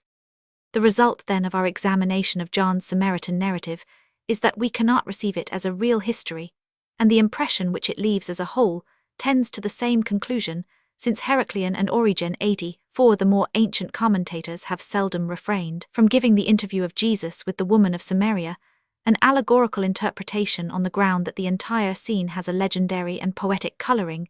Jesus is seated at a that idyllic locality, with which the old Hebrew legend associates so many critical incidents at the identical well, moreover, which a tradition founded on Gen Roman 33 Roman 48 Josh Roman 24, reported to have been given by Jacob to his son Joseph. Hence, the spot, in addition to its idyllic interest, has the more decided consecration of national and patriarchal recollections, and is all the more worthy of being trodden by the Messiah. At the well, Jesus meets with a woman who has come out to draw water, just as in the Old Testament the expectant Eliezer encounters Rebekah with her pitcher, and as Jacob meets with Rachel, the destined ancestress of Israel, or Moses with his future wife.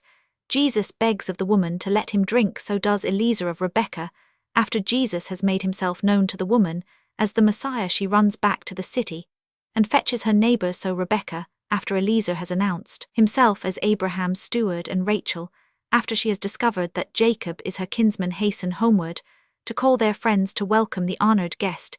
It is certainly not one blameless as those early mothers in Israel whom Jesus here encounters, for this woman came forth as the representative of an impure people who had been faithless to their marriage bond with Jehovah, and were then living in the practice of a false worship, while her goodwill, her deficient moral strength, and her obtuseness in spiritual things perfectly typify the actual state of the Samaritans. Thus the interview of Jesus with the woman of Samaria is only a poetical representation of his ministry among the Samaritans narrated in the sequel, and this is itself a legendary prelude to the propagation of the gospel in Samaria after the death of Jesus. Renouncing the event in question as unhistorical, we know nothing of any connection formed by Jesus with the Samaritans, and there remain as indications of his views regarding them only his favorable notice of an individual from among them Luke Romans 17, his unpropitious reception in one of their villages Luke Roman 9, the prohibition with respect to them, addressed to his disciples, Matt Roman 10, the eulogistic parable Luke Roman 10, ff, and his valedictory command that the gospel should be preached in Samaria Acts Roman 1, this express command being subsequent to the resurrection of Jesus. Its reality must remain problematical for us until we have examined the evidence for that capital fact, and it is to be questioned whether without it, and notwithstanding the alleged prohibition, the unhesitating conduct of the apostles Acts Roman 8 can be explained. Are we then to suppose on the part of the apostolic history a cancelling of hesitations and deliberations that really occurred, or on the part of Matthew, an unwarranted ascription of national bigotry to Jesus, or finally on the part of Jesus, a progressive enlargement of view 309? One, all that relates to the idea of the Messiah as suffering, dying and rising again is here omitted and reserved for the history of the Passion. 2. Paulus exeget Handiby, 16s 465, Fritzsch in Math p. 320. 3. Thus after Herder Koster, for example in Emmanuel, s. 265. 4. Luck Kam Zum Joe 1 s. 397 f. 5. For example Grotius. 6. Abenis Rasi Havernick Utsup, Kam Zum Daniel s. 244. 7. Scotgen Hor Roman 2s, 6373, Havernick Utsup s. 243 f. 8. C. For the most important opinions Havernick Utsup s. 242 f. 9. Let the reader bear in mind the designation of David's elegy 2 Sam Roman 1 ff, as and the denomination of the Messiah as had Schleiermacher considered the nature of Jewish appellatives, he would not have called the reference of to the passage in Daniel, a strange idea. Globensel 99, s. 99 annum. 10. That the expression includes more than the disciples Roman 504 Fritzsch in Lach. 11. There is a difficulty involved in the form of the question put by Jesus to his disciples, Roman 1, what opinion have the people of me, the Messiah? This, when compared with the sequel, seems a premature disclosure. Hence expositors have variously endeavored to explain away its prima facie meaning. Some, for example Beza, understand the subordinate clause not as a declaration of Jesus concerning his own person, but as a closer limitation of the question, for whom do the people take me for the Messiah? But this would be a leading question, which, as Fritzsch well observes, would indicate an eagerness for the messianic title, not elsewhere discernible in Jesus. Others, therefore, as Paulus and Fritzsch, give the expression a general signification, and interpret the question thus: whom do men say that I, the individual addressing you, am? But this explanation has been already refuted in the foregoing section. If then we reject the opinion that the is an addition, which the exuberant faith of the writer was apt to suggest even in an infelicitous connection, we are restricted to De Wet's view exeg Handiby 11s 86 f, namely, that the expression was indeed an appellation of the Messiah, but an indirect one, so that it might convey that meaning as an allusion to Daniel to Jesus, and those already aware of his messiahship, while to others it was merely the equivalent of this man. 12. Schneckenburger über den Ursprung, USFS 28 f. 13. This distinction of two periods in the public life of Jesus is also made by Fritzsch Kam in Math, s. 213, 536, and Schneckenburger ut sup.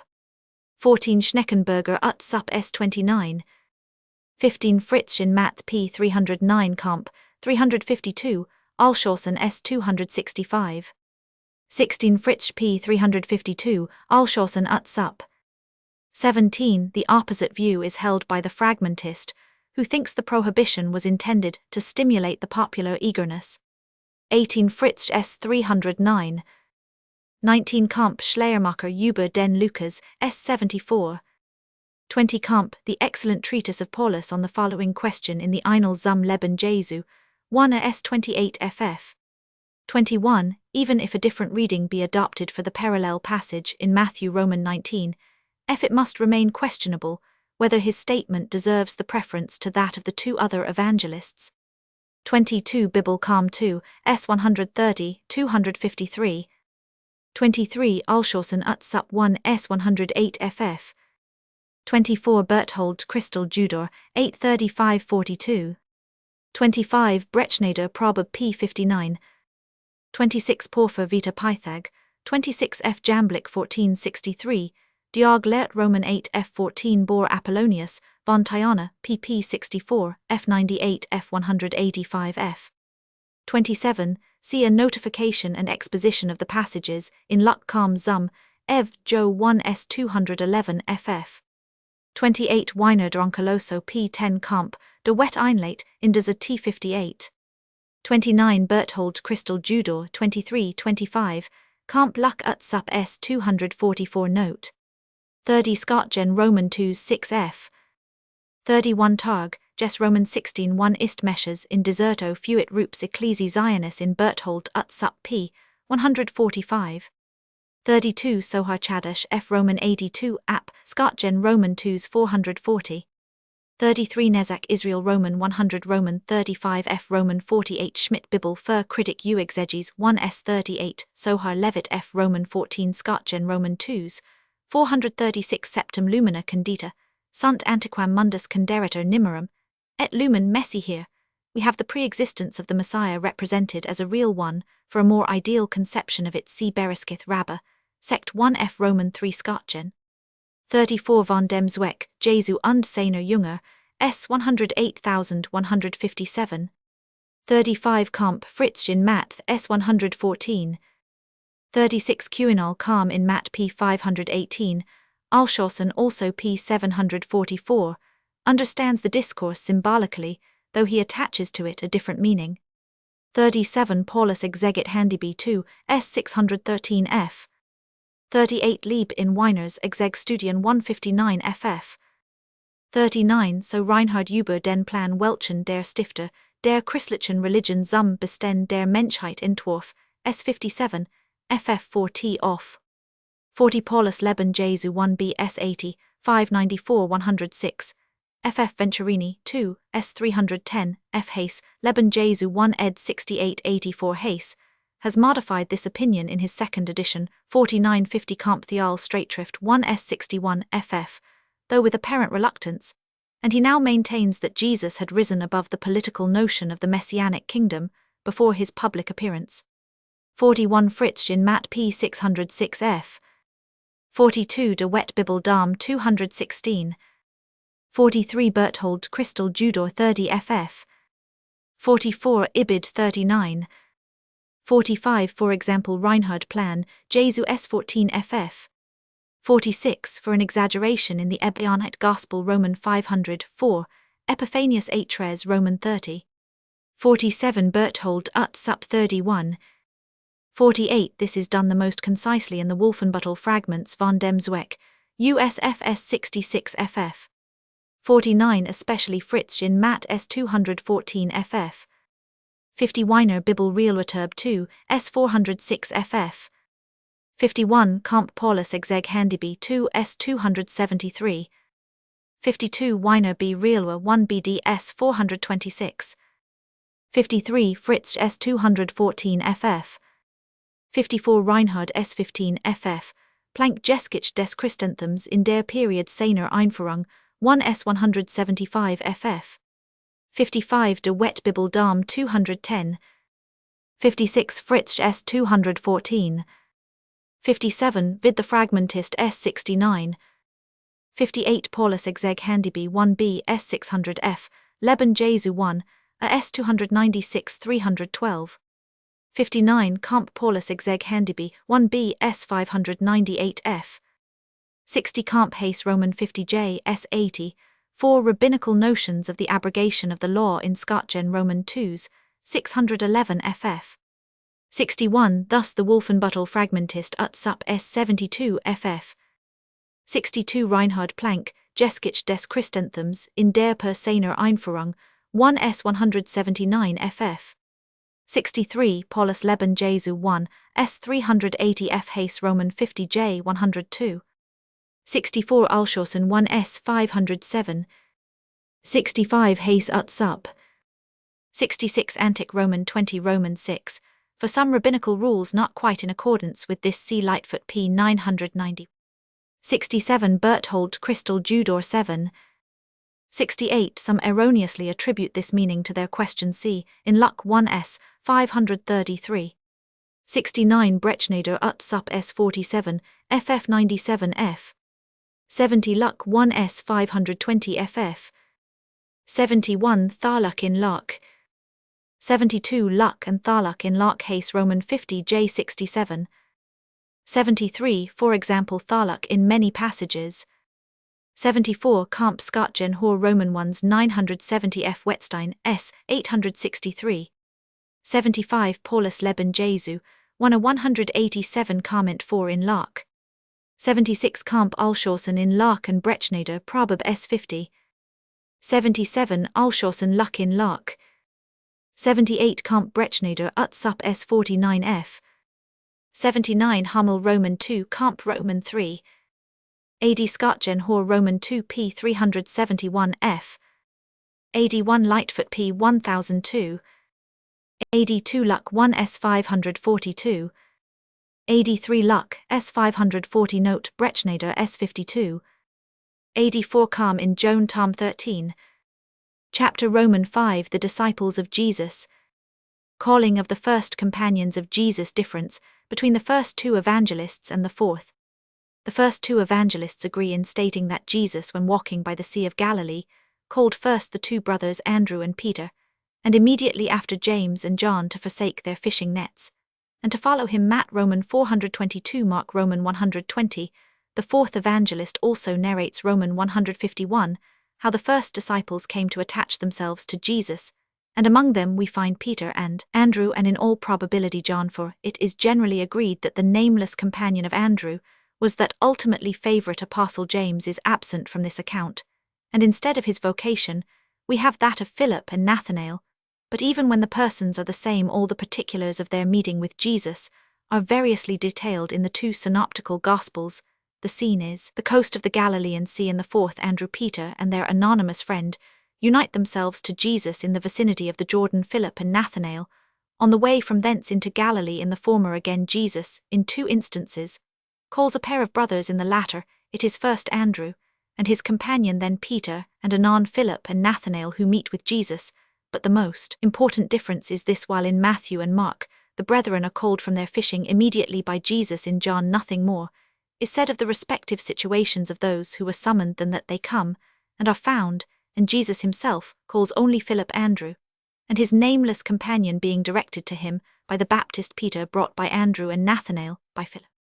Thus the two narratives appear to refer to separate events, and if it be asked which of those events was prior to the other, we must reply that John seems to assign the earlier date to his incidents, for he represents them as taking place before the return of Jesus from the scene of his baptism into Galilee, while the synoptists place theirs after that journey, especially if, according to a calculation often adopted, we regard the return into Galilee, which they make so important an epoch, as being that from the first Passover, not from the baptism. It is evident, too, from the intrinsic nature of the occurrences reported by the fourth evangelist, that they could not have succeeded those in Matthew and Mark, for if, as these writers tells us, Andrew and John had already followed Jesus, they could not again be in the train of the Baptist, as we see them in the fourth Gospel, nor would it have been necessary for that teacher to have directed their attention to Jesus neither, if Peter 310 had already been called by Jesus himself to become a fisher of men.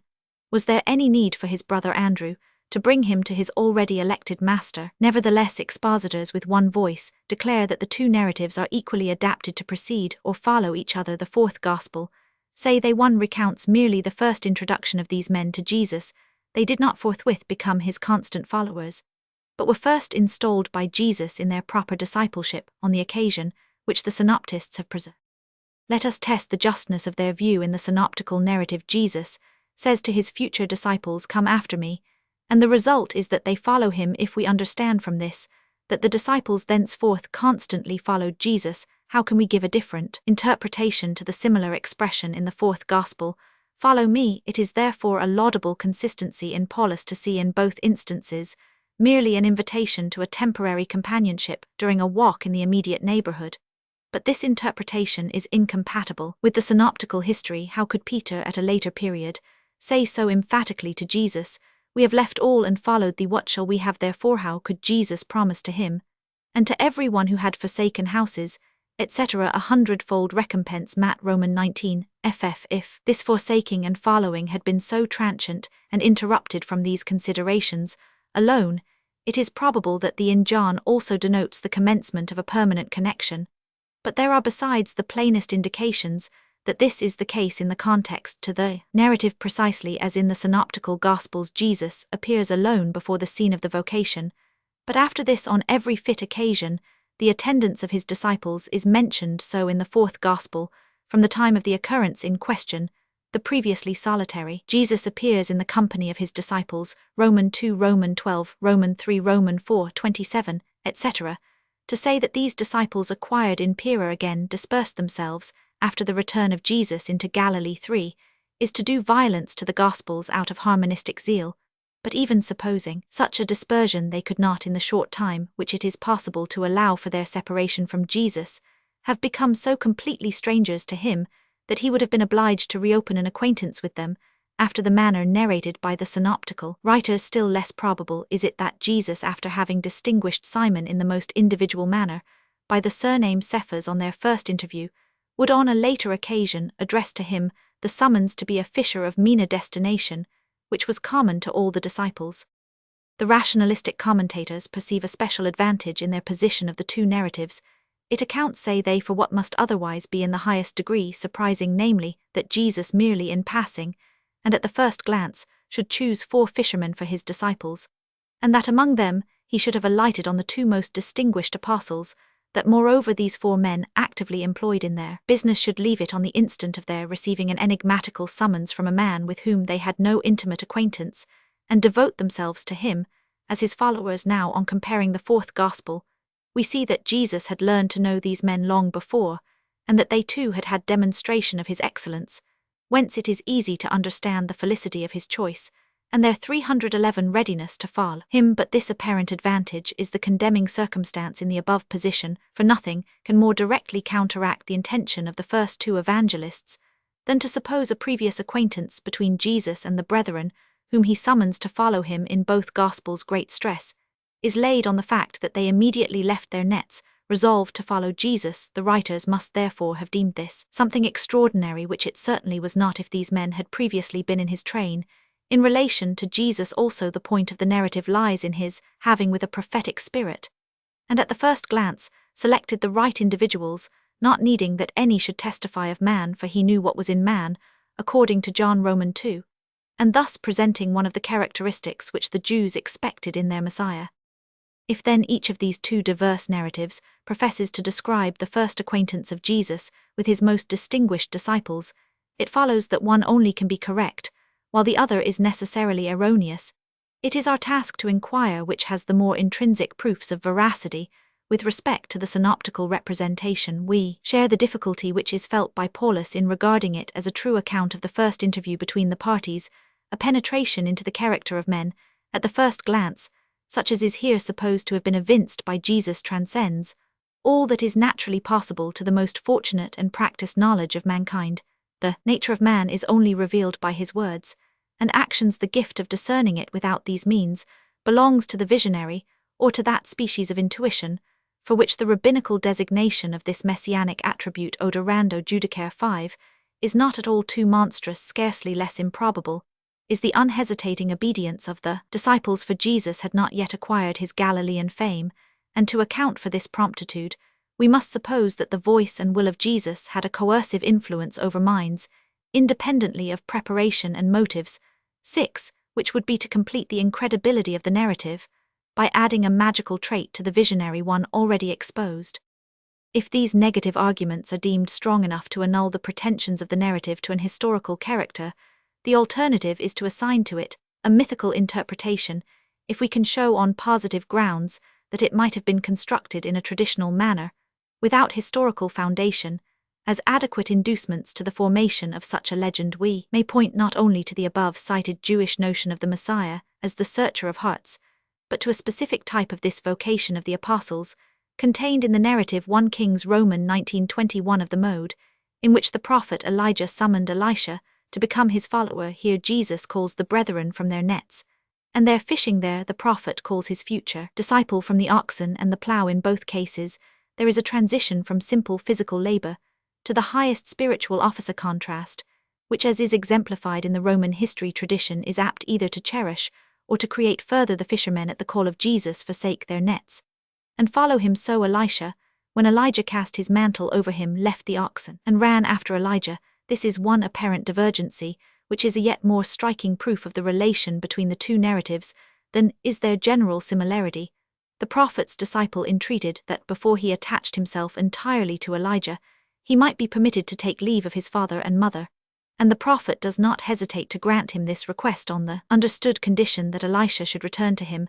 Similar petitions are offered to Jesus. Luke Roman 9, ff 312, Matt Roman 8f by some whom he had called, or who had volunteered to follow him, but Jesus does not accede to these requests. On the contrary, he enjoins the one who wished previously to bury his father to enter on his discipleship without delay, and the other who had begged permission to bid farewell to his friends, he at once dismisses as unfit for the kingdom of God, in strong contrast with the divided spirit manifested by these feeble proselytes.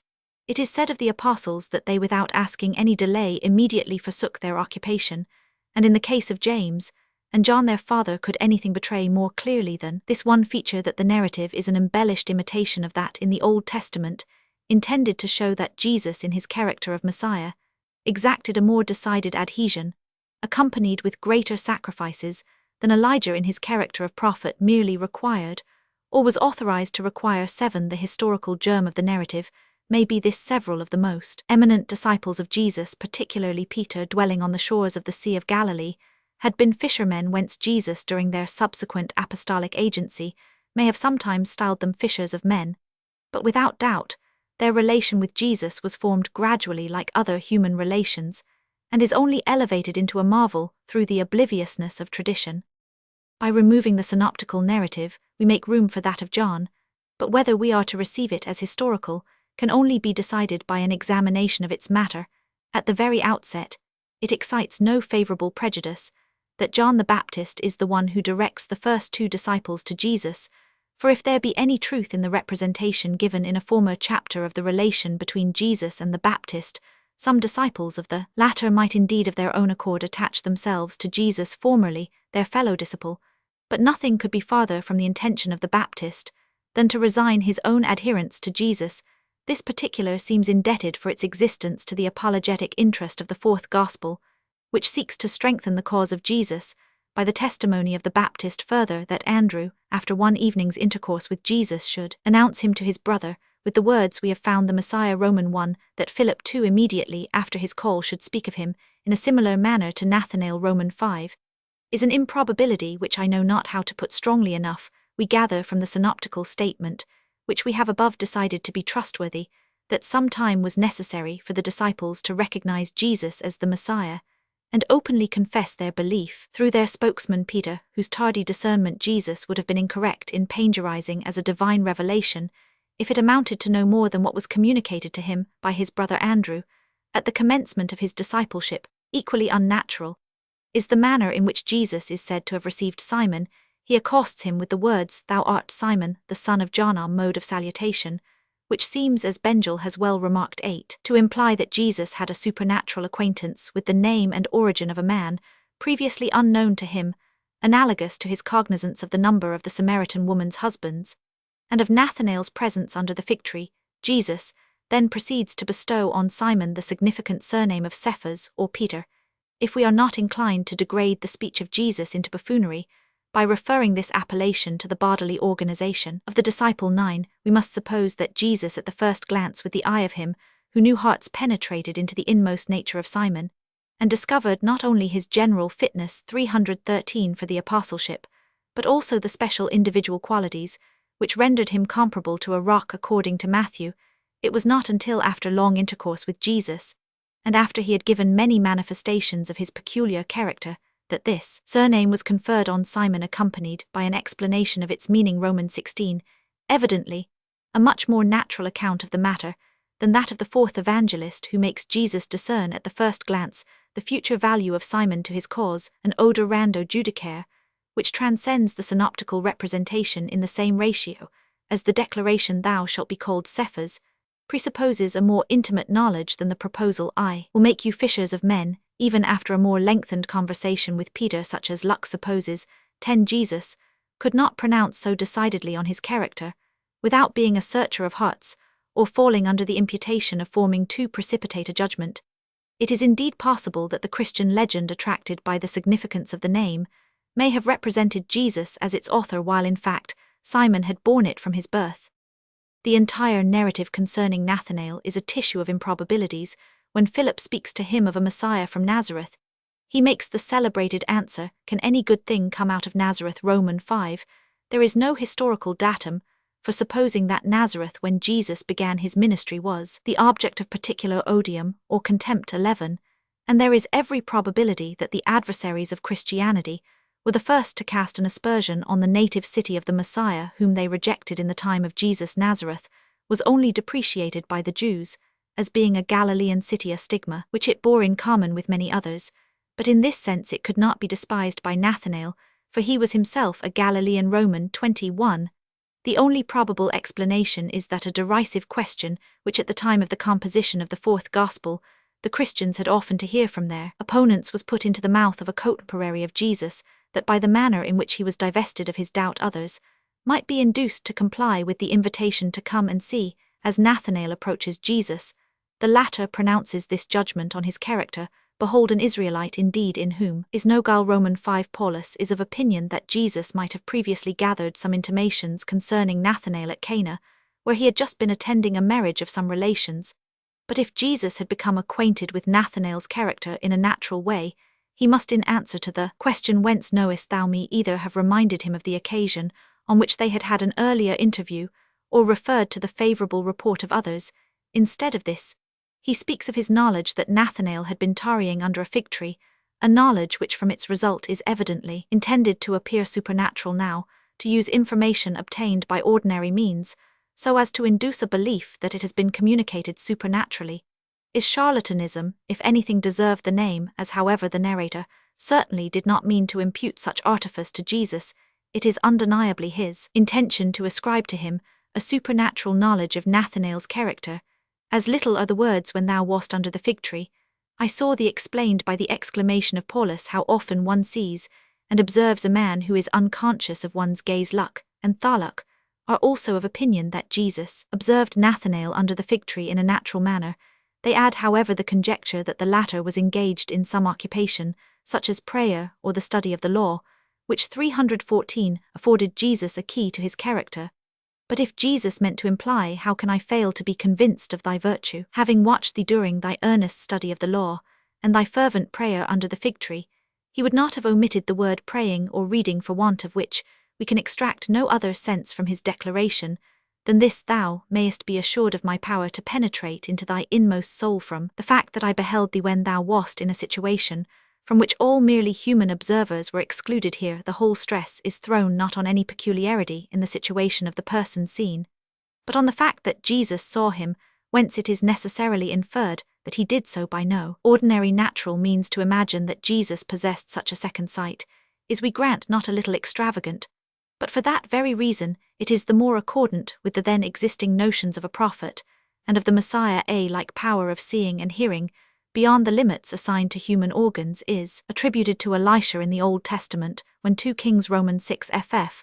The king of Syria makes war against Israel. Elisha indicates to the king of Israel every position of the enemy's camp, and when the king of Syria expresses his suspicion that he is betrayed by deserters, he is told that the Israelitish prophet knows all the words that he, the king of Syria, speaks in his private chamber.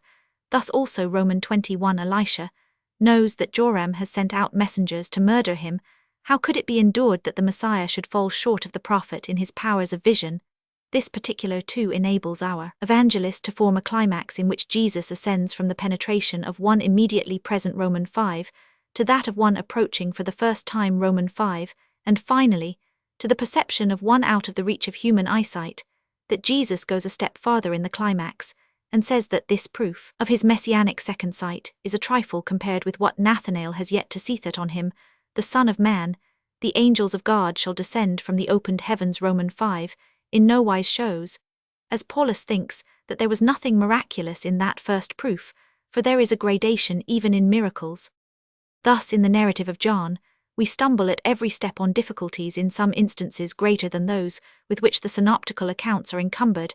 Hence we learn as little from the one as the other concerning the manner in which the first disciples attached themselves to Jesus. I cannot agree with the author of the Probabilia 13 in deriving the divergency of the fourth evangelist from his predecessors from the wish to avoid mentioning the derided fishing trade of the most distinguished apostles, since in chap Roman 21, which Bretschneider allows to be by the same hand as the rest of the gospel, he unhesitatingly introduces the obnoxious employment. I rather surmise that the idea of their having received their decisive apostolic call while actually engaged with their fishing nets was not afloat in the tradition from which the fourth evangelist drew, and that this writer formed his scenes partly on the probably historical report that some disciples of Jesus had belonged to the school of the Baptist, and partly from the wish to represent in the most favorable light the relation between Jesus and the Baptist and the supernatural gifts of the former. 3:15. Peter's draught of fishes. We have hitherto examined only two accounts of the vocation of Peter and his companions. There is a third given by Luke. Roman 511. I shall not dilate on the minor points of difference 14 between his narrative and that of the first two evangelists. The essential distinction is that in Luke the disciples do not, as in Matthew and Mark, unite themselves to Jesus on a simple invitation, but in consequence of a plentiful draught of fishes, to which Jesus has assisted Simon. If this feature be allowed to constitute Luke's narrative a separate one from that of his predecessors, we have next to inquire into its intrinsic credibility, and then to ascertain its relation to that of Matthew and Mark. Jesus, oppressed by the throng of people on the shore of the Galilean Sea, enters into a ship, that he may address them with more ease at a little distance from land. Having brought his discourse to a close, he desires Simon, the owner of the boat, to launch out into the deep and let down his nets for a draught. Simon, although little encouraged by the poor result of the last night's fishing, declares himself willing, and is rewarded by so extraordinary a draught that Peter and his partners James and John Andrew is not here mentioned, are struck with astonishment, the former even with awe before Jesus as a superior being. Jesus then says to Simon, Fear not, from henceforth thou shalt catch men, and the issue is that the three fishermen forsake all and follow him. The rationalistic commentators take pains to show that what is above narrated might occur in a natural way. According to them, the astonishing consequence of letting down the net was the result of an accurate observation on the part of Jesus, assisted by a happy fortuity. Paulus 15 supposes that Jesus at first wished to launch out farther into the deep merely to escape from the crowd, and that it was not until after sailing to some distance that, descrying a place where the fish were abundant, he desired Peter to let down the net. But he has fallen into a twofold contradiction of the evangelical narrative.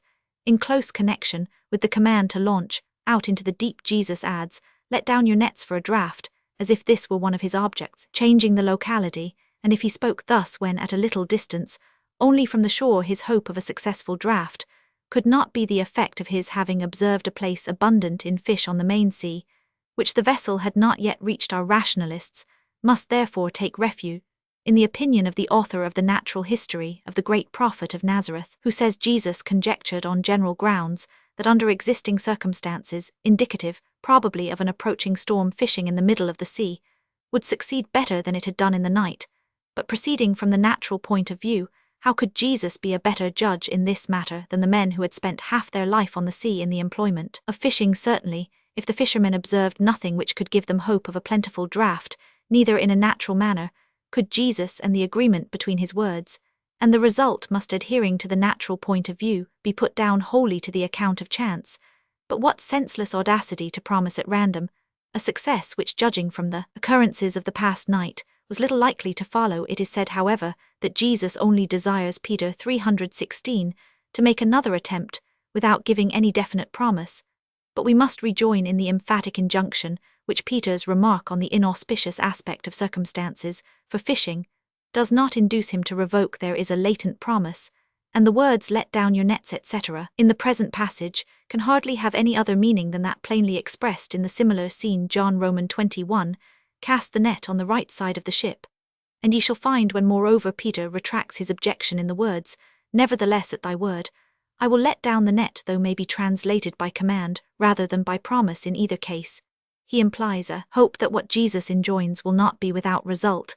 If Jesus had not intended to excite this hope, He must immediately have put an end to it, if he would not expose himself to disgrace in the event of failure, and on no account ought he to have accepted the attitude and expressions of Peter as his due, if he had only merited them by a piece of lucky advice, given at a venture. The drift of the narrative then obliges us to admit that the writer intended to signalize a miracle. This miracle may be viewed either as one of power, or of knowledge. If the former, we are to conceive that Jesus, by his supernatural power, caused the fish to congregate in that part of the sea where he commanded Peter to cast in his net. Now that Jesus should be able, by the immediate action of his will, to influence men in the nature of whose minds his spiritual energy might find a fulcrum, may to a certain extent be conceived without any wide deviation from psychological laws, but that he could thus influence irrational beings, and those not isolated animals immediately present to him, but shoals of fish in the depths of the sea, it is impossible to imagine out of the domain of magic. Althusser compares this operation of Jesus to that of the divine omnipotence in the annual migrations of fish and birds. 16. But the comparison is worse than Lamate lacks all parallelism, for the latter is an effect of the divine agency, linked in the closest manner with all the other operations of God in external nature, with the change of seasons, etc., while the former, even presupposing Jesus to be actually God, would be an isolated act interrupting the chain of natural phenomena, a distinction that removes any semblance of parallelism between the two cases, allowing the possibility of such a miracle. And from the supranaturalistic point of view, nothing is in itself impossible, did it subserve any apparent object adequate to determine Jesus to so extravagant a use of his miraculous powers. Was it so important that Peter should be inspired by this incident with a superstitious fear not accordant with the spirit of the New Testament? Was this the only preparation for engrafting the true faith, or did Jesus believe that it was only by such signs that he could win disciples? How little faith must he then have had in the force of mind and of truth? How much too meanly must he have estimated Peter, who at a later period, at least John Romans 6, clung to his society, not on account of the miracles which he beheld Jesus perform, but for the sake of the words of eternal life which came from his lips. Under the pressure of these difficulties, refuge may be sought in the other supposition, as the more facile one, namely that Jesus, by means of his superhuman knowledge, was merely aware that in a certain place there was then to be found a multitude of fishes, and that he communicated this information to Peter, if by this it be meant that Jesus, through the possession of an omniscience, such as is commonly attributed to God, knew at all times all the fish in all seas, rivers, and lakes. There is an end to his human consciousness, if however it be merely meant that, when he crossed any water, he became cognizant 317 of its various tribes of fish with their relative position. Even this would be quite enough to encumber the space in his mind that was due to more weighty thoughts. Lastly, if it be meant that he knew this not constantly and necessarily, but as often as he wished, it is impossible to understand how in a mind like that of Jesus a desire for such knowledge should arise, how he, whose vocation had reference to the depths of the human heart, should be tempted to occupy himself with the fish-frequented depths of the waters. But before we pronounce on this narrative of Luke, we must consider it in relation to the cognate histories in the first two synoptical Gospels. The chronological relation of the respective events is the first point. The supposition that the miraculous draught of fishes in Luke was prior to the vocation narrated by the two other evangelists is excluded by the consideration that the firm attachment which that miracle awakened in the disciples would render a new call superfluous, or by the still stronger objection that if an invitation accompanied by a miracle had not sufficed to ally the men to Jesus, he could hardly flatter himself that a subsequent bare summons unsupported by any miracle would have a better issue. The contrary chronological position presents a better climax. But why a second invitation if the first had succeeded? For to suppose that the brethren who followed him on the first summons again left him until the second is to cut the knot instead of untying it. Still more complicated is the difficulty when we take in addition the narrative of the fourth evangelist. For what shall we think of the connection between Jesus and his disciples, if it began in the manner described by John, if after this the disciples, having from some unknown cause separated from their master, he again called them, as if nothing of the kind had before occurred on the shore of the Galilean Sea, and if this invitation also producing no permanent adherence, he for the third time summoned them to follow him, fortifying this final experiment by a miracle. The entire drift of Luke's narrative is such as to exclude rather than to imply any earlier and more intimate relation between Jesus and his ultimate disciples, for the indifferent mention of 2 ships on the shore, whose owners were gone out of them to wash their nets, Simon being unnamed, until Jesus chooses to avail himself of his boat, seems, as Schleiermacher has convincingly shown 17, to convey the idea that the 2 parties were entire strangers to each other, and that these incidents were preparatory to a relation, yet to be formed not indicative of one already existing, so that the healing of Peter's mother-in-law previously recounted by Luke either occurred like many other cures of Jesus, without producing any intimate connection, or has too early a date assigned to it. By that evangelist, the latter conjecture is supported by the fact that Matthew places the miracle later. Thus it fares with the narrative of Luke, when viewed in relation to that of Matthew and Mark, as it did with that of John when placed in the same light.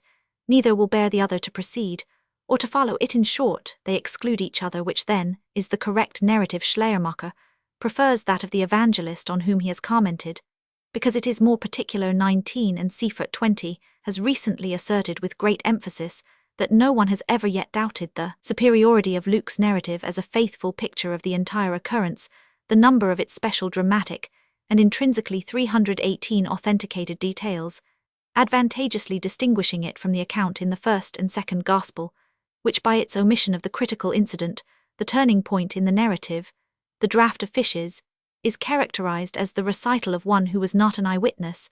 I have already presented myself elsewhere, 21, to this critic as one hardy enough to express the doubt of which he denies the existence, and I here repeat the question, supposing one only of the 2 narratives to have been modified by oral tradition, which alternative is more in accordance with the nature of that means of transmission, that the tangible fact of a draught of fishes should evaporate into a mere saying respecting fishers of men, or that this figurative expression should be condensed into a literal history? The answer to this question cannot be dubious, for when was it in the nature of the legend to spiritualize, to change the real, such as the story of a miracle, into the ideal, such as a mere verbal image, the stage of human culture to which the legend belongs, and the mental faculty in which it originates demand that it should give a stable body to fleeting thought, that it should counteract the ambiguity and changeableness of words, by affixing them to the permanent and universally understood symbol of action. It is easy to show how out of the expression preserved by the first evangelist, the miraculous story of the third might be formed if Jesus, in allusion to the former occupation of some of his apostles, had called them fishers of men, if he had compared the kingdom of heaven to a net cast into the sea in which all kinds of fish were taken. Matt. Roman 13. It was but a following out of these ideas to represent the apostles as those who at the word of Jesus cast out the net and gathered in the miraculous multitude of fishes. If we add to this that the ancient legend was fond of occupying its wonderworkers with affairs of fishing, as we see in the story related of Pythagoras by Jamblichus and Porphyry 23, it will no longer appear improbable that Peter's miraculous draught of fishes is but the expression about the fishers of men transmuted into the history of a miracle, and this view will at once set us free from all the difficulties that attend the natural as well as the supernatural interpretation of the narrative. A similar miraculous draught of fishes is recorded in the appendix to the fourth Gospel as having occurred after the resurrection. Ch. Roman 21. Here again, Peter is fishing on the Galilean Sea in company with the sons of Zebedee and some other disciples, and again he has been toiling all night, and has taken nothing. Early in the morning Jesus comes to the shore, and asks without their recognizing him if they have any meat. On their answering in the negative, he directs them to cast the net on the right side of the ship, whereupon they have an extremely rich draught, and are led by this sign to recognize Jesus. That this history is distinct from the one given by Luke is, from its great similarity, scarcely conceivable. The same narrative has doubtless been placed by tradition in different periods of the life of Jesus. 3:19. Let us now compare these 3 fishing histories, 2 narrated of Jesus, and that narrated of Pythagoras, and their mythical character. Will be obvious that which in Luke is indubitably intended as a miracle of power, is in the history of Jamblichus a miracle of knowledge, for Pythagoras merely tells in a supernatural manner the number of fish already caught by natural means. The narrative of John holds a middle place, for in it also the number of the fish, 153, plays a part, but instead of being predetermined by the worker of the miracle, it is simply stated by the narrator. One legendary feature, common to all the 3 narratives, is the manner in which the multitude and weight of the fishes are described, especially as this sameness of manner accompanies a diversity in particulars. According to Luke, the multitude is so great that the net is broken, one ship will not hold them, and after they have been divided between the two vessels, both threaten to sink in the view of the tradition given in the fourth Gospel, it was not calculated to magnify the power of the miraculous agent that the net which he had so marvelously filled should break, but as here also the aim is to exalt the miracle, by celebrating the number and weight of the fishes they are said to be great, and it is added that the men were not able to draw the net for the multitude of fishes, instead however of lapsing out of the miraculous into the common, by the breaking of the net a second miracle, is ingeniously maddeth at for all there were so many yet, was not the net broken jamblicious, presents a further wonder the only one he has besides the knowledge of Pythagoras as to the number of the fish, namely, that while the fish were being counted a process that must have required a considerable time, not one of them died. If there be a mind that not perceiving in the narratives, we have compared the finger marks of tradition and hence the legendary character of these evangelical anecdotes, still leans to the historical interpretation, whether natural or supernatural that mind, must be alike ignorant of the true character both of legend, and of history of the natural and the supernatural. Calling of Matthew, connection of Jesus with the publicans. The first Gospel Roman 9 ff tells of a man named Matthew to whom, when sitting at the receipt of custom, Jesus said, "Follow me," instead of Matthew. The second and third Gospels have Levi, and Mark adds he that was the son of Alphaeus. Mark Roman 2 ff, Luke Roman 5 ff. At the call of Jesus, Luke says that he left all. Matthew merely states that he followed Jesus, and prepared a meal of which many publicans and sinners partook, to the great scandal of the Pharisees. From the difference of the names, it has been conjectured that the evangelists refer to two different events 26, but this difference of the name is more than counterbalanced by the similarity of the circumstances. In all the three cases, the call of the publican is preceded and followed by the same occurrences. The subject of the narrative is in the same situation, Jesus addresses him in the same words, and the issue is the same. Hence the opinion is pretty general that the three synoptists have in this instance detailed only one event, but did they also understand only one person under different names, and was that person the Apostle Matthew? 320. This is commonly represented as conceivable on the supposition that Levi was the proper name of the individual and Matthew merely a surname. 28, or that, after he had attached himself to Jesus, he exchanged the former for the latter. To substantiate such an opinion, there should be some indication that the evangelists who name the chosen publican Levi intend under that designation no other than the Matthew mentioned in their catalogues of the apostles. Mark Roman 3, Luke Roman 6, Acts Roman 1. On the contrary, in these catalogues, where many surnames and double names occur, not only do they omit the name of Levi as the earlier or more proper appellation of Matthew, but they leave him undistinguished by the epithet, the publican, added by the first evangelist in his catalogue, Roman 10, thus proving that they do not consider the Apostle Matthew to be identical with the Levi, summoned from the receipt of custom. If then the evangelists describe the vocation of two different men in a precisely similar way, it is improbable that there is accuracy on both sides, since an event could hardly be repeated in its minute particulars. One of the narratives therefore is in error, and the burthen has been thrown on the first evangelist, because he places the calling of Matthew considerably after the Sermon on the Mount, while according to Luke Roman 6 ff, all the 12 had been chosen before that discourse was delivered. But this would only prove at the most that the first Gospel gives a wrong position to the history, not that it narrates that history incorrectly. It is therefore unjust to impute special difficulties to the narrative of the first evangelist, neither are such to be found in that of Mark and Luke, unless it be thought an inconsistency in the latter to attribute a forsaking of all to one whom he does not include among the constant followers of Jesus. The only question is, do they not labor under a common difficulty, sufficient to stamp both accounts as unhistorical? The close analogy between this call and that of the two pairs of brethren must excite attention. They were summoned from their nets, he from the custom house, as in their case, so here nothing further is needed than a simple "follow me," and this call of the Messiah has so irresistible a power over the mind of the called that the publican, like the fishermen, leaves all and follows him. It is not to be denied that, as Jesus had been for a considerable time exercising his ministry in that country, Matthew must have long known him, and this is the argument with which Fritz repels the accusation of Julian and Porphyry, who maintain that Matthew here shows himself rash and inconsiderate.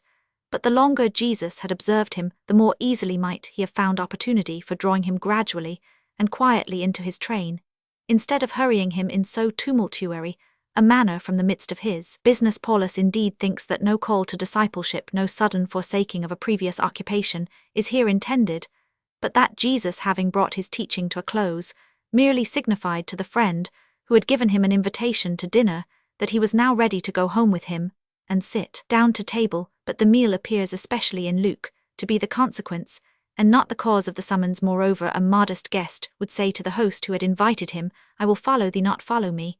And in fine, this interpretation renders the whole 321 anecdotes so trivial that it would have been better omitted. Hence the abruptness and impetuosity of the scene return upon us, and we are compelled to pronounce that such is not the course of real life, nor the procedure of a man who, like Jesus, respects the laws and formalities of human society. It is the procedure of legend and poetry, which love contrasts and affective scenes, which aim to give a graphic conception of a man's exit from an old sphere of life, and his entrance into a new one, by representing him as at once discarding the implements of his former trade, leaving the scene of his daily business, and straightway commencing a new life. The historical germ of the story may be that Jesus actually had publicans among his disciples, and possibly that Matthew was one. These men had truly left the custom house to follow Jesus, but only in the figurative sense of this concise expression, not in the literal one depicted by the legend. It is not less astonishing that the publican should have a great feast in readiness for Jesus immediately after his call, for that this feast was not prepared until the following day. 35 is directly opposed to the narratives, the two first especially, but it is entirely in the tone of the legend to demonstrate the joy of the publican and the condescension of Jesus, and to create an occasion for the reproaches cast on the latter on account of his intimacy with sinners, by inventing a great feast given to the publicans at the house of their late associate, immediately after his call. Another circumstance connected with this narrative merits particular attention, according to the common opinion concerning the author of the first Gospel. Matthew therein narrates his own call. We may consider it granted that there are no positive indications of this in the narrative, but it is not so clear that there are no negative indications, which render it impossible or improbable that the evangelist does not here speak in the first person, nor, when describing events in which he had a share in the first person plural, like the author of the Acts of the Apostles, proves nothing. For Josephus and other historians not less classical write of themselves in the third person, and the we of the pseudo-Matthew in the Ebionic Gospel has a very suspicious sound. The use of the expression which the Manichaeans made an objection 36, as they did the above-mentioned circumstance, is not without a precedent in the writings of Xenophon, who in his Anabasis introduces himself as Xenophon, a certain Athenian. The Greek, however, did not fall into this style from absorption in his subject, nor from unaffected freedom from egotism causes, which Alshausen supposes in the Evangelist, but either from a wish not to pass for the author as an old tradition, states 38, or from considerations of taste, neither of which motives will be attributed to Matthew. Whether we are therefore to consider that expression as a sign that the author of the first Gospel was not Matthew may be difficult to decide. 39.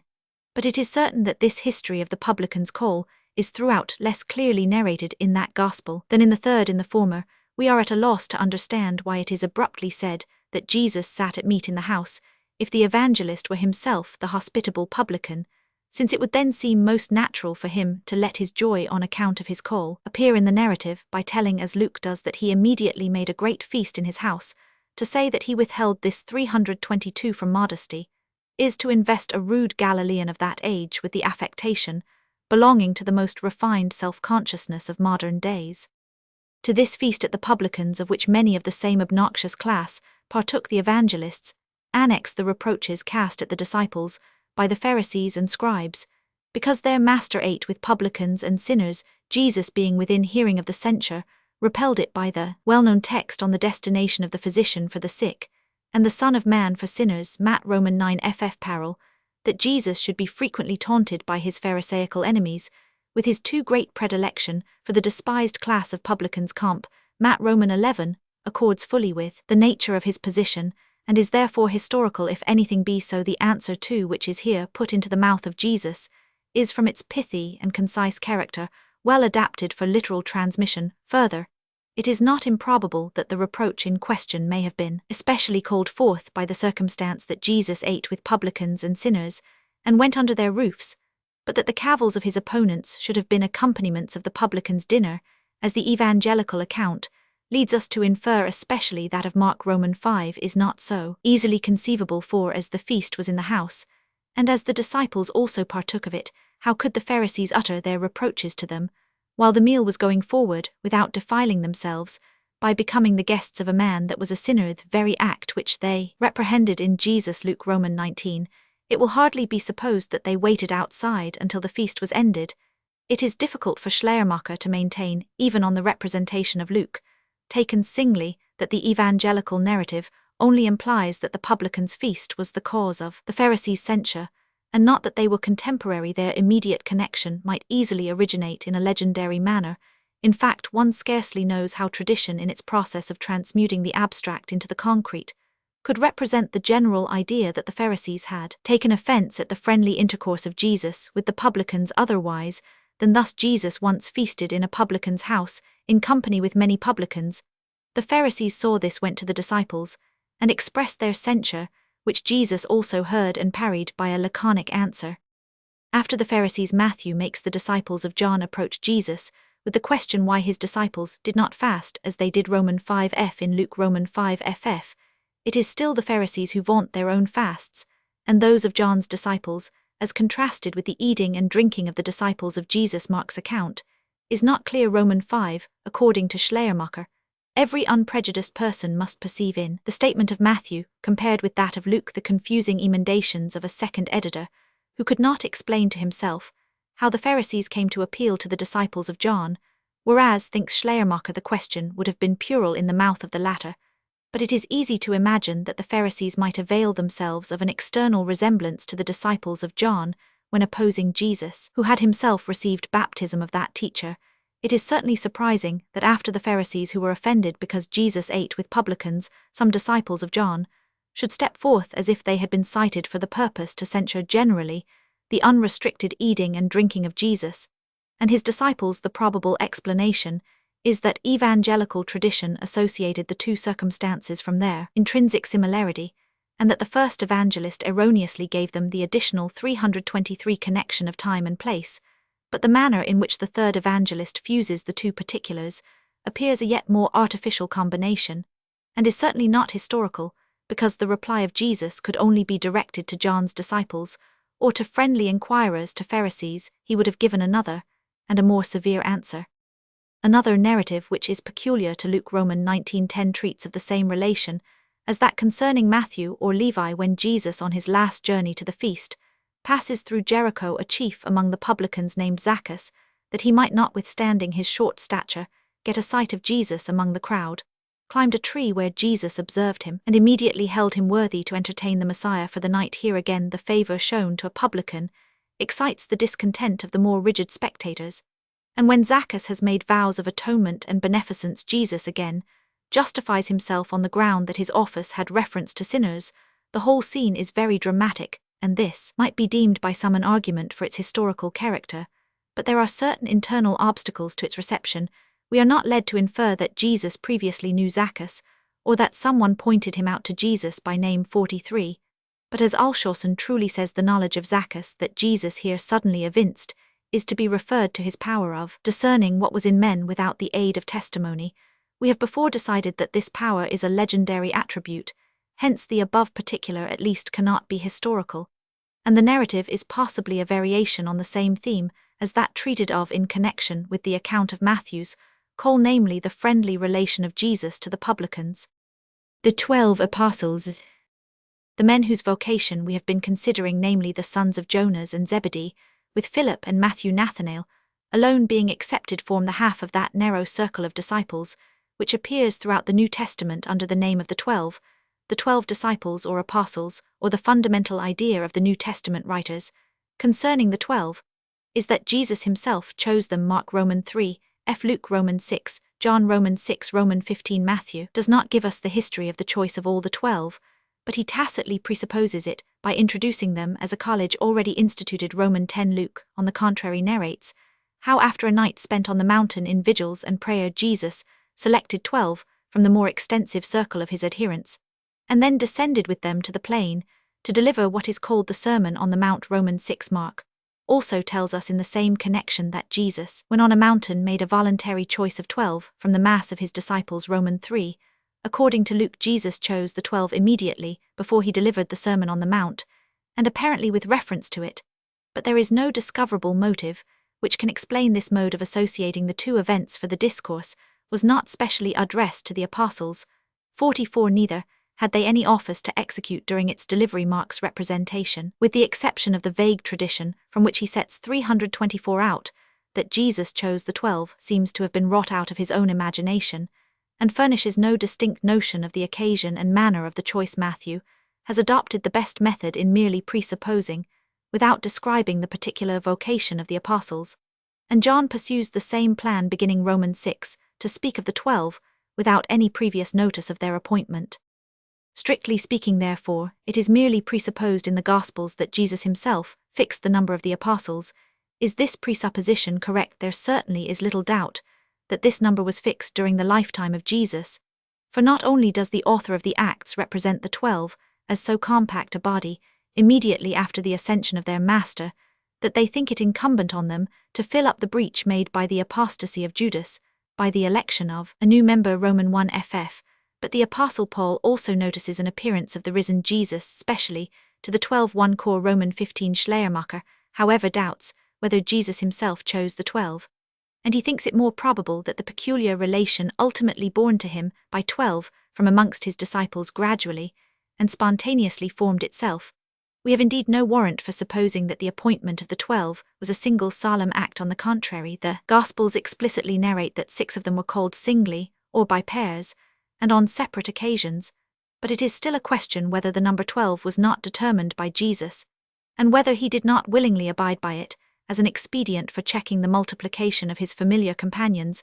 The number is the less likely to have been fortuitous the more significant it is, and the more evident the inducements to its choice by Jesus, he himself in promising the disciples, Matt. Roman 19, that they shall sit on 12 thrones, judging the 12 tribes of Israel, gives their number a relation to that of the tribes of his people. And it was the opinion of the highest Christian antiquity that this relation determined his choice, if he and his disciples were primarily sent to the lost sheep of the house of Israel. Matt. Roman 10. Roman 15. It might seem appropriate that the number of the shepherds should correspond to that of the shepherdless tribes. Matt. Roman 9. The destination of the 12 is only generally intimated in John. Roman 15. In Mark, on the contrary, it is particularly, and without doubt accurately stated, he ordained 12. It is here said that they should be with him, that is, that he might not be without companionship, aid, and attendance on his journeys, and accordingly we find them helpful to him in procuring lodgings. Luke. Roman 9. Matt. Roman 26. Food. John. Roman 4. And other travelling requisites. Matt. Roman 21 ff. But above all they were in his society, to become scribes well instructed unto the kingdom of heaven. Matt. Roman 13. To this end, they had the opportunity of being present at most of the discourses of Jesus, and even of obtaining private elucidations of their meaning. Matt. Roman 13 ff. 36 ff. Of purifying their minds by his severe but friendly discipline. Matt. Roman 8. Roman 16. Roman 18 ff. 21 ff. Luke. Roman 9 55 f. John. Roman 13 ff. etc. And of elevating their souls by the contemplation of his example. John. Roman 14. Another motive of Jesus in choosing the 12 was according to Mark that he might send them forth to preach, that is, to preach the kingdom of heaven during his life, according to the immediate meaning of Mark. But the promulgation of his cause after his death must be supposed as an additional object on the part of Jesus. Mark proceeds to enumerate the powers 325 of healing and of casting out devils, but on these points we cannot dilate until we reach a future stage of our inquiry.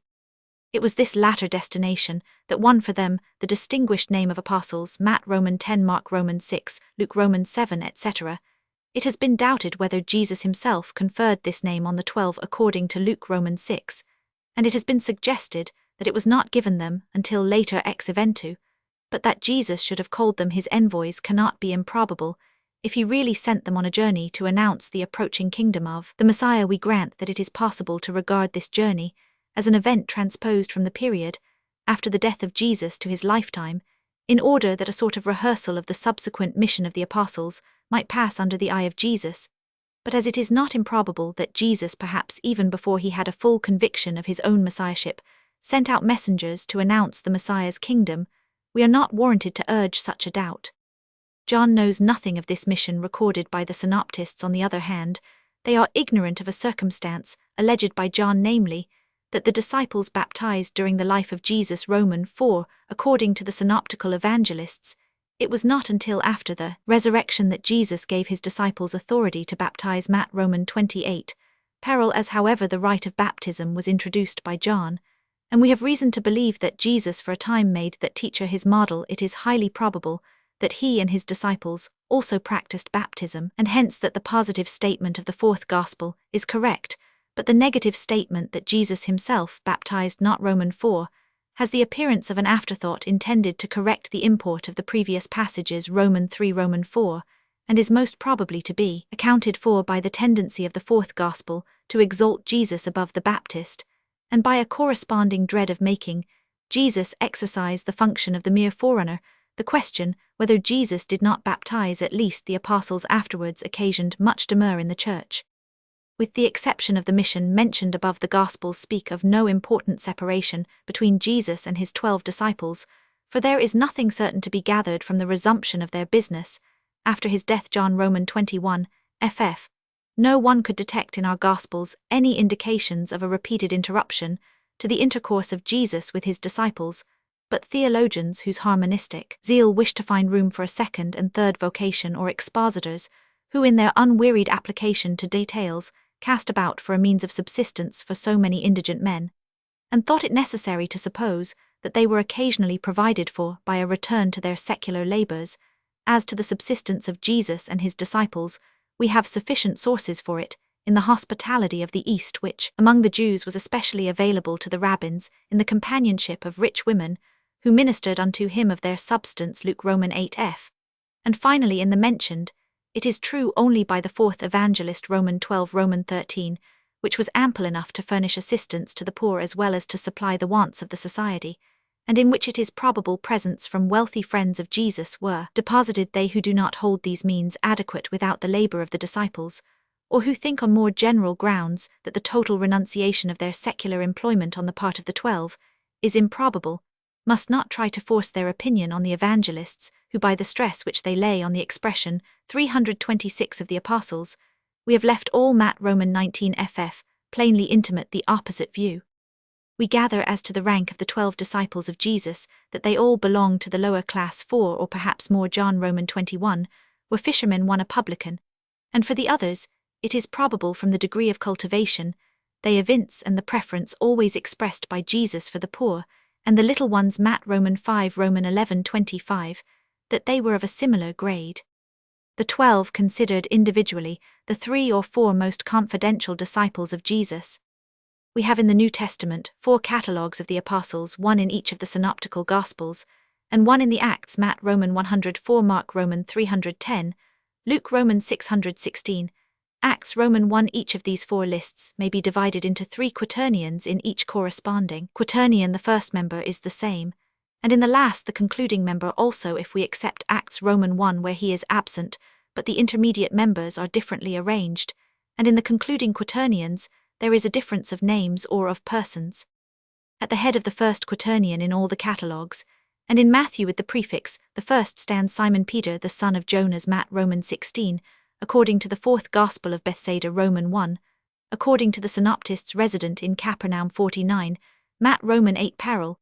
We hear an echo of the old polemical dispute, when Protestant expositors ascribe this position to mere Chancian assumption, which is opposed by the fact that all 4 of the catalogues agree in giving the precedence to Peter, though they differ in other points of arrangement, or when those expositors allege in explanation that Peter was first called 50, which according to the fourth Gospel was not the case. That this invariable priority is indicative of a certain preeminence of Peter among the 12, is evident from the part he plays elsewhere in the evangelical history. Ardent by nature, he is always beforehand with the rest of the apostles, whether in speech. Romans 15, Romans 16:22, Romans 17, Romans 18, Romans 26, John Romans 6, or in action. Romans 14, Romans 26, John Romans 18. And if it is not seldom the case that the speech and action are faulty, and that his prompt courage quickly evaporates as his denial shows, yet he is, according to the synoptical statement, the first who expresses a decided conviction of the messiahship of Jesus. Matt Roman 16 parallel. It is true that of the eulogies and prerogatives bestowed on him on that occasion, that which is implied in his surname is the only one that remains peculiarly his for the authority to bind, and to loose, that is to forbid, and to permit. 51 in the newly founded messianic kingdom is soon after extended to all the apostles. Roman 18, yet more decidedly does this preeminence of Peter among the original apostles appear in the Acts and in the epistles of Paul.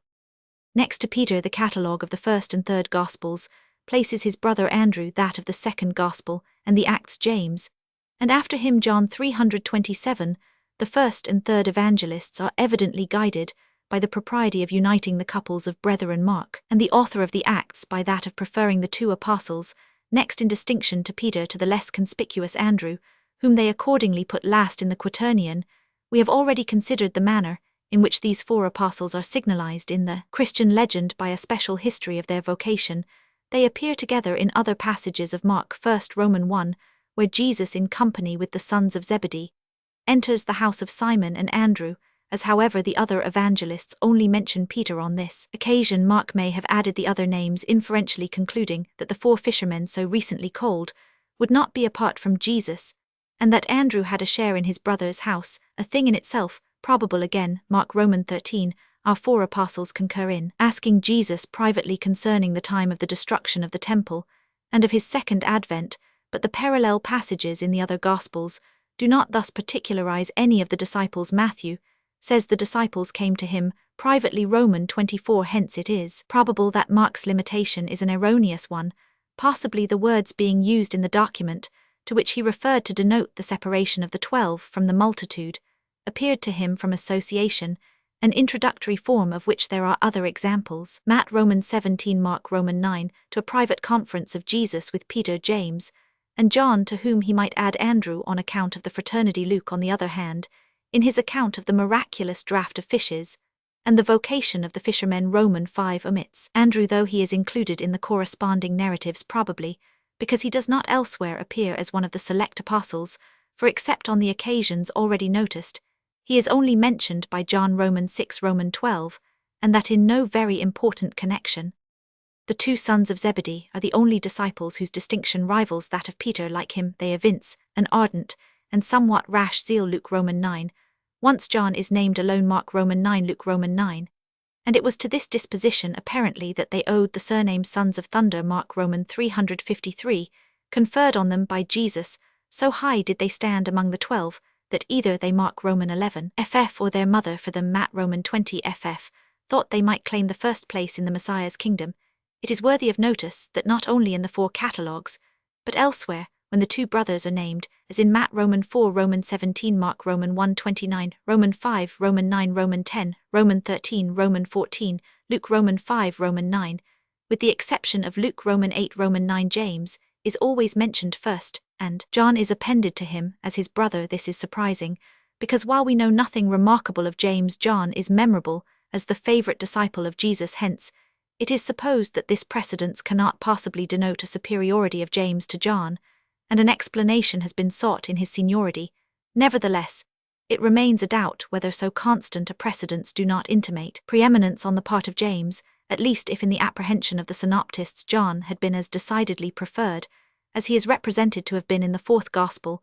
We are inclined to think that they would have named him before his brother James, even allowing him to be the younger. This leads us to a difference between the first three evangelists and the fourth, which requires a closer examination. 3:28. In the synoptical Gospels, as we have observed, Peter, James, and John form the select circle of disciples, whom Jesus admits to certain scenes which the rest of the 12 were not spiritually mature enough to comprehend, as the transfiguration, the conflict in Gethsemane, and according to Mark Roman 5 the raising of the daughter of Jairus after the death of Jesus. Also a James, Peter, and John appear as the pillars of the church. Gal Roman 2 This James, however, is not the son of Zebedee, who had been early put to death. Acts Roman 12, but James the brother of the Lord. Gal Roman 1, who even in the first apostolic council appears to have possessed a predominant authority, and whom many hold to be the second James of the apostolic catalogue, given in Acts Roman 156. It is observable from the beginning of the Acts that James the son of Zebedee is eclipsed by Peter, and John, as then this James the Elder was not enough distinguished or even known in the primitive church for his early martyrdom to have drawn much luster on his name tradition, had no inducement from subsequent events to reflect an unhistorical splendor on his relation to Jesus.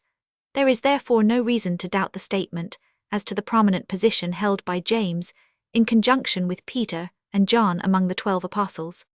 So much the more must it excite surprise to find in the fourth gospel the triumvirate almost converted into a monarchy. James, like another Lepidus, is wholly cast out, while Peter and John are in the position of Antony and Octavius, the latter having nearly stripped his rival of all pretensions to an equal rank with himself, to say nothing higher. James is not even named in the fourth gospel. Only in the appendix Roman 21 is there any mention of the sons of Zebedee, while several narratives of the vocations of different apostles are given, apparently including that of John himself. No James appears in them, neither is there any speech of his, as of many other apostles throughout this gospel. Quite differently does the fourth evangelist treat Peter. He makes him one of the first who enter the society of Jesus, and gives him a prominent importance. Not less often than the synoptists, he does not conceal that Jesus bestowed on him an honorable surname. Roman 1, he puts in his mouth. Roman 6, a confession which seems but a new version of the celebrated one in Matt. Roman 16, according to him, Peter once throws himself into the sea that he may more quickly reach Jesus. Roman 21 at the Last Supper, and in the Garden of Gethsemane, he makes Peter more active than even the synoptists represent him. Roman 13, ff. Roman 18, he accords him the honor of following Jesus into the high priest's palace. Roman 18, and of being one of the first to visit the grave of Jesus after the resurrection. Roman 20 ff. Nay, he even details a special conversation between the risen Jesus and Peter. Roman 21 ff. But these advantages of Peter are in the fourth gospel invalidated in a peculiar manner and put into the shade in favor of John. The synoptists tell us that Peter and John were called to the apostleship in the same way, and the former somewhat before the latter. The fourth evangelist prefers associating Andrew with the nameless disciple who is taken for John, and makes Peter come to him through the instrumentality of his brother. He also admits the honorable interpretation of the surname Peter, and the 329 panegyric on Peter's confession, but this he does in common with Mark and Luke, while the speeches and the action attributed in the fourth gospel to Peter during the Last Supper and in the garden are to be classed as only so many mistakes. The more we approach the catastrophe, the more marked is the subordination of Peter to John at the Last Supper. Indeed, Peter is particularly anxious for the discovery of the traitor. He cannot, however, apply immediately to Jesus. Roman 13 ff. But is obliged to make John, who was leaning on Jesus' bosom, his medium of communication, while according to the synoptists Peter alone followed Jesus into the palace of the high priest. According to the fourth evangelist, John accompanied him, and under such circumstances that without him Peter could not have entered. John as one known to the high priest having to obtain admission for him. Roman 18 f. In the synoptical gospels, not one of the disciples is bold enough to venture to the cross, but in the fourth John is placed under it, and is there established in a new relation to the mother of his dying master, a relation of which we elsewhere find no trace. Roman 19 f. On the appearance of the risen Jesus at the Galilean Sea. Roman 21 Peter, as the casts himself into the sea, but it is not until after John, as the Euthymius has recognized the Lord in the person, standing on the shore in the ensuing conversation. Peter is indeed honored with the commission, feed my sheep, but this honor is overshadowed by the dubitative question, lovest thou me? And while the prospect of martyrdom is held up to him, John is promised the distinction of tarrying till Jesus came again, an advantage which Peter is warned not to envy. Lastly, while according to Luke Roman 24 Peter, first among the apostles, and alone comes to the vacant grave of his risen master, the fourth gospel Roman 20 gives him a companion in John who outruns Peter, and arrives first at the grave. Peter goes into the grave before John, it is true, but it is the latter in whose honor it is recorded that he saw and believed, almost in contradiction to the statement of Luke, that Peter went home wondering in himself at that which was come to pass. Thus in the fourth gospel John both literally and figuratively outruns Peter for the entire impression which the attentive reader must receive from the representation there given of the relative position of Peter and John is that the writer wished a comparison to be drawn in favor of the latter. But John is moreover especially distinguished in the gospel, which bears his name by the constant epithet, the beloved disciple, the disciple whom Jesus loved, or Roman 13, Roman 19, Roman 20, Roman 21:20.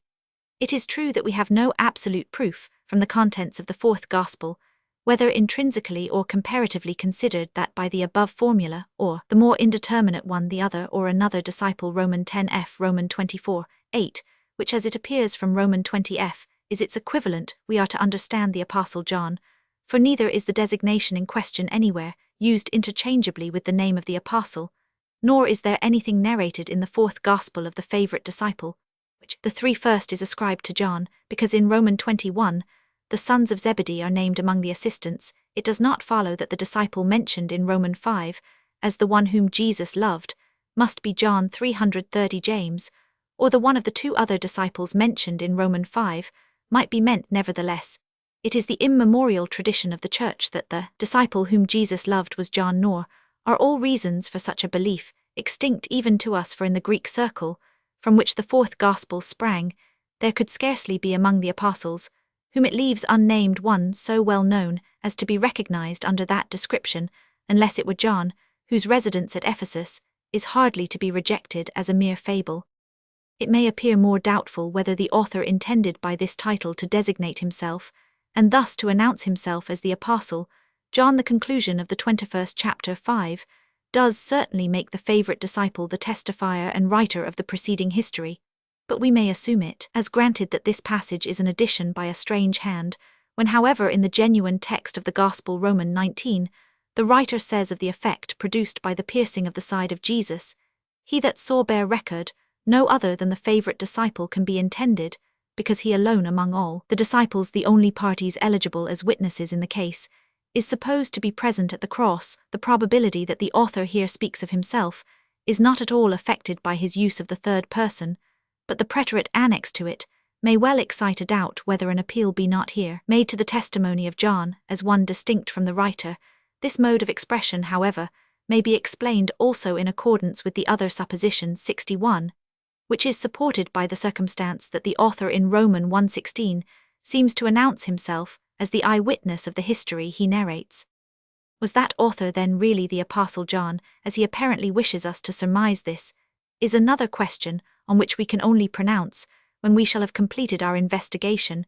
We will merely allude to the difficulty of supposing that the Apostle John could give so unhistorical a sketch of the Baptist as that in the fourth Gospel, but we ask, is it at all probable that the real John would so unbecomingly neglect the well-founded claims of his brother James to a special notice?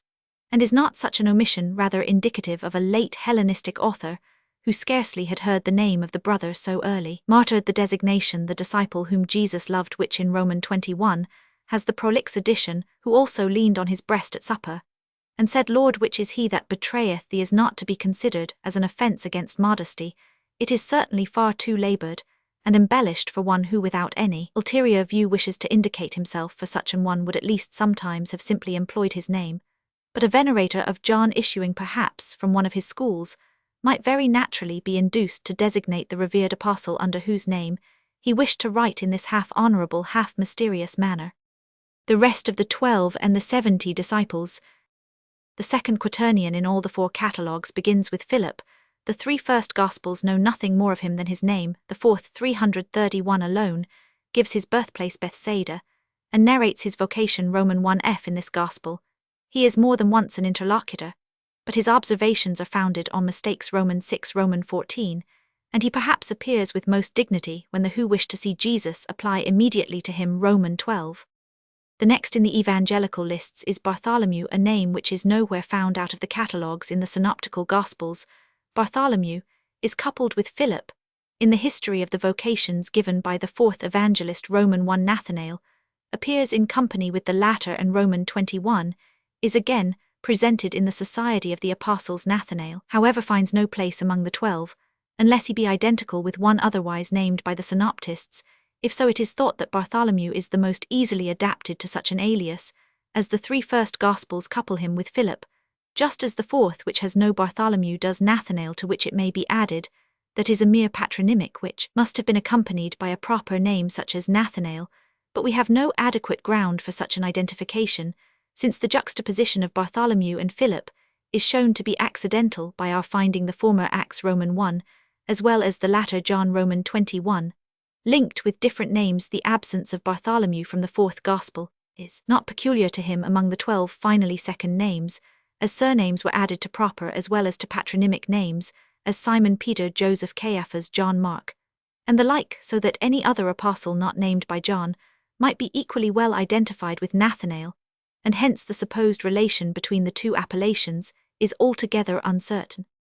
In the catalogue given in the Acts, Philip is followed not by Bartholomew, but by Thomas, who in the list of the first Gospel comes after Bartholomew, in that of the others after Matthew. Thomas in Greek appears in the fourth Gospel on one occasion in the guise of mournful fidelity, Roman 11 on another in the more noted one of incredulity, Roman 20 ff, and once again in the appendix, Roman 21. Matthew, the next in the series, is found nowhere else except in the history of his vocation. The third quaternion is uniformly opened by James the son of Alphaeus, of whom we have already spoken. After him comes in both Luke's lists Simon, whom he calls Zelotes or the Zealot, but whom Matthew and Mark, in whose catalogues he is placed 1 degree lower, distinguish as the Canaanite from to be zealous. This surname seems to mark him as a former adherent of the Jewish sect of Zealots for Religion 65, a party which it is true did not attain consistence until the latest period of the Jewish state, but which was already in the process of formation. In all the lists that retain the name of Judas Iscariot, he occupies the last place, but of him we must not speak until we enter on the history of the Passion. Luke, in his filling up of the remaining places of this quaternion, differs from the two other evangelists, and perhaps these also differ from each other. Luke has a second Judas, whom he styles the brother of James, Matthew Lebbaeus, and Mark Thaddeus. It is true that we now commonly read in Matthew Lebbaeus, whose surname was Thaddeus, but the vacillation in the early readings seems to betray these words to be a later addition,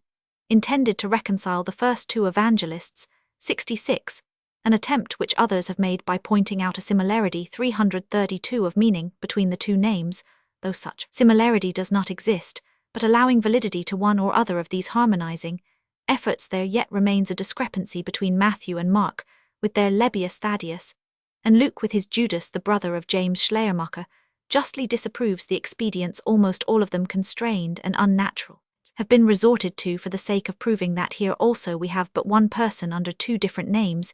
He seeks to explain the divergency by supposing that during the lifetime of Jesus, one of the two men died or left the circle of the apostles, and the other took his place, so that one list gives the earlier, the other the later member. But it is scarcely possible to admit that any one of our catalogues was drawn up during the life of Jesus, and after that period no writer would think of including a member who had previously retired from the College of Apostles.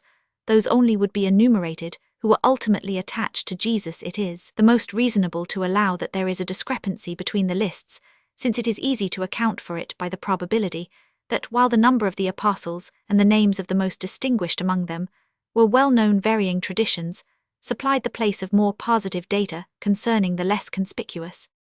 Luke makes us acquainted with a circle of disciples intermediate to the 12 and the mass of the partisans of Jesus. He tells us, Roman 10 ff, that besides the 12 Jesus chose other 70 also, and sent them 2 and 2 before him into all the districts which he intended to visit on his last journey, that they might proclaim the approach of the kingdom of heaven. As the other evangelists have no allusion to this event, the most recent critics have not hesitated to make their silence on this head a reproach to them, particularly to the first evangelist in his supposed character of apostle. But the disfavor towards Matthew on this score ought to be moderated by the consideration that neither in the other Gospels nor in the Acts nor in any apostolic epistle is there any trace of the 70 disciples, who could scarcely have passed thus unnoticed had their mission been as fruitful in consequences as it is commonly supposed. It is said, however, that the importance of this appointment lay in its significance rather than in its effects, as the number of the 12 apostles, by its relation to that of the tribes of Israel, shadowed forth the destination of Jesus for the Jewish people, so the 70, or as some authorities have it, the 72 disciples were representatives of the 70 or 72 peoples, with as many different tongues, which according to the Jewish and early Christian view formed the sum of the earth's inhabitants 70, and hence they denoted the universal destination of Jesus, and his kingdom. Moreover, 70 was a sacred number with the Jewish nation. Moses deputed 70 elders, num Roman 11:25. The Sanhedrin had 70 members, 72, the Old Testament 70 translators.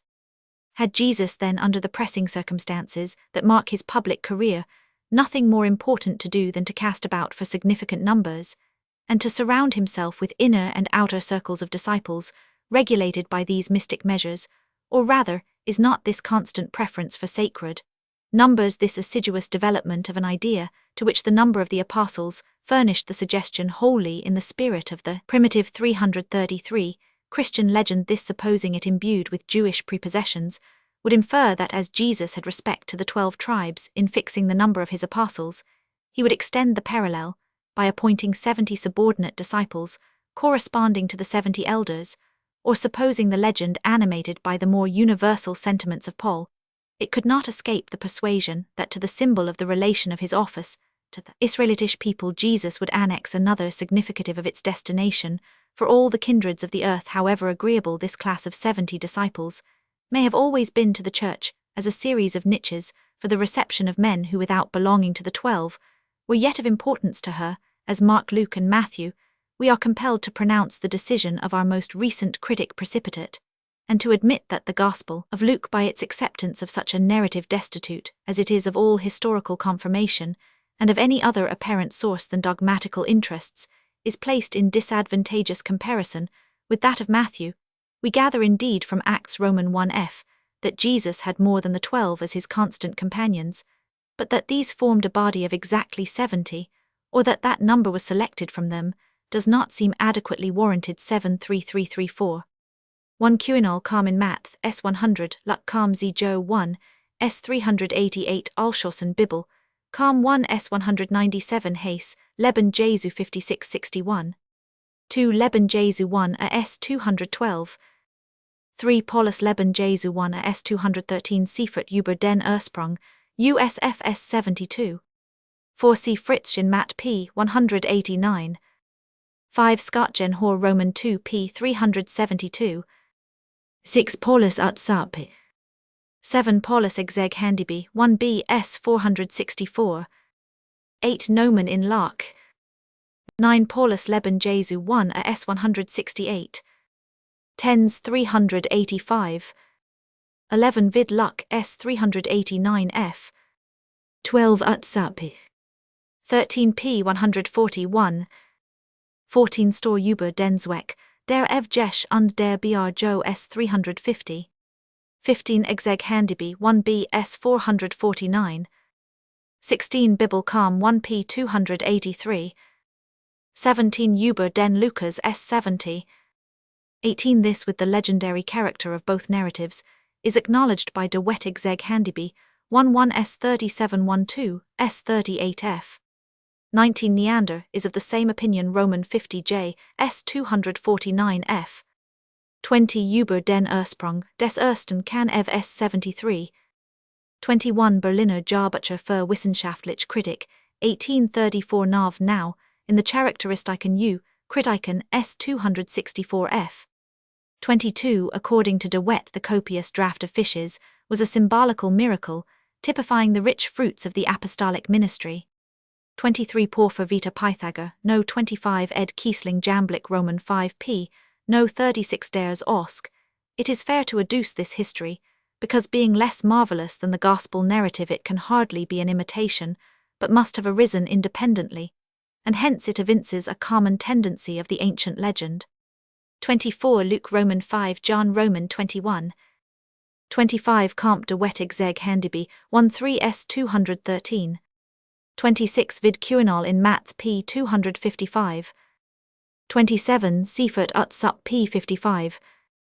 28 Cuinol ut sup Paulus Exeg Handiby 1b S 513 Roman 50 J1 a 240. 29 Berthold Einleitung 3 S 1255 F Fritz S 340. 30 Seifert S 56 de Wet Exeg Handiby 11 S 90. 31 Seifert S 60. 32 de Wet ut sup. 33 Exeg Handiby 1b S 510 Roman 50 J1 a 240. 34 Schleiermacher über den Lucas S 76.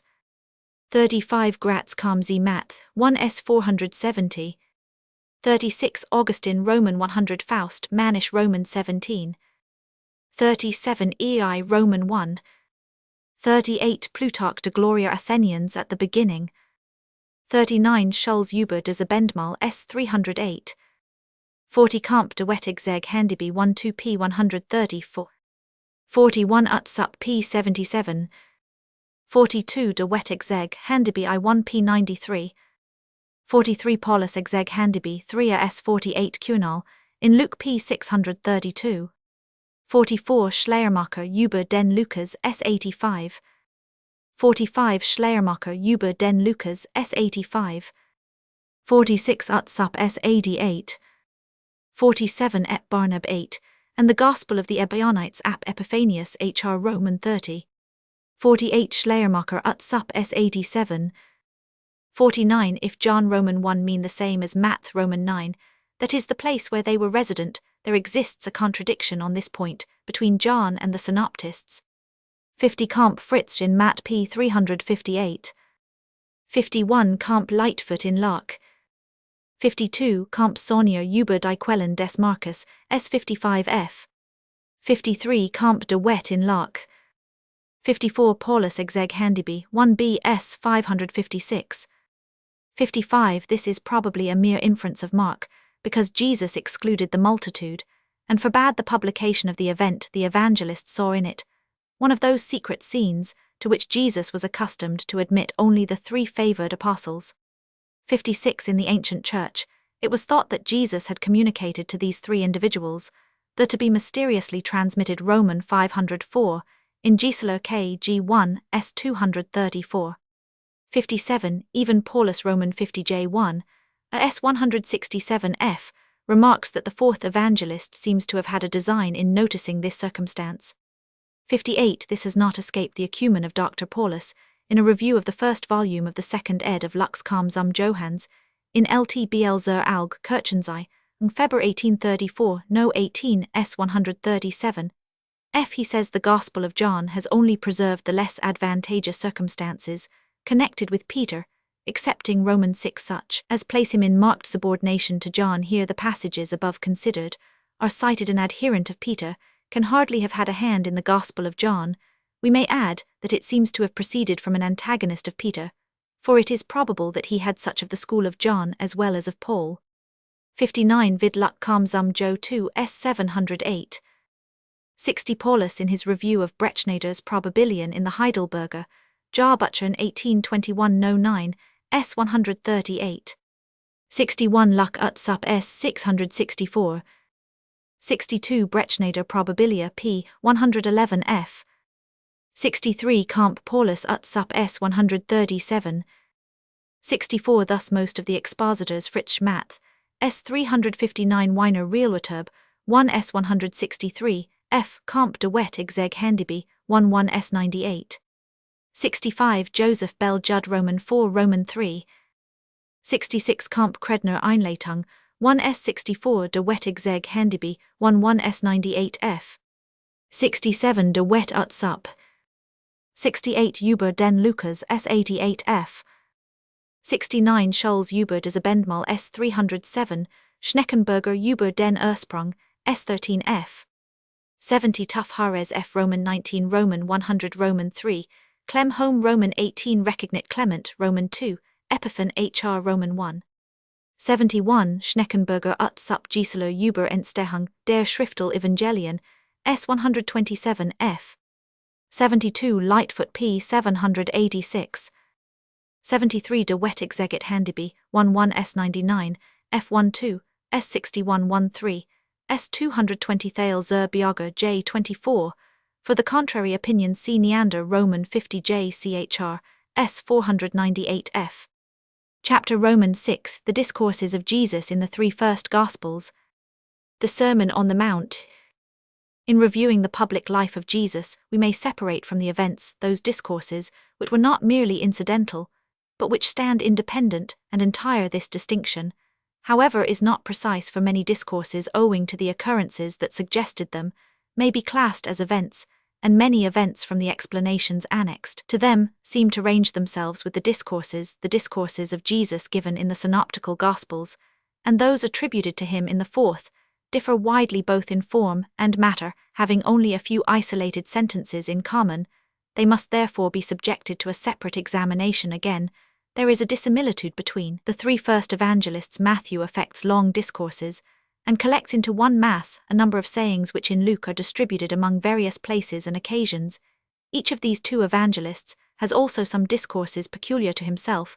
In Mark the element of discourses exists in a very small proportion. Our purpose will, therefore, be best answered if we make Matthew's comprehensive discourses our starting point, ascertain all the corresponding ones in the other Gospels, inquire which amongst them has the best arrangement and representation of these discourses, and finally endeavour to form a judgment as to how far they really proceeded from the lips of Jesus.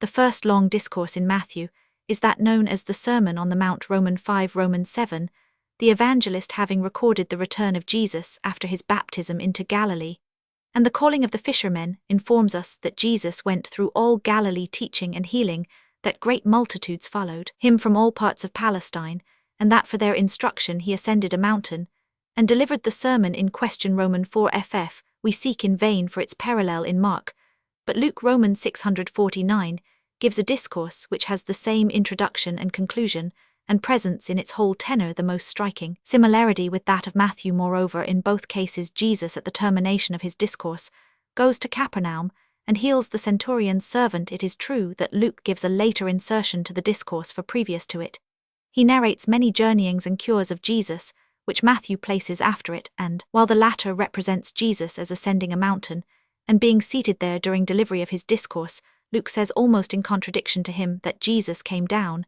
and 335 stood in the plain. Further, the sermon in Luke contains but a fourth part of that in Matthew, while it has some elements peculiarly its own. To avoid the unpleasant admission that one of two inspired evangelists must be in error, which is inevitable, if in relation to the same discourse, one of them makes Jesus deliver it on the mountain, the other in the plain, the one sitting, the other standing, the one earlier, the other later, if either the one has made important omissions, or the other as important additions. The ancient harmonists pronounced these discourses to be distinct too, on the plea that Jesus must frequently have treated of the essential points of his doctrine, and may therefore have repeated word for word certain impressive enunciations. This may be positively denied with respect to long discourses, and even concise maxims will always be reproduced in a new guise and connection by a gifted and inventive teacher. To say the least, it is impossible that any but a very barren mind should repeat the same formal exordium and the same concluding illustration on separate occasions. The identity of the discourses being established, the first effort was to conciliate, or to explain the divergencies between the two accounts, so as to leave their credibility unimpeached. In reference to the different designation of the locality, Paulus insists on the of Luke, which he interprets to imply that Jesus stood over the plain, and therefore on a hill. Thalak more happily distinguishes the level space from the plain properly so called, and regards it as a less abrupt part of the mountain. But as one evangelist makes Jesus ascend the mountain to deliver his discourse, while the other makes him descend for the same purpose, these conciliators ought to admit with Alshausen that if Jesus taught in the plain according to Luke, Matthew has overlooked the descent that preceded the discourse, or if, as Matthew says, Jesus taught seated on the mountain, Luke has forgotten to mention that after he had descended the pressure of the crowd induced him to reascend before he commenced his harangue, and without doubt each was ignorant of what he omits, but each knew that tradition associated this discourse with a sojourn of Jesus on a mountain. Matthew thought the mountain a convenient elevation for one addressing a multitude. Luke, on the contrary, imagined a descent necessary for the purpose. Hence, the double discrepancy, for he who teaches from a mountain is sufficiently elevated over his hearers to sit, but he who teaches in a plain will naturally stand the chronological divergencies, as well as the local must be admitted, if we would abstain from fruitless efforts at conciliation. The difference as to the length and contents of the discourse is susceptible of three explanations. Either the concise record of Luke is a mere extract from the entire discourse, which Matthew gives without abridgment, or Matthew has incorporated many sayings belonging properly to other occasions, or lastly, both these causes of variety have concurred. He who with Thalak wishes to preserve intact the fides divina, or with Paulus the fides humana of the evangelists, will prefer the first supposition, because to withhold the true is more innocent than to add the false. The above theologians hold that the train of thought in the Sermon on the Mount as given by Matthew is closely consecutive, and that this is a proof of its original unity, but any compiler not totally devoid of ability can give a tolerable appearance of connectedness to sayings which did not originally belong to each other. And even these commentators are obliged to admit that the alleged consecutiveness 336 extends over no more than half the sermon, for from Romans 6, it is a string of more or less isolated sentences, some of them very unlikely to have been uttered on the occasion. More recent criticism has therefore decided that the shorter account of Luke presents the discourse of Jesus in its original form, and that Matthew has taken the license of incorporating with this much that was uttered by Jesus at various times, so as to retain the general sketched exordium peroration and essential train of thought, while between these compartments he inserted many sayings more or less analogous borrowed from elsewhere. This view is especially supported by the fact that many of the sentences which in Matthew make part of the Sermon on the Mount are in Mark and Luke dispersed through a variety of scenes, compelled to grant this, yet earnestly solicitous to avert from the evangelist an imputation that might invalidate his claim to be considered an eyewitness. Other theologians maintain that Matthew did not compile the discourse under the idea that it was actually spoken on a single occasion, but with the clearest knowledge that such was not the case. It is with justice remarked in opposition to this that when Matthew represents Jesus as ascending the mountain before he begins his discourse and descending after its close, he obviously makes these two incidents the limits of a single address, and that when he speaks of the impression which the discourse produced on the multitude, whose presence he states as the inducement to its delivery, he could not but intend to convey the idea of a continuous harangue. As to Luke's edition of the sermon, there are parts in which the interrupted connection betrays deficiencies, and there are additions which do not look genuine. 8. It is also doubtful whether he assigns a more appropriate connection to the passages, in the position of which he differs from Matthew 9, and hence, as we shall soon see more fully, he has in this instance no advantage over his predecessor. The assemblage to whom the Sermon on the Mount was addressed might from Luke's account be supposed a narrow circle, for he states that the choice of the apostles immediately preceded the discourse, and that at its commencement Jesus lifted up his eyes on his disciples, and he does not, like Matthew, note the multitude as part of the audience. On the other hand, Matthew also mentions that before the sermon the disciples gathered round Jesus and were taught by him, and Luke represents the discourse as being delivered in the audience of the people. Romans 7. It is therefore evident that Jesus spoke to the crowd in general, but with a particular view to the edification of his disciples. We have no reason to doubt that a real harangue of Jesus, more than ordinarily solemn and public, was the foundation of the evangelical accounts before us. Let us now proceed to an examination of particulars in both editions. The Sermon on the Mount is opened by a series of beatitudes in Luke. However, not only are several wanting which we find in Matthew, but most of those common to both are in the former taken in another sense than in the latter. The poor are not specified, as in Matthew, by the addition in spirit. They are therefore not those who have a deep consciousness of inward poverty and misery, but the literally poor. Neither is the 337 hunger of the hungering referred to righteousness. It is therefore not spiritual hunger, but bodily. Moreover, the adverb now definitely marks out those who hunger and those who weep thee, and thus in Luke, the antithesis is not as in Matthew between the present sorrows of pious souls, whose pure desires are yet unsatisfied, and their satisfaction about to come, but between present suffering and future well-being. In general, this mode of contrasting the present age and the future is elsewhere observable in Luke, especially in the parable of the rich man, and without here inquiring which of the two representations is probably the original, I shall merely remark that this of Luke is conceived entirely in the spirit of the Ebionites, a spirit which has of late been supposed discernible in Matthew. It is a capital principle with the Ebionites, as they are depicted in the Clementine homilies, that he who has his portion in the present age will be destitute in the age to come, while he who renounces earthly possessions thereby accumulates heavenly treasures. The last beatitude relates to those who are persecuted for the sake of Jesus. Luke, in the parallel passage, has for the Son of Man's sake, hence the words for my sake in Matthew must be understood to refer to Jesus solely in his character of Messiah. The Beatitudes are followed in Luke by as many woes which are wanting in Matthew.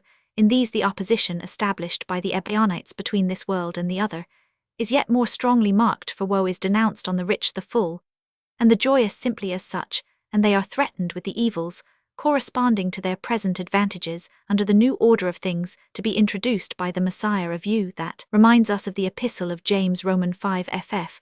The last woe is somewhat stiffly formed after the model of the last beatitude, for it is evidently for the sake of the contrast to the true prophets, so much calumniated, that the false prophets are said without any historical foundation to have been spoken well of by all men, we may therefore conjecture with Schleiermacher 15 that we are indebted for these maledictions to the inventive fertility of the author of the third gospel.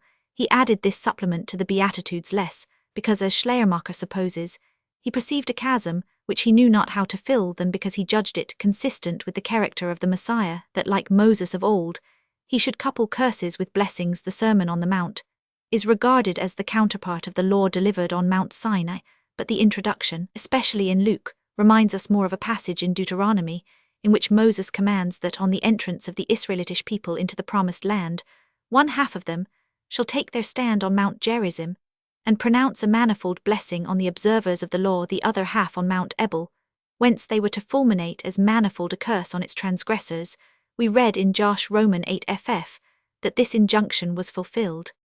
With the Beatitudes, Matthew suitably connects the representation of the 338 disciples as the salt of the earth, and the light of the world. Roman 5 ff. In Luke, the discourse on the salt is with a rather different opening introduced in another place, Roman 14 f, where Jesus admonishes his hearers to ponder the sacrifices that must be made by those who would follow him, and rather to abstain from the profession of discipleship than to maintain it dishonorably, and to this succeeds aptly enough the comparison of such degenerate disciples to salt that has lost its savour. Thus the dictum accords with either context, and from its aphoristical conciseness would be likely to recur, so that it may have been really spoken in both discourses. On the contrary, it cannot have been spoken in the sequence in which it is placed by Mark. Roman 9, for the idea that everyone shall be salted with fire in allusion to hell has no internal connection with the comparison of the true disciples of Jesus to salt denoting their superiority.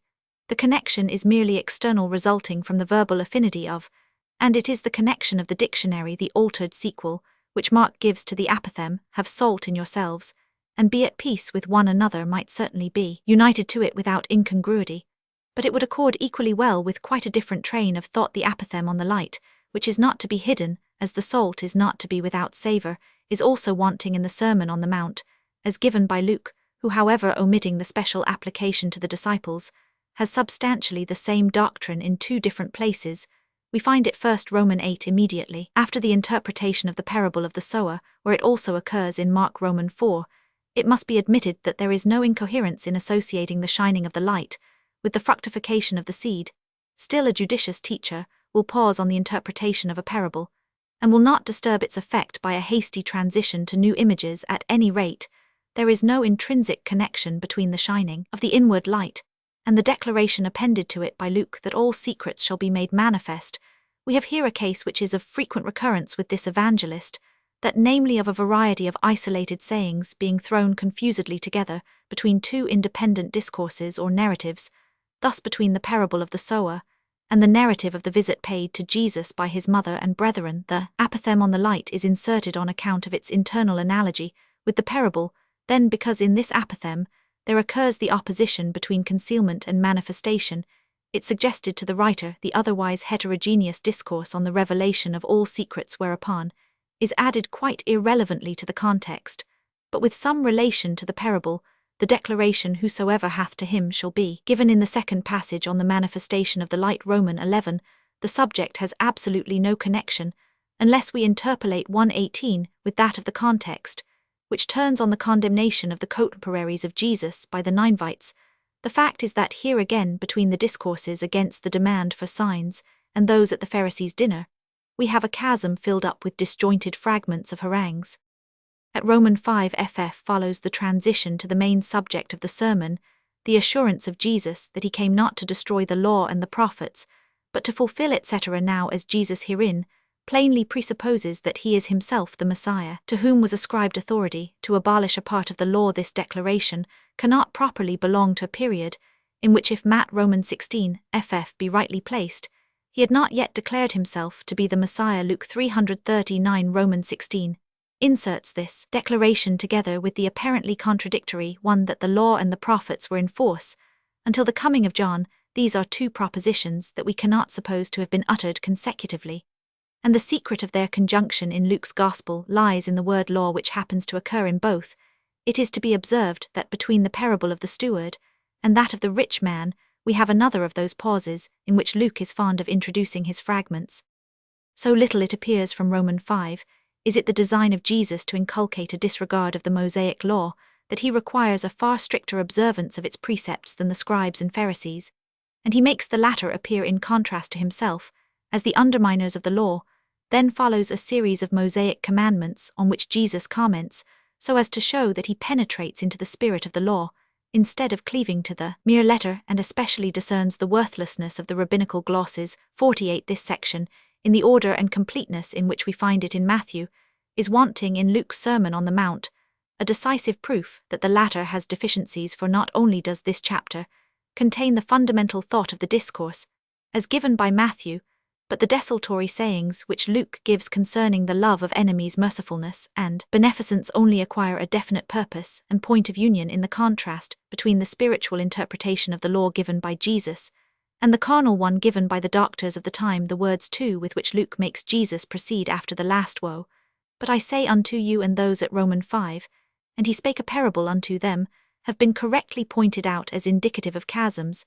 As regards the isolated parallel passages, the admonition to a quick reconciliation with an adversary, Romans 5f, is to say the least not so easily brought into connection with the foregoing matter in Luke. Romans 12. As in Matthew, it is still worse with the passage in Luke, which is parallel with Romans 5. This text relative to divorce, which in Matthew is linked, in the general chain of ideas, is in Luke. Romans 16 thrust into one of the apertures we have noticed between the assurance of the perpetuity of the law and the parable of the rich man. Alshausen tries to find a thread of connection between the passage and the one preceding it, by interpreting adultery, allegorically, as faithlessness to the divine law, and Schleiermacher 22 attaches it to the succeeding parable, by referring it to the adulterous Herod.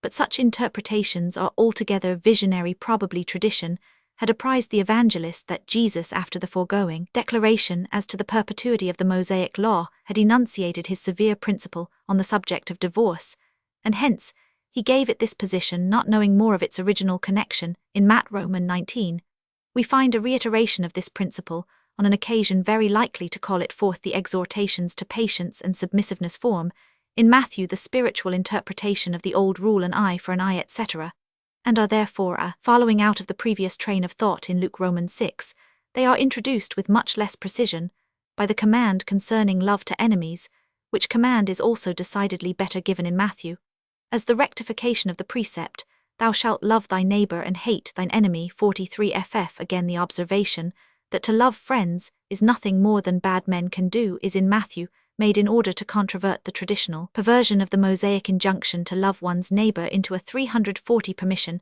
to hate enemies in Luke. The observation follows the rule, "Whatsoever ye would that men should do to you," etc., which in Matthew occurs farther on Romans 7, without any connection on the whole. If the passage in Luke from Romans 636 be compared with the corresponding one in Matthew, there will be found in the latter an orderly course of thought, in the former considerable confusion. The warnings against Pharisaic hypocrisy, Romans 66, are without a parallel in Luke, but he has one of the model prayer which recent criticism has turned not a little to the disadvantage of Matthew. The ancient harmonists, it is true, had no hesitation in supposing that Jesus delivered this prayer twice in the connection in which it is given by Matthew, as well as under the circumstances narrated by Luke. Romans 11 ff 25. But if Jesus had already in the Sermon on the Mount given a model prayer, his disciples would scarcely have requested one afterwards, as if nothing of the kind had occurred, and it is still more improbable that Jesus would repeat the same formulary without any recollection that he had delivered it to these disciples long before. Hence, our most recent critics have decided that Luke alone has preserved the natural and true occasion on which this prayer was communicated, and that, like many other fragments, it was interpolated in Matthew's Sermon on the Mount by the writer.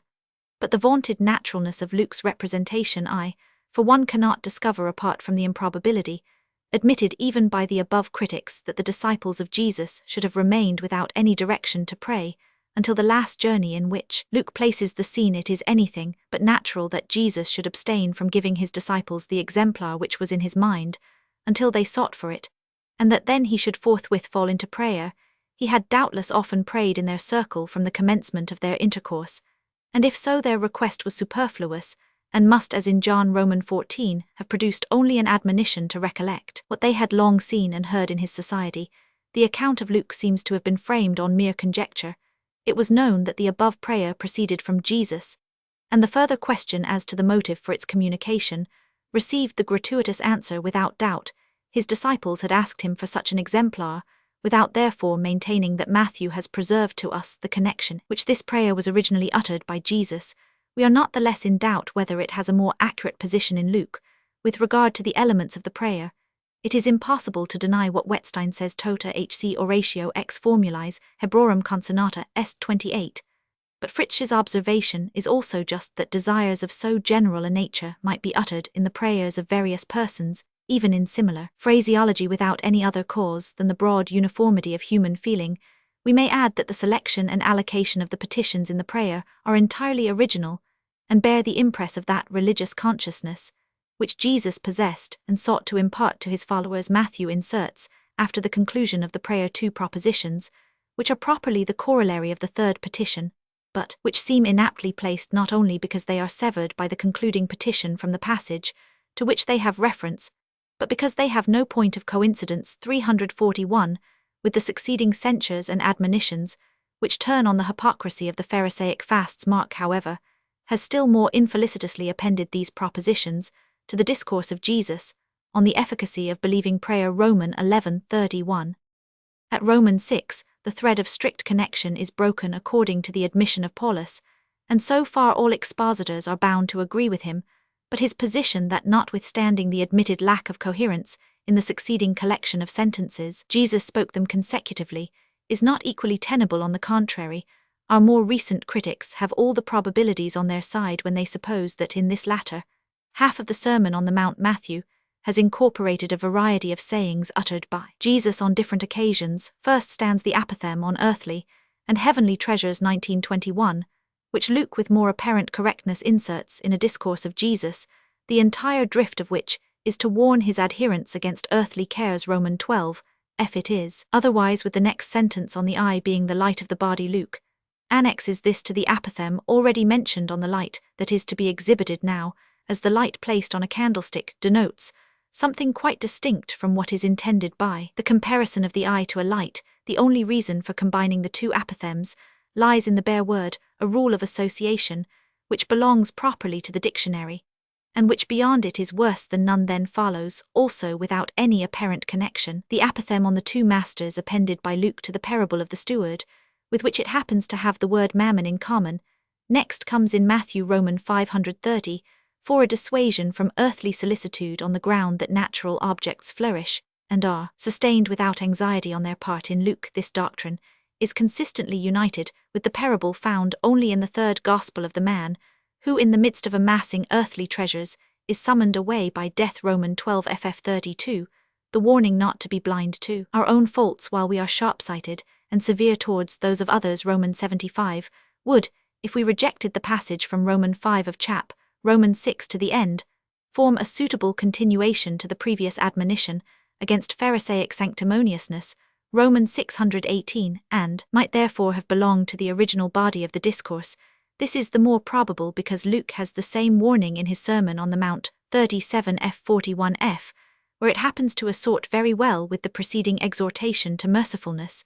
But at Roman 5 and 40 and part of 38, it is interrupted by subjects altogether irrelevant. The text, with what measure ye meet, etc., is very inappropriately interposed by Mark. Roman 4, in a passage similar in kind to one of Luke's intermediate miscellanies. Roman 5 in Matthew is equally destitute of connection and parallel, but the succeeding assurances and arguments as to the efficacy of prayer. Roman 511 are found in Luke. Roman 11, very fitly associated with another parable peculiar to that evangelist, that of the friend awaked at midnight. The apothegm, what you would that men should do unto you, etc., is quite isolated in Matthew. In Luke, it has only an imperfect connection.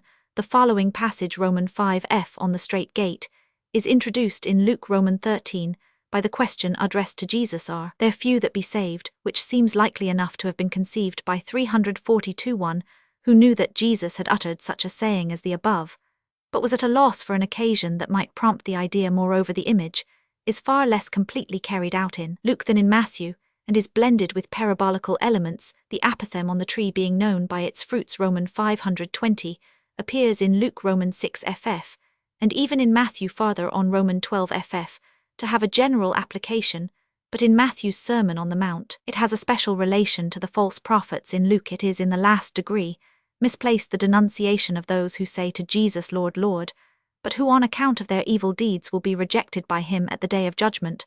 21:23 decidedly presupposes the messiahship of Jesus and cannot therefore have well belonged to so early a period as that of the Sermon on the Mount. Hence, it is more appropriately placed by Luke Roman 13 ff. The peroration of the discourse is, as we have mentioned, common to both evangelists.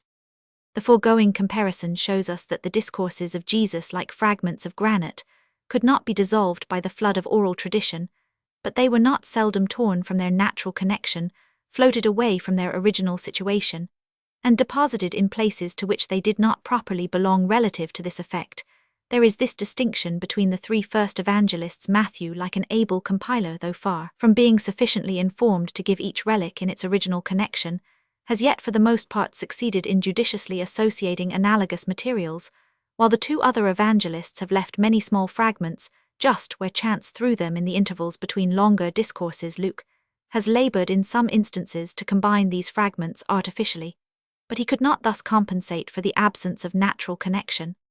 Instructions to the 12 lamentations over the Galilean cities, joy over the calling of the simple.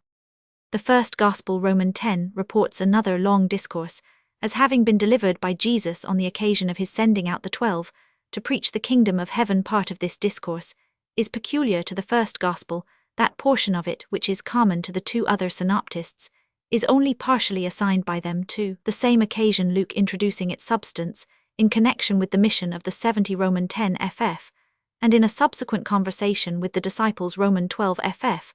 Some portion of the discourse is also found repeated both in Matthew and the other evangelists in the prophetic description given by Jesus of his second advent. In this instance again, while the older harmonists have no hesitation in supposing a repetition of the same discourse, 36 our more recent critics are of opinion that Luke only has the true occasions and the original arrangement of the materials, and that Matthew has assembled them according to his own discretion.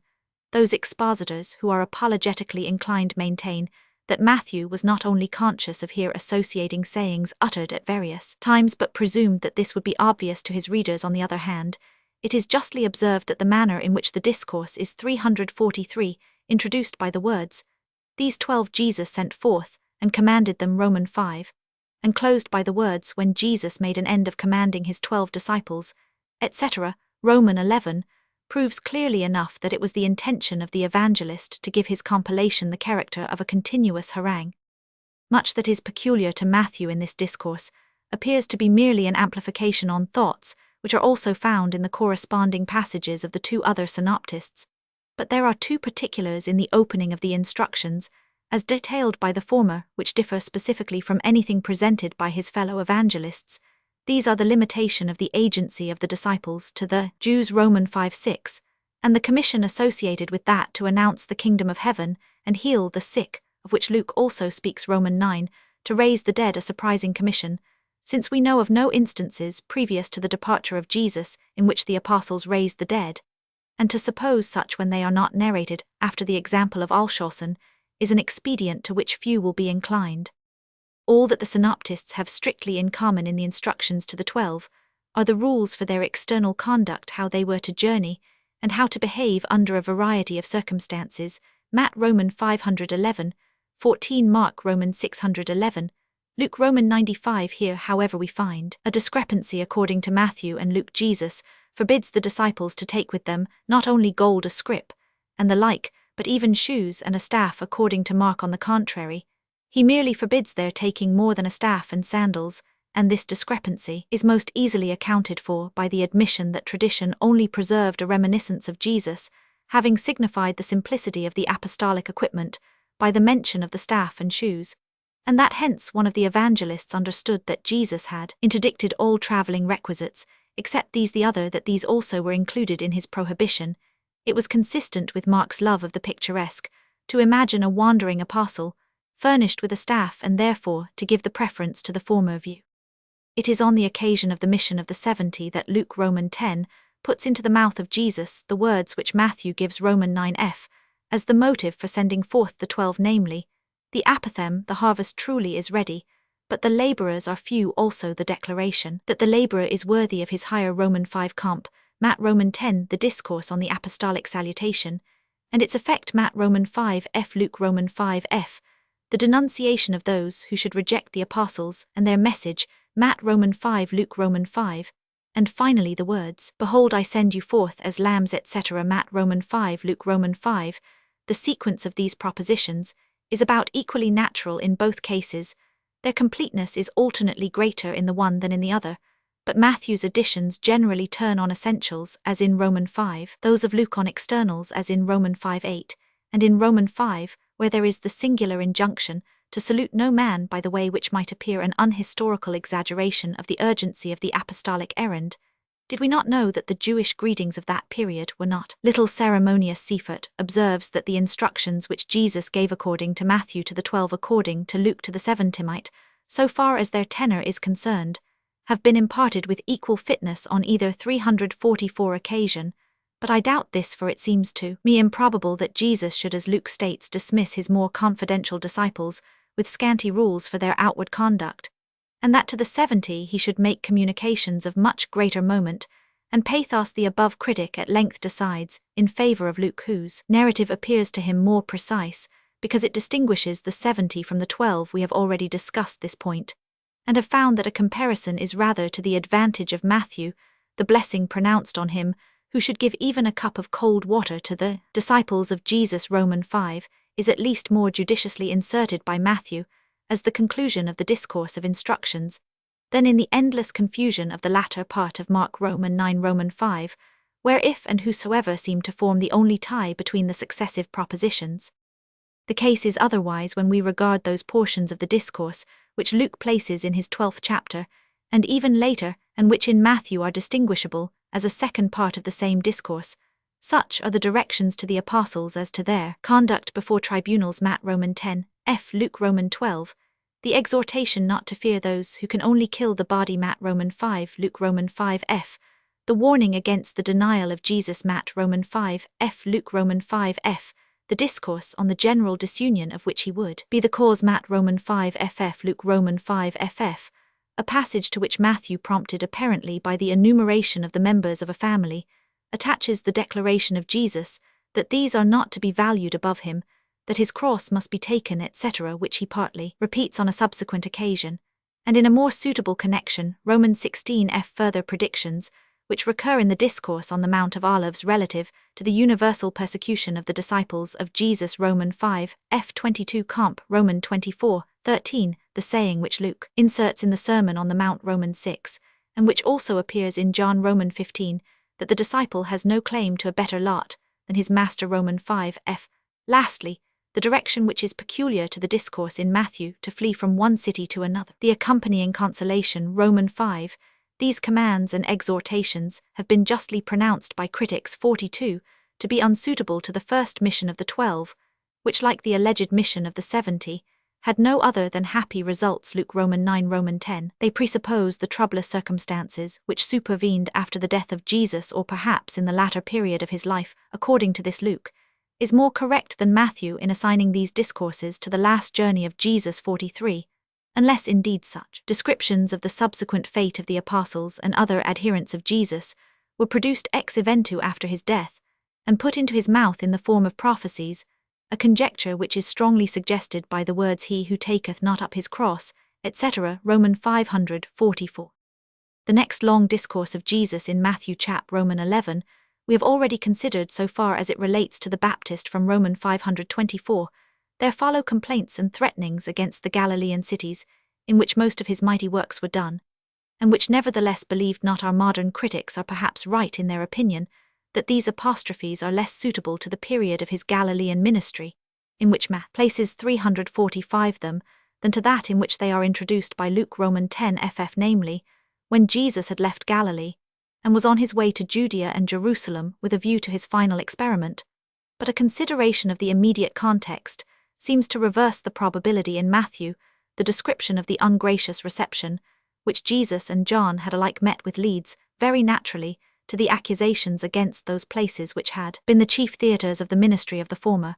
But it is difficult to suppose, according to Luke, that Jesus would speak of his past sad experience to the 70, whose minds must have been entirely directed to the future, unless we conceive that he chose a subject so little adapted to the exigencies of those whom he was addressing in order to unite the threatened judgment on the Galilean cities with that which he had just denounced against the cities that should reject his messengers. But it is more likely that this association proceeded solely from the writer, who, by the comparison of a city that should prove refractory to the disciples of Jesus to Sodom, was reminded of the analogous comparison to Tyre and Sidon of places that had been disobedient to Jesus himself, without perceiving the incongruity of the one with the circumstances which had dictated the other.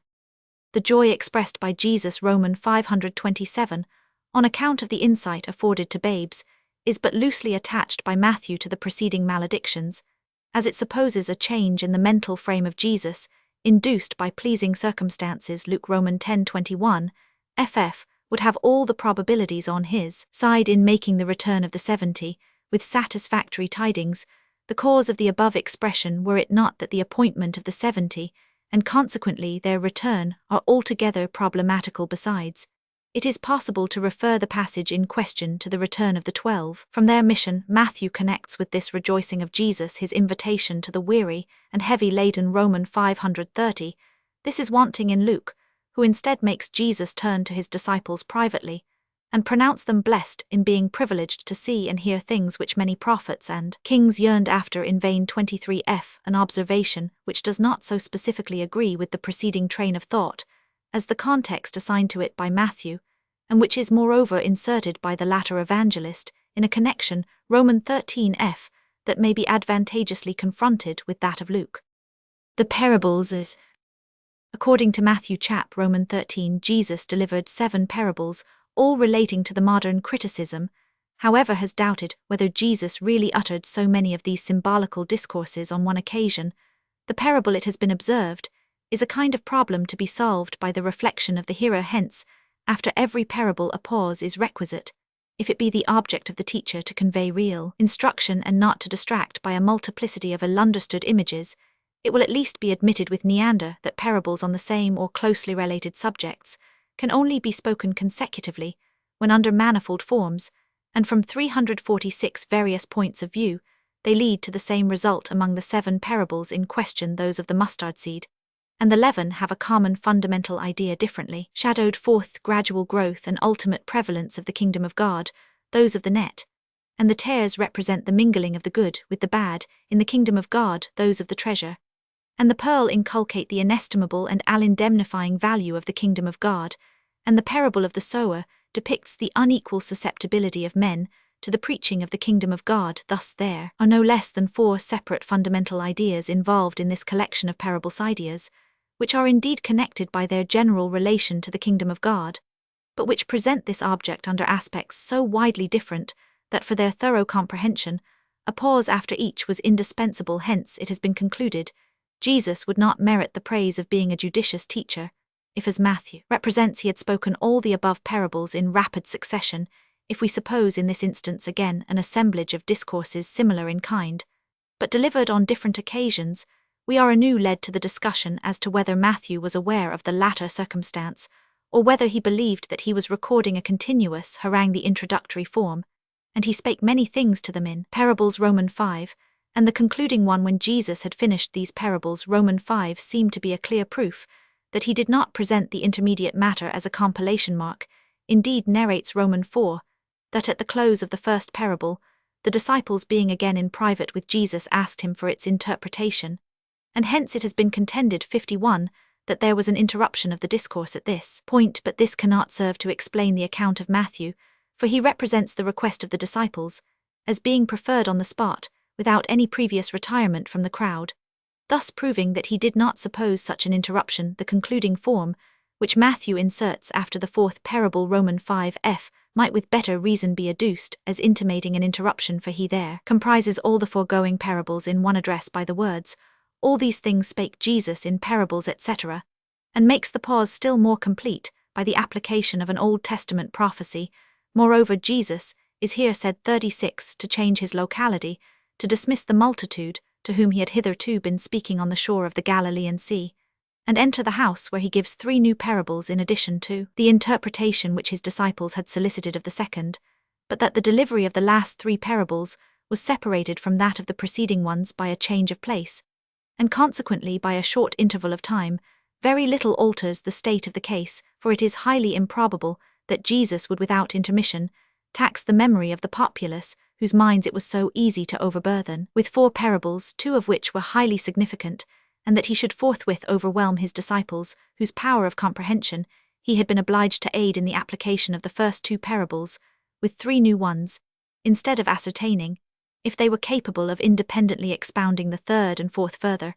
We have only to look more closely at Matthew's narrative in order to observe that he has fallen quite involuntarily on the interruption at Roman 5 ff, if it were his intention to communicate a series of parables, with 347, the explanations that Jesus privately gave to his disciples of the 2 which were most important, and were therefore to be placed at the head of the series. There were only 3 methods on which he could proceed. First, he might make Jesus immediately after the enunciation of a parable give its interpretation to his disciples in the presence of the multitude, as he actually does in the case of the first parable 10:23. But the representation is beset with the difficulty of conceiving how Jesus, surrounded by a crowd whose expectation was on the stretch, could find leisure for a conversation aside with his disciples. This inconvenience Mark perceived, and therefore chose the second resource that was open to him, that of making Jesus with his disciples withdraw after the first parable into the house, and there deliver its interpretation. But such a proceeding would be too great a hindrance to one who proposed publicly to deliver several parables one after the other, for if Jesus returned to the house immediately after the first parable, he had left the scene in which the succeeding ones could be conveniently imparted to the people. Consequently, the narrator in the first gospel cannot, with respect to the interpretation of the second parable, either repeat his first plan or resort to the second. He therefore adopts a third, and proceeding uninterruptedly through 2 further parables, it is only at their close that he conducts Jesus to the house, and there makes him impart the arrear of interpretation. Herewith there arose in the mind of the narrator a sort of rivalry between the parables which he had yet in reserve, and the interpretation the arrear of which embarrassed him. As soon as the former were absent from his recollection, the latter would be present with its inevitably associated form of conclusion, and return homeward. And when any remaining parables recurred to him, he was obliged to make them the sequel of the interpretation. Thus it befell with the 3 last parables in Matthew's narration, so that he was reduced almost against his will to make the disciples their sole participants, though it does not appear to have been the custom of Jesus thus to clothe his private instructions, and Mark Roman 5 f plainly supposes the parables, which follow the interpretation of the second, to be also addressed to the people. Mark who Roman 4 depicts the same scene by the seaside, as Matthew has in connection with it, only 3 parables of which the first and third correspond to the first and third of Matthew, but the middle one is commonly deemed peculiar to Mark. Matthew has in its place the parable wherein the kingdom of heaven is likened to a man who sowed good seed in his field, but while men slept the enemy came and sowed tares among it, which grew up with the wheat. The servants know not from whence the tares come and propose to root them up, but the master commands them to let both grow together, until the harvest, when it will be time enough to separate them. In Mark, Jesus compares the kingdom of heaven to a man who casts seed into the ground, and while he sleeps and rises again the seed passes, he knows not how, from one stage of development to another. And when it is ripe he puts in the sickle, because the harvest is come. In this parable there is wanting what constitutes the dominant idea in that of Matthew, the tares sown by the enemy, but as, nevertheless, the other ideas of sowing, sleeping, growing one knows not how, and harvest wholly correspond, it may be questioned whether Mark does not here merely give the same parable in a different version, which he preferred to that of Matthew, because it seemed 348 more intermediate between the first parable of the sower and the third of the mustard seed. Luke also has only 3 of the 7 parables given in Matt Roman 13, namely those of the sower, the mustard seed, and the leaven, so that the parables of the buried treasure, the pearl, and the net, as also that of the tares in the field, are peculiar to Matthew. The parable of the sower is placed by Luke Roman 8 ff somewhat earlier, and in other circumstances, than by Matthew, and apart from the 2 other parables which he has in common with the first evangelist series. These he introduces later. Roman 13:21, a position which recent critics unanimously acknowledge as the correct one.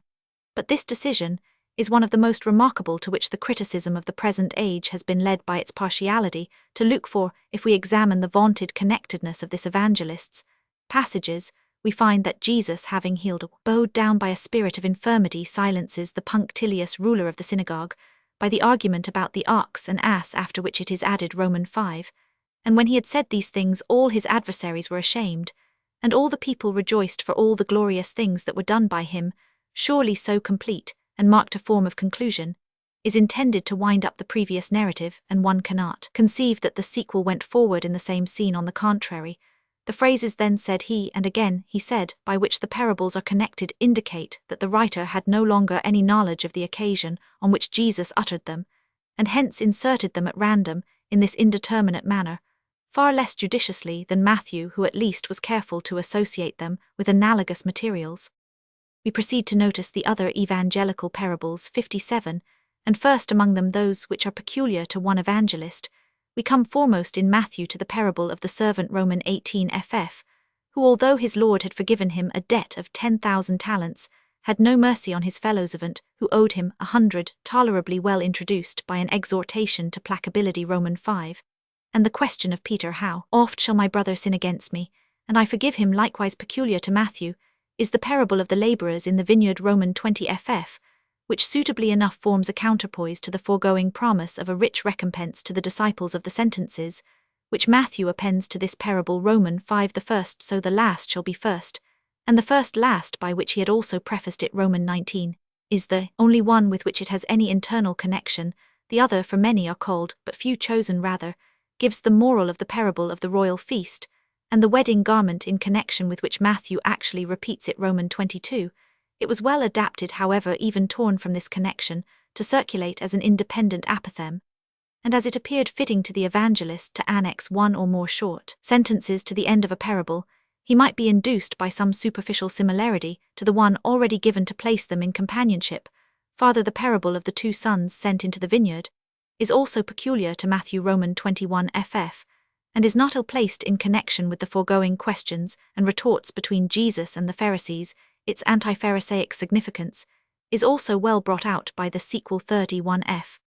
Among the parables which are peculiar to Luke, that of the two debtors Romans 7 ff, that of the Good Samaritan Romans 10 ff, that of the man whose 349 accumulation of earthly treasure is interrupted by death Romans 12 ff comp wise Romans 11 ff, and also the two which figure the efficacy of importunate prayer Romans 11 ff Romans 18 ff, have a definite clear signification, and with the exception of the last, which is introduced abruptly, a tolerably consistent connection. We may learn from the two last parables that it is often necessary entirely to abstract particular features from the parables of Jesus, seeing that in one of them God is represented by a lukewarm friend, in the other by an unjust judge. To the latter is annexed the parable of the Pharisee and publican 914, of which only Schleiermacher, on the strength of a connection fabricated by himself between it and the foregoing, can deny the anti-Pharisaic tendency.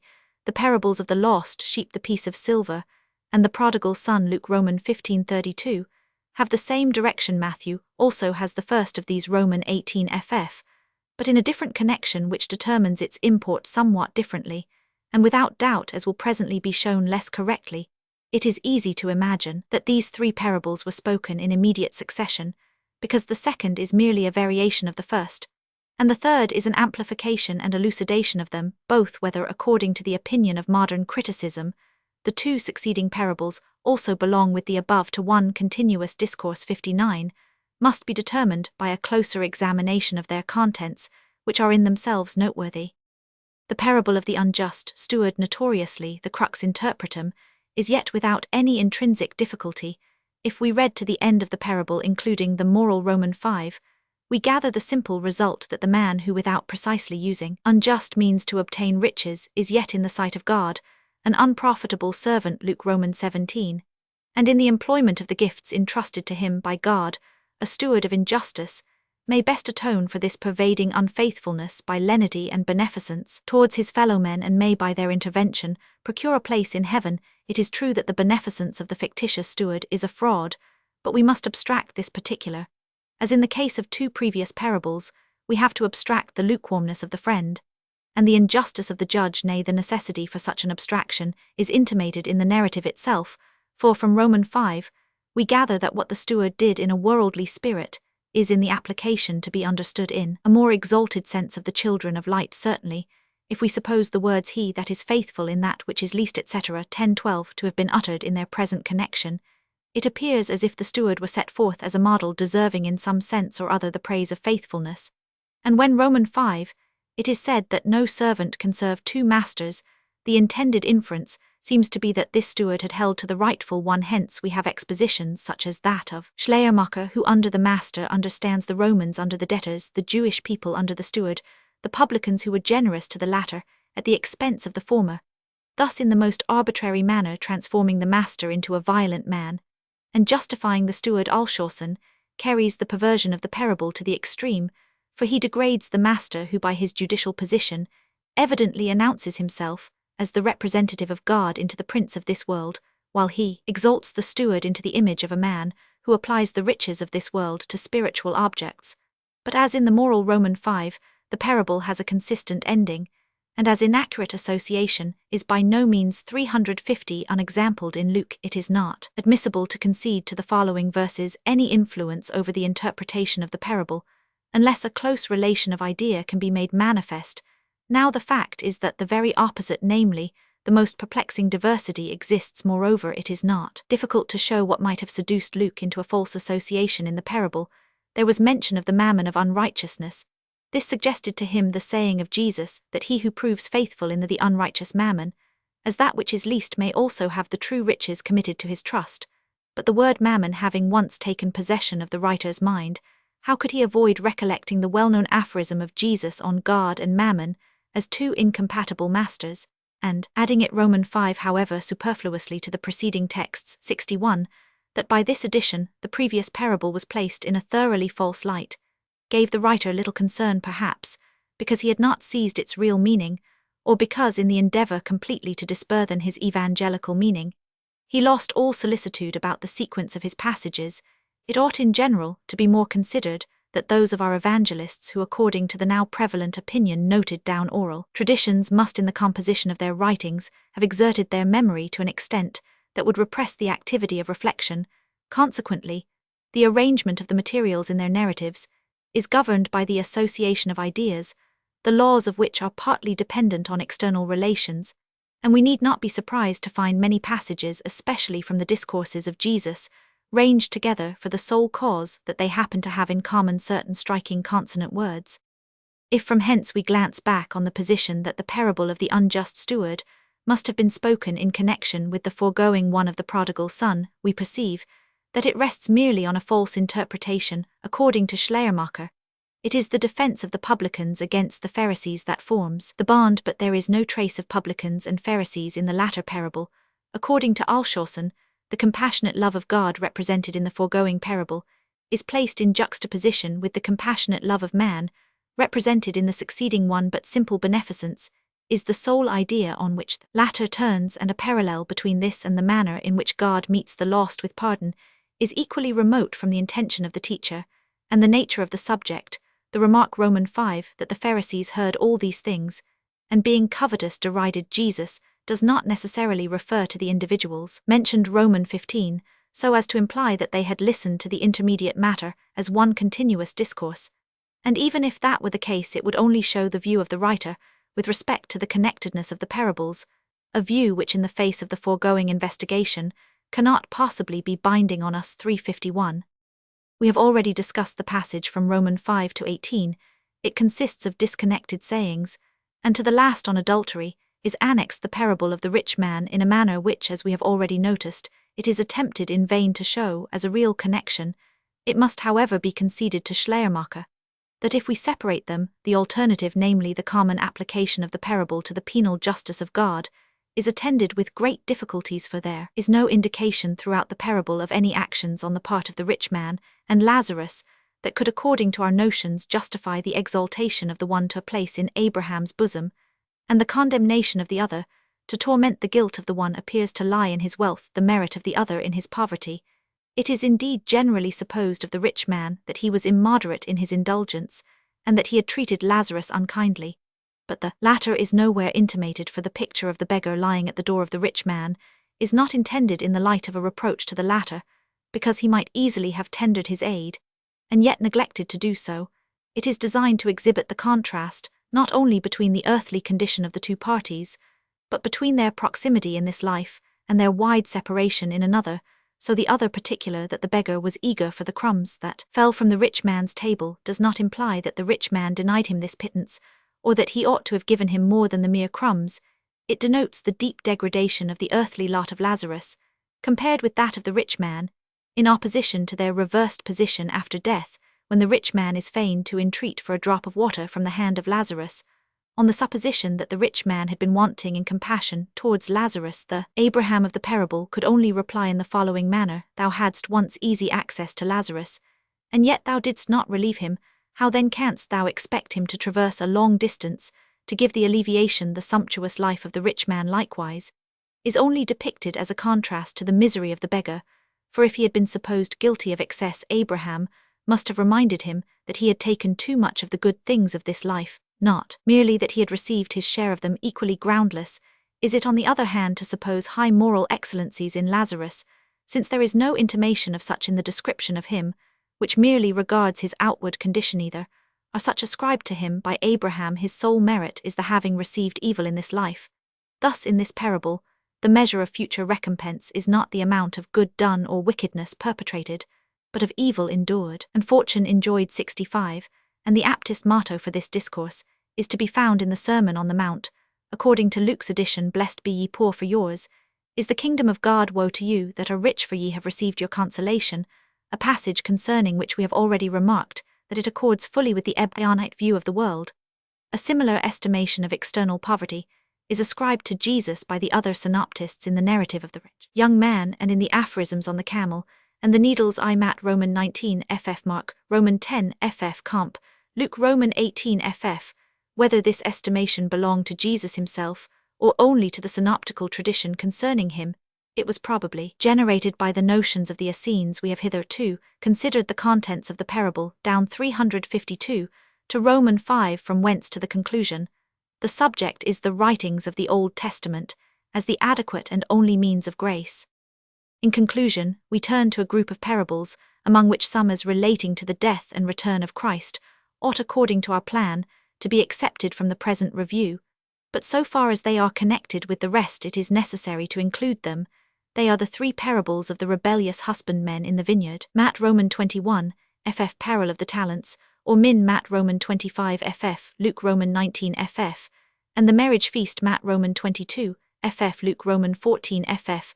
Of these the parable of the husbandmen in all the accounts, that of the talents in Matthew, and that of the marriage feast in Luke, are simple parables unattended with difficulty. Not so the parable of the min in Luke and of the marriage feast in Matthew, that the former is fundamentally the same with that of the talents in Matthew, is undeniable. Notwithstanding the many divergencies in both, are found the journey of a master, the assembling of the servants to entrust them with a capital, to be put into circulation after the return of the master, a reckoning in which 3 servants are signalized, 2 of them as active, the third as inactive, whence the latter is punished, and the former rewarded.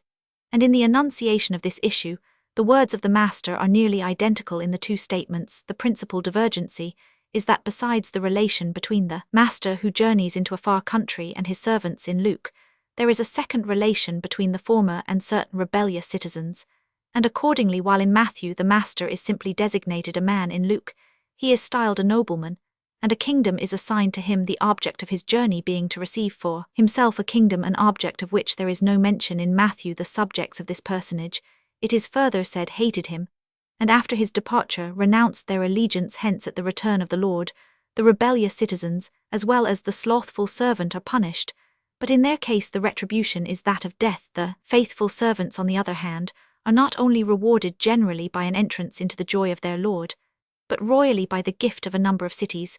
There are other divergencies of less moment between Luke and Matthew, such as that the number of servants is undetermined by the one, and limited to 10 by the other, that in Matthew they receive talents, in Luke min, in the one unequal, sums in the other equal. In the one they obtain unequal profits from unequal sums, by an equal expenditure of effort, and are therefore equally rewarded. In the other they obtain unequal profits from equal sums, by an unequal expenditure of effort, and are therefore unequally rewarded.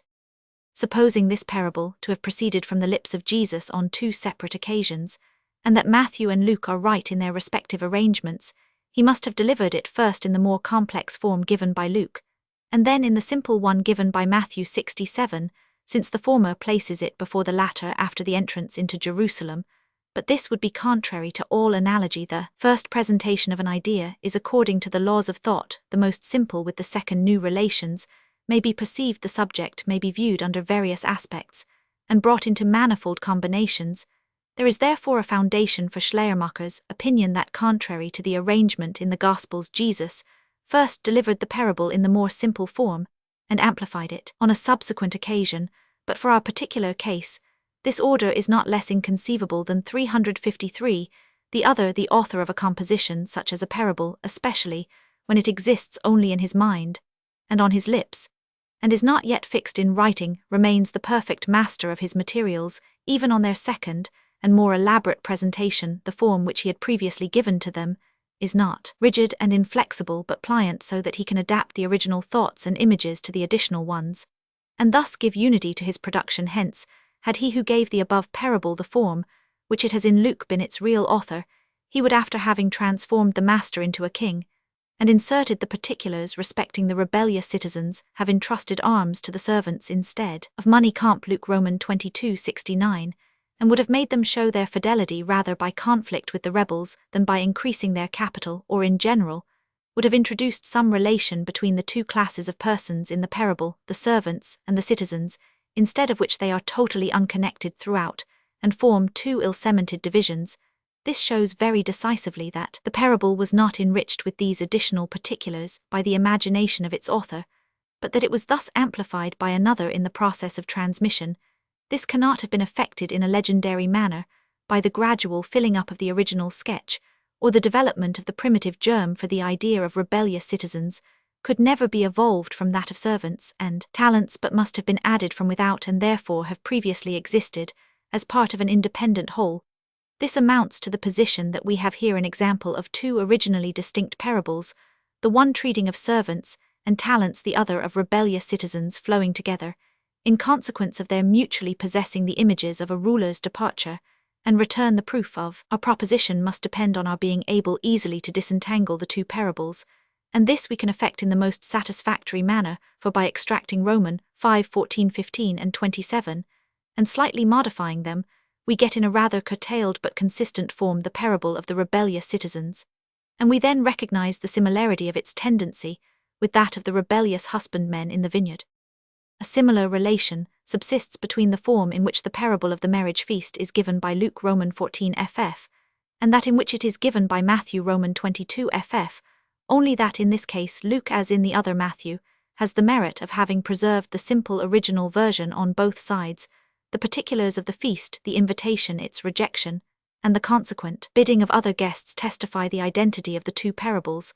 But on the other hand, the host, who in Luke is merely a certain man, is in Matthew a king, whose feast is occasioned by the marriage of his son.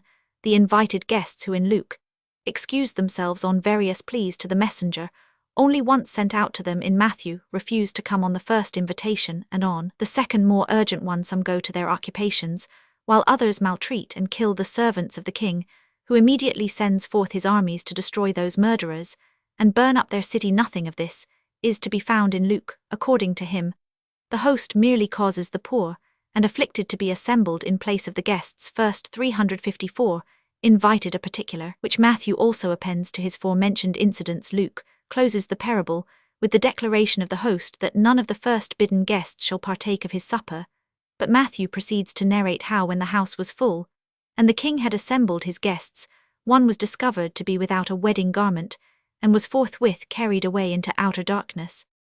The maltreatment and murder of the king's messengers are features in the narrative of Matthew, which at once strike us as inconsistent. As a departure from the original design disregard of an invitation is sufficiently demonstrated by the rejection of it on empty pretexts, such as Luke mentions the maltreatment, and even the murder of those who deliver the invitation, is an exaggeration which it is less easy to attribute to Jesus than to the evangelist the latter had immediately before communicated the parable of the rebellious husbandmen, hence there hovered in his recollection the manner in which they were said to have used the messengers of their Lord, beating one, killing and stoning others.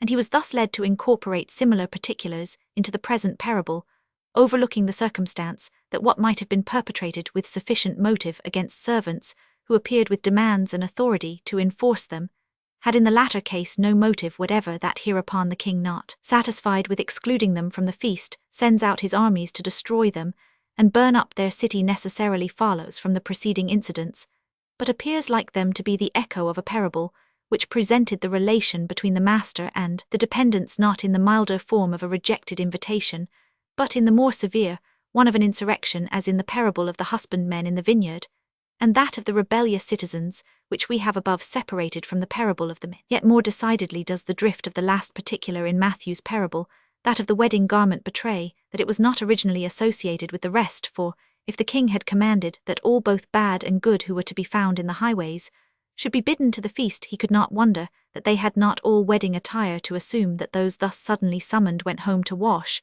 and adjust their dress is an arbitrary emendation of the text. Little preferable is the supposition that, according to Oriental manners, the king had ordered a caftan to be presented to each guest, and might therefore justly reproach the meanest for not availing himself of the gift. 74.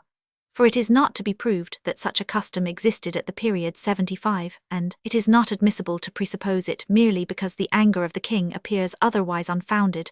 But the addition in question is not only out of harmony with the imagery, but with the tendency of this parable, for while hitherto its aim had been to exhibit the national contrast between the perversity of the Jews and the willingness of the Gentiles, it all at once passes to the moral one to distinguish between the worthy and the unworthy, that after the Jews had contemned the invitation to partake of the kingdom of God, the heathens would be called into it, is one complete idea with which Luke very properly concludes his parable. 355, that he who does not prove himself worthy of the vocation, by a corresponding disposition, will be again cast out of the kingdom, is another idea which appears to demand a separate parable for its exhibition here. Again, it may be conjectured that the conclusion of Matthew's parable is the fragment of another which, from its also referring to a feast, might in tradition, or in the memory of an individual, be easily mingled with the former, preserved in its purity by Luke.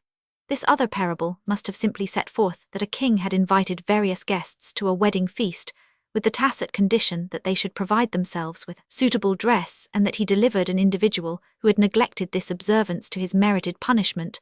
Supposing our conjectures correct, we have here a still more compound parable than in the former case, a parable in which one stly the narrative of the ungrateful invited parties Luke Roman 14 forms the main tissue, but so that 2 ndly a thread from the parable of the rebellious husbandmen is interwoven, while 3 rdly a conclusion is stitched on, gathered apparently from an unknown parable on the wedding garment. This analysis gives us an insight into the procedure of evangelical tradition with its materials, which must be pregnant with results. Miscellaneous instructions and controversies of Jesus.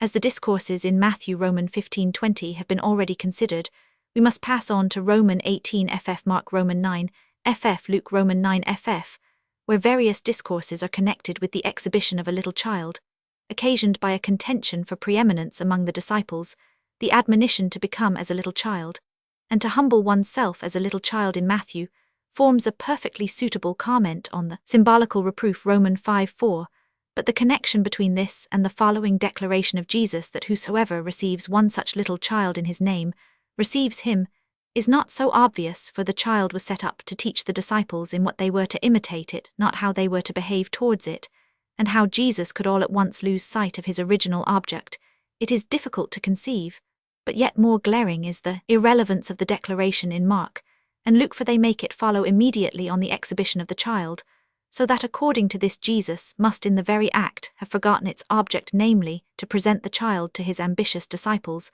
as worthy of imitation, not as in want of reception. Jesus was accustomed to say of his disciples that whosoever received them received him, and in him the Father who had sent him. Matt Roman 10 ff, Luke Roman 10, John Roman 13. Of children, he elsewhere says merely that whosoever does not receive the kingdom of heaven, as a little child cannot enter, therein Mark Roman 10, Luke Roman 18.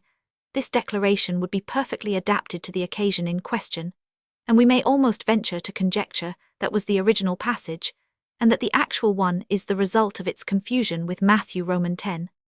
Closely connected by the word answering with the sentences 356, just considered Mark Roman 9 f and Luke Roman 9 f introduce the information which John is said to give to Jesus, that the disciples, having seen one casting out devils in the name of Jesus, without attaching himself to their society, had forbidden him. Schleiermacher explains the connection thus: because Jesus had commanded the reception of children in his name, John was led to the confession that he and his associates had hitherto been so far from regarding the performance of an act in the name of Jesus as the point of chief importance that they had interdicted the use of his name, to one who followed not with them. Allowing this explanation to be correct, we must believe that John, arrested by the phrase "in my name," which yet is not prominent in the declaration of Jesus and which must have been thrown still further into the background by the sight of the child set up in the midst, drew from it the general inference that in all actions the essential point is to perform them in the name of Jesus, and with equal rapidity leap to the remote reflection that the conduct of the disciples towards the exorcist was in contradiction with this rule. But all this supposes the facility of combination which belongs to a Schleiermacher, not the dullness which still characterized the disciples. Nevertheless, the above critic has unquestionably opened on the true vein of connection between the preceding apothegm and this of John. He has only failed to perceive that this connection is not intrinsic and original, but extrinsic and secondary.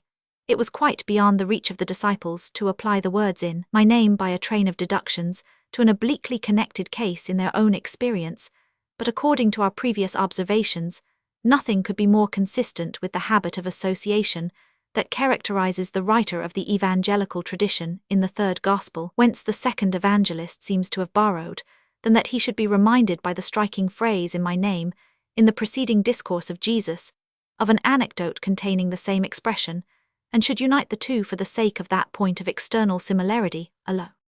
To the exhortation to receive such little children Matthew annexes the warning against offending one of these little ones, an epithet which in Roman 10 is applied to the disciples of Jesus, but in this passage apparently to children Mark Roman 5 has the same continuation, notwithstanding the interruption above noticed, probably because he forsook Luke, who here breaks off the discourse and does not introduce the admonition against offences until later Romans 17 f, and apart from any occasion that might prompt it, and appealed to Matthew then follows in Matthew Roman 5 f and Mark Roman 5 f, a passage which alone ought to open the eyes of commentators to the mode in which the synoptists arrange the sayings of Jesus, to the warning against the offending of the little ones, and the woe pronounced on those by whom offences come. They annex the apothegm on the offending of the hand, I, etc. Jesus could not proceed thus, for the injunctions mislead not the little ones, and let not your sensuality mislead you. Have nothing in common.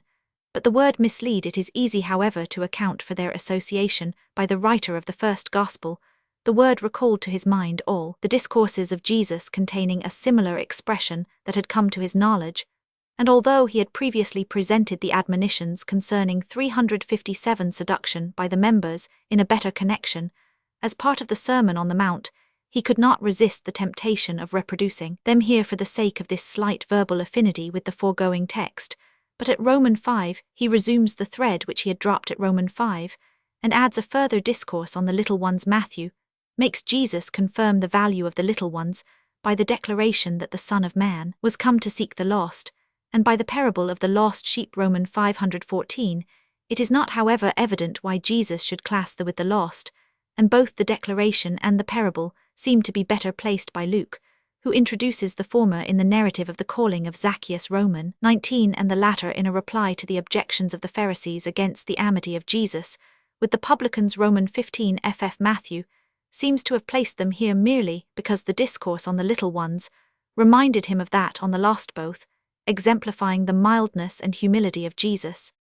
Between the moral of the above parable Roman 5 and the following rules for the conduct of Christians under injuries Roman 5 ff, there is again only a verbal connection which may be traced by means of the words "should perish," and thou hast gained for the proposition God wills not that one of these little ones should perish might recall the proposition we should endeavor to win over our brother by showing a readiness to forgive. The direction to bring the offender before the church is generally adduced as a proof that Jesus intended to found a church, but he here speaks of the as an institution already existing. Hence, we must either refer the expression to the Jewish synagogue, an interpretation which is favored by the analogy of this direction with Jewish precepts, or if according to the strict meaning of the word, and its connection must be understood as the designation of the Christian community, which did not then exist. It must be admitted that we have here, at least in the form of expression, an anticipation of a subsequent state of things.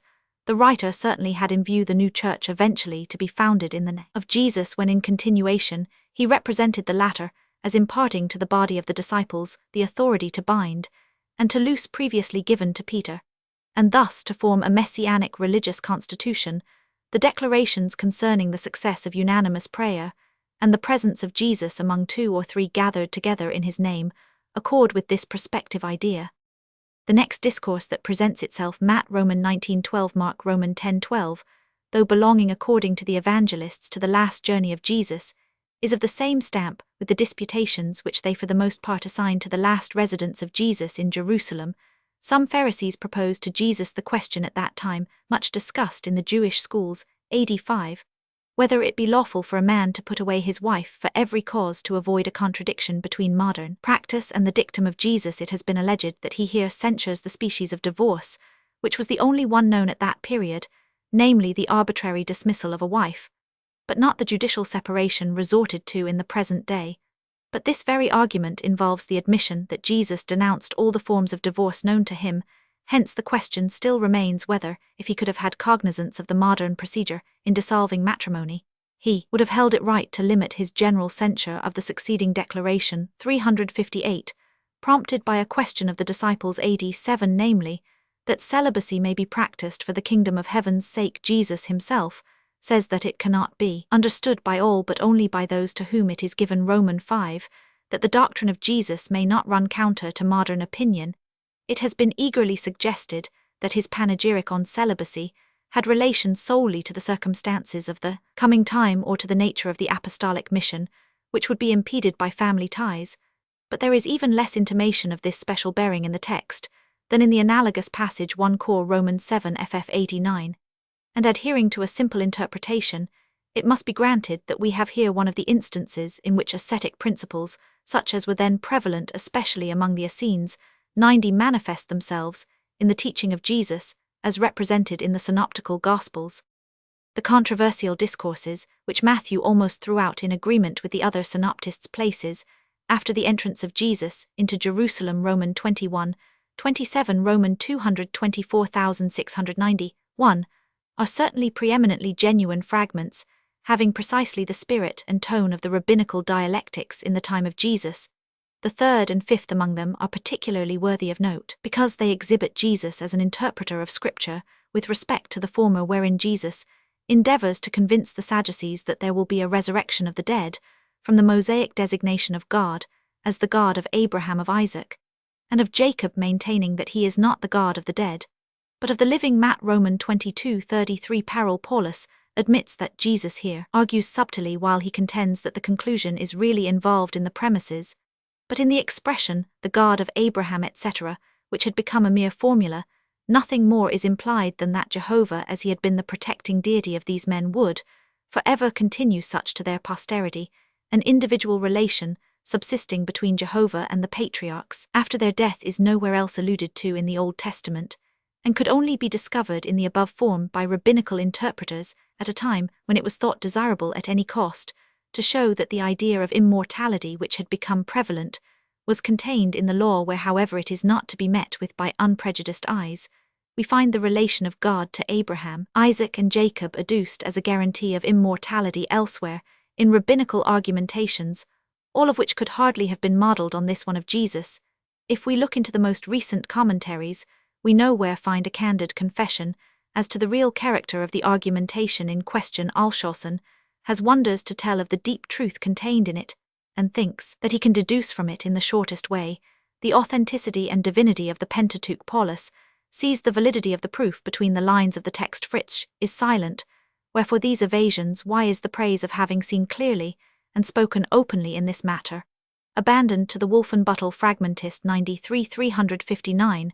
What spectres and double-sighted beings must Moses and Jesus have been if they mixed with their cotepareries without any real participation in their opinions, and weaknesses their joys and griefs, if mentally dwelling apart from their age and nation. They conformed to these relations only externally, and by accommodation, while internally and according to their nature, they stood among the foremost ranks of the enlightened. In modern times far more noble were these men, nay, they would then only engage our sympathy and reverence if in a genuinely human manner, struggling with the limitations and prejudices of their age, they succumbed to them in 100 secondary matters, and only attained perfect freedom in relation to the one point by which each was destined to contribute to the advancement of mankind. A controversial question concerning the Messiah is proposed Roman 546 to the Pharisees by Jesus, namely, how can the same personage be at once the Lord and the Son of David? Paulus maintains that this is a model of interpretation in conformity with the text 94, an assertion which is no good augury that his own possesses that qualification. According to him, Jesus, in asking how David could call the Messiah Lord, when in the general opinion he was his son, intended to apprise the Pharisees that in this psalm it is not David who is speaking of the Messiah, but another poet who is speaking of David as his Lord, so that to suppose this warlike psalm a messianic one is a mistake. Why, asks Paulus, should not Jesus have found out this interpretation, since it is the true one? But this is the grand error of his entire scheme of interpretation. To suppose that what is truth in itself, or more correctly, for us must even to the minutest details, have been truth for Jesus, and the apostles, the majority of ancient Jewish interpreters, apply this psalm to the Messiah. 95. The apostles use it as a prophecy concerning Christ. Acts Roman 2 f1 cor Roman 15. Jesus himself, according to Matthew and Mark, adds to thus plainly giving his approval to the notion that it is David who there speaks, and that the Messiah is his subject. How then can it be thought that he held the contrary opinion? It is far more probable, as Alshausen has well shown, that Jesus believed the psalm to be a messianic one, while on the other hand Paulus is equally correct in maintaining that it originally referred not to the Messiah, but to some Jewish ruler, whether David or another. Thus, we find that Jesus here gives a model of interpretation in conformity, not with the text, but with the spirit of his time, a discovery which, if the above observations be just, ought to excite no surprise. The solution of the enigma which Jesus here proposes to the Pharisees lay, without doubt, according to his idea, in the doctrine of the higher nature of the Messiah, whether he held that in virtue of this he might be styled the Lord of David, while in virtue of his human nature he might also be regarded as his son, or whether he wished to remove the latter notion as erroneous. The result, however, and perhaps also the intention of Jesus with respect to the Pharisees, was merely to convince them that he was capable of retaliating on them in their own way by embarrassing them with captious questions, and that with better success than they had obtained in their attempts to entrap him.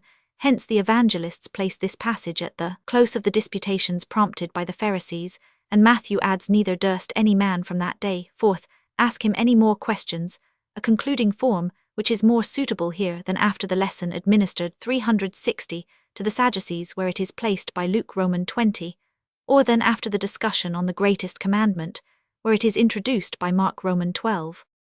Immediately before this question of Jesus, the first two evangelists narrate a conversation with a lawyer or scribe concerning the greatest commandment. Matt Roman 22, ff Mark Roman 12 ff Matthew annexes this conversation to the dispute with the Sadducees, as if the Pharisees wished by their question as to the greatest commandment to avenge the defeat of the Sadducees. It is well known, however, that these sects were not thus friendly. On the contrary, we read in the Acts Roman 23 that the Pharisees were inclined to go over to the side of one whom they had previously persecuted solely because he had had the address to take the position of an opponent towards the Sadducees. We may here quote Schneckenburger's observation 97, that Matthew not seldom Roman 3 Roman 16 places the Pharisees and Sadducees side by side, in a way that represents not their real hostility, but their association in the memory of tradition, in which one opposite suggested another in this respect. Mark's mode of annexing this conversation to the foregoing is more consistent, but all the synoptists seem to labor under a common mistake,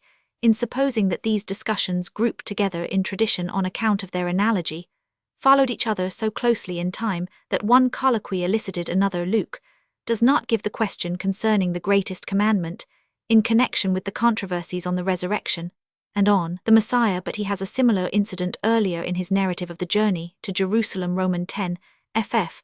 The general opinion is that the first two evangelists recount the same occurrence, and the third a distinct one. It is true that the narrative of Luke differs from that of Matthew and Mark in several not immaterial points. The first difference, which we have already noticed, relates to chronological position, and this has been the chief inducement to the supposition of two events.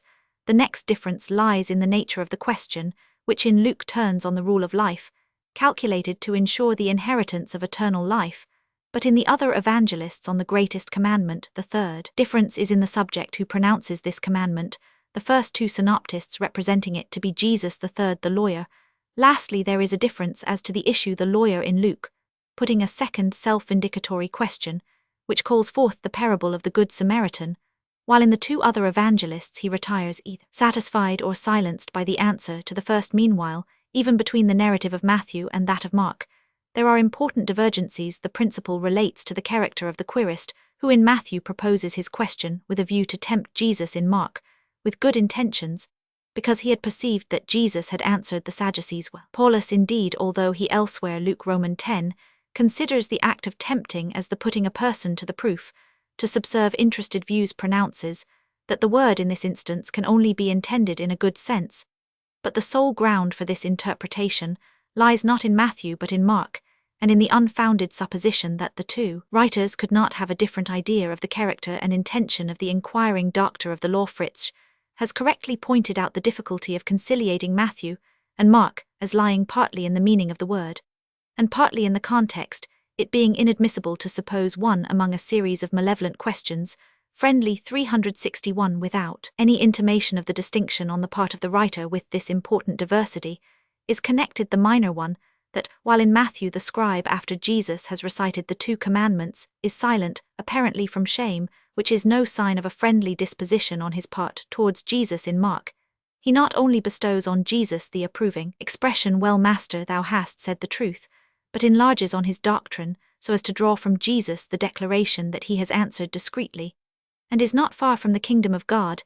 It may be also noticed that while in Matthew Jesus simply repeats the commandment of love, in Mark he prefaces it by the words, "Hear, O Israel, the Lord thy God is one Lord." Thus, if it be held that the differences between the narrative of Luke and that of the two other evangelists entail a necessity for supposing that they are founded on two separate events, the no slighter differences between Mark and Matthew must in all consistency be made a reason for supposing a third. But it is so difficult to credit the reality of three occurrences essentially alike that the other alternative of reducing them to one must, prejudice apart, be always preferred. The narratives of Matthew and Mark are the most easily identified, but there are not wanting points of contact between Matthew and Luke, for in both the lawyer appears as a tempter, and is not impressed in favor of Jesus by his answer, nor even between Luke and Mark, for these agree in appending explanatory remarks to the greatest commandment, as well as in the insertion of forms of assent, such as "Thou hast answered right, thou hast said the truth." Hence it is evident that to fuse only two of their narratives is a half measure, and that we must either regard all three as independent or all three as identical. Whence again, we may observe the freedom which was used by the early Christian legend in giving various forms to a single fact or ideae, fundamental fact, in the present case being that out of the whole Mosaic code Jesus had selected the two commandments concerning the love of God and our neighbor as the most excellent. As we come now to the great antipharisaic discourse, which Matthew gives Roman 23 as a sort of pitched battle, after the skirmishing of the preceding disputations. Mark Roman 12 ff. and Luke Roman 20 ff. have also a discourse of Jesus against the scribes, but extending no farther than a few verses. It is however highly probable, as our modern critics allow 100, that Jesus should launch out into fuller invectives against that body of men, under the circumstances in which Matthew places that discourse, and it is almost certain that such sharp enunciations must have preceded the catastrophe, so that it is not admissible to control the account of the first evangelist by the meagre one of the two other synoptists, 101 especially, as the former is distinguished by connectedness and unity.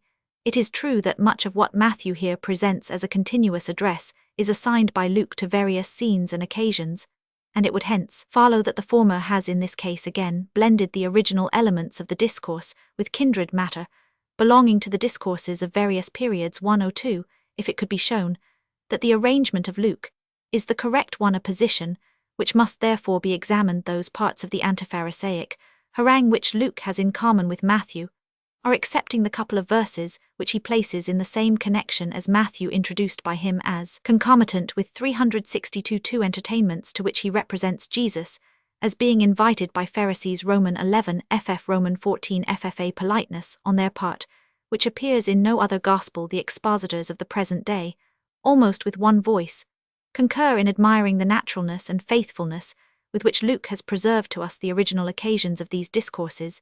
It is certainly natural enough that in the second entertainment Jesus, observing the efforts of the guests to obtain the highest places for themselves, should take occasion to admonish them against assuming the precedence at feasts even on the low ground of prudential considerations, and this admonition appears in a curtailed form, and without any special cause, in the final antipharisaic discourse in Matthew, Mark, and even in Luke again Roman 20, but it is otherwise with the discourse which Luke attaches to the earlier entertainment in the Pharisees' house. In the very commencement of this repast, Jesus not only speaks of the ravening and wickedness with which the Pharisees fill the cup and platter, and honors them with the title of fools, but breaks forth into a denunciation of woe against them, and the scribes and doctors of the law, threatening them with retribution for all the blood that had been shed by their fathers, whose deeds they approved. We grant that Attic urbanity is not to be expected in a Jewish teacher, but even according to the Oriental standard, such invectives uttered at table against the host and his guests would be the grossest dereliction of what is due to hospitality.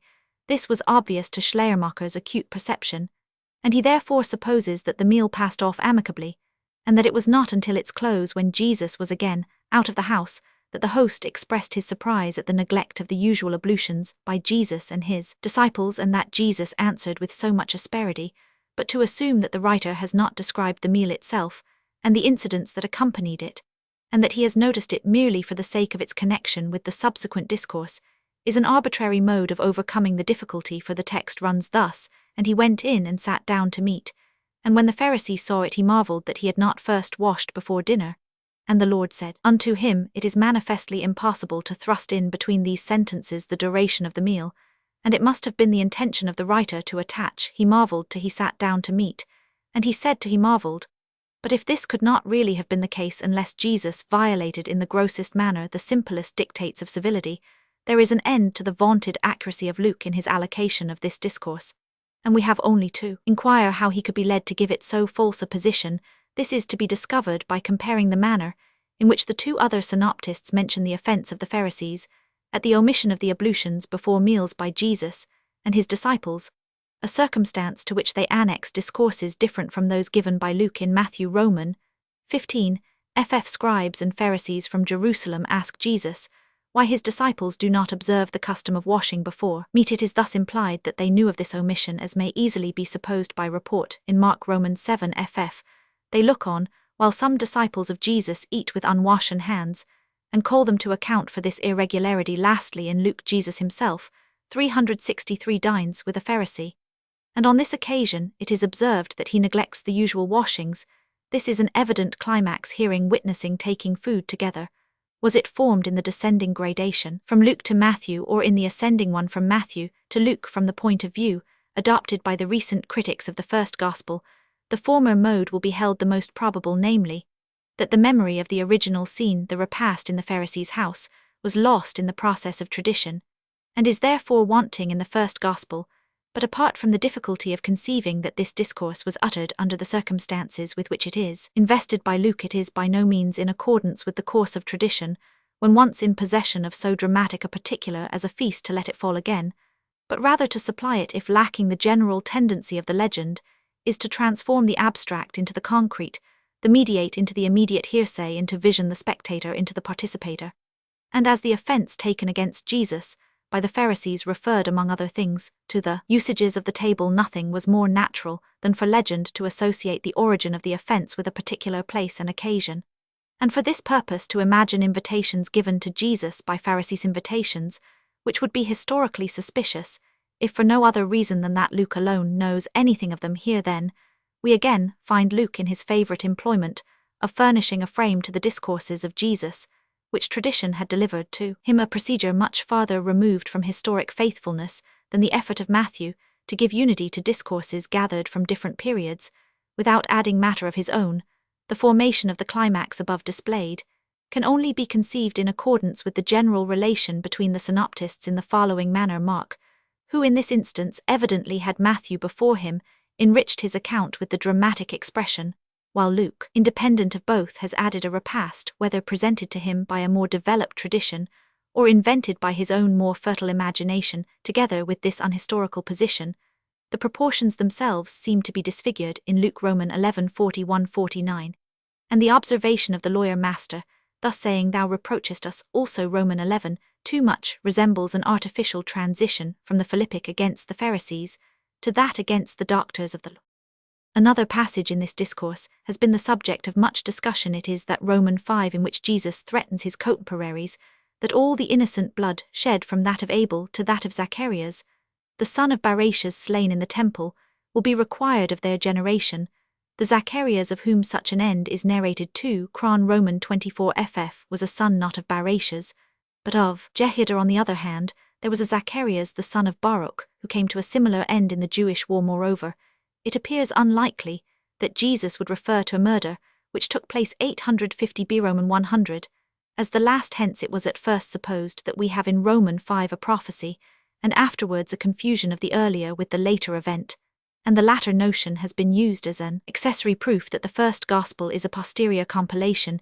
It is however equally probable that the Zacharias son of Jehoiada, whose death is narrated in the Chronicles, has been confounded with the prophet Zechariah, who was a son of Barachas. Zech Roman 1 Roman 7364, Baruch in Josephus, is not the same name 108, especially as a Targum, evidently in consequence of a like confusion, with the prophet who was a grandson of Iddo calls the murdered Zechariah, a son of Iddo. The murder of a prophet mentioned by Jeremiah Roman 26 was doubtless subsequent to that of Zechariah, but in the Jewish order of the canonical books Jeremiah precedes the Chronicles, and to oppose a murder revealed in the first canonical book to one recorded in the last was entirely in the style of Jewish parlance. After having considered all the discourses of Jesus given by Matthew, and compared them with their parallels, with the exception of those which had come before us in previous discussions, or which have yet to come before us in our examination of single incidents in the public ministry, or of the history of the Passion, it might appear requisite to the completeness of our criticism that we should also give a separate investigation to the connection in which the two other synoptists give the discourses of Jesus, and from this point review the parallels in Matthew. But we have already cast a comparative glance over the most remarkable discourses in Luke and Mark, and gone through the parables which are peculiar to each, and as to the remainder of what they offer in the form of discourses, it will either come under our future consideration, or if not, the point of view from which it is to be criticized has been sufficiently indicated in the foregoing investigations. 365. 1. All that relates to the sufferings, death, and resurrection of Jesus is here excluded. 2. Augustin de Consens, Ev Roman 2 Stor über den Zweck des Evangelium Roman 500, Br. Jo S. 347, ff. For further references see Thalux Auslegung der Bergpredigt Einel 1. 3. Camp de Wettig zeg Handiby 11 S47 ff. 12 S44. 4. Thaluk S24 Paulus exeg Handiby 1b S584. 5. Schulz Varmabendmal S313, F. Seifert S74 ff. Fritsch S301. 6. Alschossen Bibel Kam 1 S197 Kern in der Tub-Schrift 1834-2 S33. 7. Schulz Utsup S315 Schneckenberger Beiträge S26 Kredner Einleit 1 S69. 8. Schleiermacher über den Lukas S89 f. 9. Thaluk P11, and my review of the writings of Seifert and others in the Jahrbuch F. Wis Kritik Nav 1834 now, in my Charakteristiken U, Kritiken S252 ff. 10. Kamp Thaluk, Utsup S25 ff. De Wettig Zeget Handiby 11 S49. 11. Stor über den Zweck, U. SWS 348 F. Alschossen. 12. De Wettig Zeg Handiby 12 S44 F. Neander Roman 50 J CHR S 155 F. Annam. 13. Hummel Roman 15 Kamp Kredner in Weiner's Zeitschrift, F. Wis Theologie 1 S 298 F. Schneckenberger über des Evangelium der Ägyptier 6. 14. Schneckenberger über den Ursprung S 29. 15. Utsup S90 Neander agrees with him. Utsup 16. The rabbins also attached weight to these Mosaic blessings, and curses Roman 504 Lightfoot p. 255. As here we have 8 blessings, they held that Abraham had been blessed benedictionibus septem Baal Turim in Gen Roman 12 Lightfoot p. 256 David Daniel with his 3 companions, and the Messiah benedictionibus sex Targ Ruth 3 Ibid. They also counted together with the 20 Beatitudines in the Psalms, as many v in Isaiah Midrash Tehillim, in Ps Roman 1 Ib.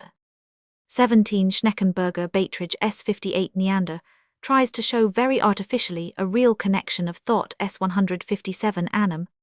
18. Alshausen in Locke, the true reading is indicated by Schneckenburger Beitridge S58 Thaluk, ut sup S11.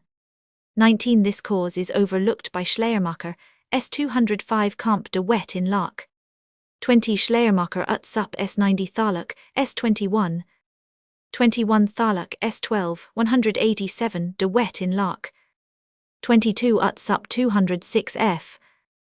23. Camp de Wet exeg Handiby 12 S86. 24. De Wet exeg Handiby 11 S48. 25. Orig de Orat Roman 18, and Hesjesh Jesu 2, S48 F. 26. Schleiermacher ut sup S173, Alshausen 1 S235 Seifert S78, FF Neander S235 F note. 27. Camp de Wet exeg Handiby 11 S69, 12 S65. 28. NT 1 323, the parallels may be seen in Wettstein and Lightfoot. 29. Carmen Matt p. 265. 30. Camp de Wet 11 S69, FF Neander S237 FF. 31. Camp de Wet 12 S176. 32. From Romans 6 to the end of the chapter, even Neander finds no orderly association, and conjectures that the editor of the Greek Gospel of Matthew was the compiler of this latter half of the discourse p. 169 note. 33. Neander ut sup de Wet in Locke. 34. De Wet 12 S45. 35. De Wet in Locke des Lucas. 36. For example Hesjesh Jesu 1 S545. 37. Schulz ut sup S308 314 Seifert S80 FF. 38. Alshausen in Locke, the latter bold assertion in Kern über den Ursprung des Evang Math S63. 39. Schulz S315. 40. Vid de Wet Archeal 265, and in Locke. 41. Camp de Wet exeg Handiby 11 S99. 42. Schulz S308 Seifert S82 FF. 43. The satisfactory connection which modern criticism finds throughout the 12th chap of Luke I am as little able to discover as Thaluk Auslegung der Bergpredigt S13 F, who has strikingly exposed the partiality of Schleiermacher for Luke to the prejudice of Matthew. 44. Vid de Wet in Locke. 45. Schleiermacher über den Lukas, S169 F. Schneckenburger, über den Ursprung, USF S32 F.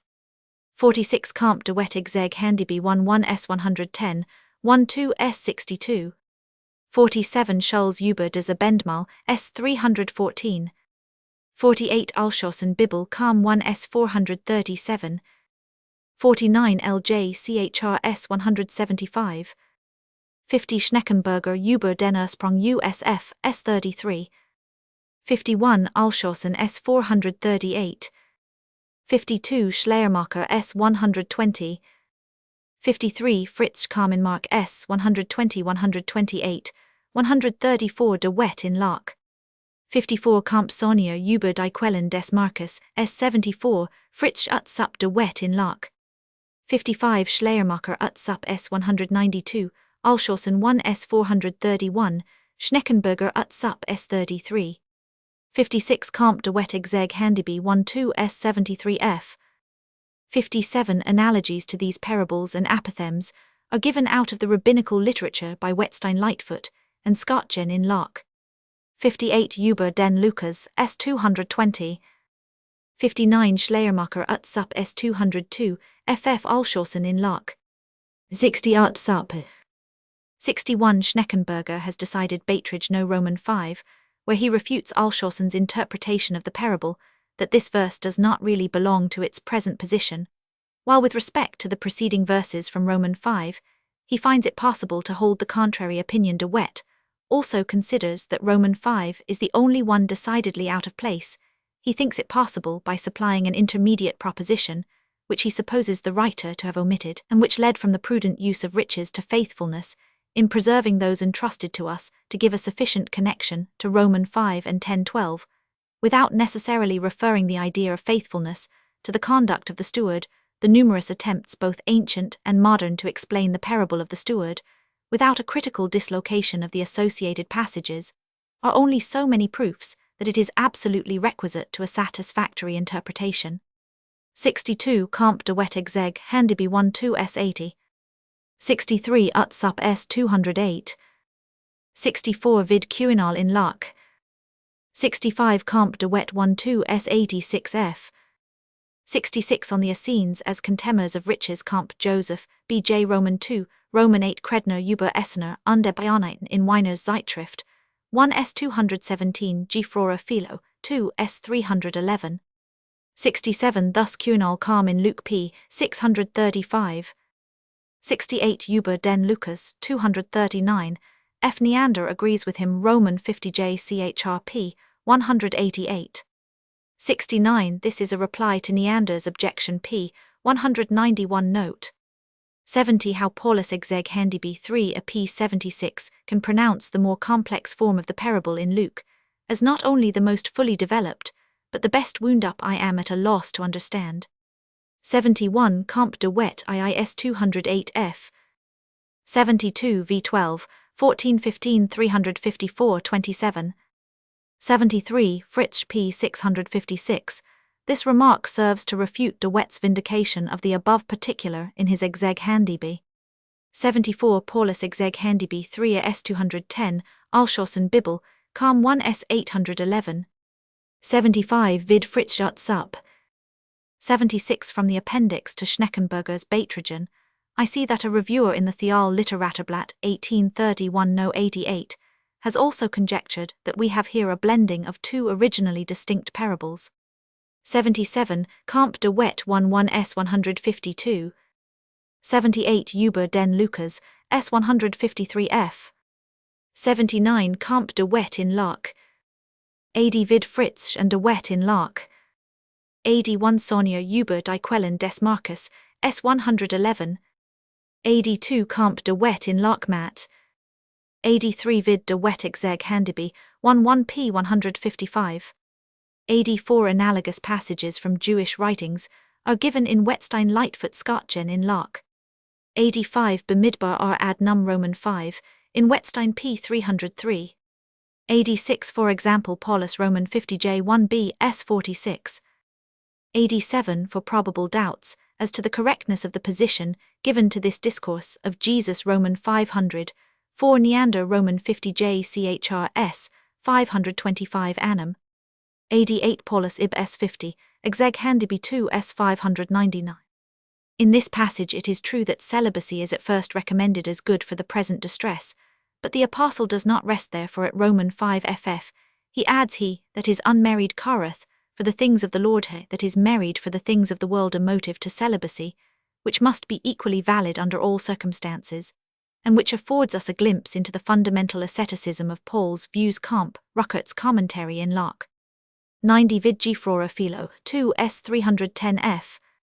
91 A concise elucidation of them may be found in Hayes Roman 50 J 129. 92 Vid Gemara Hyros, Barak F Roman 5 in Lightfoot p 423, and R Manus ben Isser in Skatchen Roman 1 p 180. 93 See his fourth fragment Lessings 410 Beitrag, S 434 ff. 94 LJ 1b S 115 ff. 95 Vid Wetstein in Lark Hengstenberg Crystal 1, a S 140 f. Also Paulus himself, exeg Handeby 3, a S 283 f. 96 Comp de Wet in Lark. 97 Über den Ursprung USF S 45 47. 98 Paulus and Alschossen in Lark. 99 Comp de Wet exeg Handeby 1 S 186. 100 Seifert über den Ursprung des Ersten, Ev S 117 F. 101 Camp de Wet 11 S 189. 102 Schulz über das Abendmahl, S 313, F. Schneckenberger, über den Ursprung S 54. 103 Schleiermacher über den Lukas, S 182, 196 F. Alschossen in Locke, and the writers mentioned in the foregoing note. 104 Utsup 180. 105 Camp de Wettig zeg Handiby, 11 S 189, 12 S 67 76.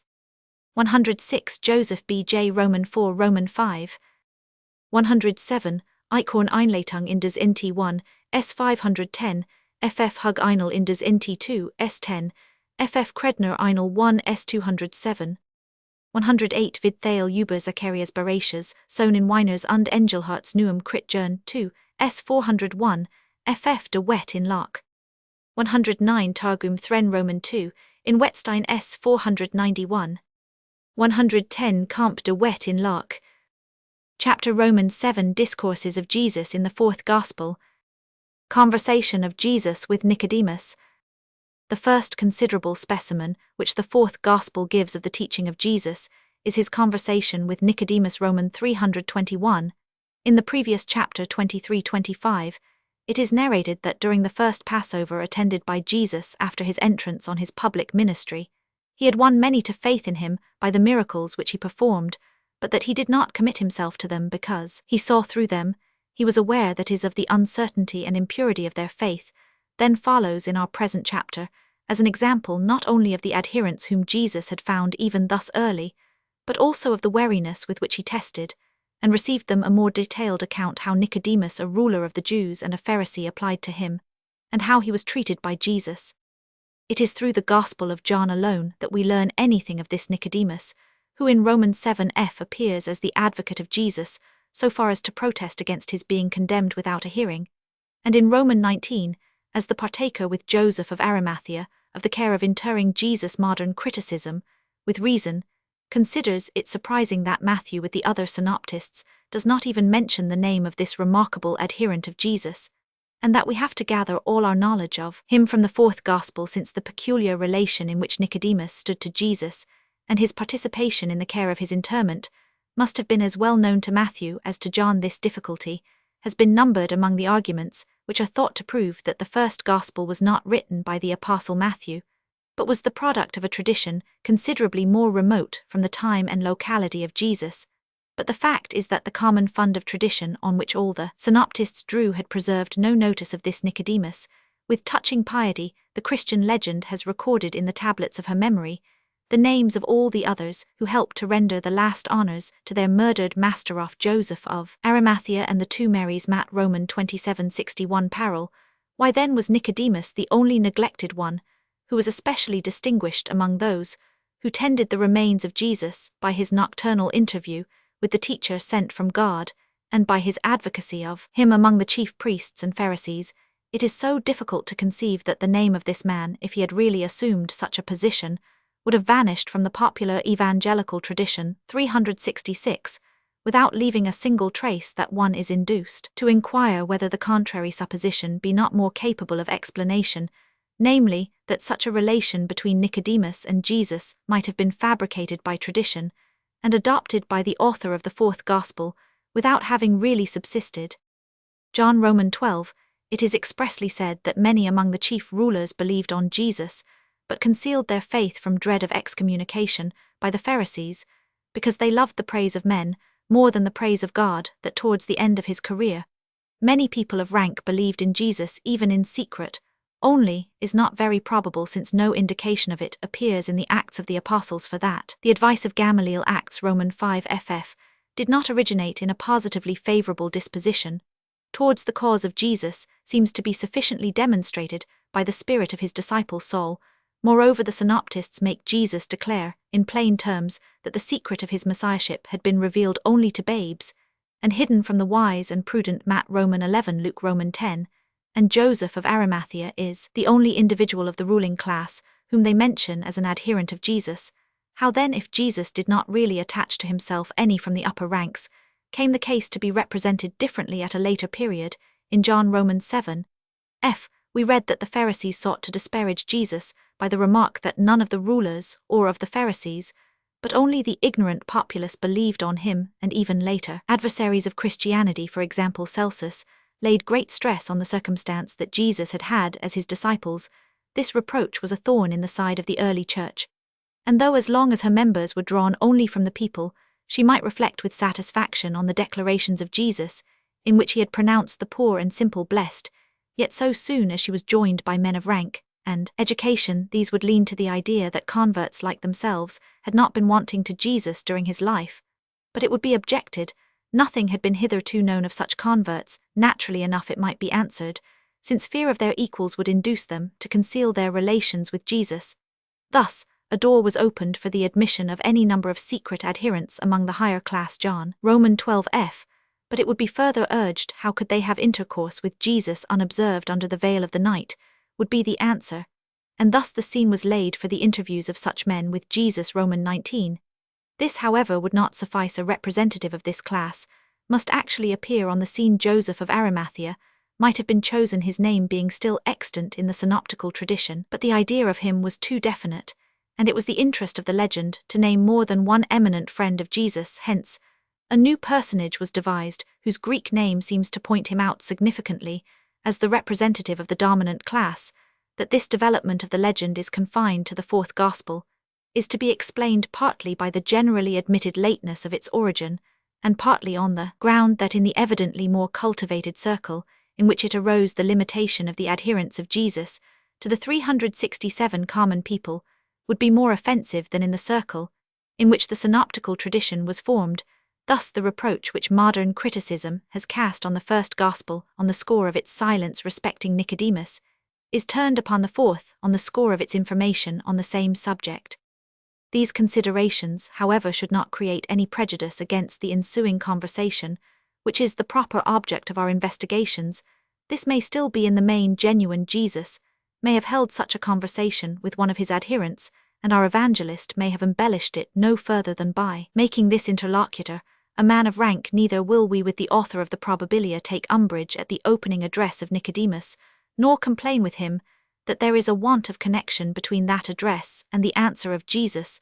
The requisition of a new birth, as a condition of entrance into the kingdom of heaven, does not differ essentially from the summons with which Jesus opens his ministry in the synoptical gospels. Repent ye, for the kingdom of heaven is at hand. New birth, or new creation, was a current image among the Jews, especially as denoting the conversion of an idolater into a worshipper of Jehovah. It was customary to say of Abraham that when, according to the Jewish supposition, he renounced idolatry for the worship of the true God, he became a new creature. 6. The proselyte, too, in allusion to his relinquishing all his previous associations, was compared to a newborn child. That such phraseology was common among Jews at that period is shown by the confidence with which Paul applies, as if it required no explanation, the term new creation to those truly converted to Christ. Now, if Jesus required even from the Jews, as a condition of entrance into the messianic kingdom, the new birth which they ascribed to their heathen proselytes, Nicodemus might naturally wonder at the requisition, since the Israelite thought himself as such unconditionally entitled to that kingdom.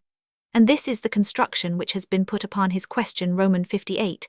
But Nicodemus does not ask, how canst thou say that a Jew or a child of Abraham must be born? Again, his ground of wonder is that Jesus appears to suppose it possible for a man to be born again, and that when he is old it does not therefore astonish him that spiritual new birth should be expected in a Jew, but corporeal new birth in a man.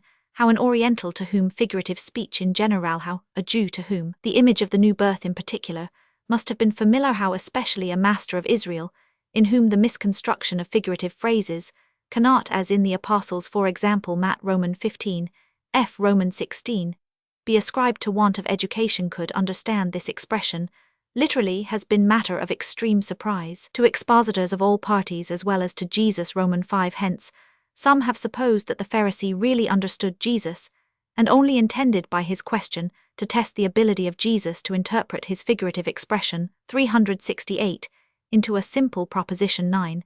But Jesus does not treat him as a hypocrite, as in that case he must have donned, continues to instruct him as one really ignorant. Roman 5. Others give the question the following turn: This cannot be meant in a physical sense, how then otherwise 10? But the true drift of the question is rather the contrary by these words, I can only understand physical new birth. But how is this possible? Our wonder at the ignorance of the Jewish doctor therefore returns upon us, and it is heightened when after the copious explanation of Jesus Romans 58, that the new birth which he required was a spiritual birth. Nicodemus has made no advance in comprehension, but asks with the same obtuseness as before Romans 5, how can these things be? By this last difficulty luck is so straitened, that contrary to his ordinary exegetical tact, he refers the continued amazement of Nicodemus, as other expositors had referred his original question, to the circumstance that Jesus maintained the necessity of new birth even for Israelites. But in that case Nicodemus would have inquired concerning the necessity, not the possibility of that birth. Instead of asking how can these things be, he would have asked why must these things be? This inconceivable mistake in a Jewish doctor is not then to be explained away, and our surprise must become strong suspicion so soon as it can be shown that legend or the evangelist had inducements to represent this individual as more simple than he really was. First, then, it must occur to us that in all descriptions and recitals contrasts are eagerly exhibited. Hence, in the representation of a colloquy, in which one party is the teacher, the other the taught, there is a strong temptation to create a contrast to the wisdom of the former, by exaggerating the simplicity of the latter. Further, we must remember the satisfaction it must give to a Christian mind of that age to place a master of Israel in the position of an unintelligent person by the side of the master of the Christians. Lastly, it is, as we shall presently see more clearly, the constant method of the fourth evangelist in detailing the conversations of Jesus to form the knot and the progress of the discussion, by making the interlocutors understand literally what Jesus intended figuratively. In reply to the second query of Nicodemus, Jesus takes entirely the tone of the fourth evangelist's prologue. Romans 51,311. The question hence arises whether the evangelist borrowed from Jesus or lent to him his own style. A previous investigation has decided in favor of the latter alternative, but this inquiry referred merely to the form of the discourses in relation to their matter. Its analogy with the ideas of Philo does not authorize us at once to conclude that the writer here puts his Alexandrian doctrine of the Logos into the mouth of Jesus 13, because the expressions we speak that we do know, etc., and no man hath ascended up to heaven, etc., have an analogy with Matt Roman 11, and the idea of the pre-existence of the Messiah which is here propounded is, as we have seen, not foreign to the Apostle Paul. Romans 5 and 15. Jesus proceeds from the more simple things of the earth, the communications concerning the new birth, to the more difficult 369 things of heaven, the announcement of the destination of the Messiah, to a vicarious death. The Son of Man, he says, must be lifted up, which in John's phraseology signifies crucifixion, with an allusion to a glorifying exaltation in the same way, and with the same effect as the brazen serpent. Romans 21:9. Here many questions press upon us. Is it credible that Jesus already at the very commencement of his public ministry foresaw his death, and in the specific form of crucifixion, and that long before he instructed his disciples on this point, he made a communication on the subject to a Pharisee? Can it be held consistent with the wisdom of Jesus, as a teacher, that he should impart such knowledge to Nicodemus? Even Luke 14 puts the question why, when Nicodemus had not understood the more obvious doctrine, Jesus tormented him with the more recondite, and especially with the secret of the Messiah's death, which was then so remote. He answers it accords perfectly with the wisdom of Jesus, as a teacher, that he should reveal the sufferings appointed for him by God as early as possible, because no instruction was better adapted to cast down false worldly hopes. But the more remote the idea of the Messiah's death from the conceptions of his contemporaries, owing to the worldliness of their expectations, the more impressively and unequivocally must Jesus express that idea if he wished to promulgate it, not in an enigmatical form, which he could not be sure that Nicodemus would understand. Luke continues, Nicodemus was a man open to instruction, one of whom good might be expected, but in this very conversation, his dullness of comprehension in earthly things had evinced that he must have still less capacity for heavenly things, and according to Romans 5, Jesus himself despaired of enlightening him with respect to them. Luke, however, observes that it was a practice with Jesus to follow up easy doctrine which had not been comprehended by difficult doctrine, which was of course less comprehensible, that he purposed thus to give a spur to the minds of his hearers, and by straining their attention engage them to reflect. But the examples which Luke adduces of such proceeding on the part of Jesus are all drawn from the fourth gospel. Now, the very point in question is whether that gospel correctly represents the teaching of Jesus. Consequently, Luck argues in a circle we have seen a similar procedure ascribed to Jesus in his conversation with the woman of Samaria, and we have already declared our opinion that such an overburdening of weak faculties with enigma on enigma does not accord with the wise rule as to the communication of doctrine which the same gospel puts into the mouth of Jesus. Romans 16.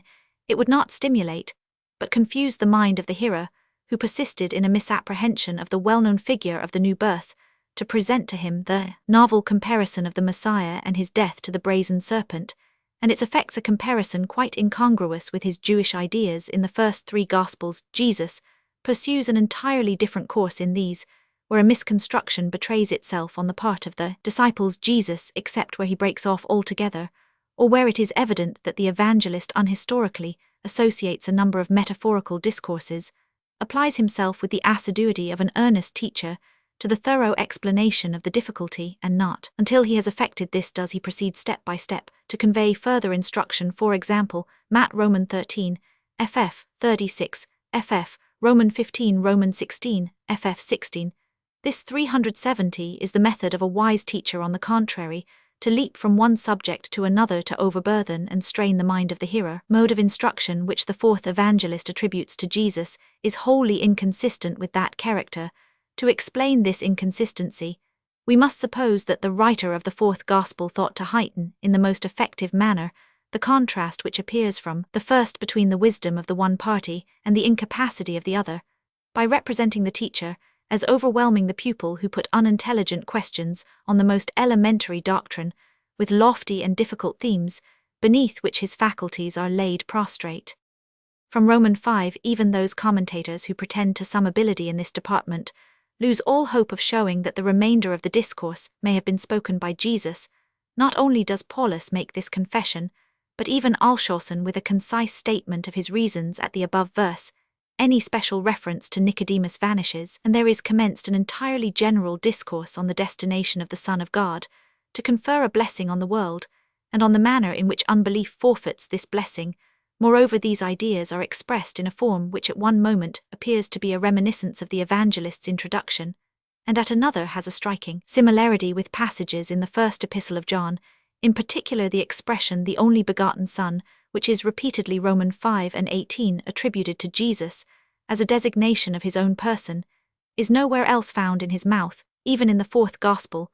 This circumstance, however, marks it still more positively as a favourite phrase of the evangelist Roman 118, and of the writer of the epistles 1 John Roman 4. Further, many things are spoken of as past which at the supposed period of this conversation with Nicodemus were yet future, for even if the words he gave refer not to the giving over to death, but to the sending of the Messiah into the world, the expressions "men loved darkness" and "their deeds were evil" Roman 5, as Luck also remarks, could only be used after the triumph of darkness had been achieved in the rejection and execution of Jesus.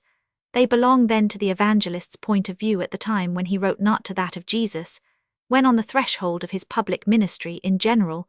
The whole of this discourse, attributed to Jesus with its constant use of the third person, to designate the supposed speaker with its dogmatical terms, "only begotten light," and the like applied to Jesus with its comprehensive view of the crisis, and its results which the appearance of Jesus produced, is far too objective for us to believe that it came from the lips of Jesus. Jesus could not speak thus 371 of himself, but the evangelist might speak thus of Jesus.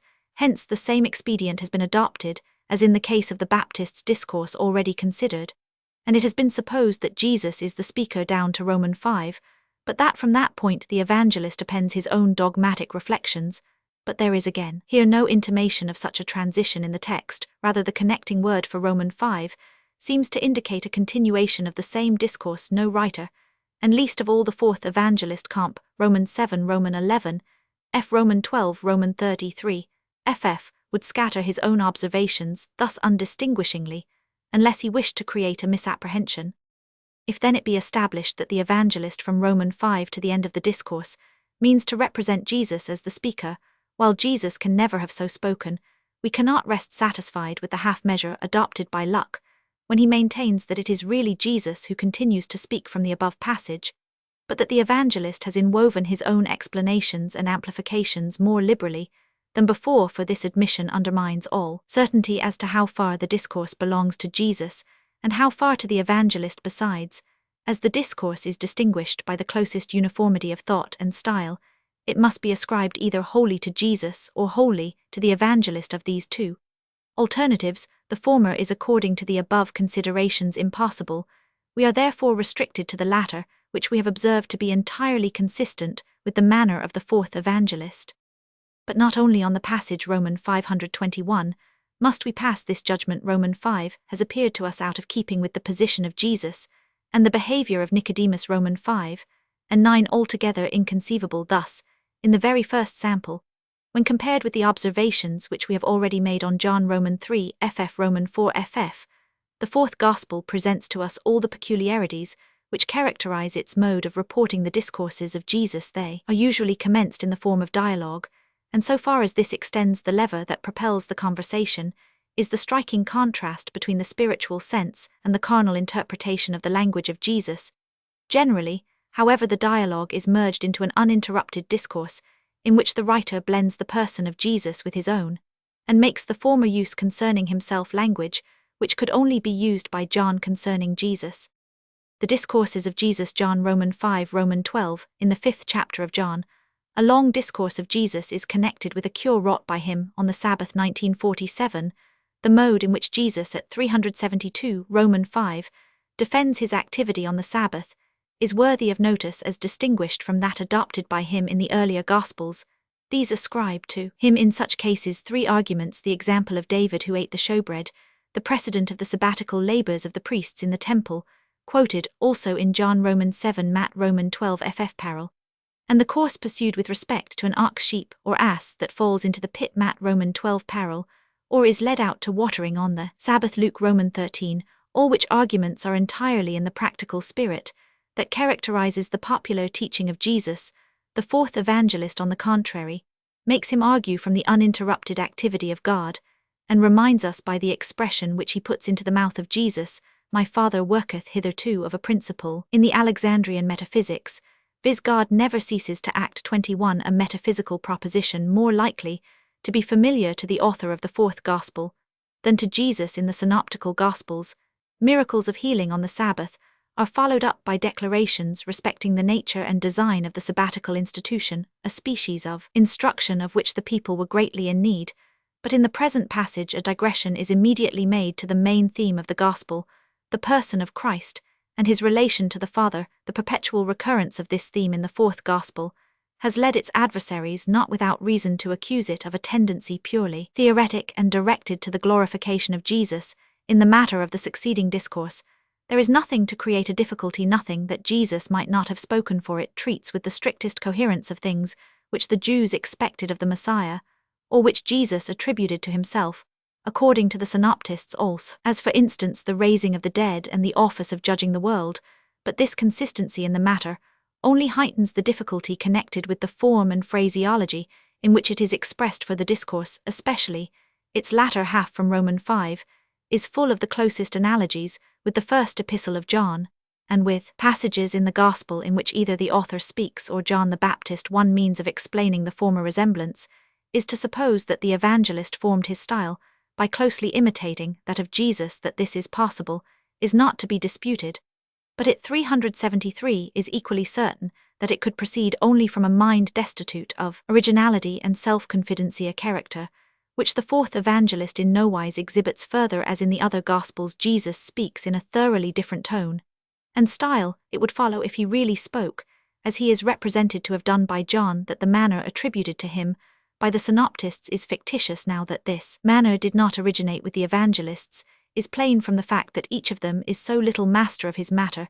Neither could the bulk of the discourses have been the work of tradition, not only because they have a highly original cast, but because they bear the impress of the alleged time and locality. On the contrary, the fourth evangelist, by the ease with which he disposes his materials, awakens the suspicion that they are of his own production, and some of his favourite ideas and phrases, such as "the Father showeth the Son all that himself doeth" 23, and those already quoted, seem to have sprung from an Hellenistic source, rather than from Palestine. But the chief point in the argument is that in this Gospel John the Baptist speaks, as we have seen, in precisely the same strain as the author of the Gospels, and his Jesus. It cannot be supposed that not only the evangelist, but the Baptist whose public career was prior to that of Jesus, and whose character was strongly marked, modelled his expressions with verbal minuteness on those of Jesus.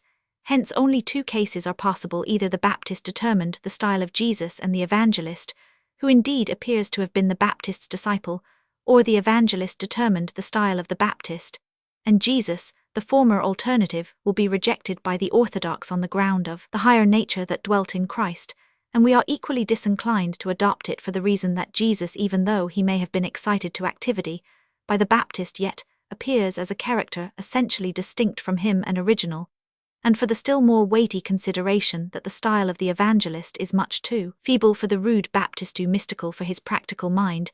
There remains then but the latter alternative, namely, that the evangelist has given his own style, both to Jesus and to the Baptist, an explanation in itself, more natural than the former, and supported by a multitude of examples from all kinds of historical writers. If, however, the evangelist is thus responsible for the form of this discourse, it is still possible that the matter may have belonged to Jesus, but we cannot pronounce to what extent this is the case. And we have already had proof that the evangelist, on suitable opportunities, very freely presents his own reflections in the form of a discourse from Jesus. In Romans 6, Jesus represents himself, or rather his Father, Romans 5 ff, as the giver of the spiritual manna. This is analogous to the Jewish idea above quoted that the second goal, like the first, would provide manna 24, and to the invitation of wisdom in the Proverbs Romans 9, "Come eat of my bread," but the succeeding declaration that he is himself the bread of life that cometh down from heaven Romans 5 and 35, appears to find its true analogy only in the idea of philo, that the divine word is that which nourishes the soul from Romans 5. The difficulty becomes still greater. Jesus proceeds to represent his flesh as the bread from heaven, which he will give for the life of the world, and to eat the flesh of the Son of Man, and to drink his blood he pronounces to be the only means of attaining eternal life. The 374 similarity of these expressions to the words which the Synoptists and Paul attribute to Jesus at the institution of the Lord's Supper led the older commentators generally to understand this passage as having reference to the sacramental supper ultimately to be appointed by Jesus. The chief objection to this interpretation is that before the institution of the supper, such an allusion would be totally unintelligible. Still, the discourse might have some sense, however erroneous for the hearers, as indeed it had according to the narrator's statement, and the impossibility of being understood is not in the fourth Gospel so shunned by Jesus that that circumstance alone would suffice to render this interpretation improbable. It is certainly supported by the analogy between the expressions in the discourse and the words associated with the institution of the supper, and this analogy has wrung from one of our recent critics the admission that even if Jesus himself, in uttering the above expressions, did not refer to the supper, the evangelist, in choosing and conveying this discourse of Jesus, might have had that institution in his mind, and might have supposed that Jesus here gave a premonition of its import in that case.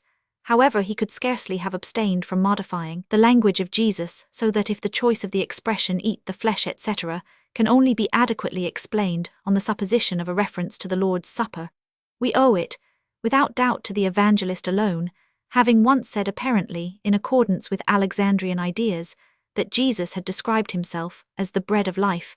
How could he fail to be reminded of the bread which in the Christian community was partaken of as the body of Christ, together with a beverage as his blood? He would the more gladly seize the opportunity of making Jesus institute the supper prophetically, as it were, because, as we shall hereafter see, he knew nothing definite of its historical institution by Jesus.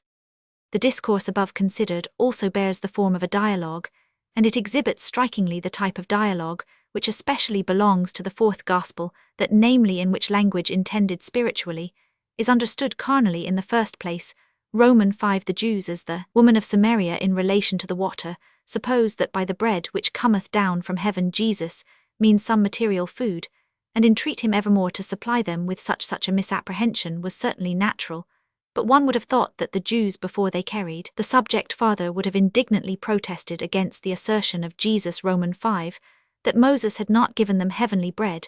When Jesus proceeds to call himself the bread from heaven, the Jews in the synagogue at Capernaum murmur that he the son of Joseph whose father and mother they knew should arrogate to himself a descent from heaven Romans 5, a reflection which the synoptists with more probability attribute to the people of Nazareth, the native city of Jesus, and to which they assign a more natural cause that the Jews should not understand Romans 5. How Jesus could give them his flesh to eat is very conceivable, and for that reason, as we have observed, it is the less so that Jesus should express himself thus unintelligibly. Neither is it surprising that this hard saying should cause many disciples to fall away from him, nor easy to perceive how Jesus could in the first instance himself give reason for the secession, and then on its occurrence feel so much displeasure as is implied in Romans 5 and 67. It is indeed said that Jesus wished to sift his disciples to remove from his society the superficial 375 believers, the earthly-minded whom he could not trust, but the measure which he here adopted was one calculated to alienate from him even his best and most intelligent followers, for it is certain that the 12 who on other occasions knew not what was meant by the leaven of the Pharisees Matt Romans 16, or by the opposition between what goes into the mouth and what comes out of it Matt Romans 15, would not understand the present discourse, and the words of eternal life for the sake of which they remained with him Romans 5 were assuredly not the words of this 6th chapter. The further we read in the 4th Gospel, the more striking is the repetition of the same ideas and expressions. The discourses of Jesus during the Feast of Tabernacles, ch. Romans 7 and Romans 8, are, as Luck has remarked, mere repetitions and amplifications of the oppositions previously presented, especially in ch. Romans 5, of the coming speaking and acting of Jesus, and of God Romans 7:28, f. Romans 8 f. 38 40 42, compare with Romans 5:43, 38 of being from above, and from beneath Romans 8 comp. Romans 3 of bearing witness of one's self and receiving witness from God Romans 819, comp. Romans 537 of light, and darkness Romans 8 comp. Romans 3, ff. Also Romans 12 f. of true, and false judgment Romans 8 f. comp. Romans 5. All that is new in these chapters is quickly repeated, as the mention of the departure of Jesus whither the Jews cannot follow him Romans 7, f. Romans 8 comp. Romans 13 Romans 14, ff. Romans 16, ff. A declaration to which are attached in the first 2 instances very improbable misapprehensions or perversions on the part of the Jews, who, although Jesus had said, I go unto him that sent me, are represented as imagining at one time that he purposed journeying to the dispersed among the Gentiles, at another that he meditated suicide. How often again in this chapter are repeated the asseverations that he seeks not his own honor, but the honor of the Father Romans 7 f. Romans 8:54, that the Jews neither know whence he came nor the Father who sent him Romans 7 Romans 8:19-54, that whosoever believeth in him shall have eternal life, shall not see death, while whosoever believeth not must die in his sins, having no share in eternal life Romans 8:24-51 comp. Romans 3 Romans 6. The 9th chapter consisting chiefly of the deliberations of the Sanhedrim, with the man born blind, whom Jesus had restored to sight, has of course the form of conversation, but as Jesus is less on the scene than heretofore, there is not the usual amount of artificial contrast in its stead. However, there is, as we shall presently find, another evidence of artistic design in the narrator. The 10th chapter commences with the well-known discourse on the Good Shepherd, a discourse which has been incorrectly called a parable, even the briefest among the other parables of Jesus, such as that of the leaven and of the mustard seed, contain the outline of a history that develops itself, having a commencement, progress, and conclusion. Here, on the contrary, there is no historical development. Even the particulars that have an historical character are stated generally as things that are wont to happen, not as things that once happened, and they are left without further limitation. Moreover, the door usurps the place of the shepherd, which is at first the principal image, so that we have here not a parable, but an allegory. Therefore this 376 passage at least, and we shall find no other, for the similitude of the vine ch. Romans 15 comes, as Luck confesses, under the same category as the one in question, furnishes no argument against the allegation, by which recent critics have justified their suspicions as to the authenticity of the 4th Gospel, namely, that its author seems ignorant of the parabolic mode of teaching, which according to the other evangelists was habitual with Jesus. It does not, however, appear totally unknown to the 4th evangelist that Jesus was fond of teaching by parables, for he attempts to give examples of this method, both in ch. Romans 10 and Romans 15, the first of which he expressly styles a parable. But it is obvious that the parabolic form was not accordant with his taste, and that he was too deficient in the faculty of depicting external things, to abstain from the intermixture of reflections, whence the parable in his hand became an allegory. The discourses of Jesus at the Feast of Tabernacles extend to Roman 10 from Roman 5. The evangelist professes to record sayings which were uttered by Jesus 3 months later at the Feast of Dedication, when on this occasion the Jews desire from him a distinct declaration whether he be the Messiah. His immediate reply is that he has already told them this sufficiently, and he repeats his appeal to the testimony of the Father, as given in the works done by Jesus in his name, as in Roman 5. Hereupon, he observes that his unbelieving interrogators are not of his sheep, whence he reverts to the allegory of the shepherd, which he had abandoned, and repeats part of it word for word. But Jesus had not recently abandoned this allegory, for since its delivery 3 months are supposed to have elapsed, and it is certain that in the interim much must have been spoken, done, and experienced by Jesus that would thrust this figurative discourse into the background of his memory, so that he would be very unlikely to recur to it, and in no case would he be able to repeat it word for word. He who had just quitted the allegory was the evangelist, to whom 3 months had not intervened between the inditing of the first half of this chapter and that of the second. He wrote at once what, according to his statement, was chronologically separated by a wide interval, and hence the allegory of the shepherd might well leave so distinct an echo in his memory, though not in that of Jesus. If any think that they can solve this difficulty by putting only the verbal similarity of the later discourse to the earlier one to the account of the evangelist, such an opinion cannot be interdicted to them. For others, this instance in connection with the rest will be a positive proof that the discourses of Jesus in the fourth Gospel are to a great extent the free compositions of the evangelist. The same conclusion is to be drawn from the discourse with which the fourth evangelist represents Jesus as closing his public ministry, Roman 12:50. This discourse is entirely composed of reminiscences out of previous chapters 32, and as Paulus expresses it, 33 is a mere echo of some of the principal apophthegms of Jesus occurring in the former part of the Gospel. One cannot easily consent to let the ministry of Jesus close with a discourse so little original, and the majority of recent commentators are of opinion that it is the intention 377 of the evangelist here to give us a mere epitome of the teaching of Jesus. According to our view, also the evangelist is the real speaker, but we must contend that his introductory words, "Jesus cried and said," are intended to imply that what follows is an actual harangue from the lips of Jesus. This commentators will not admit, and they can appeal, not without a show of reason, to the statement of the evangelist Roman 5, that Jesus withdrew himself from the public eye, and to his ensuing observations on the obstinate unbelief of the Jews, in which he seems to put a period to the public career of Jesus, whence it would be contrary to his plan to make Jesus again step forward to deliver a valedictory discourse. I will not, with the older expositors, oppose to these arguments the supposition that Jesus, after his withdrawal, returned to pronounce these words in the ears of the Jews, but I hold fast to the proposition that by the introduction above quoted the evangelist can only have intended to announce an actual harangue. It is said indeed that the aorist in and has the signification of the pluperfect, and that we have here a recapitulation of the previous discourses of Jesus notwithstanding, which the Jews had not given him credence.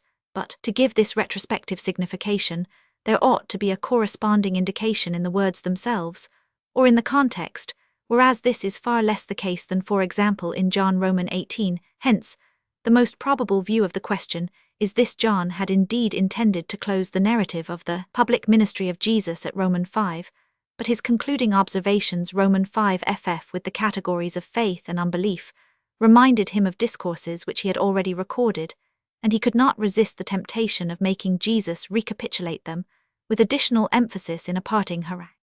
Isolated maxims of Jesus common to the fourth Gospel and the synoptical ones. The long discourses of Jesus above examined are peculiar to the fourth Gospel. It has only a few brief maxims to which the synoptists present parallels among the latter. We need not give a special examination to those which are placed by John in an equally suitable connection with that assigned to them by the other evangelists, as Roman 12 comp with Matt Roman 10, Roman 16, and Roman 13 comp with Matt Roman 10, and as the passage Roman 2 compared with Matt Roman 26 must be reserved until we treat of the history of the Passion, there remain to us only 3 passages for our present consideration. The first of these is Roman 4, where the evangelist, after having mentioned that Jesus departed from Samaria into Galilee, adds, "For Jesus himself testified that a prophet has no honor in his own country," We find the same idea in Matthew Roman 13, Mark Roman 6, Luke Roman 4. A prophet is not without honor save in his own country and in his own house, but while in the latter case it stands in a highly appropriate connection as a remark prompted by the ungracious reception which Jesus met with in his native city, and which caused him to leave it again in John. On the contrary, it is given as a motive for the return of Jesus into his own country Galilee, where moreover he is immediately said to be warmly received. The experience stated in the above sentence would rather have disinclined than induced Jesus to undertake a journey into Galilee. 378. Hence, the expedient of translating by although is the best adapted to the necessity of the case, and has even been embraced by communal, except that unhappily it is an open defiance of the laws of language. Unquestionably, if Jesus knew that the prophet held this unfavorable position in his native country, it is not probable that he would regard it as a reason for going thither. Some expositors, therefore, have been induced to understand not as the province, but in a narrower sense as the native city, and to supply after the statement that Jesus went into Galilee the observation which they assume the evangelist to have omitted, that he avoided his native city Nazareth, for the reason given in the ensuing verse. But an ellipsis, such as this explanation, requires us to suppose belongs not less to the order of impossibilities than the transmutation of into, though the attempt to introduce the desiderated statement that Jesus did not visit his own into the present passage has been therefore renounced, but it has yet been thought possible to discover there an intimation that he did not soon return thither, a delay for which the maxim might consistently be quoted as a reason. But to render this interpretation admissible, the entire period of the absence of Jesus from Galilee must have been mentioned immediately before the notice of his return. Instead of this, however, only the short time that Jesus had tarried in Samaria is given. Roman 5, so that in ludicrous disproportion of cause and effect the fear of the contempt of his fellow countrymen would, on the above supposition, be made the reason for delaying his return into Galilee, not until after a residence of some months in Judea, but until after the lapse of 2 days spent in Samaria. So long, therefore, as Galilee and Nazareth are admitted to be the of Jesus, the passage in question cannot be vindicated from the absurdity of representing that Jesus was instigated to return thither by the contempt which he knew to await him. Consequently, it becomes the interest of the expositor to recollect that Matthew and Luke pronounce Bethlehem to be the birthplace of Jesus, whence it follows that Judea was his native country, which he now forsook on account of the contempt he had there experienced.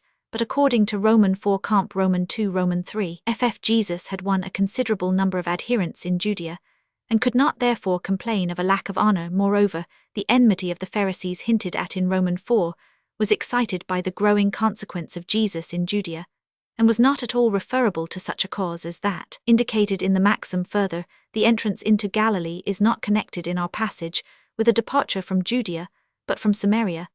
And as according to the import of the text Jesus departed from Samaria and went into Galilee, because he had found that a prophet has no honor in his own country, Samaria might rather seem to be pointed out as his native country in conformity with the reproach cast on him by the Jews. Roman 8, though even this supposition would not give consistency to the passage, for in Samaria also Jesus is said Roman 4 to have had a favorable reception. Besides, we have already seen 38 that the fourth evangelist knows nothing of the birth of Jesus in Bethlehem, but on all occasions presupposes him to be a Galilean and a Nazarene. From the above considerations, we 379 obtain only the negative result that it is impossible to discover any consistent relation between the maxim in question and the context.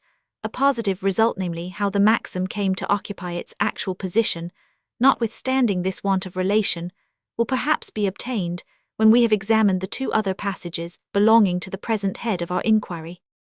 The declaration Roman 13, he that receiveth you receiveth me, and he that receiveth me receiveth him that sent me, has an almost verbal parallel in Matt. Roman 10. In John, it is preceded by the prediction of the betrayal of Jesus, and his explanation to his disciples that he had told them this before it came to pass, in order that when his prediction was fulfilled, they might believe in him as the Messiah. What is the connection between these subjects and the above declaration, or between the latter and its ensuing context where Jesus recurs to his betrayer? It is said that Jesus wished to impress on his disciples the high dignity of a messianic missionary, a dignity which the betrayer thought lightly of losing. 39, but the negative idea of loss on which this supposition turns is not intimated. In the text, others are of opinion that Jesus, observing the disciples to be disheartened by the mention of the betrayer, sought to inspire them with new courage by representing to them their high value 40, but in that case, he would hardly have reverted immediately after to the traitor. Others again conjecture that some intermediate sentences have been omitted by the writer 41, but this expedient is not much happier than that of Communal, who supposes the passage to be a gloss taken from Matt Roman 10, united originally to Roman 5 of chap Roman 13 of John, but by some chance transposed to the end of the paragraph. Nevertheless, the indication of Roman 5 is an useful waymark. This verse, as well as Roman 5, has a parallel in the discourse of instructions in Matthew Roman 10. If a few fragments of this discourse had reached the author of the fourth gospel through the medium of tradition, it is very probable that one of them would bring the others to his recollection in Roman 5. There is mention of the sent, and of him who sent him, so in Roman 5 of those whom Jesus will send and of him who sent Jesus. It is true that the one passage has a humiliating, the other an encouraging tendency, and their affinity lies therefore not in the sense, but in the words, so that as soon as the fourth evangelist puts down from memory traditional sayings of Jesus, we see him subject to the same law of association as the synoptists. It would have been the most natural arrangement to place Roman 5 immediately after Roman 5, but the thought of the traitor was uppermost in the mind of the writer, and he could easily postpone the insertion of an apophthegm that had only a verbal connection with his previous matter. Our third passage, Roman 14, lies yet farther within the domain of the history of the Passion than the one last examined, but as like this it can be viewed quite independently, we shall not be anticipating, if we include it in our present chapter in the above passage. The words "Arise, let us go hence" remind us of those by which Jesus, Matt Roman 26 Mark Roman 14, summons his disciples to join him in encountering the traitor. "Rise, let us be going." The position of the words in John is perplexing, because the summons to depart has no effect. Jesus, as if he had said nothing of the kind, immediately continues Roman 15, "I am the true vine," etc., and does not take his departure with his disciples until after he has considerably prolonged his discourse. Expositors of every hue have been singularly unanimous in explaining the above words by the supposition that Jesus, certainly 380, intended at the moment to depart and betake himself to Gethsemane, but love for his disciples, and a strong desire to impart to them still further admonition and comfort, detained him, that hence the first part of the summons "Arise" was executed, but that standing in the room in which he had supped he pursued his discourse, until later Roman 18, he also put into effect the words "Let us go hence." It is possible that the circumstances were such. It is also possible that the image of this last evening with all its details might be engraven so deeply and accurately in the memory of a disciple that he might narrate how Jesus arose, and how touchingly he lingered. But one who wrote under the influence of a recollection thus lively would note the particulars which were most apparent, the rising to depart, and the delay, not the mere words which without the addition of those circumstances are altogether unintelligible. Here again, then the conjecture arises that reminiscence of the evangelical tradition presented itself to the writer, and that he inserted it just where it occurred to him, not as it happened in the best connection. And this conjecture assumes probability so soon as we discover what might have reminded him of the above expression in the synoptical parallels. The command "Rise, let us be going" is connected with the announcement "Behold, the hour is at hand, and the Son of Man is betrayed into the hands of sinners." Behold, he is at hand that doth betray me, with the announcement that is of the hostile power which is approaching, before which however Jesus exhibits no fear, but goes to encounter the danger with the decision implied in that command. In John's Gospel also, Jesus in the passage under our notice had been speaking of a hostile power, when he said, "The prince of this world cometh, and hath nothing in me." It makes little difference that in John it is the power that dwells in the betrayer and in those led by him, while in the synoptical Gospels it is the betrayer who is impelled by that power that is said to approach. If the author of the fourth Gospel knew by tradition that Jesus had united with the announcement of an approaching danger the words "Rise, let us be going," this expression would be likely to occur to him on the mention of the prince of this world. And as in that stage of his narrative he had placed Jesus and his disciples in the city and within doors, so that a considerable change of place was necessary before they could encounter the enemy, he added to "Let us go hence." As however this traditional fragment had intruded itself unawares into the train of thought which he designed to put as a farewell discourse into the mouth of Jesus, it was immediately lost sight of, and a free course was given to the stream of valedictory instruction, not yet exhausted. If from the point of view now attained we glance back on our first passage Romans 4, it is easy to see how the evangelist might be led to insert in so unsuitable a connection the testimony of Jesus. As to the treatment of a prophet in his own country, it was known to him traditionally, and he appears to have applied it to Galilee in general, being ignorant of any unfavorable contact of Jesus with the Nazarenes, as therefore he knew of no special scene by which this observation might have been prompted. He introduced it where the simple mention of Galilee suggested it apparently without any definite idea of its bearing. The result of the above investigation is this: the fourth evangelist succeeds in giving connectedness to his materials when he presents his own thoughts in the form of discourses delivered by Jesus, but he often fails lamentably in that particular when he has to deal with the real traditional sayings of Jesus. 381 in the above instances, when he has the same problem before him as the synoptists, he is as unfortunate in its solution as they nay he is in a yet more evil case, for his narrative is not homogeneous with the common evangelical tradition, and presented few places where a genuine traditional relic could be inserted. Besides, he was accustomed to cast his metal liquid from his own invention, and was little skilled in the art of adapting independent fragments to each other so as to form an harmonious mosaic. The modern discussions on the authenticity of the discourses in the Gospel of John result. The foregoing examination of the discourses of Jesus in the fourth Gospel has sufficiently prepared us to form a judgment on the controversy of which they have recently been the subject. Modern criticism views these discourses with suspicion, partly on account of their internal contexture, which is at variance with certain generally received rules of historical probability, and partly on account of their external relation to other discourses and narratives. On the other hand, this gospel has had numerous defenders. With respect to the internal contexture of the above discourses, there arises a twofold question: does it correspond to the laws, first of verisimilitude, and secondly of memory? It is alleged by the friends of the fourth gospel that its discourses are distinguished by a peculiar stamp of truth and credibility, that the conversations which it represents Jesus as holding with men of the most diverse disposition and capacity are faithful delineations of character, satisfying the strictest demands of psychological criticism. In opposition to this, it is maintained to be in the highest degree improbable that Jesus should have adopted precisely the same style of teaching to persons differing widely in their degrees of cultivation, that he should have spoken to the Galileans in the synagogue at Capernaum not more intelligibly than to a master of Israel, that the matter of his discourses should have turned almost entirely on one doctrine of dignity of his person, and that their form should have been such as to seem selected with a view to perplex and repel his hearers. Neither, it is further urged, do the interlocutors express themselves in conformity with their position and character. The most educated Pharisee has no advantage in intelligence over a Samaritan woman of the lowest grade. The one as well as the other can only put a carnal interpretation on the discourse, which Jesus intends spiritually. Their misconstructions, too, are frequently so glaring as to transcend all belief, and so uniform that they seem to belong to a standing set of features with which the author of the fourth gospel has chosen, for the sake of contrast, to depict those whom he brings into conversation with Jesus. Hence, I confess I understand not what is the meaning of verisimilitude in the mind of those who ascribe it to the discourses of Jesus in the Gospel of John. As to the second point regarding the powers of memory, it is pretty generally agreed that discourses of the kind peculiar to John's Gospel, in contradistinction to the apophthegms and parables, either isolated or strung together, in the synoptical Gospels, namely series of dependent propositions, 382, or prolonged dialogues, are among the most difficult to retain and reproduce with accuracy.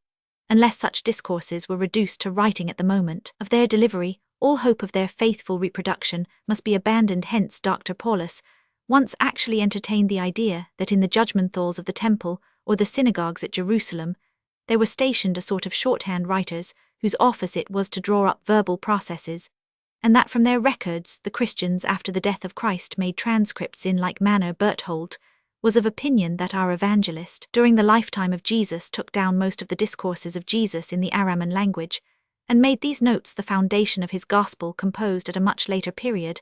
These modern hypotheses are clearly unhistorical. 48. Nevertheless, their propounders were able to adduce many reasons in their support. The prophetic declarations of Jesus relative to his death and resurrection, said Berthold, are more indefinite in John than in the synoptical Gospels, a sure sign that they were recorded before their fulfillment, for otherwise the writer's experience of the event would have reflected more clearness on the predictions. To this, we may add the kindred argument, by which Henck thought it possible to establish the genuineness of the discourses in John, namely, that the fourth evangelist not seldom appends explanatory remarks, often indeed erroneous to the obscure expressions of Jesus, thus proving that he was scrupulously conscientious in reporting the discourses, for otherwise he would have mingled his comments with their original matter.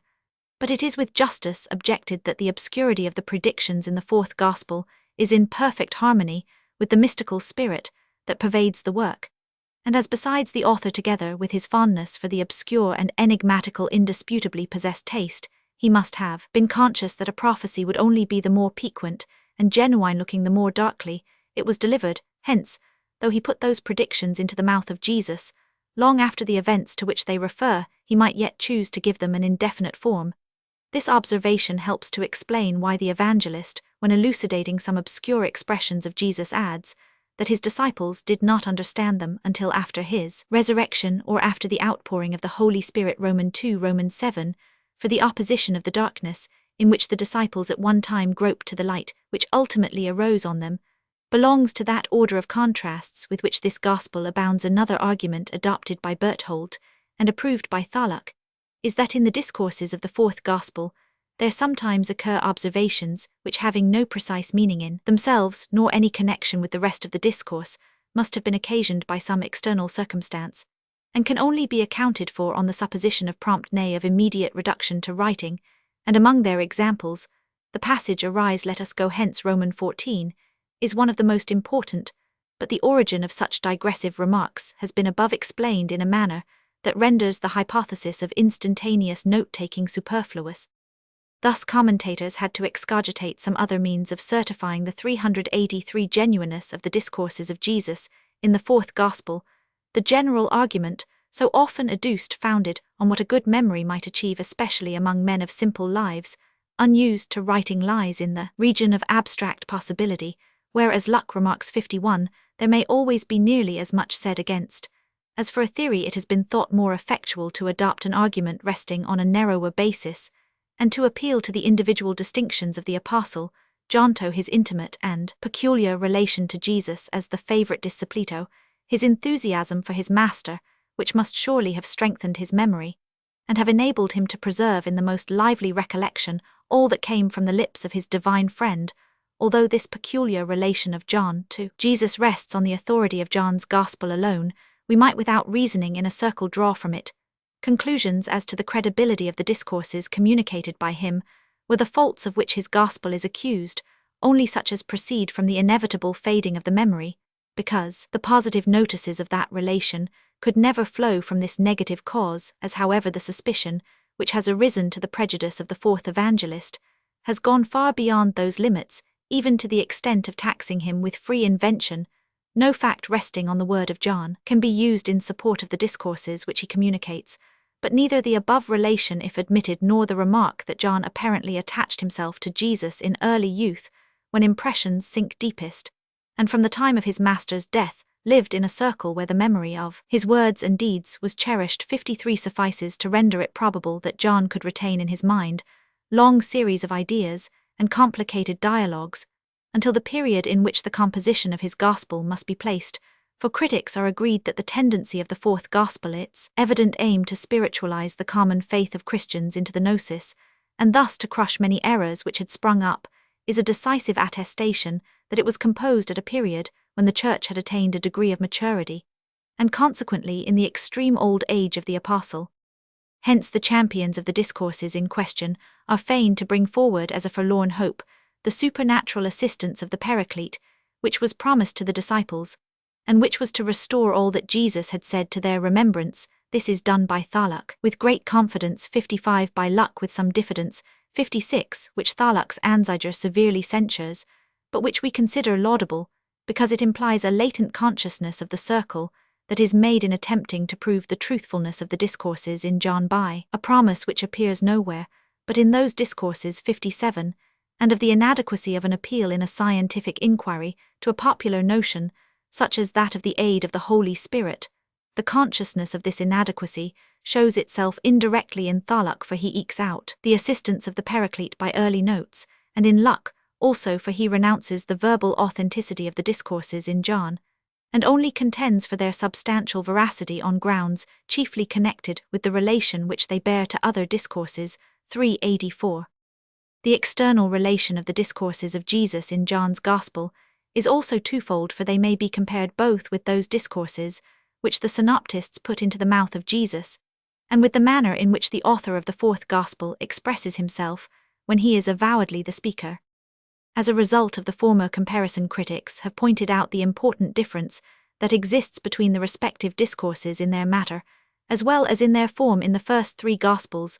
Jesus closely adapts his teaching to the necessities of his shepherdless people, contrasting at one time the corrupt institutions of the Pharisees with the moral and religious precepts of the Mosaic Law, at another the carnal messianic hopes of the age with the purely spiritual nature of his kingdom, and the conditions of entrance therein. In the fourth Gospel, on the contrary, he is perpetually dilating, and often in a barren speculative manner, on the doctrine of his person and higher nature, so that in opposition to the diversified doctrinal and practical materials of the synoptical discourses, we have in John a one-sided dogmatism, that this opposition does not hold invariably, and that in the discourses of the synoptical Gospels there are passages which have more affinity with those of John and vice versa, must be granted to judicious critics. 59, but the important preponderance of the dogmatical element on the one side, and of the practical on the other, is a difficulty that demands a thorough explanation. In answer to this requisition, it is common to adduce the end which John is supposed to have had in view in the composition of his Gospel,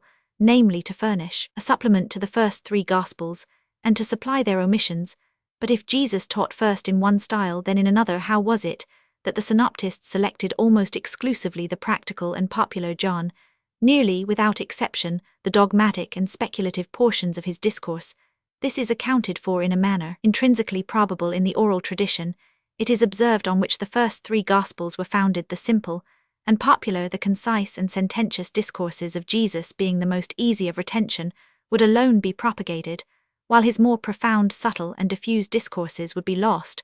But according to the above supposition, the fourth evangelist came as a gleaner after the synoptists. Now, it is certain that all the discourses of Jesus having a practical tendency had not been preserved by them, hence that the former has almost invariably avoided giving any relic of such discourses, can only be explained by his preference for the dogmatic and speculative vein, a preference which must have had both an objective and a subjective source, the necessities of his time and circumstances, and the bent of his own mind. This is admitted even by critics who are favorable to the authenticity of the fourth Gospel. 61, with the reservation that the preference betrays itself only negatively by omission, not positively by addition. There is a further difference between the synoptical Gospels and the fourth, as to the form of teaching adopted by Jesus. In the one it is aphoristic and parabolic, in the other dialectic. We have seen that the parable is altogether wanting in the fourth Gospel, and it is natural to ask why, since Luke as well as Matthew has many admirable parables peculiar to himself, John has not been able to make a rich gleaning after those two predecessors. It is true that isolated apothegms and sentences similar to the synoptical ones are not entirely absent from the fourth Gospel, but on the other hand 385, it must be admitted that the prevailing aphoristic and parabolic form of instruction ascribed to Jesus by the synoptists is more suited to the character of a popular teacher of Palestine than the dialectic form which he is made to adopt by John.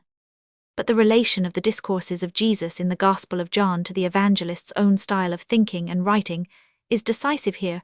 We find a similarity. 64, which, as it extends to the discourses of a third party, namely, the Baptist, cannot be explained by supposing that the disciple had formed his style on that of the Master. 65, but requires us to admit that the evangelist has lent his own style to the principal characters in his narrative.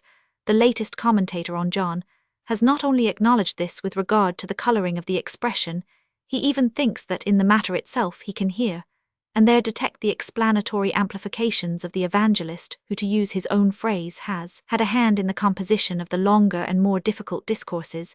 But since the evangelist does not plainly indicate his additions, what is to assure us that they are not throughout interwoven with the ideas of Jesus, nay, that all the discourses which he communicates are not entirely his own productions? the style furnishes no guidance for this is everywhere the same, and is admitted to be the evangelist's own, neither does the sense for in it also there is no essential difference whether the evangelist speaks in his own name, or in that of Jesus. Where then is the guarantee that the discourses of Jesus are not, as the author of the Probabilia maintains, free inventions of the fourth evangelist? Luck adduces some particulars which on this supposition would be, in his opinion, inexplicable. First, the almost verbal agreement of John with the synoptists in isolated sayings of Jesus. But as the fourth evangelist was within the pale of the Christian community, he must have had at his command a tradition, from which, though drawing generally on his own resources, he might occasionally borrow isolated marked expressions, nearly unmodified. Another argument of Luck is yet more futile. If he says John had really had the inclination and ability to invent discourses for Jesus, he would have been more liberal in long discourses, and the alternation of brief remarks with prolonged addresses is not to be explained on the above supposition. But this would follow only if the author of the fourth gospel appeared to be a tasteless writer, whose perception did not tell him that to one occasion a short discourse was suitable to another, a long one, and that the alternation of diffuse harangues with concise sentences was adapted to produce the best impression of more weight. Is the observation of Paulus, that if the fourth evangelist had given the rein to his invention in attributing discourses to Jesus, he would have obtruded more of his own views, of which he has given an abstract in his prologue, whereas the scrupulousness with which he abstains from putting his doctrine of the Logos into the mouth of Jesus is a proof of the faithfulness with which he confined himself to the materials presented by his memory or his authorities. But the doctrine of the Logos is substantially contained in the succeeding discourse of Jesus, and that the form in which it is propounded by the evangelist in his preface does not also 386 reappear, is sufficiently explained by the consideration that he must have known that form to be altogether foreign to the teaching of Jesus. We therefore hold it to be established that the discourses of Jesus in John's Gospel are mainly free compositions of the evangelist, but we have admitted that he has culled several sayings of Jesus from an authentic tradition, and hence we do not extend this proposition to those passages which are countenanced by parallels in the synoptical Gospels. In these compilations, we have an example of the vicissitudes which befoul discourses that are preserved only in the memory of a second party, severed from their original connection and broken up into smaller and smaller fragments. They present, when reassembled, the appearance of a mosaic, in which the connection of the parts is a purely external one, and every transition an artificial juncture. The discourses of Jesus in John present just the opposite appearance, their gradual transitions only rendered occasionally obscure by the mystical depths of meaning, in which they lie, transitions in which one thought develops itself out of another, and a succeeding proposition is frequently but an explanatory amplification of the preceding 69, are indicative of a pliable unresisting mass, such as is never presented to a writer by the traditional sayings of another, but such as proceeds from the stores of his own thought, which he moulds according to his will. For this reason, the contributions of tradition to these stores of thought, apart from the sayings, which are also found in the earlier Gospels, were not so likely to have been particular independent dicta of Jesus, as rather certain ideas which formed the basis of many of his discourses and which were modified and developed according to the bent of a mind of Alexandrian or Greek culture. Such are the correlative ideas of and Father and Son, and light and darkness and life and death, and above and beneath and flesh and spirit, also some symbolical expressions as bread of life, water of life. These and a few other ideas, variously combined by an ingenious author, compose the bulk of the discourses attributed to Jesus by John. A certain uniformity necessarily attending this elemental simplicity. 387. 1 Schulz über des Abendmahl s. 321. 2. This secret information is very welcome to Dr. Paulus, because it gives a useful hint as to many occurrences in the life of Jesus, the causes of which are not obvious. Roman 50 J1 BS 141, that is, Paulus, like Barth and Venturini, though less openly, is fond of using such secret and influential allies as Deus ex machina for the explanation of much that is miraculous in the life of Jesus, the transfiguration, residence after the resurrection, etc. 3. Orig Roman 100 Cells Roman 1. 4. Let the reader bear in mind the kindred names Nicolaus and Nicolaitans. 5. Prob p. 44 Bretschneider is right, however, in declaring against Kuinal's method of supplying a connection between the discourses in John by the insertion of propositions and intermediate discourses, supposed to have been omitted. Luck. judiciously admits 1p 446, that if in John something appears to be wanting between two consecutive expressions of Jesus, we are yet to suppose that there was an immediate connection between them in the mind of the evangelist, and it is this connection which it is the task of exegesis to ascertain in truth. The discourses in the fourth Gospel are never entirely wanting in connection apart from the exceptions to be noticed in 81, though that connection is sometimes very latent. 6 Beriskith R sect 39 F Roman 38 Bamidbar, RS 11, F Roman 211, Tanchuma F Roman 5 in Scotgen Roman 1 704. Something similar is said of Moses from Schemoth R Ib. 7 Jevamoth F Roman 62, Roman 92, in Lightfoot P 984. 8 For example Nap Kam in Kalak Christi, Cum Nikard in Lark. 9 Paulus Kam 4 S 183 Roman 50, J1, a S 176. 10 Luck and Tharluk in Lark. Roman 3:13 Roman 1. 11. 12 Sup 46. 13 This is informed in the Probabilia P 46. 14 Ut Sup P 476. 15 Comp Brechneder Ut Sup. 16 De Weta Deuces, as examples of a similar procedure on the part of Jesus, in the Synoptical Gospels Matt Roman 19 Roman 20 F.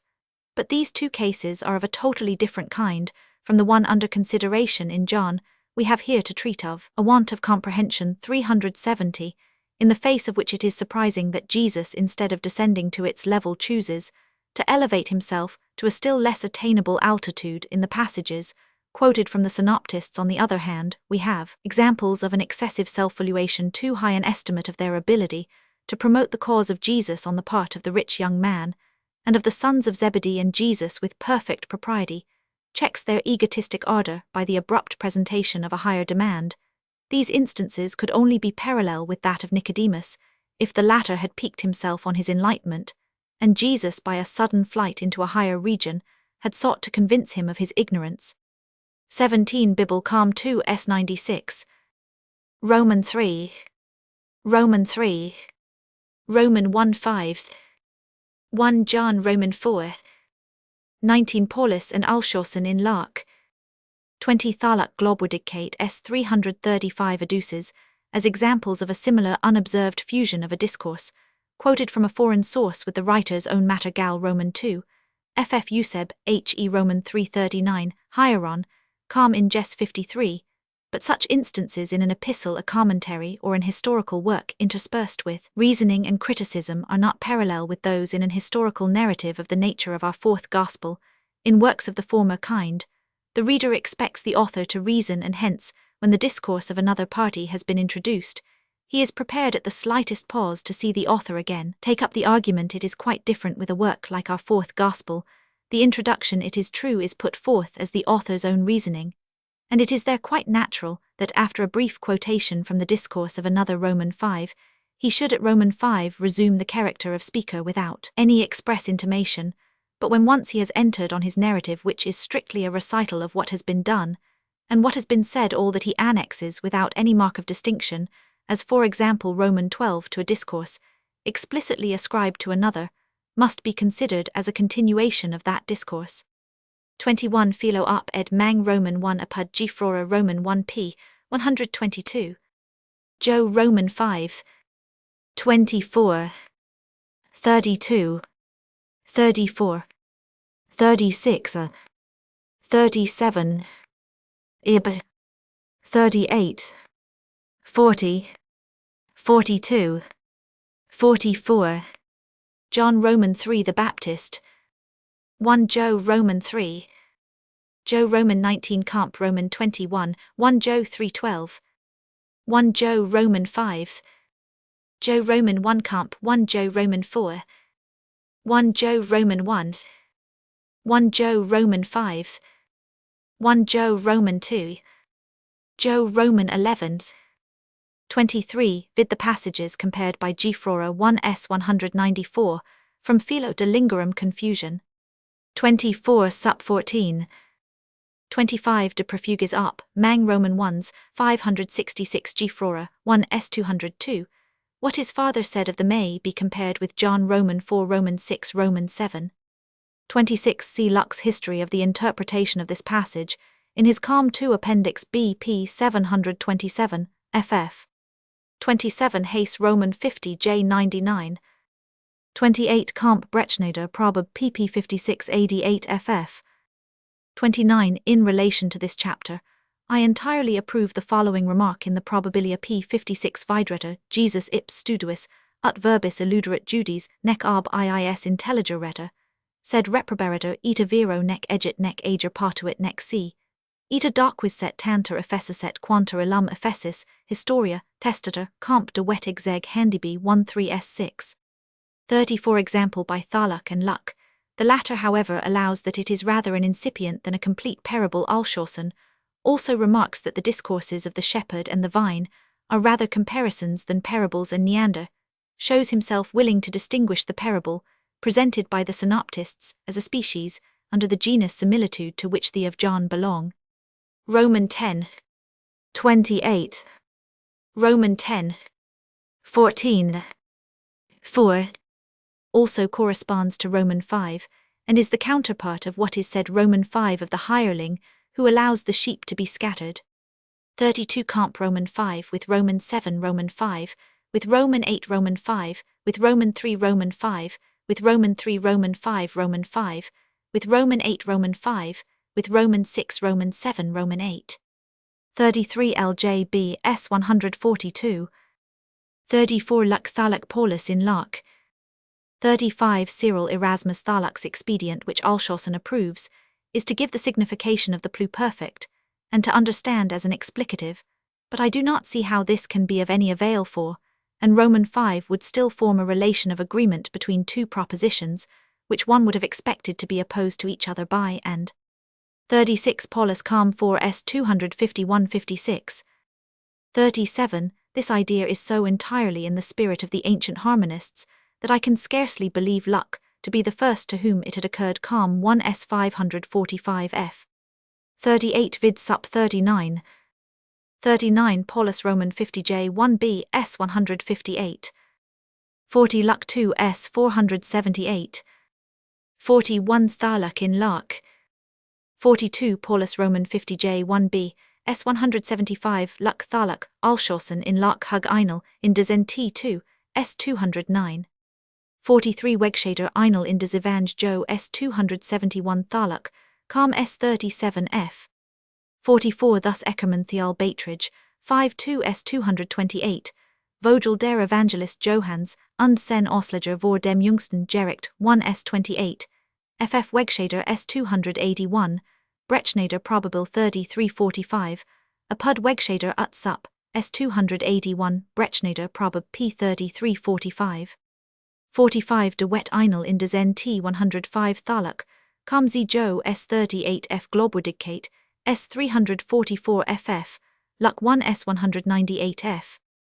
46 Commenter 4 s 275 f.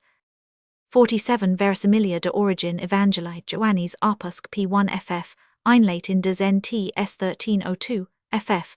This opinion is approved by Wegshader ut sup p 270 ff, and also Hug 2 263 f, and Thalak Calm p 38, think the supposition of early notes not to be altogether rejected. 48 Luck 1 s 192 f. 49 Henk Program quo illustrator Johannes Apostolus non nalorum, Jesu apophthegmatum, et ips interpres. 50 Brechneder Probab p 14 f. 51 ut sup p 199. 52 Wegshader p 286 Luck p 195 f. 53 Wegshader p 285 Luck ut sup. 54 Luck s 124 f 175 Kern über den Ursprung des Evang Matthäi in der Zeitschrift 1834 2 s 109. 55's 39. 56's 197, but lastly why should we fear to adduce etc. 57 The aid promised to the disciples when brought before rulers and tribunals Matt Roman 10 f is quite distinct from a bringing to remembrance of the discourses of Jesus John Roman 14. 58 Brechneder Probab p2 331 ff. 59 De Wet Einel in des Nt 103 Hays Roman 50 J7. 60 Luck ut sup pp 336 337, Kern ut sup. 61 Thaluk ut sup. 62 Brechneder ut sup. 63 De Wet ut sup 105. 64 Kamp Schulz der Schriftscharachter und Worth des Johannes 1803.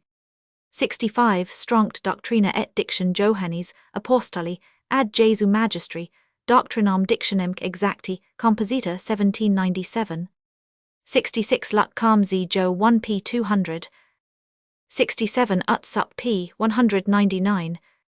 68 in his review of the second ed of Luck's Commentar, in the Lit Blatt der Allgemeine Kirchenzeitung, 1834 No 18.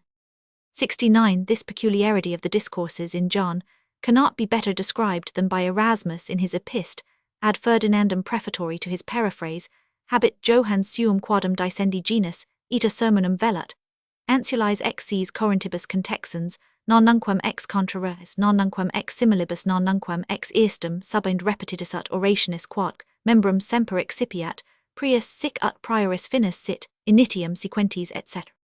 Chapter Roman 8 Events in the public life of Jesus excluding the miracles. General comparison of the manner of narration that distinguishes the several evangelists. If before proceeding to the consideration of details, we compare the general character and tone of the historical narration in the various Gospels, we find differences first between Matthew and the two other synoptists, secondly between the three first evangelists collectively, and the fourth.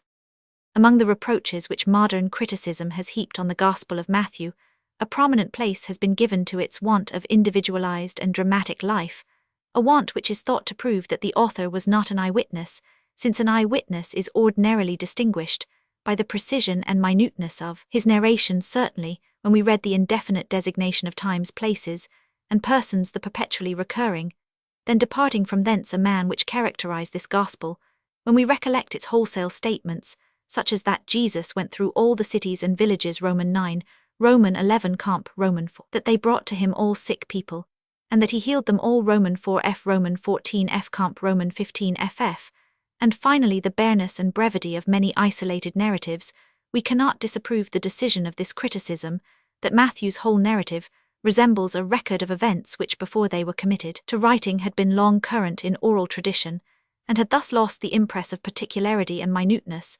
But it must be admitted that this proof taken alone is not absolutely convincing, for in most cases we may verify the remark that even an eyewitness may be unable graphically to narrate what he has seen. But our modern critics have not only measured Matthew by the standard of what is to be expected from an eyewitness in the abstract, they have also compared him with his fellow evangelists. They are of opinion not only that John decidedly surpasses Matthew in the power of delineation, both in their few parallel passages and in his entire narrative, but also that the two other synoptists, especially Mark, are generally far clearer and fuller in their style of narration. This is the actual fact, and it ought not to be any longer evaded with respect to the fourth evangelist. It is true that as one would 388 have anticipated, he is not devoid of general wholesale statements, such as that Jesus during the feast did many miracles, that hence many believed on him Roman 2, with others of a similar kind Roman 3 Roman 7, and he not seldom designates persons indecisively. Sometimes, however, he gives the names of individuals, whom Matthew does not specify Roman 12 4 Comp with Matt Roman 26 8, and Roman 18 with Matt Roman 26, also Roman 6 FF with Matt Roman 14 F, and he generally lets us know the district or country in which an event happened. His careful chronology we have already noticed, but the point of chief importance is that his narratives, for example that of the man born blind, and that of the resurrection of Lazarus, have a dramatic and lifelike character which we seek in vain in the first gospel. The two intermediate evangelists are not free from indecisive designations of time, for example Mark Roman 8 Luke Roman 5 Roman 8 of place Mark Roman 3 Luke Roman 6, and of persons Mark Roman 10 Luke Roman 13, nor from statements that Jesus went through all cities and healed all the sick Mark Roman 1 FF 38, F Luke Roman 4F, but they often give us the details of what Matthew has only stated generally. Not only does Luke associate many discourses of Jesus with special occasions concerning which Matthew is silent, but both he and Mark notice the office or names of persons to whom Matthew gives no precise designation, Matt Roman 9, Mark Roman 5, Luke Roman 8, Matt Roman 19, Luke Roman 18, Matt Roman 20, Mark Roman 10, but it is chiefly in the lively description of particular incidents that we perceive the decided superiority of Luke, and still more of Mark over Matthew. Let the reader only compare the narrative of the execution of John the Baptist in Matthew, and Mark Matt Roman 14 Mark Roman 6, and that of the demoniac or demoniacs of Gadara, Matt Roman 8 ff. These facts are in the opinion of our latest critics, a confirmation of the fourth evangelist's claim to the character of an eyewitness, and of the greater proximity of the second and third evangelists to the scenes they describe than can be attributed to the first. But even allowing that one who does not narrate graphically cannot be an eyewitness, this does not involve the proposition that whoever does narrate graphically must be an eyewitness in all cases in which there are extant two accounts of a single fact. The one full, the other concise opinions may be divided as to which of them is the original when these accounts have been liable to the modifications of tradition. It is important to bear in mind that tradition has two tendencies, the one to sublimate the concrete into the abstract, the individual into the general, the other, not less essential, to substitute arbitrary fictions for the historical reality which is lost. If then we put the want of precision in the narrative of the first evangelist to the account of the former function of the legend, ought we at once to regard the precision and dramatic effect of the other Gospels as a proof that their authors were eyewitnesses? Must we not rather examine whether these qualities be not derived from the second function of the legend 6? The decision with which the other inference is drawn is in fact merely an aftertaste of the old orthodox opinion that all our Gospels proceed immediately from eyewitnesses, or at least through a medium incapable of error. Modern criticism has limited this supposition, and admitted the possibility that one or the other of our Gospels may have been affected by oral tradition.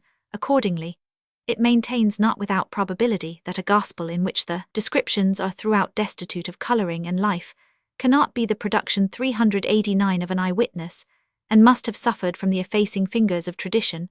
But the counter-proposition that the other Gospels in which the style of narration is more detailed and dramatic rest on the testimony of eyewitnesses would only follow from the supposed necessity that this must be the case with some of our Gospels, for if such a supposition be made with respect to several narratives of both the above kinds, there is no question that the more graphic and vivid ones are with preponderant probability to be referred to eyewitnesses. But this supposition has merely a subjective foundation. It was an easier transition for commentators to make from the old notion that all the Gospels were immediately or mediately autotical narratives, to the limited admission that perhaps one may fall short of this character, than to the general admission that it may be equally wanting to all. But according to the rigid rules of consequence with the orthodox view of the scriptural canon, falls the assumption of pure ocular testimony, not only for one or other of the Gospels, but for all the possibility of the contrary must be presupposed in relation to them all, and their pretensions must be estimated according to their internal character compared with the external testimonies. From this point of view, only one that criticism can consistently adopt it is as probable, considering the nature of the external testimonies examined in our introduction, that the three last evangelists owe the dramatic effect in which they surpass Matthew to the embellishments of a more mature tradition, as that this quality is the result of a closer communication with eyewitnesses. That we may not anticipate, let us, in relation to this question, refer to the results we have already obtained. The greater particularity by which Luke is distinguished from Matthew, in his account of the occasions that suggested many discourses of Jesus, has appeared to us often to be the result of subsequent additions, and the names of persons in Mark Roman 13, Comp Roman 5, Luke Roman 8, have seemed to rest on a mere inference of the narrator. Now, however, that we are about to enter on an examination of particular narratives, we will consider from the point of view above indicated the constant forms of introduction, conclusion, and transition already noticed in the several Gospels. Here we find the difference between Matthew and the other synoptists as to their more or less dramatic style, imprinted in a manner that can best teach us how much this style is worth. Matthew Roman 8 states in general terms that on the evening after the cure of Peter's mother-in-law, many demoniacs were brought to Jesus, all of whom, together with others that were sick, he healed. Mark Roman 1 in a highly dramatic manner, as if he himself had witnessed the scene, tells that on the same occasion the whole city was gathered together at the door of the house in which Jesus was at another time.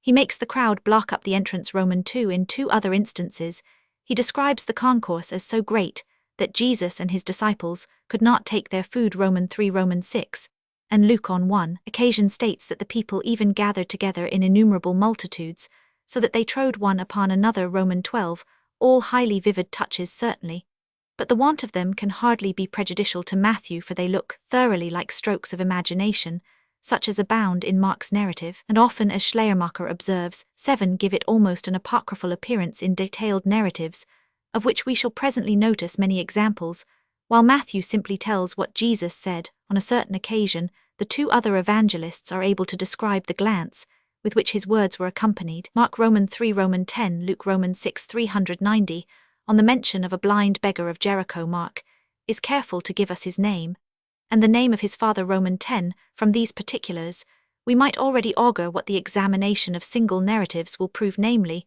that the copiousness of Mark and Luke is the product of the second function of the legend, which we may call the function of embellishment.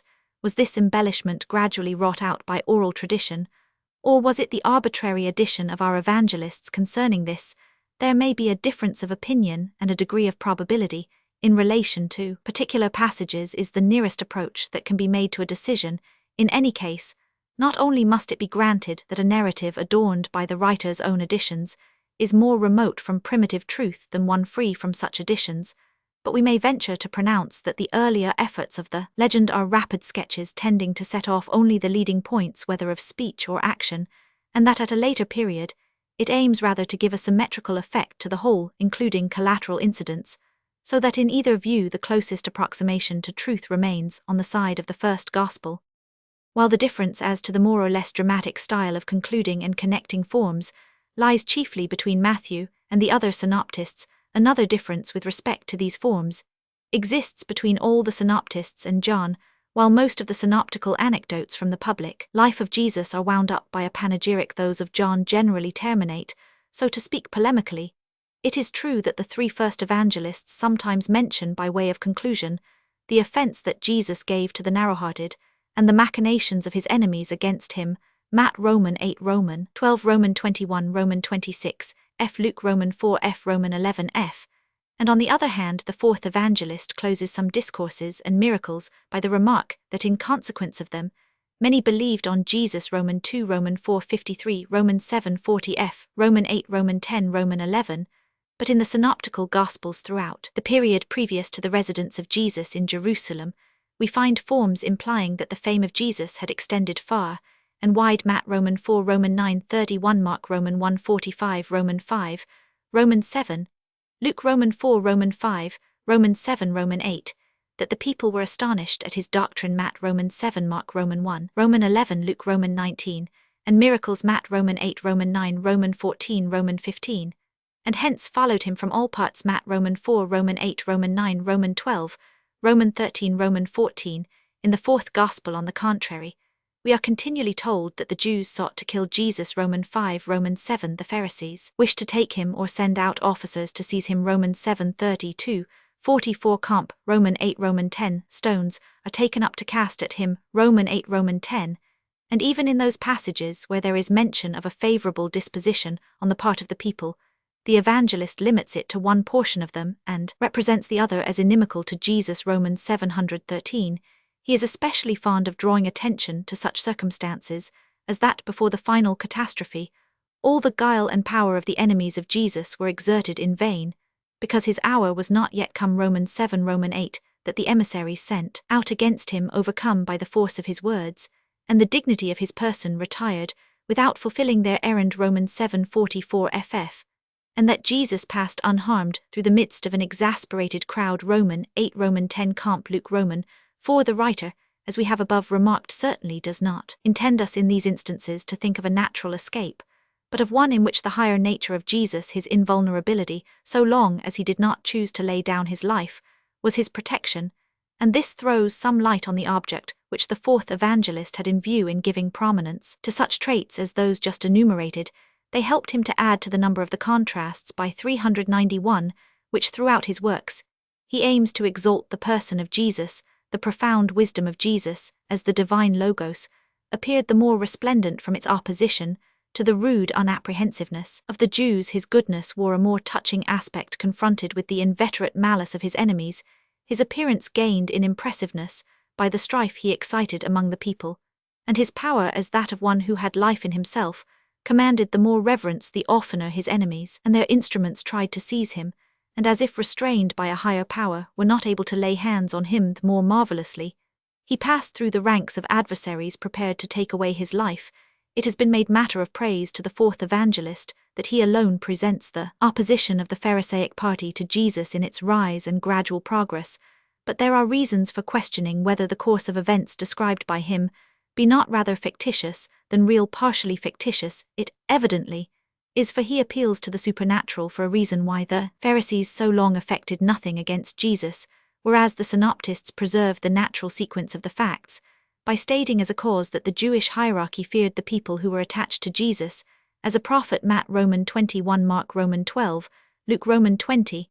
If then the fourth evangelist was so far guided by his dogmatical interest that for the escape of Jesus from the more early snares and assaults of his enemies, he invented such a reason as best suited his purpose, what shall assure us that he has not also in consistency with the characteristics which we have already discerned in him, fabricated for the sake of that interest entire scenes of the kind, above noticed, not that we hold it improbable that many futile plots and attacks of the enemies of Jesus preceded the final catastrophe of his fate, are only dubious whether these attempts were precisely such as the Gospel of John describes. Isolated groups of anecdotes, imputation of a league with Beelzebub and demand of a sign. In conformity with the aim of our criticism, we shall here confine our attention to those narratives in which the influence of the legend may be demonstrated. The strongest evidence of this influence is found where one narrative is blended with another, or where the one is a mere variation of the other. Hence, chronology having refused us its aid, we shall arrange the anecdotes about to be considered according to their mutual affinity. To begin with the more simple form of legendary influence, Strauss has already complained that Matthew mentions two instances in which a league with Beelzebub was imputed to Jesus, and a sign demanded from him, circumstances which in Mark and Luke happen only once. The first time the imputation occurs Matt Roman 9, ff. Jesus has cured a dumb demoniac. At this the people marvel, but the Pharisees observe he casts out demons through the prince of the demons. Matthew does not here say that Jesus returned any answer to this accusation. On the second occasion Roman 12, ff. It is a blind and dumb demoniac, whom Jesus cures. Again the people are amazed, and again the Pharisees declare that the cure is effected by the help of Beelzebub, the of the demons, whereupon Jesus immediately exposes the absurdity of the accusation that it should have been alleged against Jesus more than once when he cast out demons, is in itself probable. It is 392, however, suspicious that the demoniac who gives occasion to the assertion of the Pharisees is in both instances dumb, in the second only blindness is added. Demoniacs were of many kinds, every variety of malady being ascribed to the influence of evil spirits. Why then should the above imputation be not once attached to the cure of another kind of demoniac, but twice to that of a dumb one? The difficulty is heightened if we compare the narrative of Luke Roman 11f, which in its introductory description of the circumstances corresponds not to the second narrative in Matthew, but to the first. For, as there so in Luke, the demoniac is only dumb, and his cure and the astonishment of the people are told with precisely the same form of expression in all which points the second narrative of Matthew is more remote from that of Luke.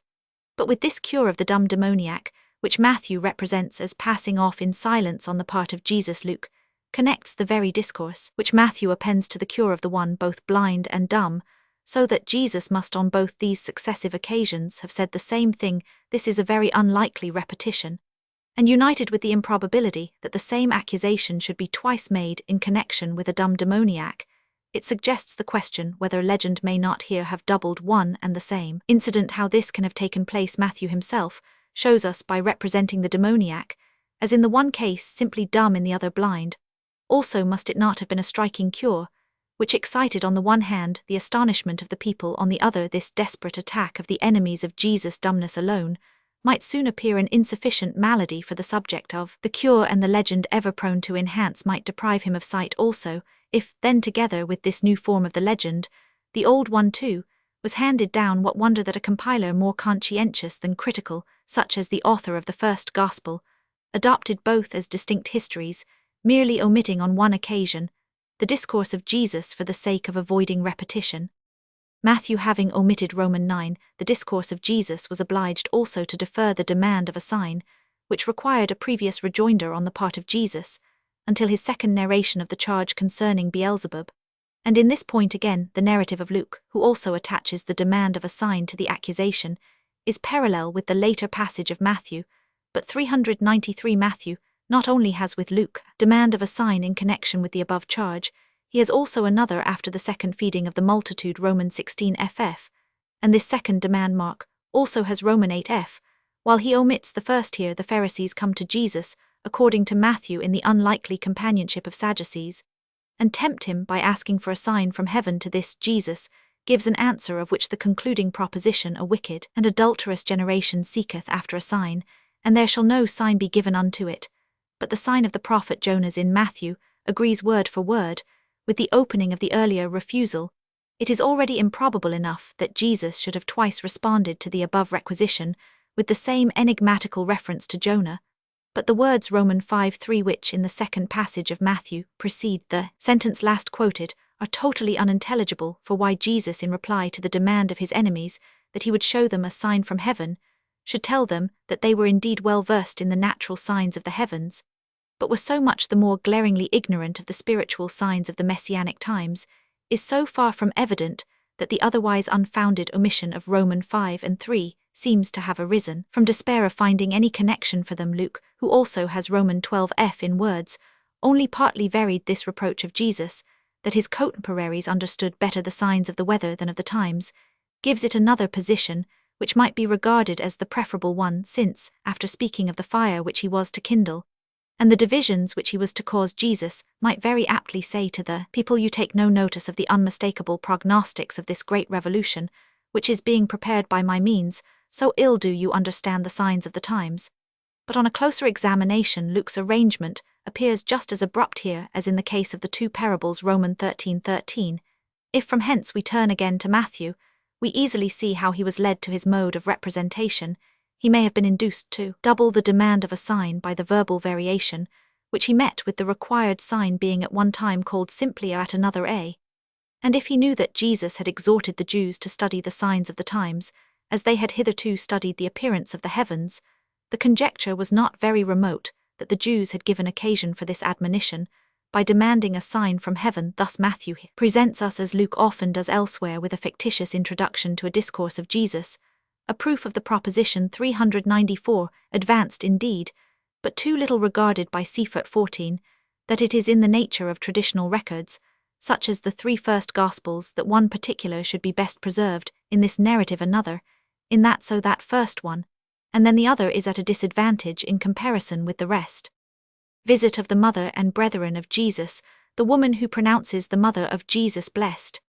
All the synoptists mention a visit of the mother and brethren of Jesus, on being apprised of which Jesus points to his disciples, and declares that they who do the will of God are his mother and his brethren. Matt Roman 12, ff Mark Roman 3, ff Luke Roman 8 ff Matthew, and Luke do not tell us the object of this visit, nor consequently whether this declaration of Jesus, which appears to imply a disowning of his relatives, was occasioned by any special circumstance on this subject. Mark gives us unexpected information. He tells us Roman 5 that while Jesus was teaching among a concourse of people, who even prevented him from taking food, his relatives, under the idea that he was beside himself, went out to seize him and take him into the keeping of his family. In describing this incident, the evangelist makes use of the expression, they said he is beside himself, and it was merely this expression apparently that suggested to him what he next proceeds to narrate. The scribes said he hath Beelzebub, etc. Comp. John Roman 10. With this reproach, which however he does not attach to an expulsion of demons, he connects the answer of Jesus. He then recurs to the relatives whom he now particularizes as the mother and brethren of Jesus, supposing them to have arrived in the meantime, and he makes their announcement call forth from Jesus the answer of which we have above spoken. These particulars imparted by Mark are very welcome to commentators, as a means of explaining and justifying the apparent harshness of the answer which Jesus returns to the announcement of his nearest relatives on the ground of the perverted object of their visit. But apart from the difficulty that on the usual interpretation of the accounts of the childhood of Jesus, it is not to be explained how his mother could, after the events therein described, be thus mistaken in her son, it is very questionable whether we ought to accept this information of Mark's in the first place. It is associated with the obvious exaggeration that Jesus and his disciples were prevented even from taking food by the throng of people, and in the second place, it has in itself a strange appearance from its want of relation to the context. If these points are considered, it will scarcely be possible to avoid agreeing with the opinion of Schleiermacher that no explanation of the then existing relations of Jesus with his family is to be sought in this edition, that it rather belongs to those exaggerations to which Mark is so prone as well in his introductions, to isolate incidents as in his general statements he wished to make it understood why Jesus returned an ungracious answer to the announcement of his relatives. For this purpose, he thought it necessary to give their visit an object of which Jesus did not approve, and as he knew that the Pharisees had 395 pronounced him to be under the influence of Beelzebub, he attributed a similar opinion to his relatives. If we lay aside this edition of Mark's, the comparison of the three very similar narratives presents no result as it regards their matter 17, but there is a striking difference between the connections in which the evangelists place the event Matthew and Mark insert it after the defense against the suspicion of diabolical aid, and before the parable of the sower, whereas Luke makes the visit considerably prior to that imputation and places the parable even before the visit. It is worthy of notice, however, that Luke has after the defense against the accusation of a league with Beelzebub, in the position which the two other evangelists give to the visit of the relatives of Jesus, an incident which issues in a declaration precisely similar to that which the announcement calls forth after the refutation of the Pharisaic reproach, and the discourse on the return of the unclean spirit. A woman in the crowd is filled with admiration, and pronounces the mother of Jesus blessed, on which Jesus, as before on the announcement of his mother, replies, "Yea, rather blessed are they who hear the word of God, and keep it." 18 Schleiermacher here again prefers the account of Luke. He thinks this little digression on the exclamation of the woman especially evinces a fresh and lively recollection, which has inserted it in its real place and circumstances, whereas Matthew, confounding the answer of Jesus to the ejaculation of the woman with the very similar one to the announcement of his relatives, gives to the latter the place of the former, and thus passes over the scene with the woman. But how the woman could feel herself hurried away into so enthusiastic an exclamation, precisely on hearing the abstruse discourse on the return of the expelled demons, or even the foregoing reprehensive reply to the Pharisees, it is difficult to understand, and the contrary conjecture to that of Schleiermacher might rather be established, namely, that in the place of the announcement of the relatives, the writer of the third Gospel inserted the scene with the woman from its having a like termination, the evangelical tradition as we see from Matthew, and Mark, whether from historical or merely accidental motives, had associated the above visit, and the saying about the spiritual relatives with the discourse of Jesus on the accusation of a league with Beelzebub, and on the return of the unclean spirit, and Luke also, when he came to the conclusion of that discourse, was reminded of the anecdote of the visit, and its point extolling of a spiritual relationship to Jesus, but he had already mentioned the visit 20. He therefore seized on the scene with the woman, which presented a 396 similar termination from the strong resemblance between the two anecdotes. I can scarcely believe that they are founded on two really distinct incidents. Rather, it is more likely that the memorable declaration of Jesus that he preferred his spiritual before his bodily relatives had in the legend received two different settings or frames. According to one, it seemed the most natural that such a depreciation of his kindred should be united with an actual rejection of them; to another, that the exaltation of those who were spiritually near to him should be called forth by a blessing pronounced on those who were nearest to him in the flesh. Of these two forms of the legend, Matthew and Mark give only the first. Luke, however, had already disposed of this on an earlier occasion, when therefore he came to the passage where in the common evangelical tradition that anecdote occurred, he was induced to supply its place by the second form. Contentions for preeminence among the disciples, the love of Jesus for children. The three first evangelists narrate several contentions for preeminence which arose among the disciples with the manner in which Jesus composed these differences. One such contention, which is said to have arisen among the disciples after the Transfiguration, and the first prediction of the Passion, is common to all the Gospels. Matt Roman 18 ff Mark Roman 9 ff Luke Roman 9 ff. There are indeed divergencies in the narratives, but the identity of the incident on which they are founded is attested by the fact that in all of them Jesus sets a little child before his disciples. As an example, a scene which, as Schleiermacher remarks 21, would hardly be repeated. Matthew and Mark concur in mentioning a dispute about preeminence, which was excited by the two sons of Zebedee, these disciples, according to Mark, or their mother for them, according to Matthew, petitioned for the two first places next to Jesus in the Messianic kingdom. Matt Roman 20 ff Mark Roman 10 ff 22. Of such a request on the part of the sons of Zebedee, the third evangelist knows nothing, but apart from this occasion, there is a further contention for preeminence on which discourses are uttered similar to those which the two first evangelists have connected with the above petition, at the Last Supper of which Jesus partook with his disciples before his passion. Luke makes the latter fall into a dispute which among them shall be the greatest, a dispute which Jesus seeks to quell by the same reasons, and partly with the same words that Matthew and Mark give in connection with the indignation excited in the disciples, generally by the request of the sons of Zebedee. Luke here reproduces a sentence which he, in common with Mark, had previously given almost in the same form as accompanying the presentation of the child, and which Matthew has not only on the occasion of 397 Salome's prayer, but also in the great antipharisaic discourse comp. Luke Roman 22 Mark Roman 9, Luke Roman 9 Matt Roman 20 f. Roman 23. However credible it may be that with the worldly messianic hopes of the disciples, Jesus should often have to suppress disputes among them on the subject of their future rank in the Messiah's kingdom, it is by no means probable that, for example, the sentence "Whosoever will be great among you, let him be the servant of all" should be spoken first on the presentation of the child 2 ndly, in connection with the prayer of the sons of Zebedee 3 rdly in the antipharisaic discourse, and 4 thly at the Last Supper. There is here obviously a traditional confusion whether it be as Seifert in such cases is fond of supposing that several originally distinct occurrences have been assimilated by the legend Roman 1 the same discourse erroneously repeated on various occasions, or that out of one incident the legend has made many. Roman 1 has invented various occasions for the same discourse. Our decision between these two possibilities must depend on the answer to the following question: have the various facts to which the analogous discourses on humility are attached the dependent appearance of mere frames to the discourses, or the independent one of occurrences that carry their truth and significance in themselves?